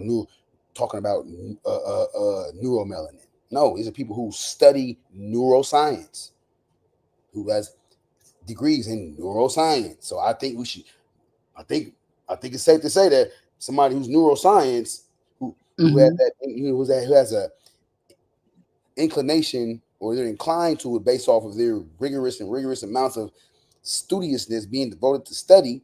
You feel me? Like, I think it's safe. I think it's more than safe and sound to go with them than go with some goddamn janitor. So, but talking about goddamn, neuroscience. So yeah, get the book. Talking about pseudo. The hell? Like, that's the thing too. Everything is. That shit fair. That shit ain't real. That's BC too. A lot of us don't be wanting to believe shit is real. Everything is right.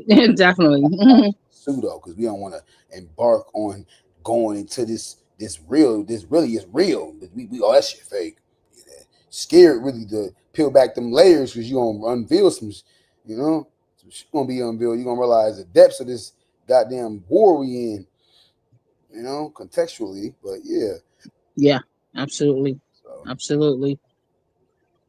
It's ugly. It's ugly. But yeah, so he was a neuroscientist. Wow. Those are is people that wrote that book is multiple doctors that are like, how okay. they all come together. Neurology then. Okay. Dr. King Richards, the primary one, but there's other ones up under him that's basically just that are reinforcing, or it's a collaboration, as it pertains to, like I said, neuromelanin in the brain, like for real, like it will make and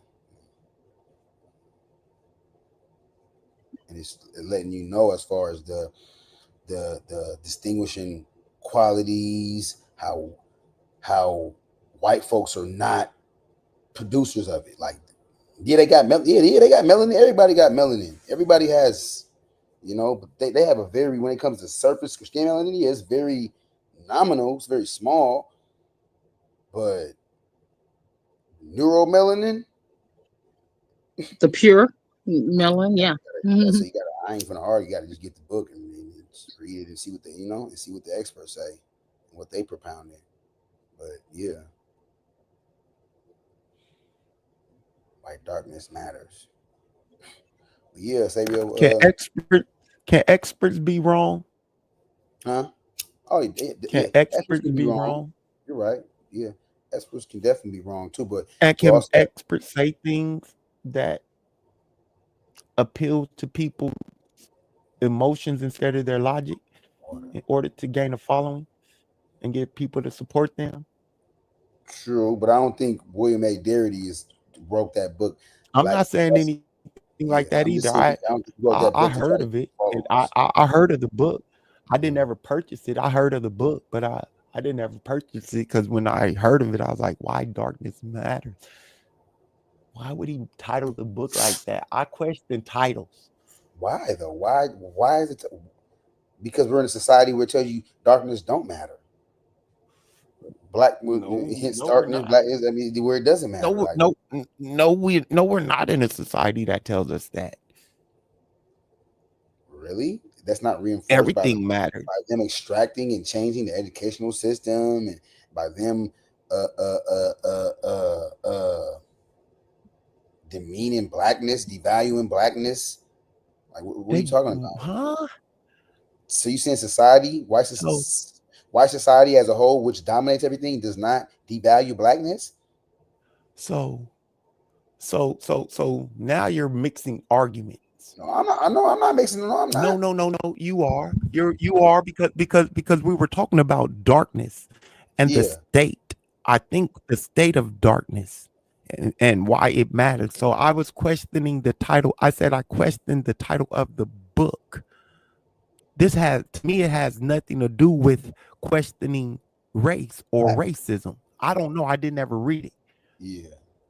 Oh, the book. So I don't know what the author was speaking on in the book, but I said I questioned the title.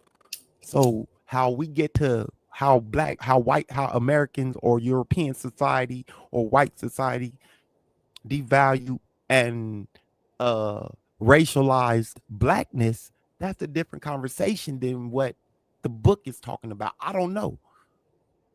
You're talking about neuromelanin and this thing inside the brain, and it's supposed to do something. I don't know because I haven't read it, but I don't see how you equated that to racism. That's a weird that's like a weird weave. That's one of them Trump weaves.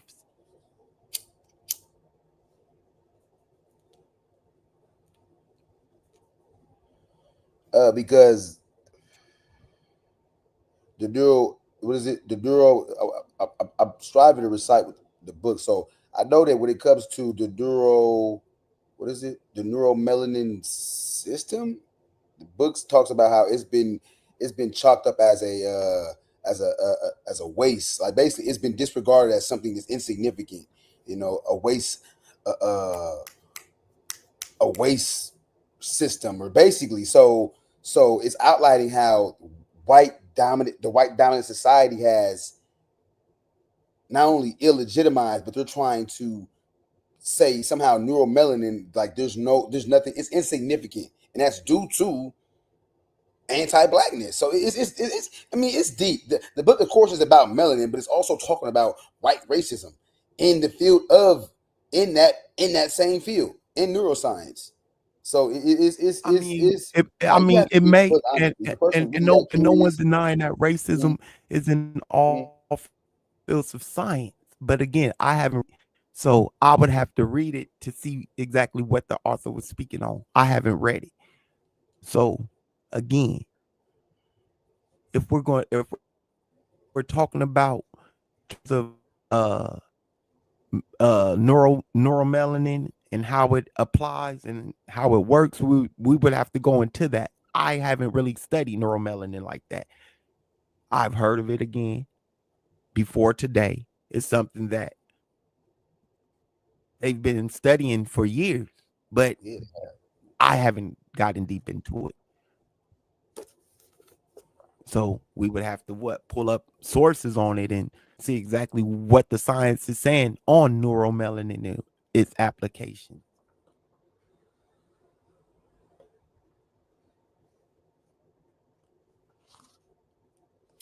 I would agree. So at this point, I'm willing to say I don't know. Yeah, this is a very complex field, complex, and and very. They've been studying it for years. But it's not that difficult to pull up paper.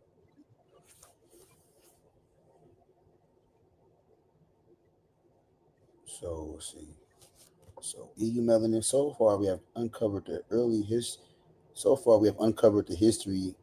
history of research into melanin in the skin, how melanin is formed, and some of the background of the chemicals involved. Yet the question remains, what exactly is melanin? The answer to that question is not only complex, but seeming to change daily. The two types of animal melanin are EU melanin, good, and pheomelanin, cloudy or dusky. EU melanin is brown and black. Pheomelanin is red and yellow. EU melanin is most abundant.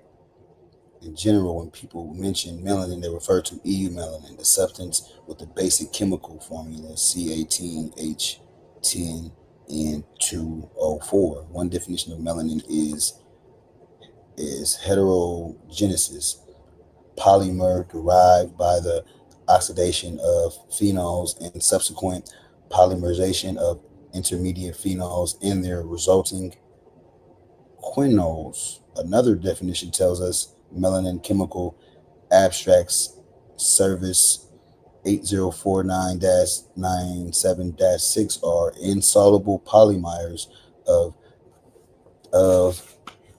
tyrosine derivatives found in causing darkness, absorbing more light in skin pigmentation, hair, and feathers, providing protection against sunburn.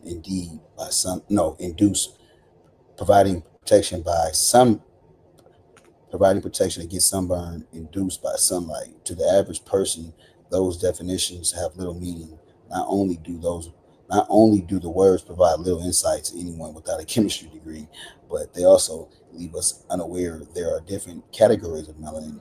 Neither do they reflect the concept and structure of melanin. Worst of all, we are given almost no clue as to melanin. We are given almost no clue as to melanin from a functional perspective. The categories of melanin are animal, plant, fungal, bacterial, and synthetic. Naming each category produces the names EU melanin, phenomelanin, neuromelanin, allomelanin, and phyomelanin. There is even fossil melanin and ferromelanin. Functions of melanin include camouflage, sexual display, sunscreen, active radical scavenging, binding of drugs, chemicals, binding of drugs. See, everything, cigarettes, black people, menthol. Melanin has a biochemical affinity for menthol. So which makes it makes it like it. All right, it's drugs. I seen that binding of drugs / chemicals, energy transduction, and photo / radio sensitizer. Looking at how the definition of melanin has changed since Malfigi first looked at Ethiopia's skin under a microscope and allegedly proclaimed it a dry layer of mucus. There is probably still a great deal we have yet to learn. Melanin is produced in all kingdoms of living organisms. Oddly, something which links so much of life together is cause for so much division among humans. That's facts. Melanin is produced in all kingdoms of living organisms. Oddly, something which links so much life together is cause for so much confusion. Is cause for so much division among humans. Different types of melanin in a variety of organisms should indicate a need for different view of melanin in general. Labeling melanin as only pigment found in animals oversimplifies what it is and removes some of the potential for increased comprehension of its functions.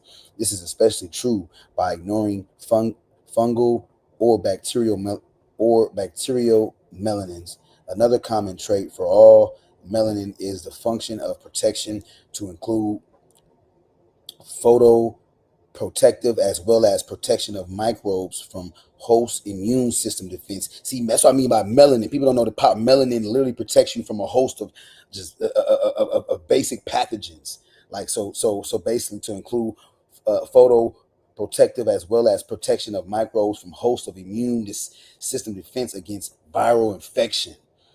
EU melanins include sapiomelanin, melanoma melanin, hair melanin, choroid melanin, feather melanin, substantia nigra, just different. Since the melogenesis process involves numerous factors in melanin formation, EU melanin can have a variety of properties and structure. The various EU melanins are not identical, though closely resemble each other. The major differences are in the precursor chemicals, which include L-tyrosine, and but it's breaking. Yeah, this is yeah. So it's interesting. It's like I said, melanin is too vast of a topic. We ain't gonna be able to sit here. You know Yeah, that's because there's a vast. yeah. It's yeah. I even heard it's even for tech Huh? as well. Yeah. So I use protection, photo protection. Yeah, seen that. Yeah, photo Well, I'm protection. talking about tech with Tech. technology. Okay. The technology. Talking as far as like you talking about as far as the incorporation of melanin into technology. Yes. Yeah, I haven't read, but I've seen some stuff on that. But I ain't. That's yeah. I'm not saying like yeah. I'm not saying I don't believe it, but I'm not. I can't really speak on it though. That's what it is. I can't speak on it from and be able to articulate. Yeah. Yeah. That's yeah. There's a lot of uses, but what like you said, it's gonna to Damien, I got a question. Do you think how you feel about a book club? Like an online book. Do you think people would tune in to watch a person? Yes, I mean, I would. Not I you. I'm just would. saying. Okay. I just wanted to. I'm just saying, if I would, I'm pretty sure other people would. That's a wonderful idea. No, really, it is. That's creative. I'm thinking because I know now is brick and mortar, that whole tradition coming to traditionally be big book clubs in the community, but I'm thinking of even my somebody I know, they got a church, but they have services at the church like twice a month, but they do Zoom virtual. Churches are doing Zoom virtual, so I'm like, okay, I'm just starting to really, just thinking like, okay, I wonder if the people. It just goes back to like just it's too much information out here not to be. It's too much information for Black folks not to be making content. I'm talking about Black people though. I ain't talking about just it's too much information out here not to be making content. That's basically what I'm getting to. But ultimately too, not just the content, but primarily I'm gonna hit to, like I said, a book club. And I know a sister, and speaking of this sister, when I seen her on YouTube, I'm subscribed to her too. But at the time, she had like a few hundred subscribers. This sister got like 4,000 subscribers now. Hey, then shot past me. And this sister's elder. She's like gotta be in her late 50s or early 60s. But she be reading Black books, reading Dr. Clyde Anderson. And this sister's older sister. I'm like, ooh, okay. Right. Kind of empowering me, like, okay. But she be having people. Like I said, she be having people in the chat, and so you're absolutely right. You're right. That is something that is definitely is realistic. It's doable. It is doable. It's like I said, surprised. I believe Oprah had a book club at once. I don't know if she still had it or not, but I was always, I don't read the type of books that she reads, but I know that she had a book club, which was, Yeah. You said you're reading type of books. Yeah. Bunch of bullshit. Right. Shit ain't got nothing to do with Black folks. Hey, I ain't talking about. No, that's it at all. You talking about? But the question you had for Serio about the race, I don't think he got that. I don't think, because you think he got off of he got off and then came back on. Oh, remember you had a question for Serio? Yeah, I did ask him about that's interesting. As far as your presentation, like what, like as far as it's breaking down the history of race in America, or as far as like the founding of race in America. I'm just trying to get some clarity on the presentation. So what this author's doing, and I think it's a she. Let me pull it back up. What this author did was they went back to the 11th century and they saw these ideals of race formation and categorization during those times. But they saw them, but what they had to do was recognize how other people were using these categories to separate themselves. So this was a Danish person being separated from the Danish because they just no, this was a Norman person being separated from the Danish because they decided to dress as a Norman because that's where they lived in France. So because they decided to dress like the French, the Danish person was saying they're disrespecting their race and their ancestors by taking on another person's dress and culture. So this is how acculturation leads to racialization, and they're showing these connections. So as I continue to read, you'll notice that, and this was just a study in about white people specifically. So they really didn't talk about black people in this paper, from what I've read. They really wasn't talking about Africa. They were mainly talking about the formation of the Anglo-Saxon concept and that ideal, and how it took different groups of peoples and different writings and literature to solidify the idea of whiteness and Anglo-Saxonism over there. And as those people started expanding to the West, the ideas got more formulated and concentrated under the banner of exclusion of other people based off of Christianity. Certain laws and things like that were passed because there was exclusionary things, or that the literature and the laws implemented. So in order to be a white Anglo-Saxon Protestant, a WASP, you had to have these tendencies or these ideals or these traits. You had to have the blood. You had to have you had to be a Teuton or come from Germanic stock, and it's different and different shit that congealed to get us to where we are today. So if we only, and as I've been saying, if we continue to only look at racism from America's stance, then all we will see is the scientific aspect that was the pseudoscientific aspect that was applied. But before there was science, they were using religion, sociology, geology, and things like that to formulate these ideas of race. Science just put the icing on the cake. The cake was already baked.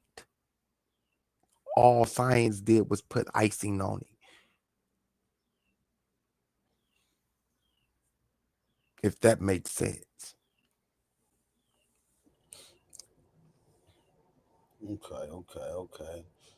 Like you said, seemingly that can be applied to different groups, blacks in America, as far as, you know, the being acculturated. Right. Mm-hmm. Yeah, but it's more. That actually came from a book. So I don't know if it was an actual instance, but it was a book that they referenced to show how different people, or how your own people, could racialize you because you had been somewhere and you took on the customs of another people. So now you're being excluded from your own race because you dress like this, but you're actually this. But because you've lived around these people for so long, you've taken on the customs. Do that mean you're no longer who you are because you took on the customs?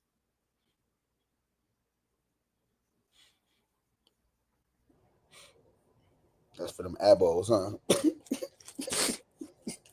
I mean, if you want to apply it there, but you see how it works. But you seeing how this, how tricky this conversation actually is. Mm-hmm. I can see where it can lead to as far or how can it can be applied in these modern times, and in so many different ways too. Musically, right? Mm-hmm. For real. So yes, it's a very interesting conversation, and as I tell people, I can be like one track, but I don't try. And when I say one track, I can be like vociferous. I can get stuck on this. Like when I got like, it's kind of like the Ottoman Empire. Once I discover something, I want to figure everything out that I can about it. And that's how it is with racism and race. So I have to read everything that I can on it. So for me to even have the understanding that I have of it, like there's so much literature out here that we haven't been exposed to though. And that's because we don't give ourselves the opportunity to look for the literature. Nah, not anymore. The Ottoman Empire is something that helped me discover this conversation, Ghoul. You don't things led up to where I'm at.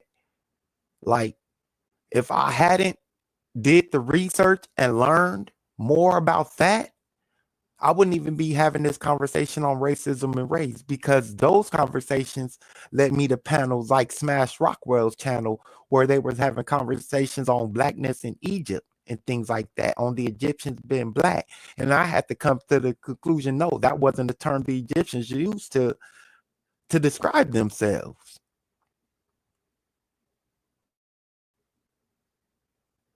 Like I'm willing to say, no, the Egyptians did not call themselves black.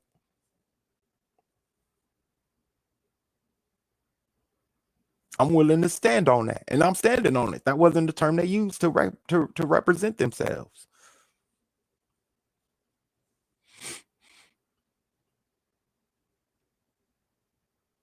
Like, I can't argue. I mean, that's what I am on it. So, but it's those conversations, because I had to read the literature that was being that was written. So I had to go get literature from Herodotus and Pliny and all different types of Greeks and Romans and shit like that, to see what they were saying and what words they were using to describe people and put them into categories and separate them from themselves and others, and how these words were being applied. Like, it was a bunch of reading that I had to do. And I mean, a bunch of reading. And some of that shit I fell asleep on because the shit boring. Nah, I wasn't psycho. No, it wasn't psycho. They used that word Kemet to represent the land. That's what it meant. The soil. That's all it meant. It represented the soil. And I ain't gonna lie. We get to that talk. I don't really know. I ain't gonna lie. My Egypt knowledge is very minimal, and I think part of that because I just don't really care about no million music. I don't know. It's black. It's just, and then you get to talking about what's that is, what's that. That it's just kind of like, to me, that's kind of like damn near like sports. It's like debating sports, religion, or politics. Those three things we don't debate. Like, that's what I learned from being incarcerated. Like, you don't debate those three things in those, because it's those three things people are cemented in. You can't change a person's viewpoint on politics overnight, just meeting them right now. You can't change a person's viewpoint on religion. You can't change a person's viewpoint on sports. Either shit. When it comes to Egyptologists. Well, again, if you're open to if you're open and you're honest and you join these dialogues, these conversations to learn, then you can change. Yeah, over time, I feel like it's like a remember because the brother he was opposed to reparations. Not to cut you off, the brother was opposed to reparations, but he had to do it said study.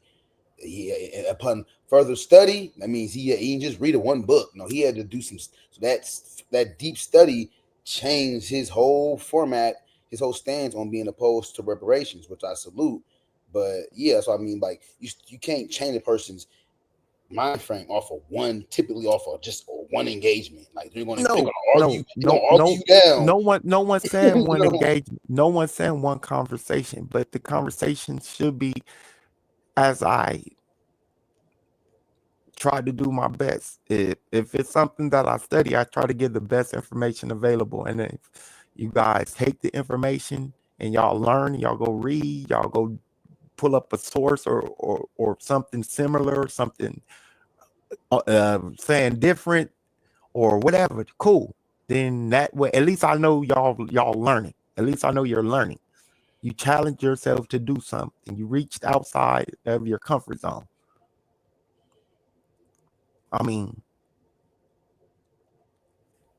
that's why these conversations are vital, to help people reach outside of their comfort zones. If you're not going to reach outside your comfort zone, then you're not willing to learn.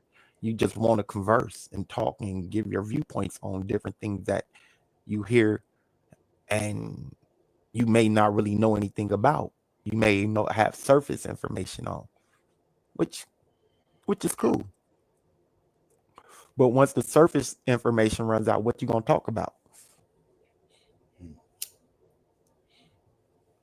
And that's what happens. That's what I need. Books over looks. Once the surface information runs out of a conversation, or a person has no more to talk about, then it becomes, let me make some jokes.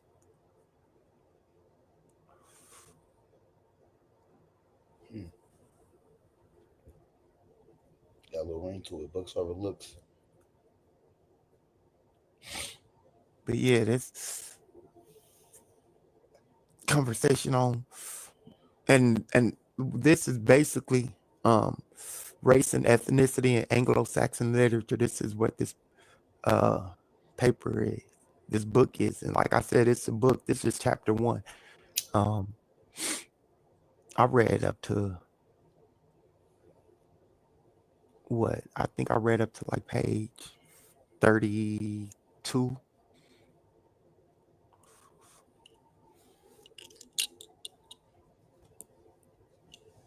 All right, so right here they're talking about ethnogenesis. The beginning of a people is called ethnogenesis, defined as a process whereby a people, that is an ethnic group, comes into existence. The two roots involved here are the Greek ethnos. Remember, I mentioned the word ethnos or ethne and genos, and I also mentioned the word genos, terms which even Herodotus sometimes confuses, but which are distinguishable in that genos alone suggests a group into which one enters at birth. Latin inherited these terms, and Greek ethnos retained its connotation of heathen. In Latin, ethnes, in Latin, ethnicus. Current inaccuracy of the terminology of ethnicity and race as it applies to the early Middle Ages is sometimes a function of contemporary cultural sensitivity and is implicated in the discourse of alterity, which pervades a number of current discussions of race. The early Middle Ages are also rarely a place contemporary scholars of race will be found. Ethnogenesis looks to the schemata of the past, examines evidence of myths and names especially, and attempts to discover distinct schemata or structured ways of thinking that ancient ethnographers and historians use to differentiate groups of people from one another, as I was just saying.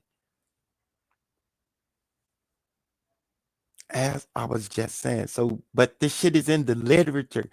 So if you're not reading these books, these pamphlets, these papers, what aren't you getting? this idea of racialization.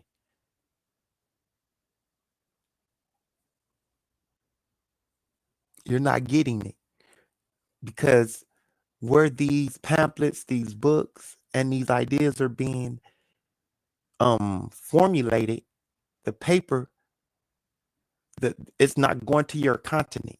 If you're not an educated person, you can't afford the books, you can't afford the papers, then you're not going to be picking up these ideals. So it's weird though. You just gotta read the papers to understand.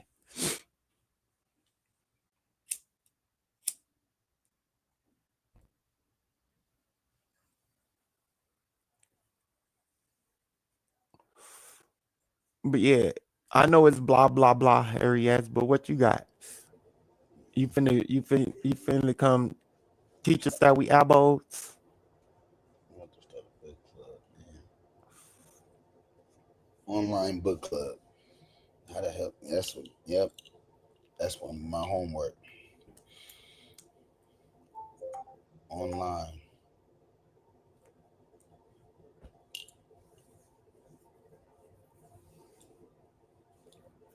We ain't gonna be talking no goddamn Asian. I'll tell you one thing. We ain't gonna be talking no goddamn Asian Egypt. Hey, Nah, I ain't hell gonna no. be on that motherfucker talking about some in 15 million bajillion. Y'all gotta see my face. 15 jabillion million years. Nah, that shit's stupid. No, we talk about recent. We talking about 1960s, 1950 years before I was born. But that's the timeline. That's conceivable within the mind. 15 million billion.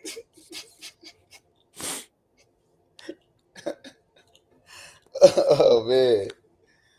The models that right here, they're talking about an Anglo-Saxon race. Right here, they say the models through which we imagine Anglo-Saxons understood race are filtered through and thus further distorted by 21st century notions of culture, society, self-determination, political boundaries, and race.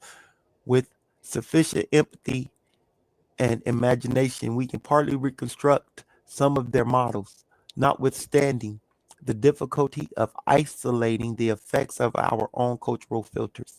Chief among our filters is emotivism.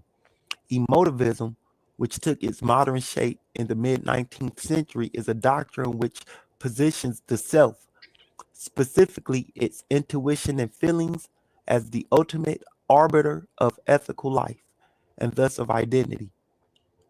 At the end of War and Peace, Count Leo Tolstoy writes that in history, the difficulty of recognizing the subjection of the individual to the laws of space, time, and cause lies in renouncing the spontaneous feeling of independence of one's own personality.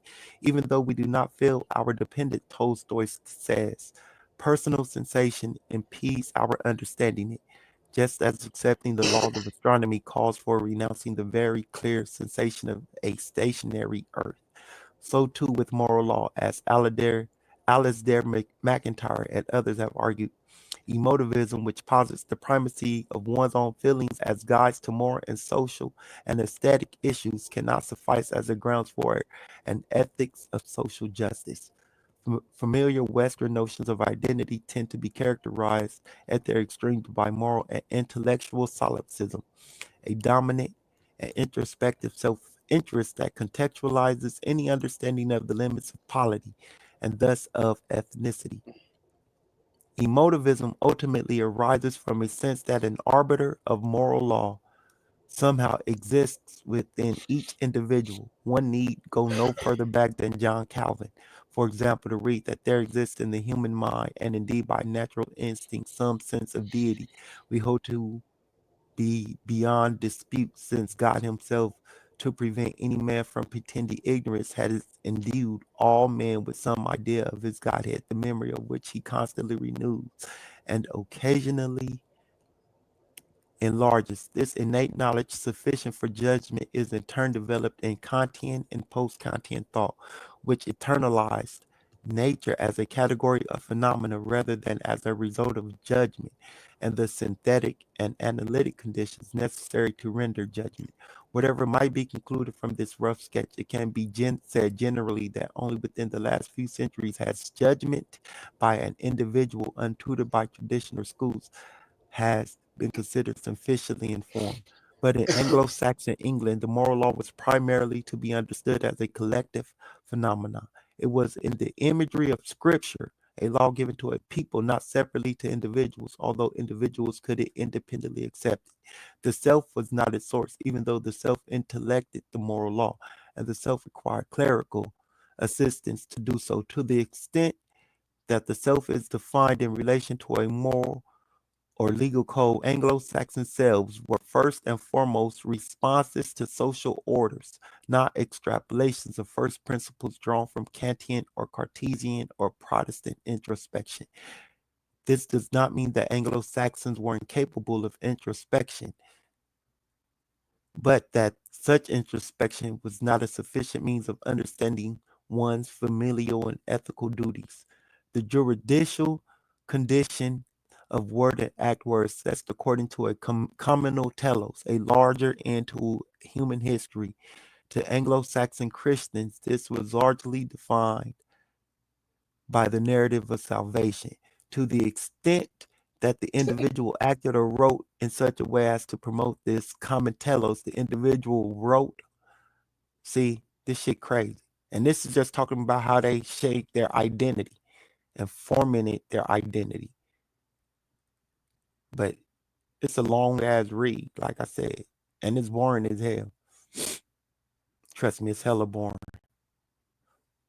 But to understand that their ideas were shaped and based around this idea of a higher calling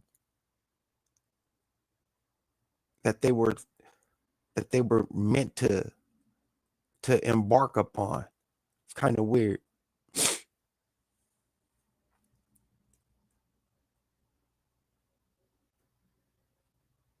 Then he goes into Tacitus and the Germanic race after he finishes up with this. So it's a breakdown of how they use different ideas from different writers from different times.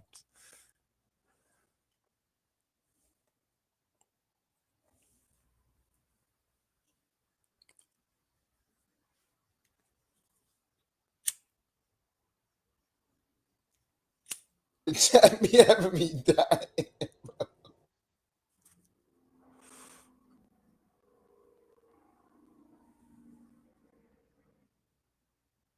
What you say? I said the chat, bro. The chat be having me dying. The chat and some of the thing they say, bro, man, bro, it's hilarious, bro. She said you haven't seen anyone do it online. That's Ebony Knowledge. You said you wouldn't want a person reading to you, so that I'm taking that into consideration. So, like, yeah.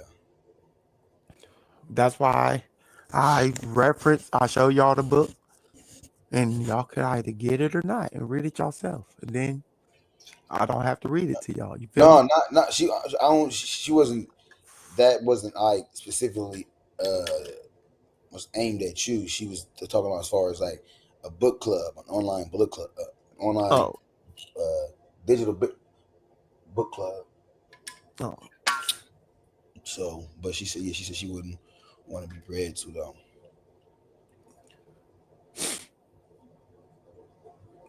But yeah.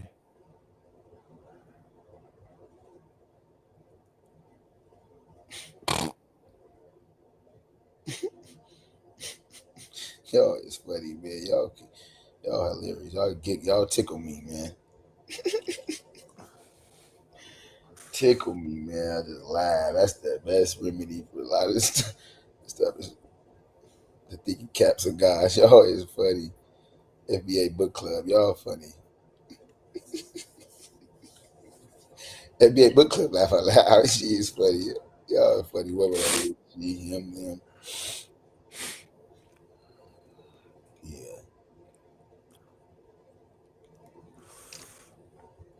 I'm thinking about nah. I'm thinking about books over looks. I'll figure it out though. That's a good one. Books overlooks. Hmm.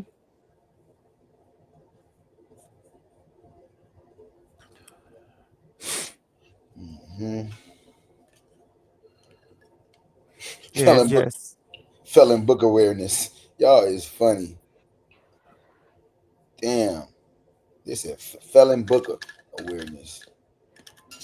damn. Mm-mm-mm.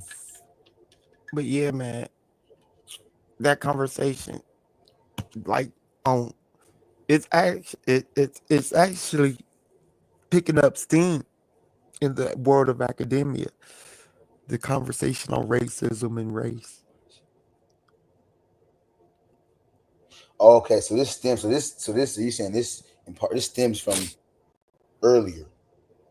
This conversation, um, it was something that people really wasn't divot. Scholars was um most scholars, they say it started with the scientific explosion. They started in the 16th century and they wouldn't go further.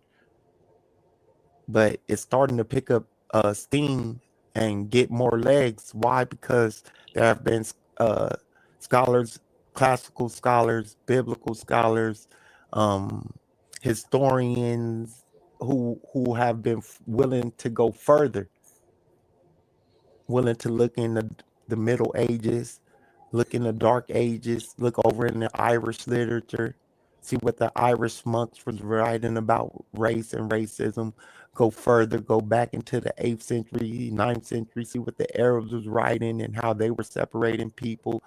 And they're starting to see certain trends and certain threads that led up as they went back. And that's why the conversation is gaining steam in the world of academia, because they can't deny that race and racism is old. They just didn't use the terms that we use to describe people. They use different words Do it. Mm. like heathen and category. Those heathen and barbarian. Those words. Goddamn heathens. Those had racial meanings. Damn barbarians. Goddamn. Like Jew. Make me The smoke. word Jew. You couldn't be a Jew. That word had a specific meaning and connotation. Eat oatmeal, Sabio? Sometimes. I think I would probably make that now. If I make that, eat that warm, that'll put me straight to sleep.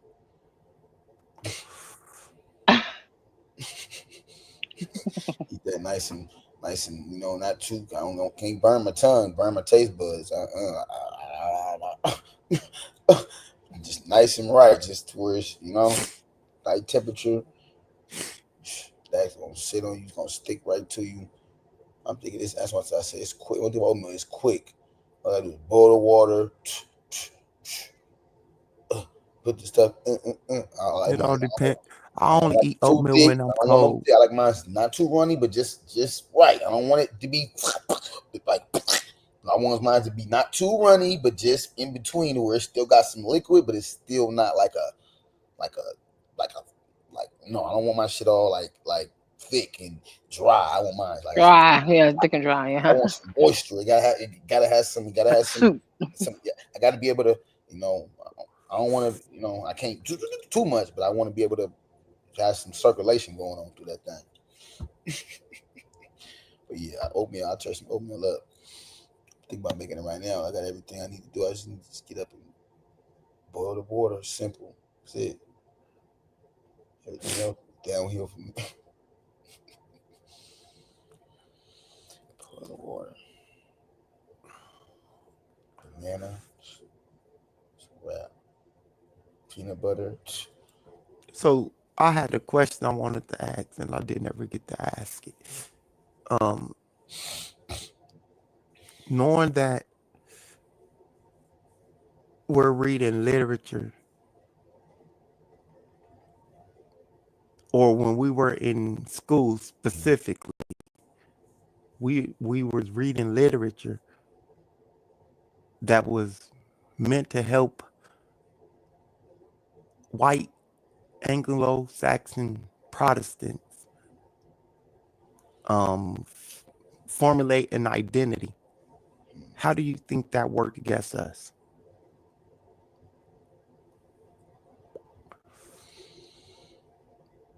Oh, I ain't gonna lie, you gonna have to. So. I heard you use that term. European. What do you say? European Protestant. I heard that. White Anglo-Saxon Protestant. Yeah. I heard that. I ain't gonna lie, my brain got. You gonna have to reiterate that again as far as. All right. So through going through our schooling, knowing that we was reading literature that was used to help white Anglo-Saxon Protestants shape and formulate an identity, how do you think that worked against us?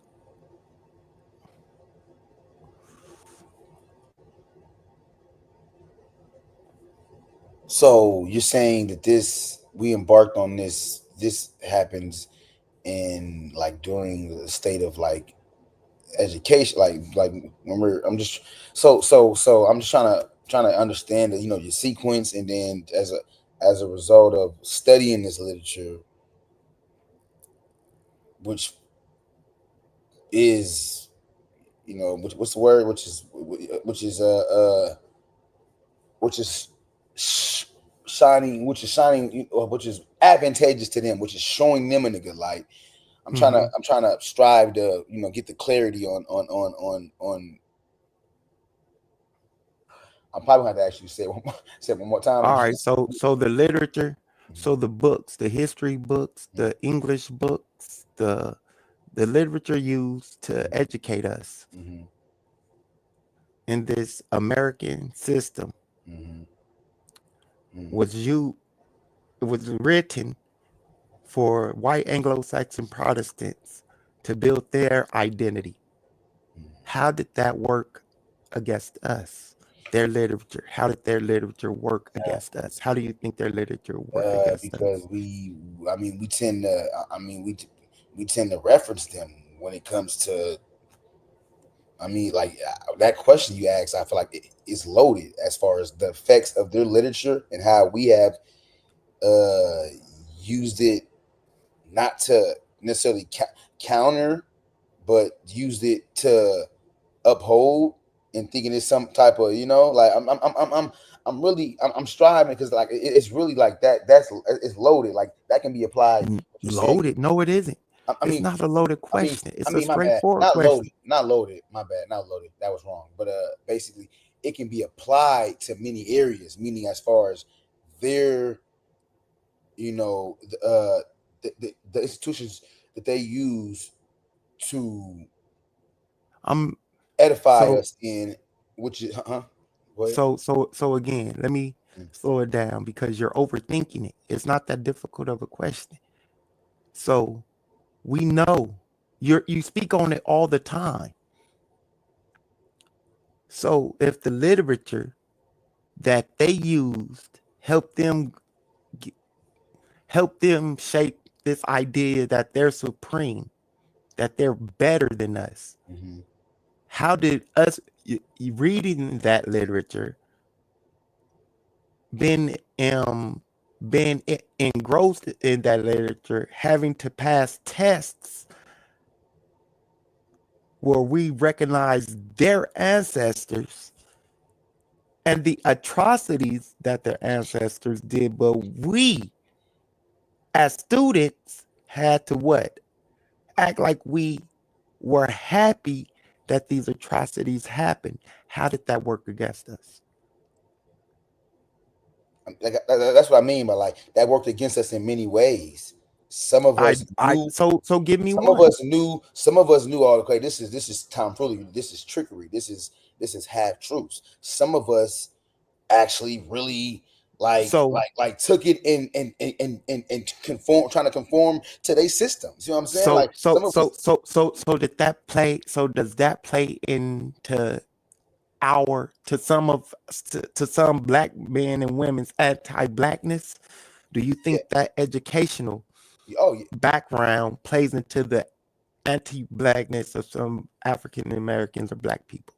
and lack thereof too, though. Like so their education in conjunction with the lack thereof, proper Black America, wherever you can say, not even just proper, just just because I don't want to get caught up in the but basically you know what I'm trying to say. So not only just in taking their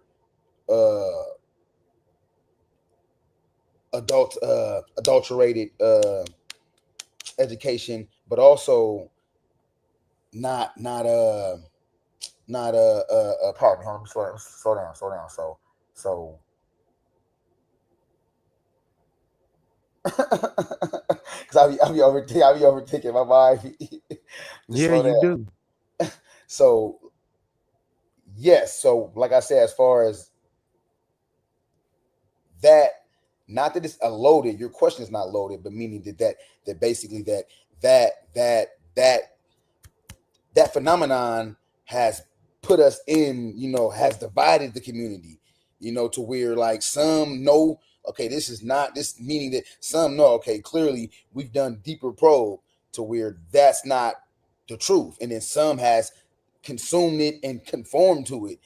You feel me? Does that make sense? So Like is white history and white literature good or bad? It's because, I mean, is nothing wrong with studying, the oppressor. There's nothing wrong with that, but studying it to where you start to take on the ideology of that, and you start to have like these like opposing views on. But isn't that what the literature is meant to do? Yeah, so it's meant to poison you. Is that what you're saying? It's meant to contaminate. Not Yeah, actually, and that's the nuance. Is it meant to contaminate everybody or a certain group of people? I wouldn't say everybody, because everybody didn't have vagrancy laws or literacy law. So you see what I'm saying? Like so no, it's not meant for every, but it does contaminate other groups to make them want to espouse to whiteness. Okay, so You see what I'm saying? I'm gonna change the word from white literature to English literature or Anglo-Saxon, white Anglo-Saxon Protestant literature. WASP literature. How about that, Afro? We know what WASP literature is. We know what Anglo-Saxons are, right? How about that literature? How about English literature? Yeah. I think there's just, I mean, I think that's I don't think white literature is, I've definitely ran across that term. I mean, to be fair, as far as, African centered, as far as like, that, studies or African centered, And forms of see, thought. that's a good question, Jackson. Because you read something doesn't make it true or even factual. And that and see, that's it right there. When you read these things, the literature, the books, the history, the fables, the tales, the different myths, things that they were using to formulate this identity that we're talking about, this thing called race and racism that we're actually talking about. How did they apply the myths, the legends, and the truth? And how did they blend all that I'm about to make me some oatmeal real quick, man. Fuck that. Damn. to craft this ideal of white Anglo-Saxon Protestant supremacy?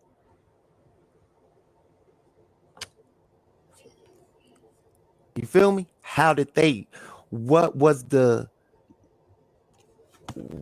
why? It's not even the what, it's the why and the how. Because we already know the what's. So how and why was these ideas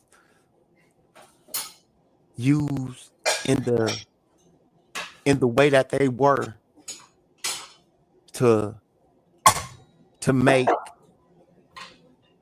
separate people based on their lines, and then how did they apply the literature to help that shit move forward to where we are today?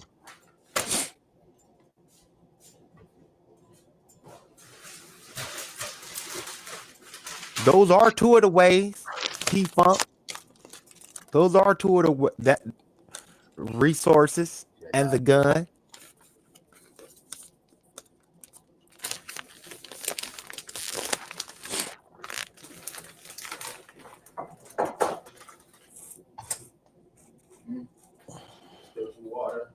And yeah, that's what they're saying.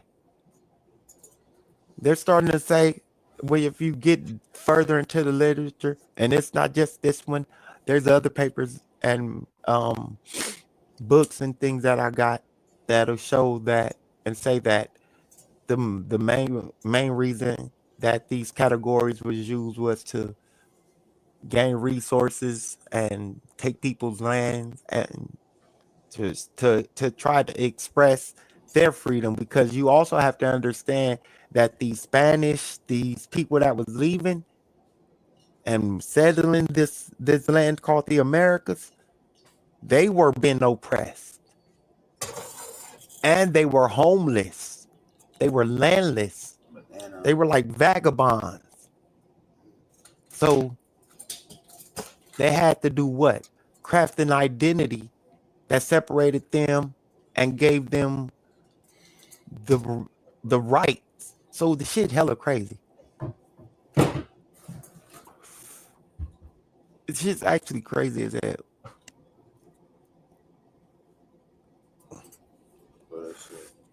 It's a very interesting conversation though. I wish more people would actually study it,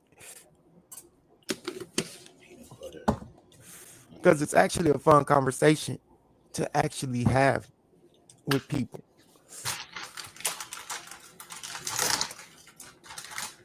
Because there's so many different layers. Like, is ethnicity race? Or is race ethnicity? And is there any biology in it?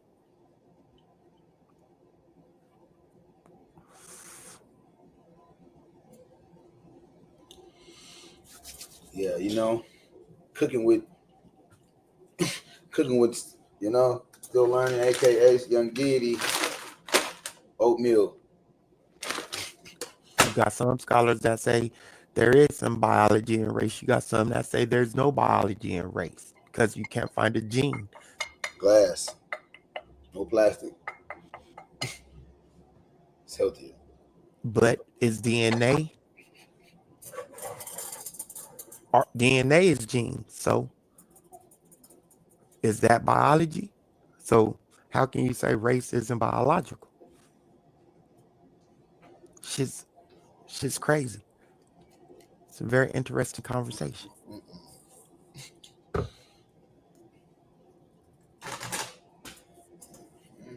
If,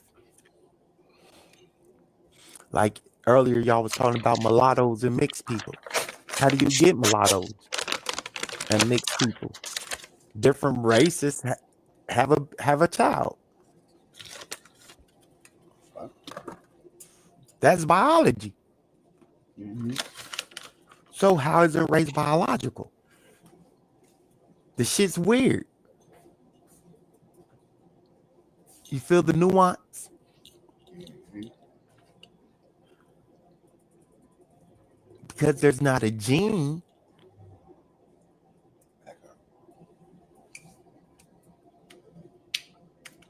As they say.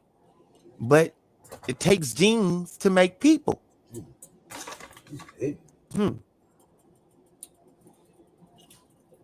Shit's weird. So a little cluster.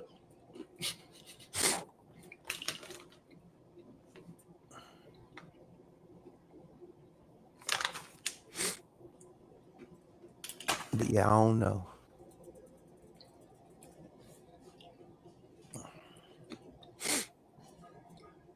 Maybe I need to reread this, The Selfish Gene, get a better understanding on some shit.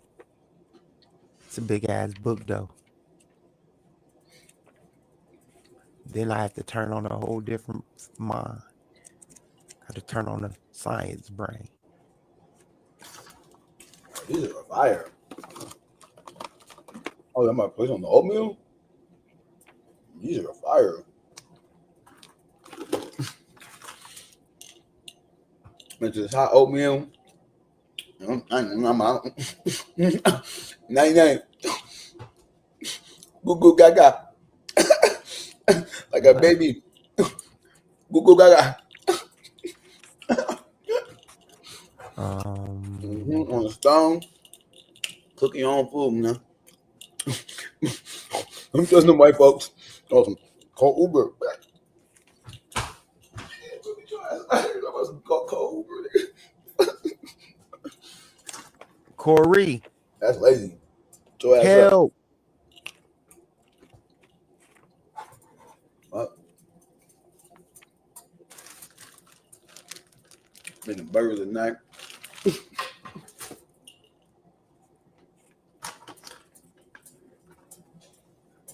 We need a psychologist. Just go to sleep, wake up, knock out 500 push-ups, 500 squats, get out the way. Straight strong. Okay, shit pop off. You never know when shit about to pop off. You be out here weak, man. You be out here, yeah.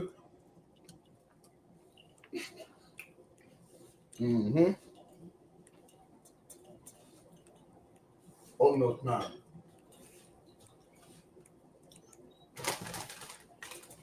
Quick, easy, it blows up.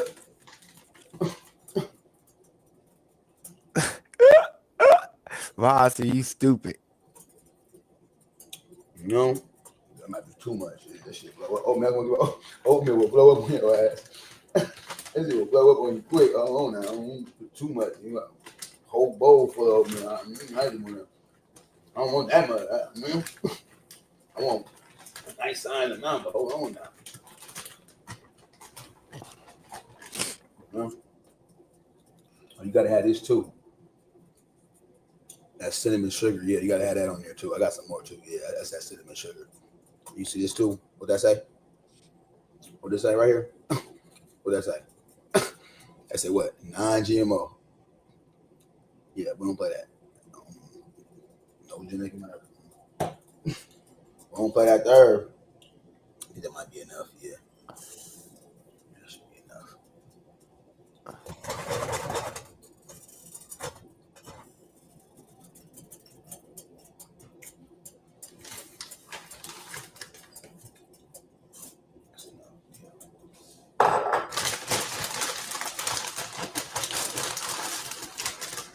Quick, easy, you know, don't take 30 minutes to make, in and out. Quick. Think about oatmeal, you can't really eat oatmeal cold. That's one thing. I don't know, you eat no cold oatmeal. You gotta eat oatmeal warm, nice and light, you know. Got some more honey. We stocked up on that honey. You know, so they ask me, what'd you eat? You eat air and grass? Fuck out of here.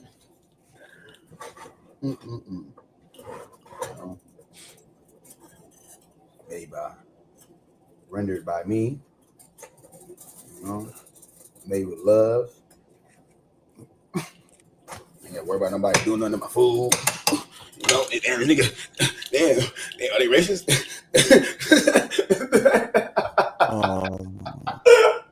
They like black people, you know, we be having pull up, we be having attitude, maybe that would be bring their frustration to work. No, I'm cool. I'm staying home. I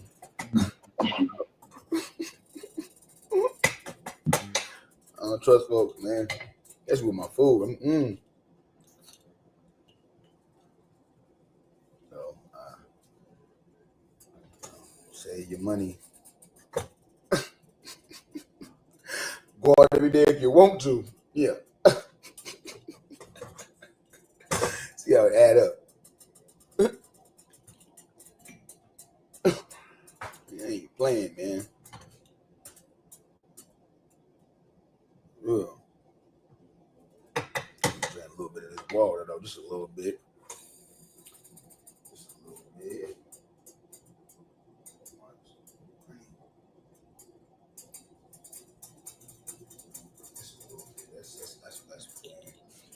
Take some of this peanut butter. You gotta have the peanut butter. Put that peanut butter, throw it in there so it can melt.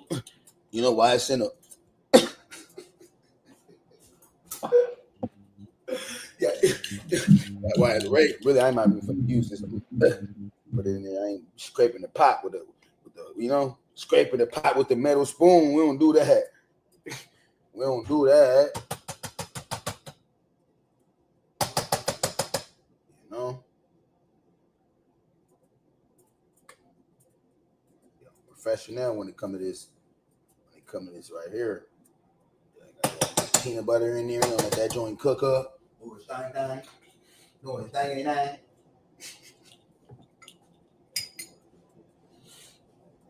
That's good. That's one thing. You don't want to overcook it. That's good. That's what it's quick. It don't take 30 minutes cooking oatmeal. In and out. Quick. Done.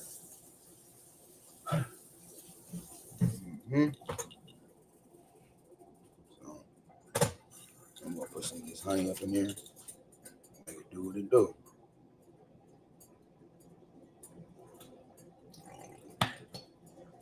Real. Right.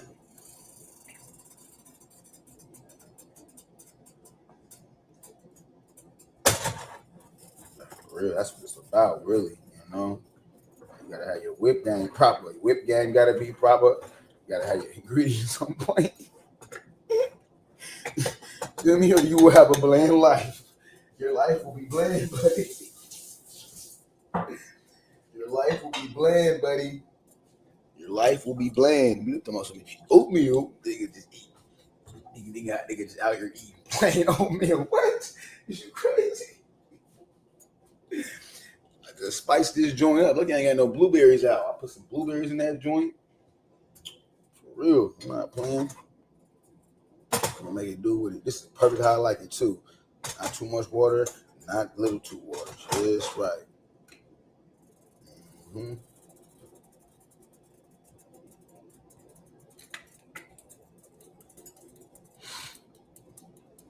But the word Anglo-Saxon, that is sort of is that the same as Caucasian, or that's two different types of words. I haven't heard the Anglo-Saxon for a minute. That's an interesting question. You can say there are two different words, but at some time in history, they blended them to mean the same group of people. The Anglo, which is the white man.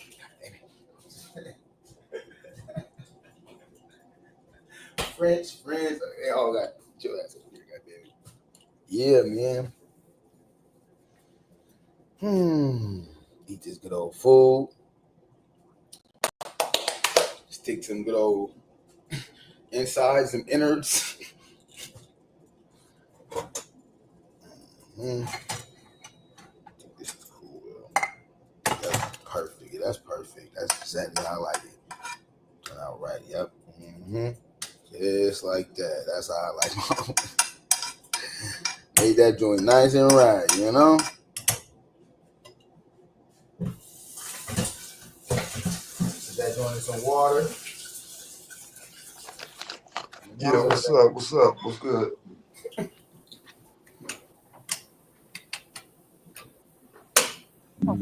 Peace. Peace, Dad. The floor is all yours, man. You and Sabio, y'all. Y'all go ahead. I don't know if y'all can hear me or not. Hold on, let me go back and come back in. Eyes have been.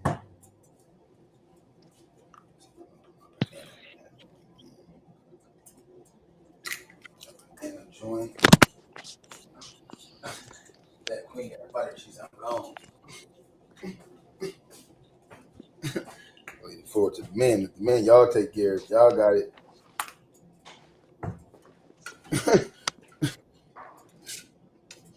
It's good that'll.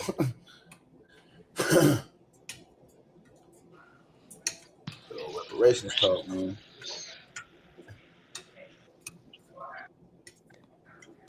Oatmeal's hot as fuck.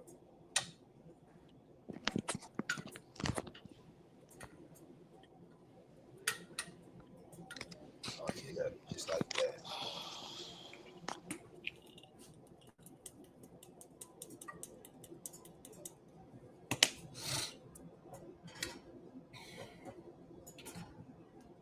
Bowl of oatmeal's hot as hell. I gotta wait like 30 minutes.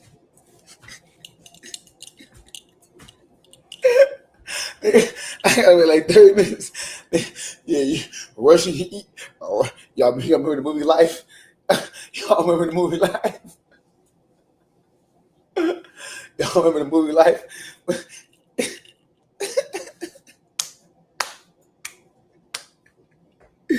Y'all remember the movie Life when he seen the pie? He was like, oh, he ran and got the pie.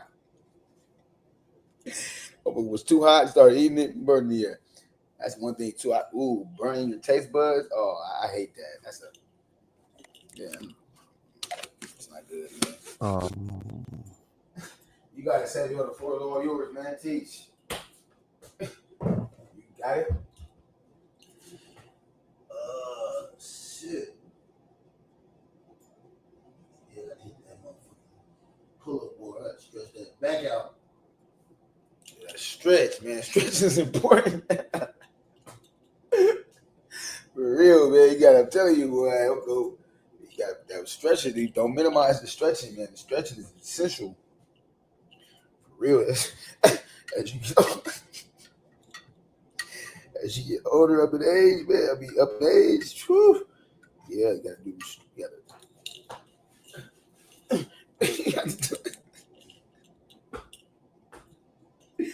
you got to stretch that limbs, man.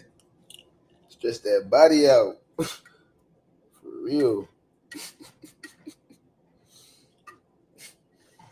What's going on, Taz? You can hear me now? Mm-hmm. All right, what's cracking, bro?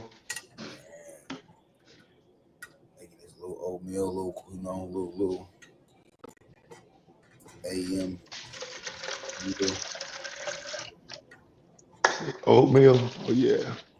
Oatmeal, yeah, man, with the honey and the cinnamon, sugar, and all the stuff. Granola with the, banana, all that, all the stuff. The whole nine.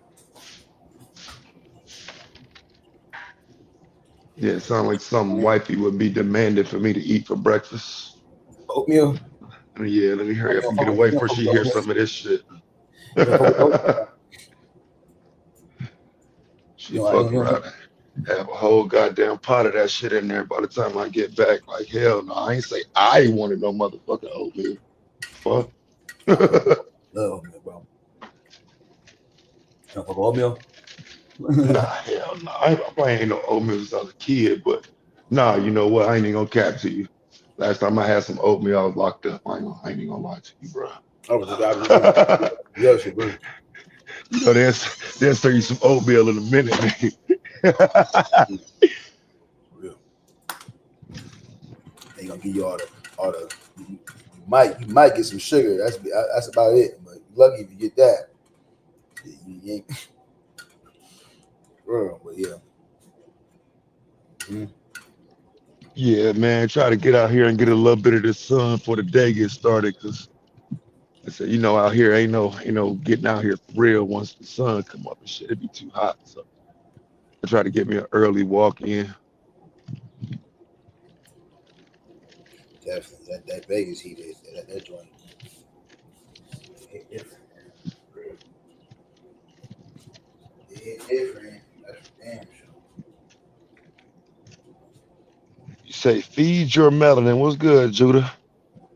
I didn't know you could feed melanin. That might be one of them pseudo concepts, bro. I ain't finna be repeating that shit for now. Damn, feed your melanin. What? That sound like we finna start going pseudo as hell. Like nigga, what? Photosynthesis. Feed Vitamin D. Even though vitamin D is not a vitamin, it's a hormone. But I mean, yeah. And you know, the best form of it is getting it from the sun. That's a whole nother topic, though.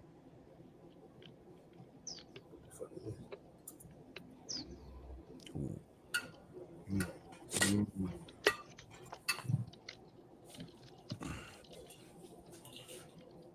You in Cali, Taz? Nah, Vegas. Oh, Vegas. Oh yeah, that's that dry heat. Yeah, it's ridiculously dry. Vegas got that dry ass heat. Like when you done lived here and Miami and been down like Louisiana and all them areas, like yeah, you could tell the difference. But I don't think this the worst of the heat though, fam. To be honest, I think that Louisiana heat was the worst. Like with that moisture in the air, that swamp, all that type of shit going on. That was a little bit worse to me. That's the heat that I can't walk in. I can walk in this heat. That Louisiana heat, 7 in the morning, niggas sweating. You're done. Day over. Yeah, that Oklahoma heat kind of like that. 7 in the morning. Because it seemed like it's just the sun is hot out here. You can still breathe. You know what I'm saying? It ain't the air ain't thick. It ain't all this moisture in the air. Some of them places, bro, you be like, God damn, it's hot, stuffy. You know what I'm saying? Motherfuckers ready to just go crash out. It's so hot.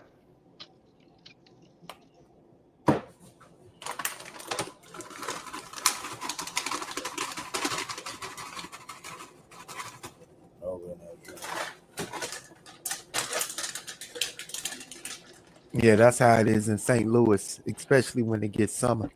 It gets so hot, nigga, you don't want to be outside after a certain time. We be having motherfucking heat warnings. What the temperature be going up to over there? Well, I didn't know it. I mean, I know it get hot everywhere, but I didn't know it got extremely hot in the Ludo. Shit, last year the highest we got was 120. God damn, that's out here. Same temperatures that get out here. Yeah, they had heat warnings and shit. You couldn't be out from 12 to like 4. Told you to be in the house or be inside a shelter. They had heat and cooling shelters and shit. They straight said the cooling shelters and shit out here be so hot for the homeless and shit. It's supposed to be 107 this weekend. Like, damn, it ain't even July yet. Damn, 107. 107, bro. Yeah, that's St. Louis. Yeah, that's different. Already? That's too early. What the fuck going on? 107. Early June? The fuck? Niggas talking about global warming ain't real. What is that shit? Right. The fuck? 107 in early June? Right, like first week of June. How you doing, man? June. Shit, it ain't even summer. Shit, it just rained out here. Oh, it's gonna be stupid. Oh man, it's warm out here too after it rain. Yeah, it's gonna be hot as fuck.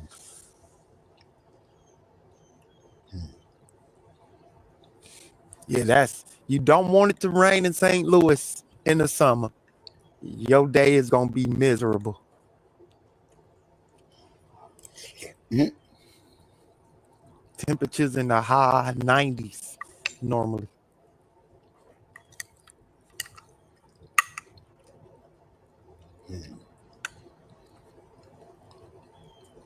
So I'm forward to oatmeal. I need some bacon, eggs.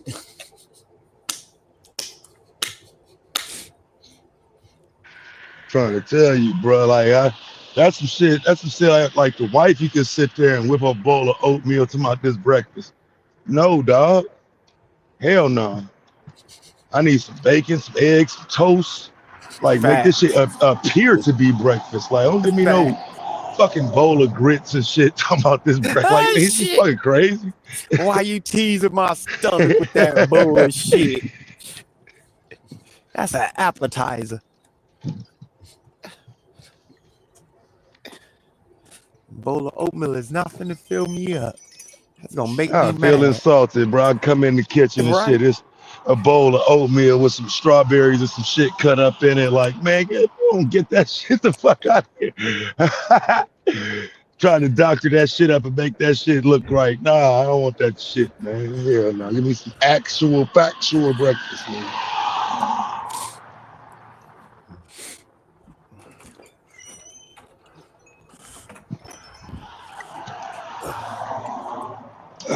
Man.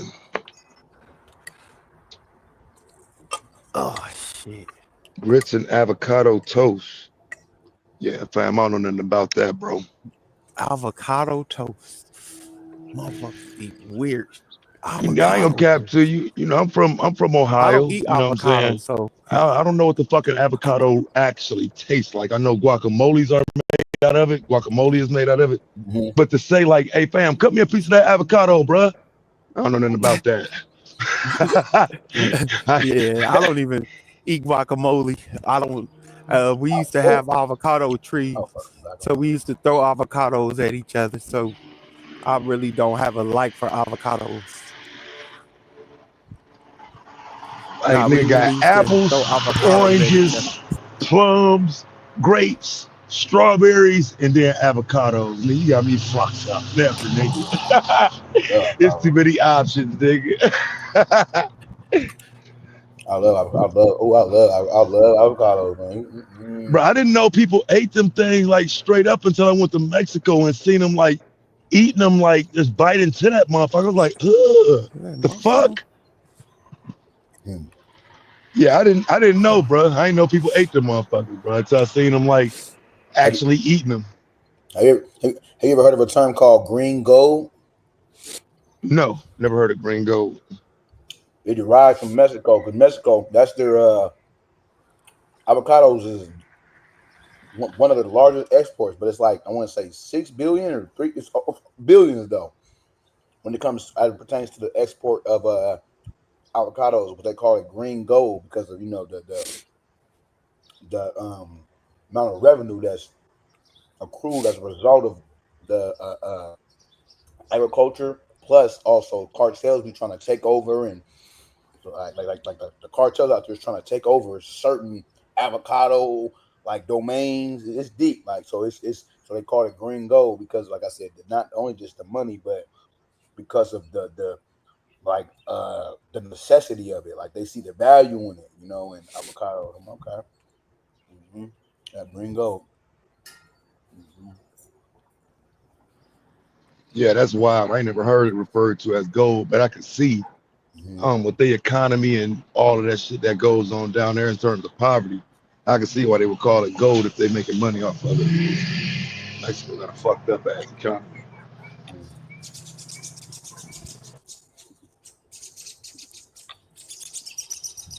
The fuck?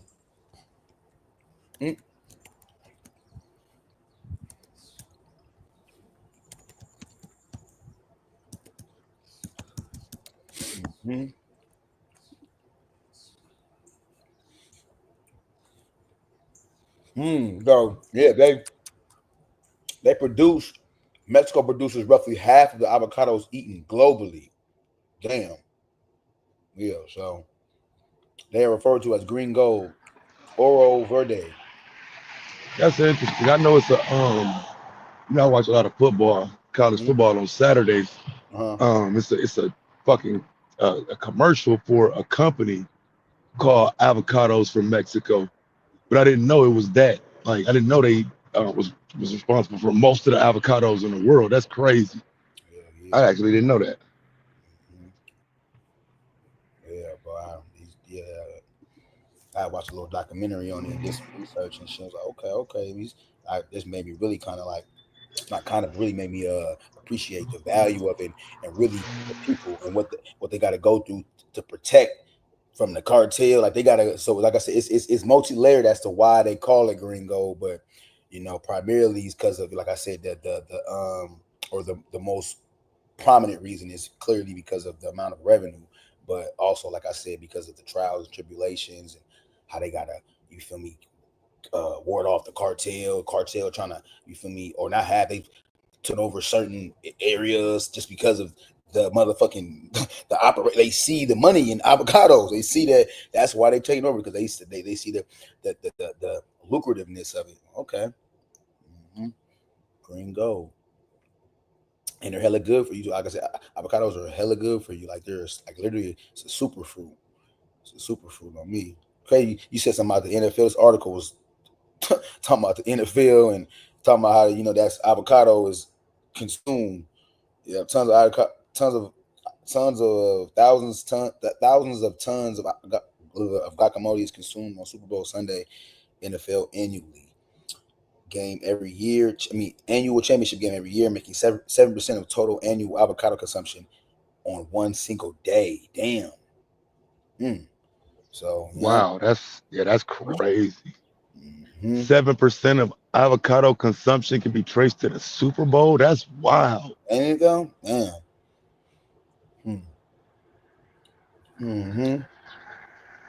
Well, Super Bowl parties. Yeah, I was gonna say I can believe it, but it just seems like that. You know what I'm saying? It just sounds like almost like what?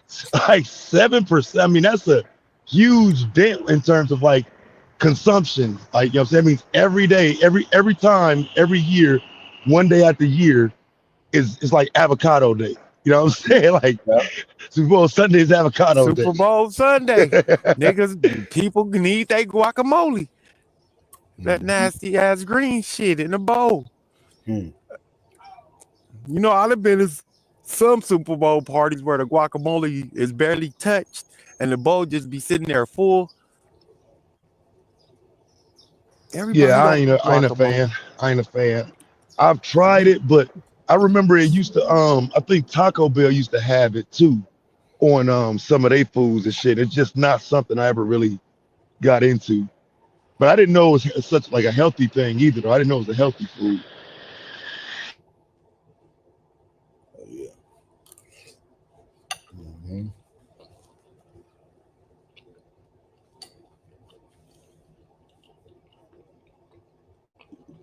I rock with the avocados, man. Well, you eat them raw? You just grab them off the tree and eat them? I ain't gonna lie. I mean, I can, but nah. I typically gotta have like some chips or bread or something. With Nah, you don't rock with them like that, then, because I know people that eat them fresh off the tree. Hey, just grab them avocado, rinse that shit off, and sometimes they peel the skin off of it and just eat the avocado. My mom used to eat them like that. Peel the skin off and just eat her avocado. Just be like, ugh, that shit look nasty, mama. Get out of my face. They definitely have an acquired taste, though. That's for sure. They have an acquired taste, for real.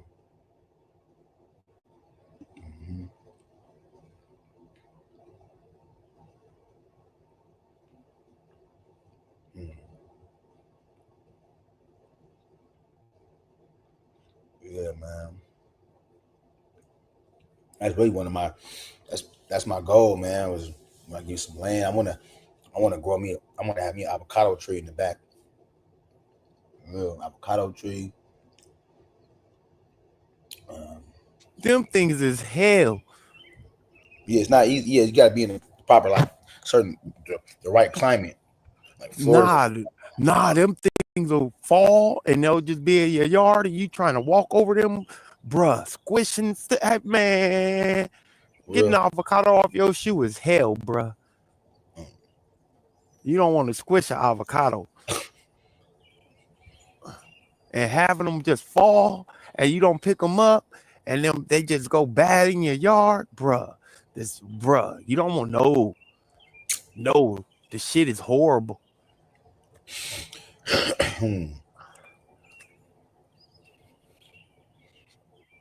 Yeah, cartel is not playing. They said they destroying everything they bought by hook and crank. So basically, they ain't playing. They set the price. If you don't want to sell it, they take it anyway. Then arrive. They really just really what's the word I want to say? They taking over, man. They setting up shop. They by like brute force. People's taking over. Like, man, cartel's not playing when it come to. They said they need everything. You know, it's a trip though, man. When we talk about criminal elements from our perspective here in America, a lot of times it is really just like some petty crimes, some niggas do some wild shit, white folks do some wild shit. We talk about that shit in past and whatnot. But fam, I don't think motherfuckers really understand like how that cartel move and like the levels of criminality that go with that. Because we don't have that level of criminality and corruption. I would even say in America, let alone the black community. That cartel fucked up, bro. I mean, just imagine Donald Trump being able to send his goons out to come get your shit. You know what I'm saying? That's what the cartel is. You know what I'm saying? Like, hey, go pull them over right there, police officer. You know, they run shit. So, you know what I'm saying? The cartel will tell the police what to do. The cartel are the police. They are the politicians. Like that to me is a lot worse than how we live in terms of like somebody just might do some criminal shit. The criminality is almost ingrained in their society and it's acceptable. We just don't point it out that way. Yeah, I don't know if I disagree with that because we don't see the cartel shit as much as we are exposed to the little shit that they show going on in our communities and over here and shit. But yeah, the cartel shit, it's a whole different level. Like, imagine, like I just actually seen some shit the other day on YouTube where somebody got hit by the cartel. They sent the hit to kill like a mayor down in Mexico or some shit. They motherfuckers just came about of nowhere, shot the car up. Well, I tell you what, Corey, and whoever agree with you, this is what I would say. The difference is, and this is having lived in Mexico, bro. I'm saying this as bringing my ass back home. The difference is if the government do some shit to your ass in Mexico, nigga, don't nobody give a fuck. Saving you, right? Like nigga, the mayor can come that say, hey man, go shoot that motherfucker. Ain't nobody gonna do shit. So there's a difference in terms of corruption. Because although people get away with shit all the time in America, I'm saying people get away with shit every time in Mexico. not sometimes, nigga, every time.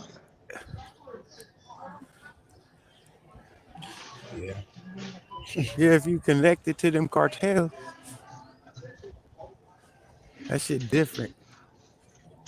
In terms of criminality, yeah, that shit is the peak of criminality because you have, you got the government backing. You know what I'm saying? So like when it was they had that mayor race last year, bruh, and they wasn't liking the candidates, so they were just popping them off, bro. Like every goddamn week, another mayoral candidate died. It's like they shot 23 candidates for mayor. You know what I'm saying? Right. Nobody went to jail for that shit. You know what I'm saying? Right. So, like, show me an American city where 23 people was trying to run for mayor and they all died. Right. That's a good point. Yeah, that level of criminality is still not talked about though. Sciences. But that's because we're not exposed to it. But yeah, like he said, that's a different level of criminality. I bet you they over there in Mexico talking about that shit.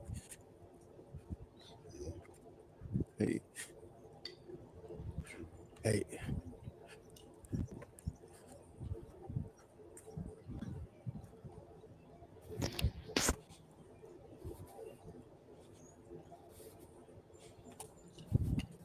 Mm-hmm.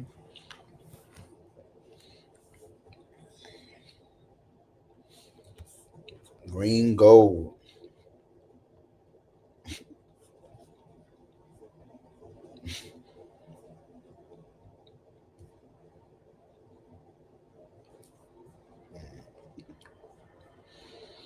Let's see.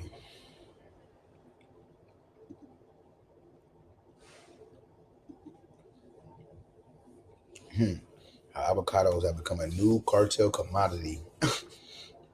We need that there. It ain't funny, but the motherfuckers say, no. They say it's really the same. Listen, fam, I want y'all to do some research. That's all I can say, bro. Because listen, I'm not saying American exceptionalism, love the country, our president, fam. I ain't saying none of that. I'm saying y'all talking that fly shit. Nigga, you take your ass down to Mexico, bro, and learn the hard way then. If you think this shit is the same, man, I'm telling you, dog, them motherfuckers, when they pull you over down there and you owe a ticket, nigga, you gotta pay that shit right there on the fucking street or go to jail. You know what I'm saying? That's why people tell you to have a few dollars on, keep you a 20 or 50 on you and whatnot. They pull you over, they want you to pay them right there, or they take you to court and hold you in jail for 6-7 hours, and you might die in a Mexican jail. So, you know what I'm saying? That's why most Americans know when you're traveling around Tijuana or one of them places like right across the California border, you need to have a few dollars on you because they make your ass disappear, bruh, over nothing. Absolutely. You don't want to Like go that. down there fucking around. You may not come back. Like I say, I don't trust this motherfucking country like that, nigga. But goddamn, these motherfuckers at least got on body cams now. You know what I'm saying? Ain't no body cams in Mexico, nigga. It's your word against theirs, nigga. Like I said, you are dealing with the cartel, right? The police is the cartel. The military is the cartel. So what they say go. There is no what we call it here, due process, nigga. Hell no. None of that shit. That's why I say it's worse. You remember in Double Take when he said, I want my phone call? Phone call? This is not America. You don't get no phone call. Right. Laugh at that nigga like, what? Laugh at your ass. Like, due process, huh? Due process your ass right to the dirt. I ain't even gonna lie to you. Them motherfuckers pulled me over. I tried to play that role like, nah, I ain't even got nothing on me, man. That motherfucker said, well, you got to follow me down to the police station. I said, wait, I think I got 20 right here. That motherfucker took that shit and let me go. Swear to God, bro. And my stupid ass had did a U-turn across the street from the crib and shit. Just, you know what I'm saying? I had forgot my wallet or some shit, was trying to go right back to the house. So I came down the hill, did a U-turn and started going back up the hill. That motherfucker got on my heels quick. And like I say, they want the bread now. Ain't no, you know, coming to court next week or no shit. They want the bread right now. Ain't no release on PR. Ain't no personal. No, hell no, nigga, hell no. Oh man, personal crazy. Got on your bumper. He said you, hey, they'll do that in America. So I can imagine out there, they really, yeah. Stay out here doing U-turns. Fuck this nigga think he at? Like, yeah, that motherfucker got on my heels, bro. I swear to God. Police, oh man, let me stop.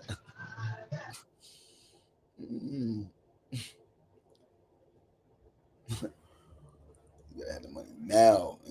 Ain't no change. Ain't gonna get, if they see, ain't no change. Whatever they see, they gonna take all your money type shit, or you what? They go through your wallet. They gonna go through your wallet. Like I say, they usually take 20, 40, some shit like that. You ain't, I mean, they ain't trying to break you. You know what I'm saying? But they want, you got to come with something though. You know what I'm saying? You got to be willing to do it. You know what I'm saying? You sit there and play around too long. Like I say, they had your ass following their ass down to the motherfucking police station, bro. Oh, you gotta follow them, man. Yeah, that motherfucker said, because it happened to us twice. That's why I know it ain't no motherfucking joke. The other time my wife was with me, and I was thinking again, we could talk ourselves out of it or whatever. And that motherfucker said, nah, follow me down to this police station and shit. So we looked at each other like, oh shit. By the time we got to that police station, we had $60 in hand. You know what I'm saying? Because you know what I'm saying, we don't know what these motherfuckers gonna do. We don't know the laws. That motherfucker said, follow me right now. That motherfucker says you gotta go to court today. Okay, whatever we gotta get this motherfucker, we finna give it to him. I forgot what we got pulled over that time for. I had to ask her, man. That shit was crazy though. That motherfucker said, follow me down to the police station. We followed him down there. That motherfucker came to the window, like tried to wiggle the first time on some shit like, yeah, you know, if you don't pay the fine now, you got to go to court today and you could end up in jail and this and that. Motherfucker got the money right there. Like, here you go, bro. Like, fuck that. You know, take this. You ain't doing that shit. Yeah. That's well, that's probably like a 2-week salary or a month salary or some shit down there. Shit, how much they make? $1 an hour. Yeah, that place ain't nothing to play with. Like I said, I know we definitely gotta call our government out, but fam, I would not. Comparing the two, like I say, I just think there's no oversight. I mean, you got some levels of oversight here where, you know what I mean, some motherfucker might get in trouble for doing some foul shit. Ain't nobody getting in trouble in Mexico, bro. Ain't no justice, nigga. That shit savage to the motherfucker. Is that why you left? Is that part of the reason why you left? One of the reasons, because you know, when so we left right before COVID. And you know, a lot of that shit was not really, it wasn't a big deal at first, but we didn't go back because of that. You know what I'm saying? That's the only reason really why we haven't gone back. It's because like it's so corrupt, bro. It's so like you just never know when you might be that person. You know what I'm saying? That international incident could be you. Because they robbing motherfuckers. You know what I'm saying? As soon as you come across the border, you get stuck somewhere in Tijuana, they running up on your window, trying to steal shit from you, trying to rob you. Like, so like we don't get a lot of that news here of what happens when you first go across the border. And so I don't want to be, you know what I'm saying, run that risk again, bro, because I ain't gonna lie to you. I ain't on it. I don't want to get pulled over and, you know what I'm saying, be scared to death and shit like that. Like, I don't want to do that shit again, bro. Did that shit in 2019. I'm cool now, though. It was fun the first little go around, but yeah, I'm cool. That shit seemed a little too dangerous. Like I say, and then after COVID, it just seemed like they don't care as much no more. You know what I'm saying? They letting motherfuckers get away with shit. You got motherfuckers right across the border in droves waiting for you to come across so they can try you. I'm cool, bro. Yeah, that's that Mexico. Nah, as far as I was gonna say something more specific in regards to damn. So is it cheap? Everything out there is cheap as hell, though, huh? Yeah, hell yeah. That was the lure right there. You know what I'm saying? Motherfucker go out there and be living like a goddamn king for $1,500 a month. You know what I mean? They pay all your bills and shit. You know what I'm saying? You get you a nice big spot, or you can get you a spot on the water. You know what I'm saying? Like, nah, it's cheap as fuck. It ain't expensive to live there at all. That was, you know, that's what would have lure you down there. But like I say, it's everything else that's going around. Yeah, exactly. But yeah, you definitely can make your money though. You know what I'm saying? That was really the first time we went. That was why we went, to see, you know what I'm saying, how much money you can make in terms of living there and spending there. And yeah, you do well. You know what I'm saying? Because you come back over across the you know, we used to come back across the border to get groceries. You know what I'm saying? I get my weed from over on this side and shit like that. And so you really don't have to spend nothing else. You know what I'm saying? Over on the American side, everything else you can get in Mexico. And so it's just cheap. Like you said, that clearly is not worth what you got to go through as far as from the social politics and all that. And, yeah, fuck that. All that getting just it would be more. I would be more as far as experiencing trepidation, like when the police pull you over, because you don't know what's gonna happen, nigga. This is America, nigga. You can talk, you can swindle, you can be able to, you know, out in Mexico, nigga, ain't none of that. Nigga, you gotta have some bread, or nigga, your ass going to jail, nigga. Who knows? They might just, you know, just a lot of unknown shit out there. Right? Yeah, like I said, you got a little wiggle room. You get pulled over here. Now I ain't saying a lot. You know, I'm a nigga too, but I got plenty of bullshit cases driving. But nigga, I walked away from them motherfuckers though. I'm saying, nigga, them Mexico police, bro, you don't know. There's no oversight. Well, who gonna do something if they, you know what I'm saying, get on some bullshit? You know what I mean? So it's just, I and especially with Trump in office, bro, I don't trust that motherfucker. I don't trust their response to him. You know what I'm saying? So I don't know if a motherfucker supposed to be over there fucking around right now while he talking cash shit to everybody. So I got the fuck up out of here.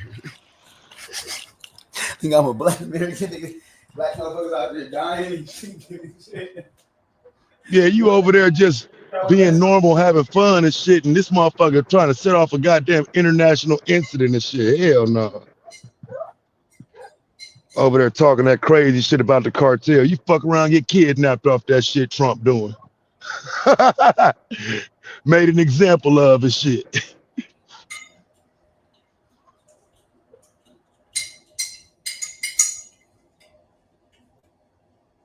Cause for real, I mean, they so reckless, bro. Like, if they money wasn't tied to America and whatnot, like, but they'd have been came over here and started wiping out shit.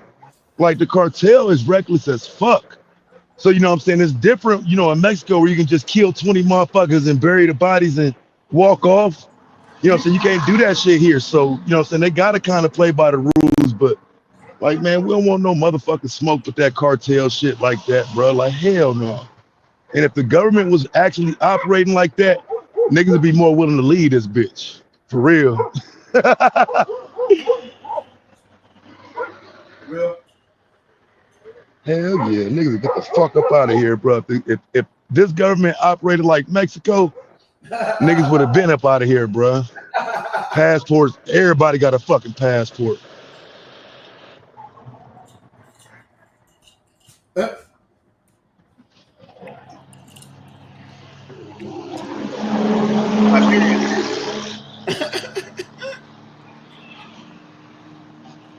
Damn, that motorcycle hard as hell.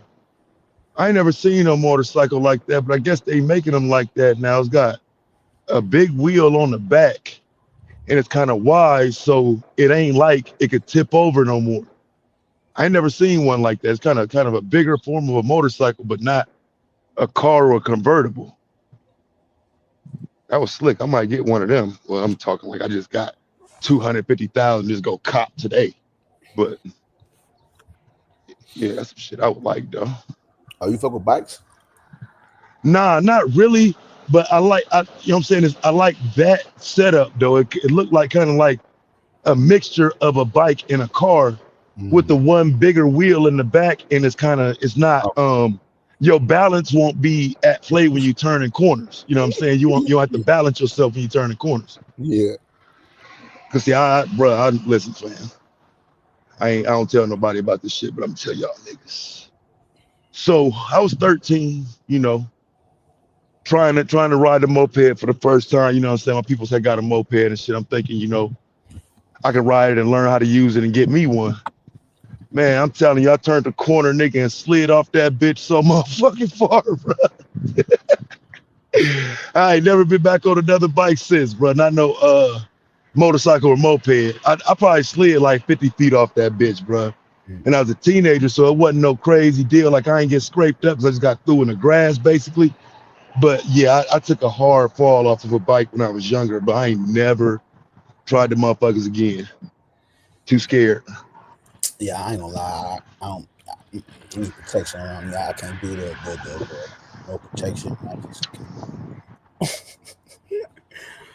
I do remind you about a go-kart. I do all that. I do ATV and all that, but highway 10,000 miles. I ain't. Yeah, I see people riding them, bro. They, you know what I'm saying, say motherfuckers doing wheelies on the bikes and shit like that. I can't fuck with it, bro. I just, you know what I'm saying, I know like a regular 10 speed or some shit like that, nigga.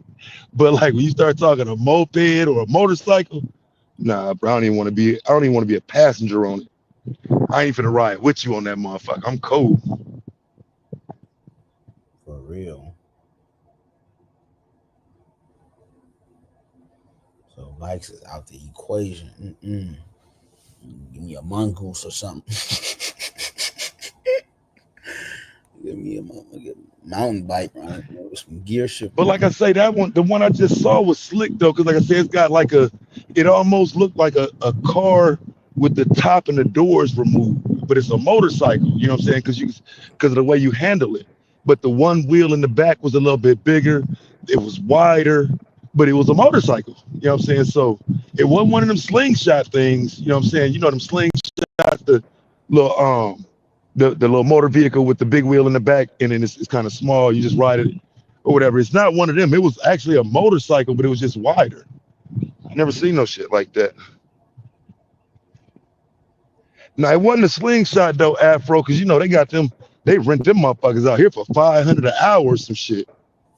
They got the slingshots out here. This was more like a motorcycle. Like I say, the handlebar set up pretty high, the seat set up pretty high, and it was wider. It was almost even wide as a car. Wild though, but it wasn't a slingshot though. It looked more like a motorcycle.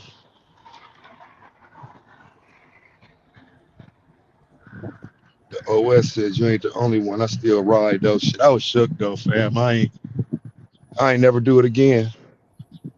Terrified. Like even now at my grand old age, I wouldn't even try. And I could probably do it now, you know what I'm saying? The handling and all that, navigate corners and shit, but nah, I'm cool. Traumatic incident. Nigga ain't never bounced back from it. Man, imagine on the freeway going to, man, put your helmet on, get your knee pads and goddamn elbow pads, leather jeans, all that.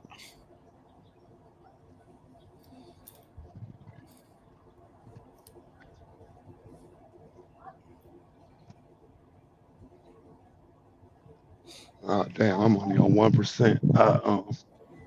My phone gonna die in a second. I'll pop back out when I get to the house. I'm on my way back now. I'm about to die. Yeah, my shit probably gonna die in a few minutes. StreamYards be taking hella juice from your shit, bro. Like that shit crazy. My battery's at least over halfway when I left. That motherfucker say 4%. Damn. Shit. Yep. Shit, I'm on. Say we're gonna hold this joint down.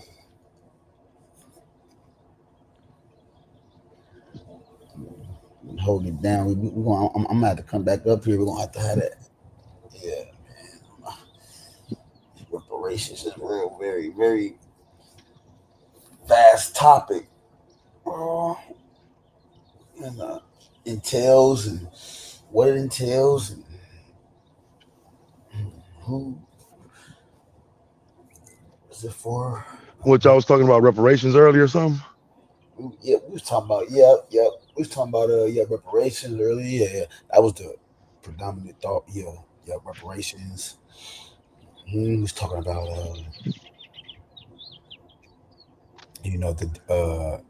how was that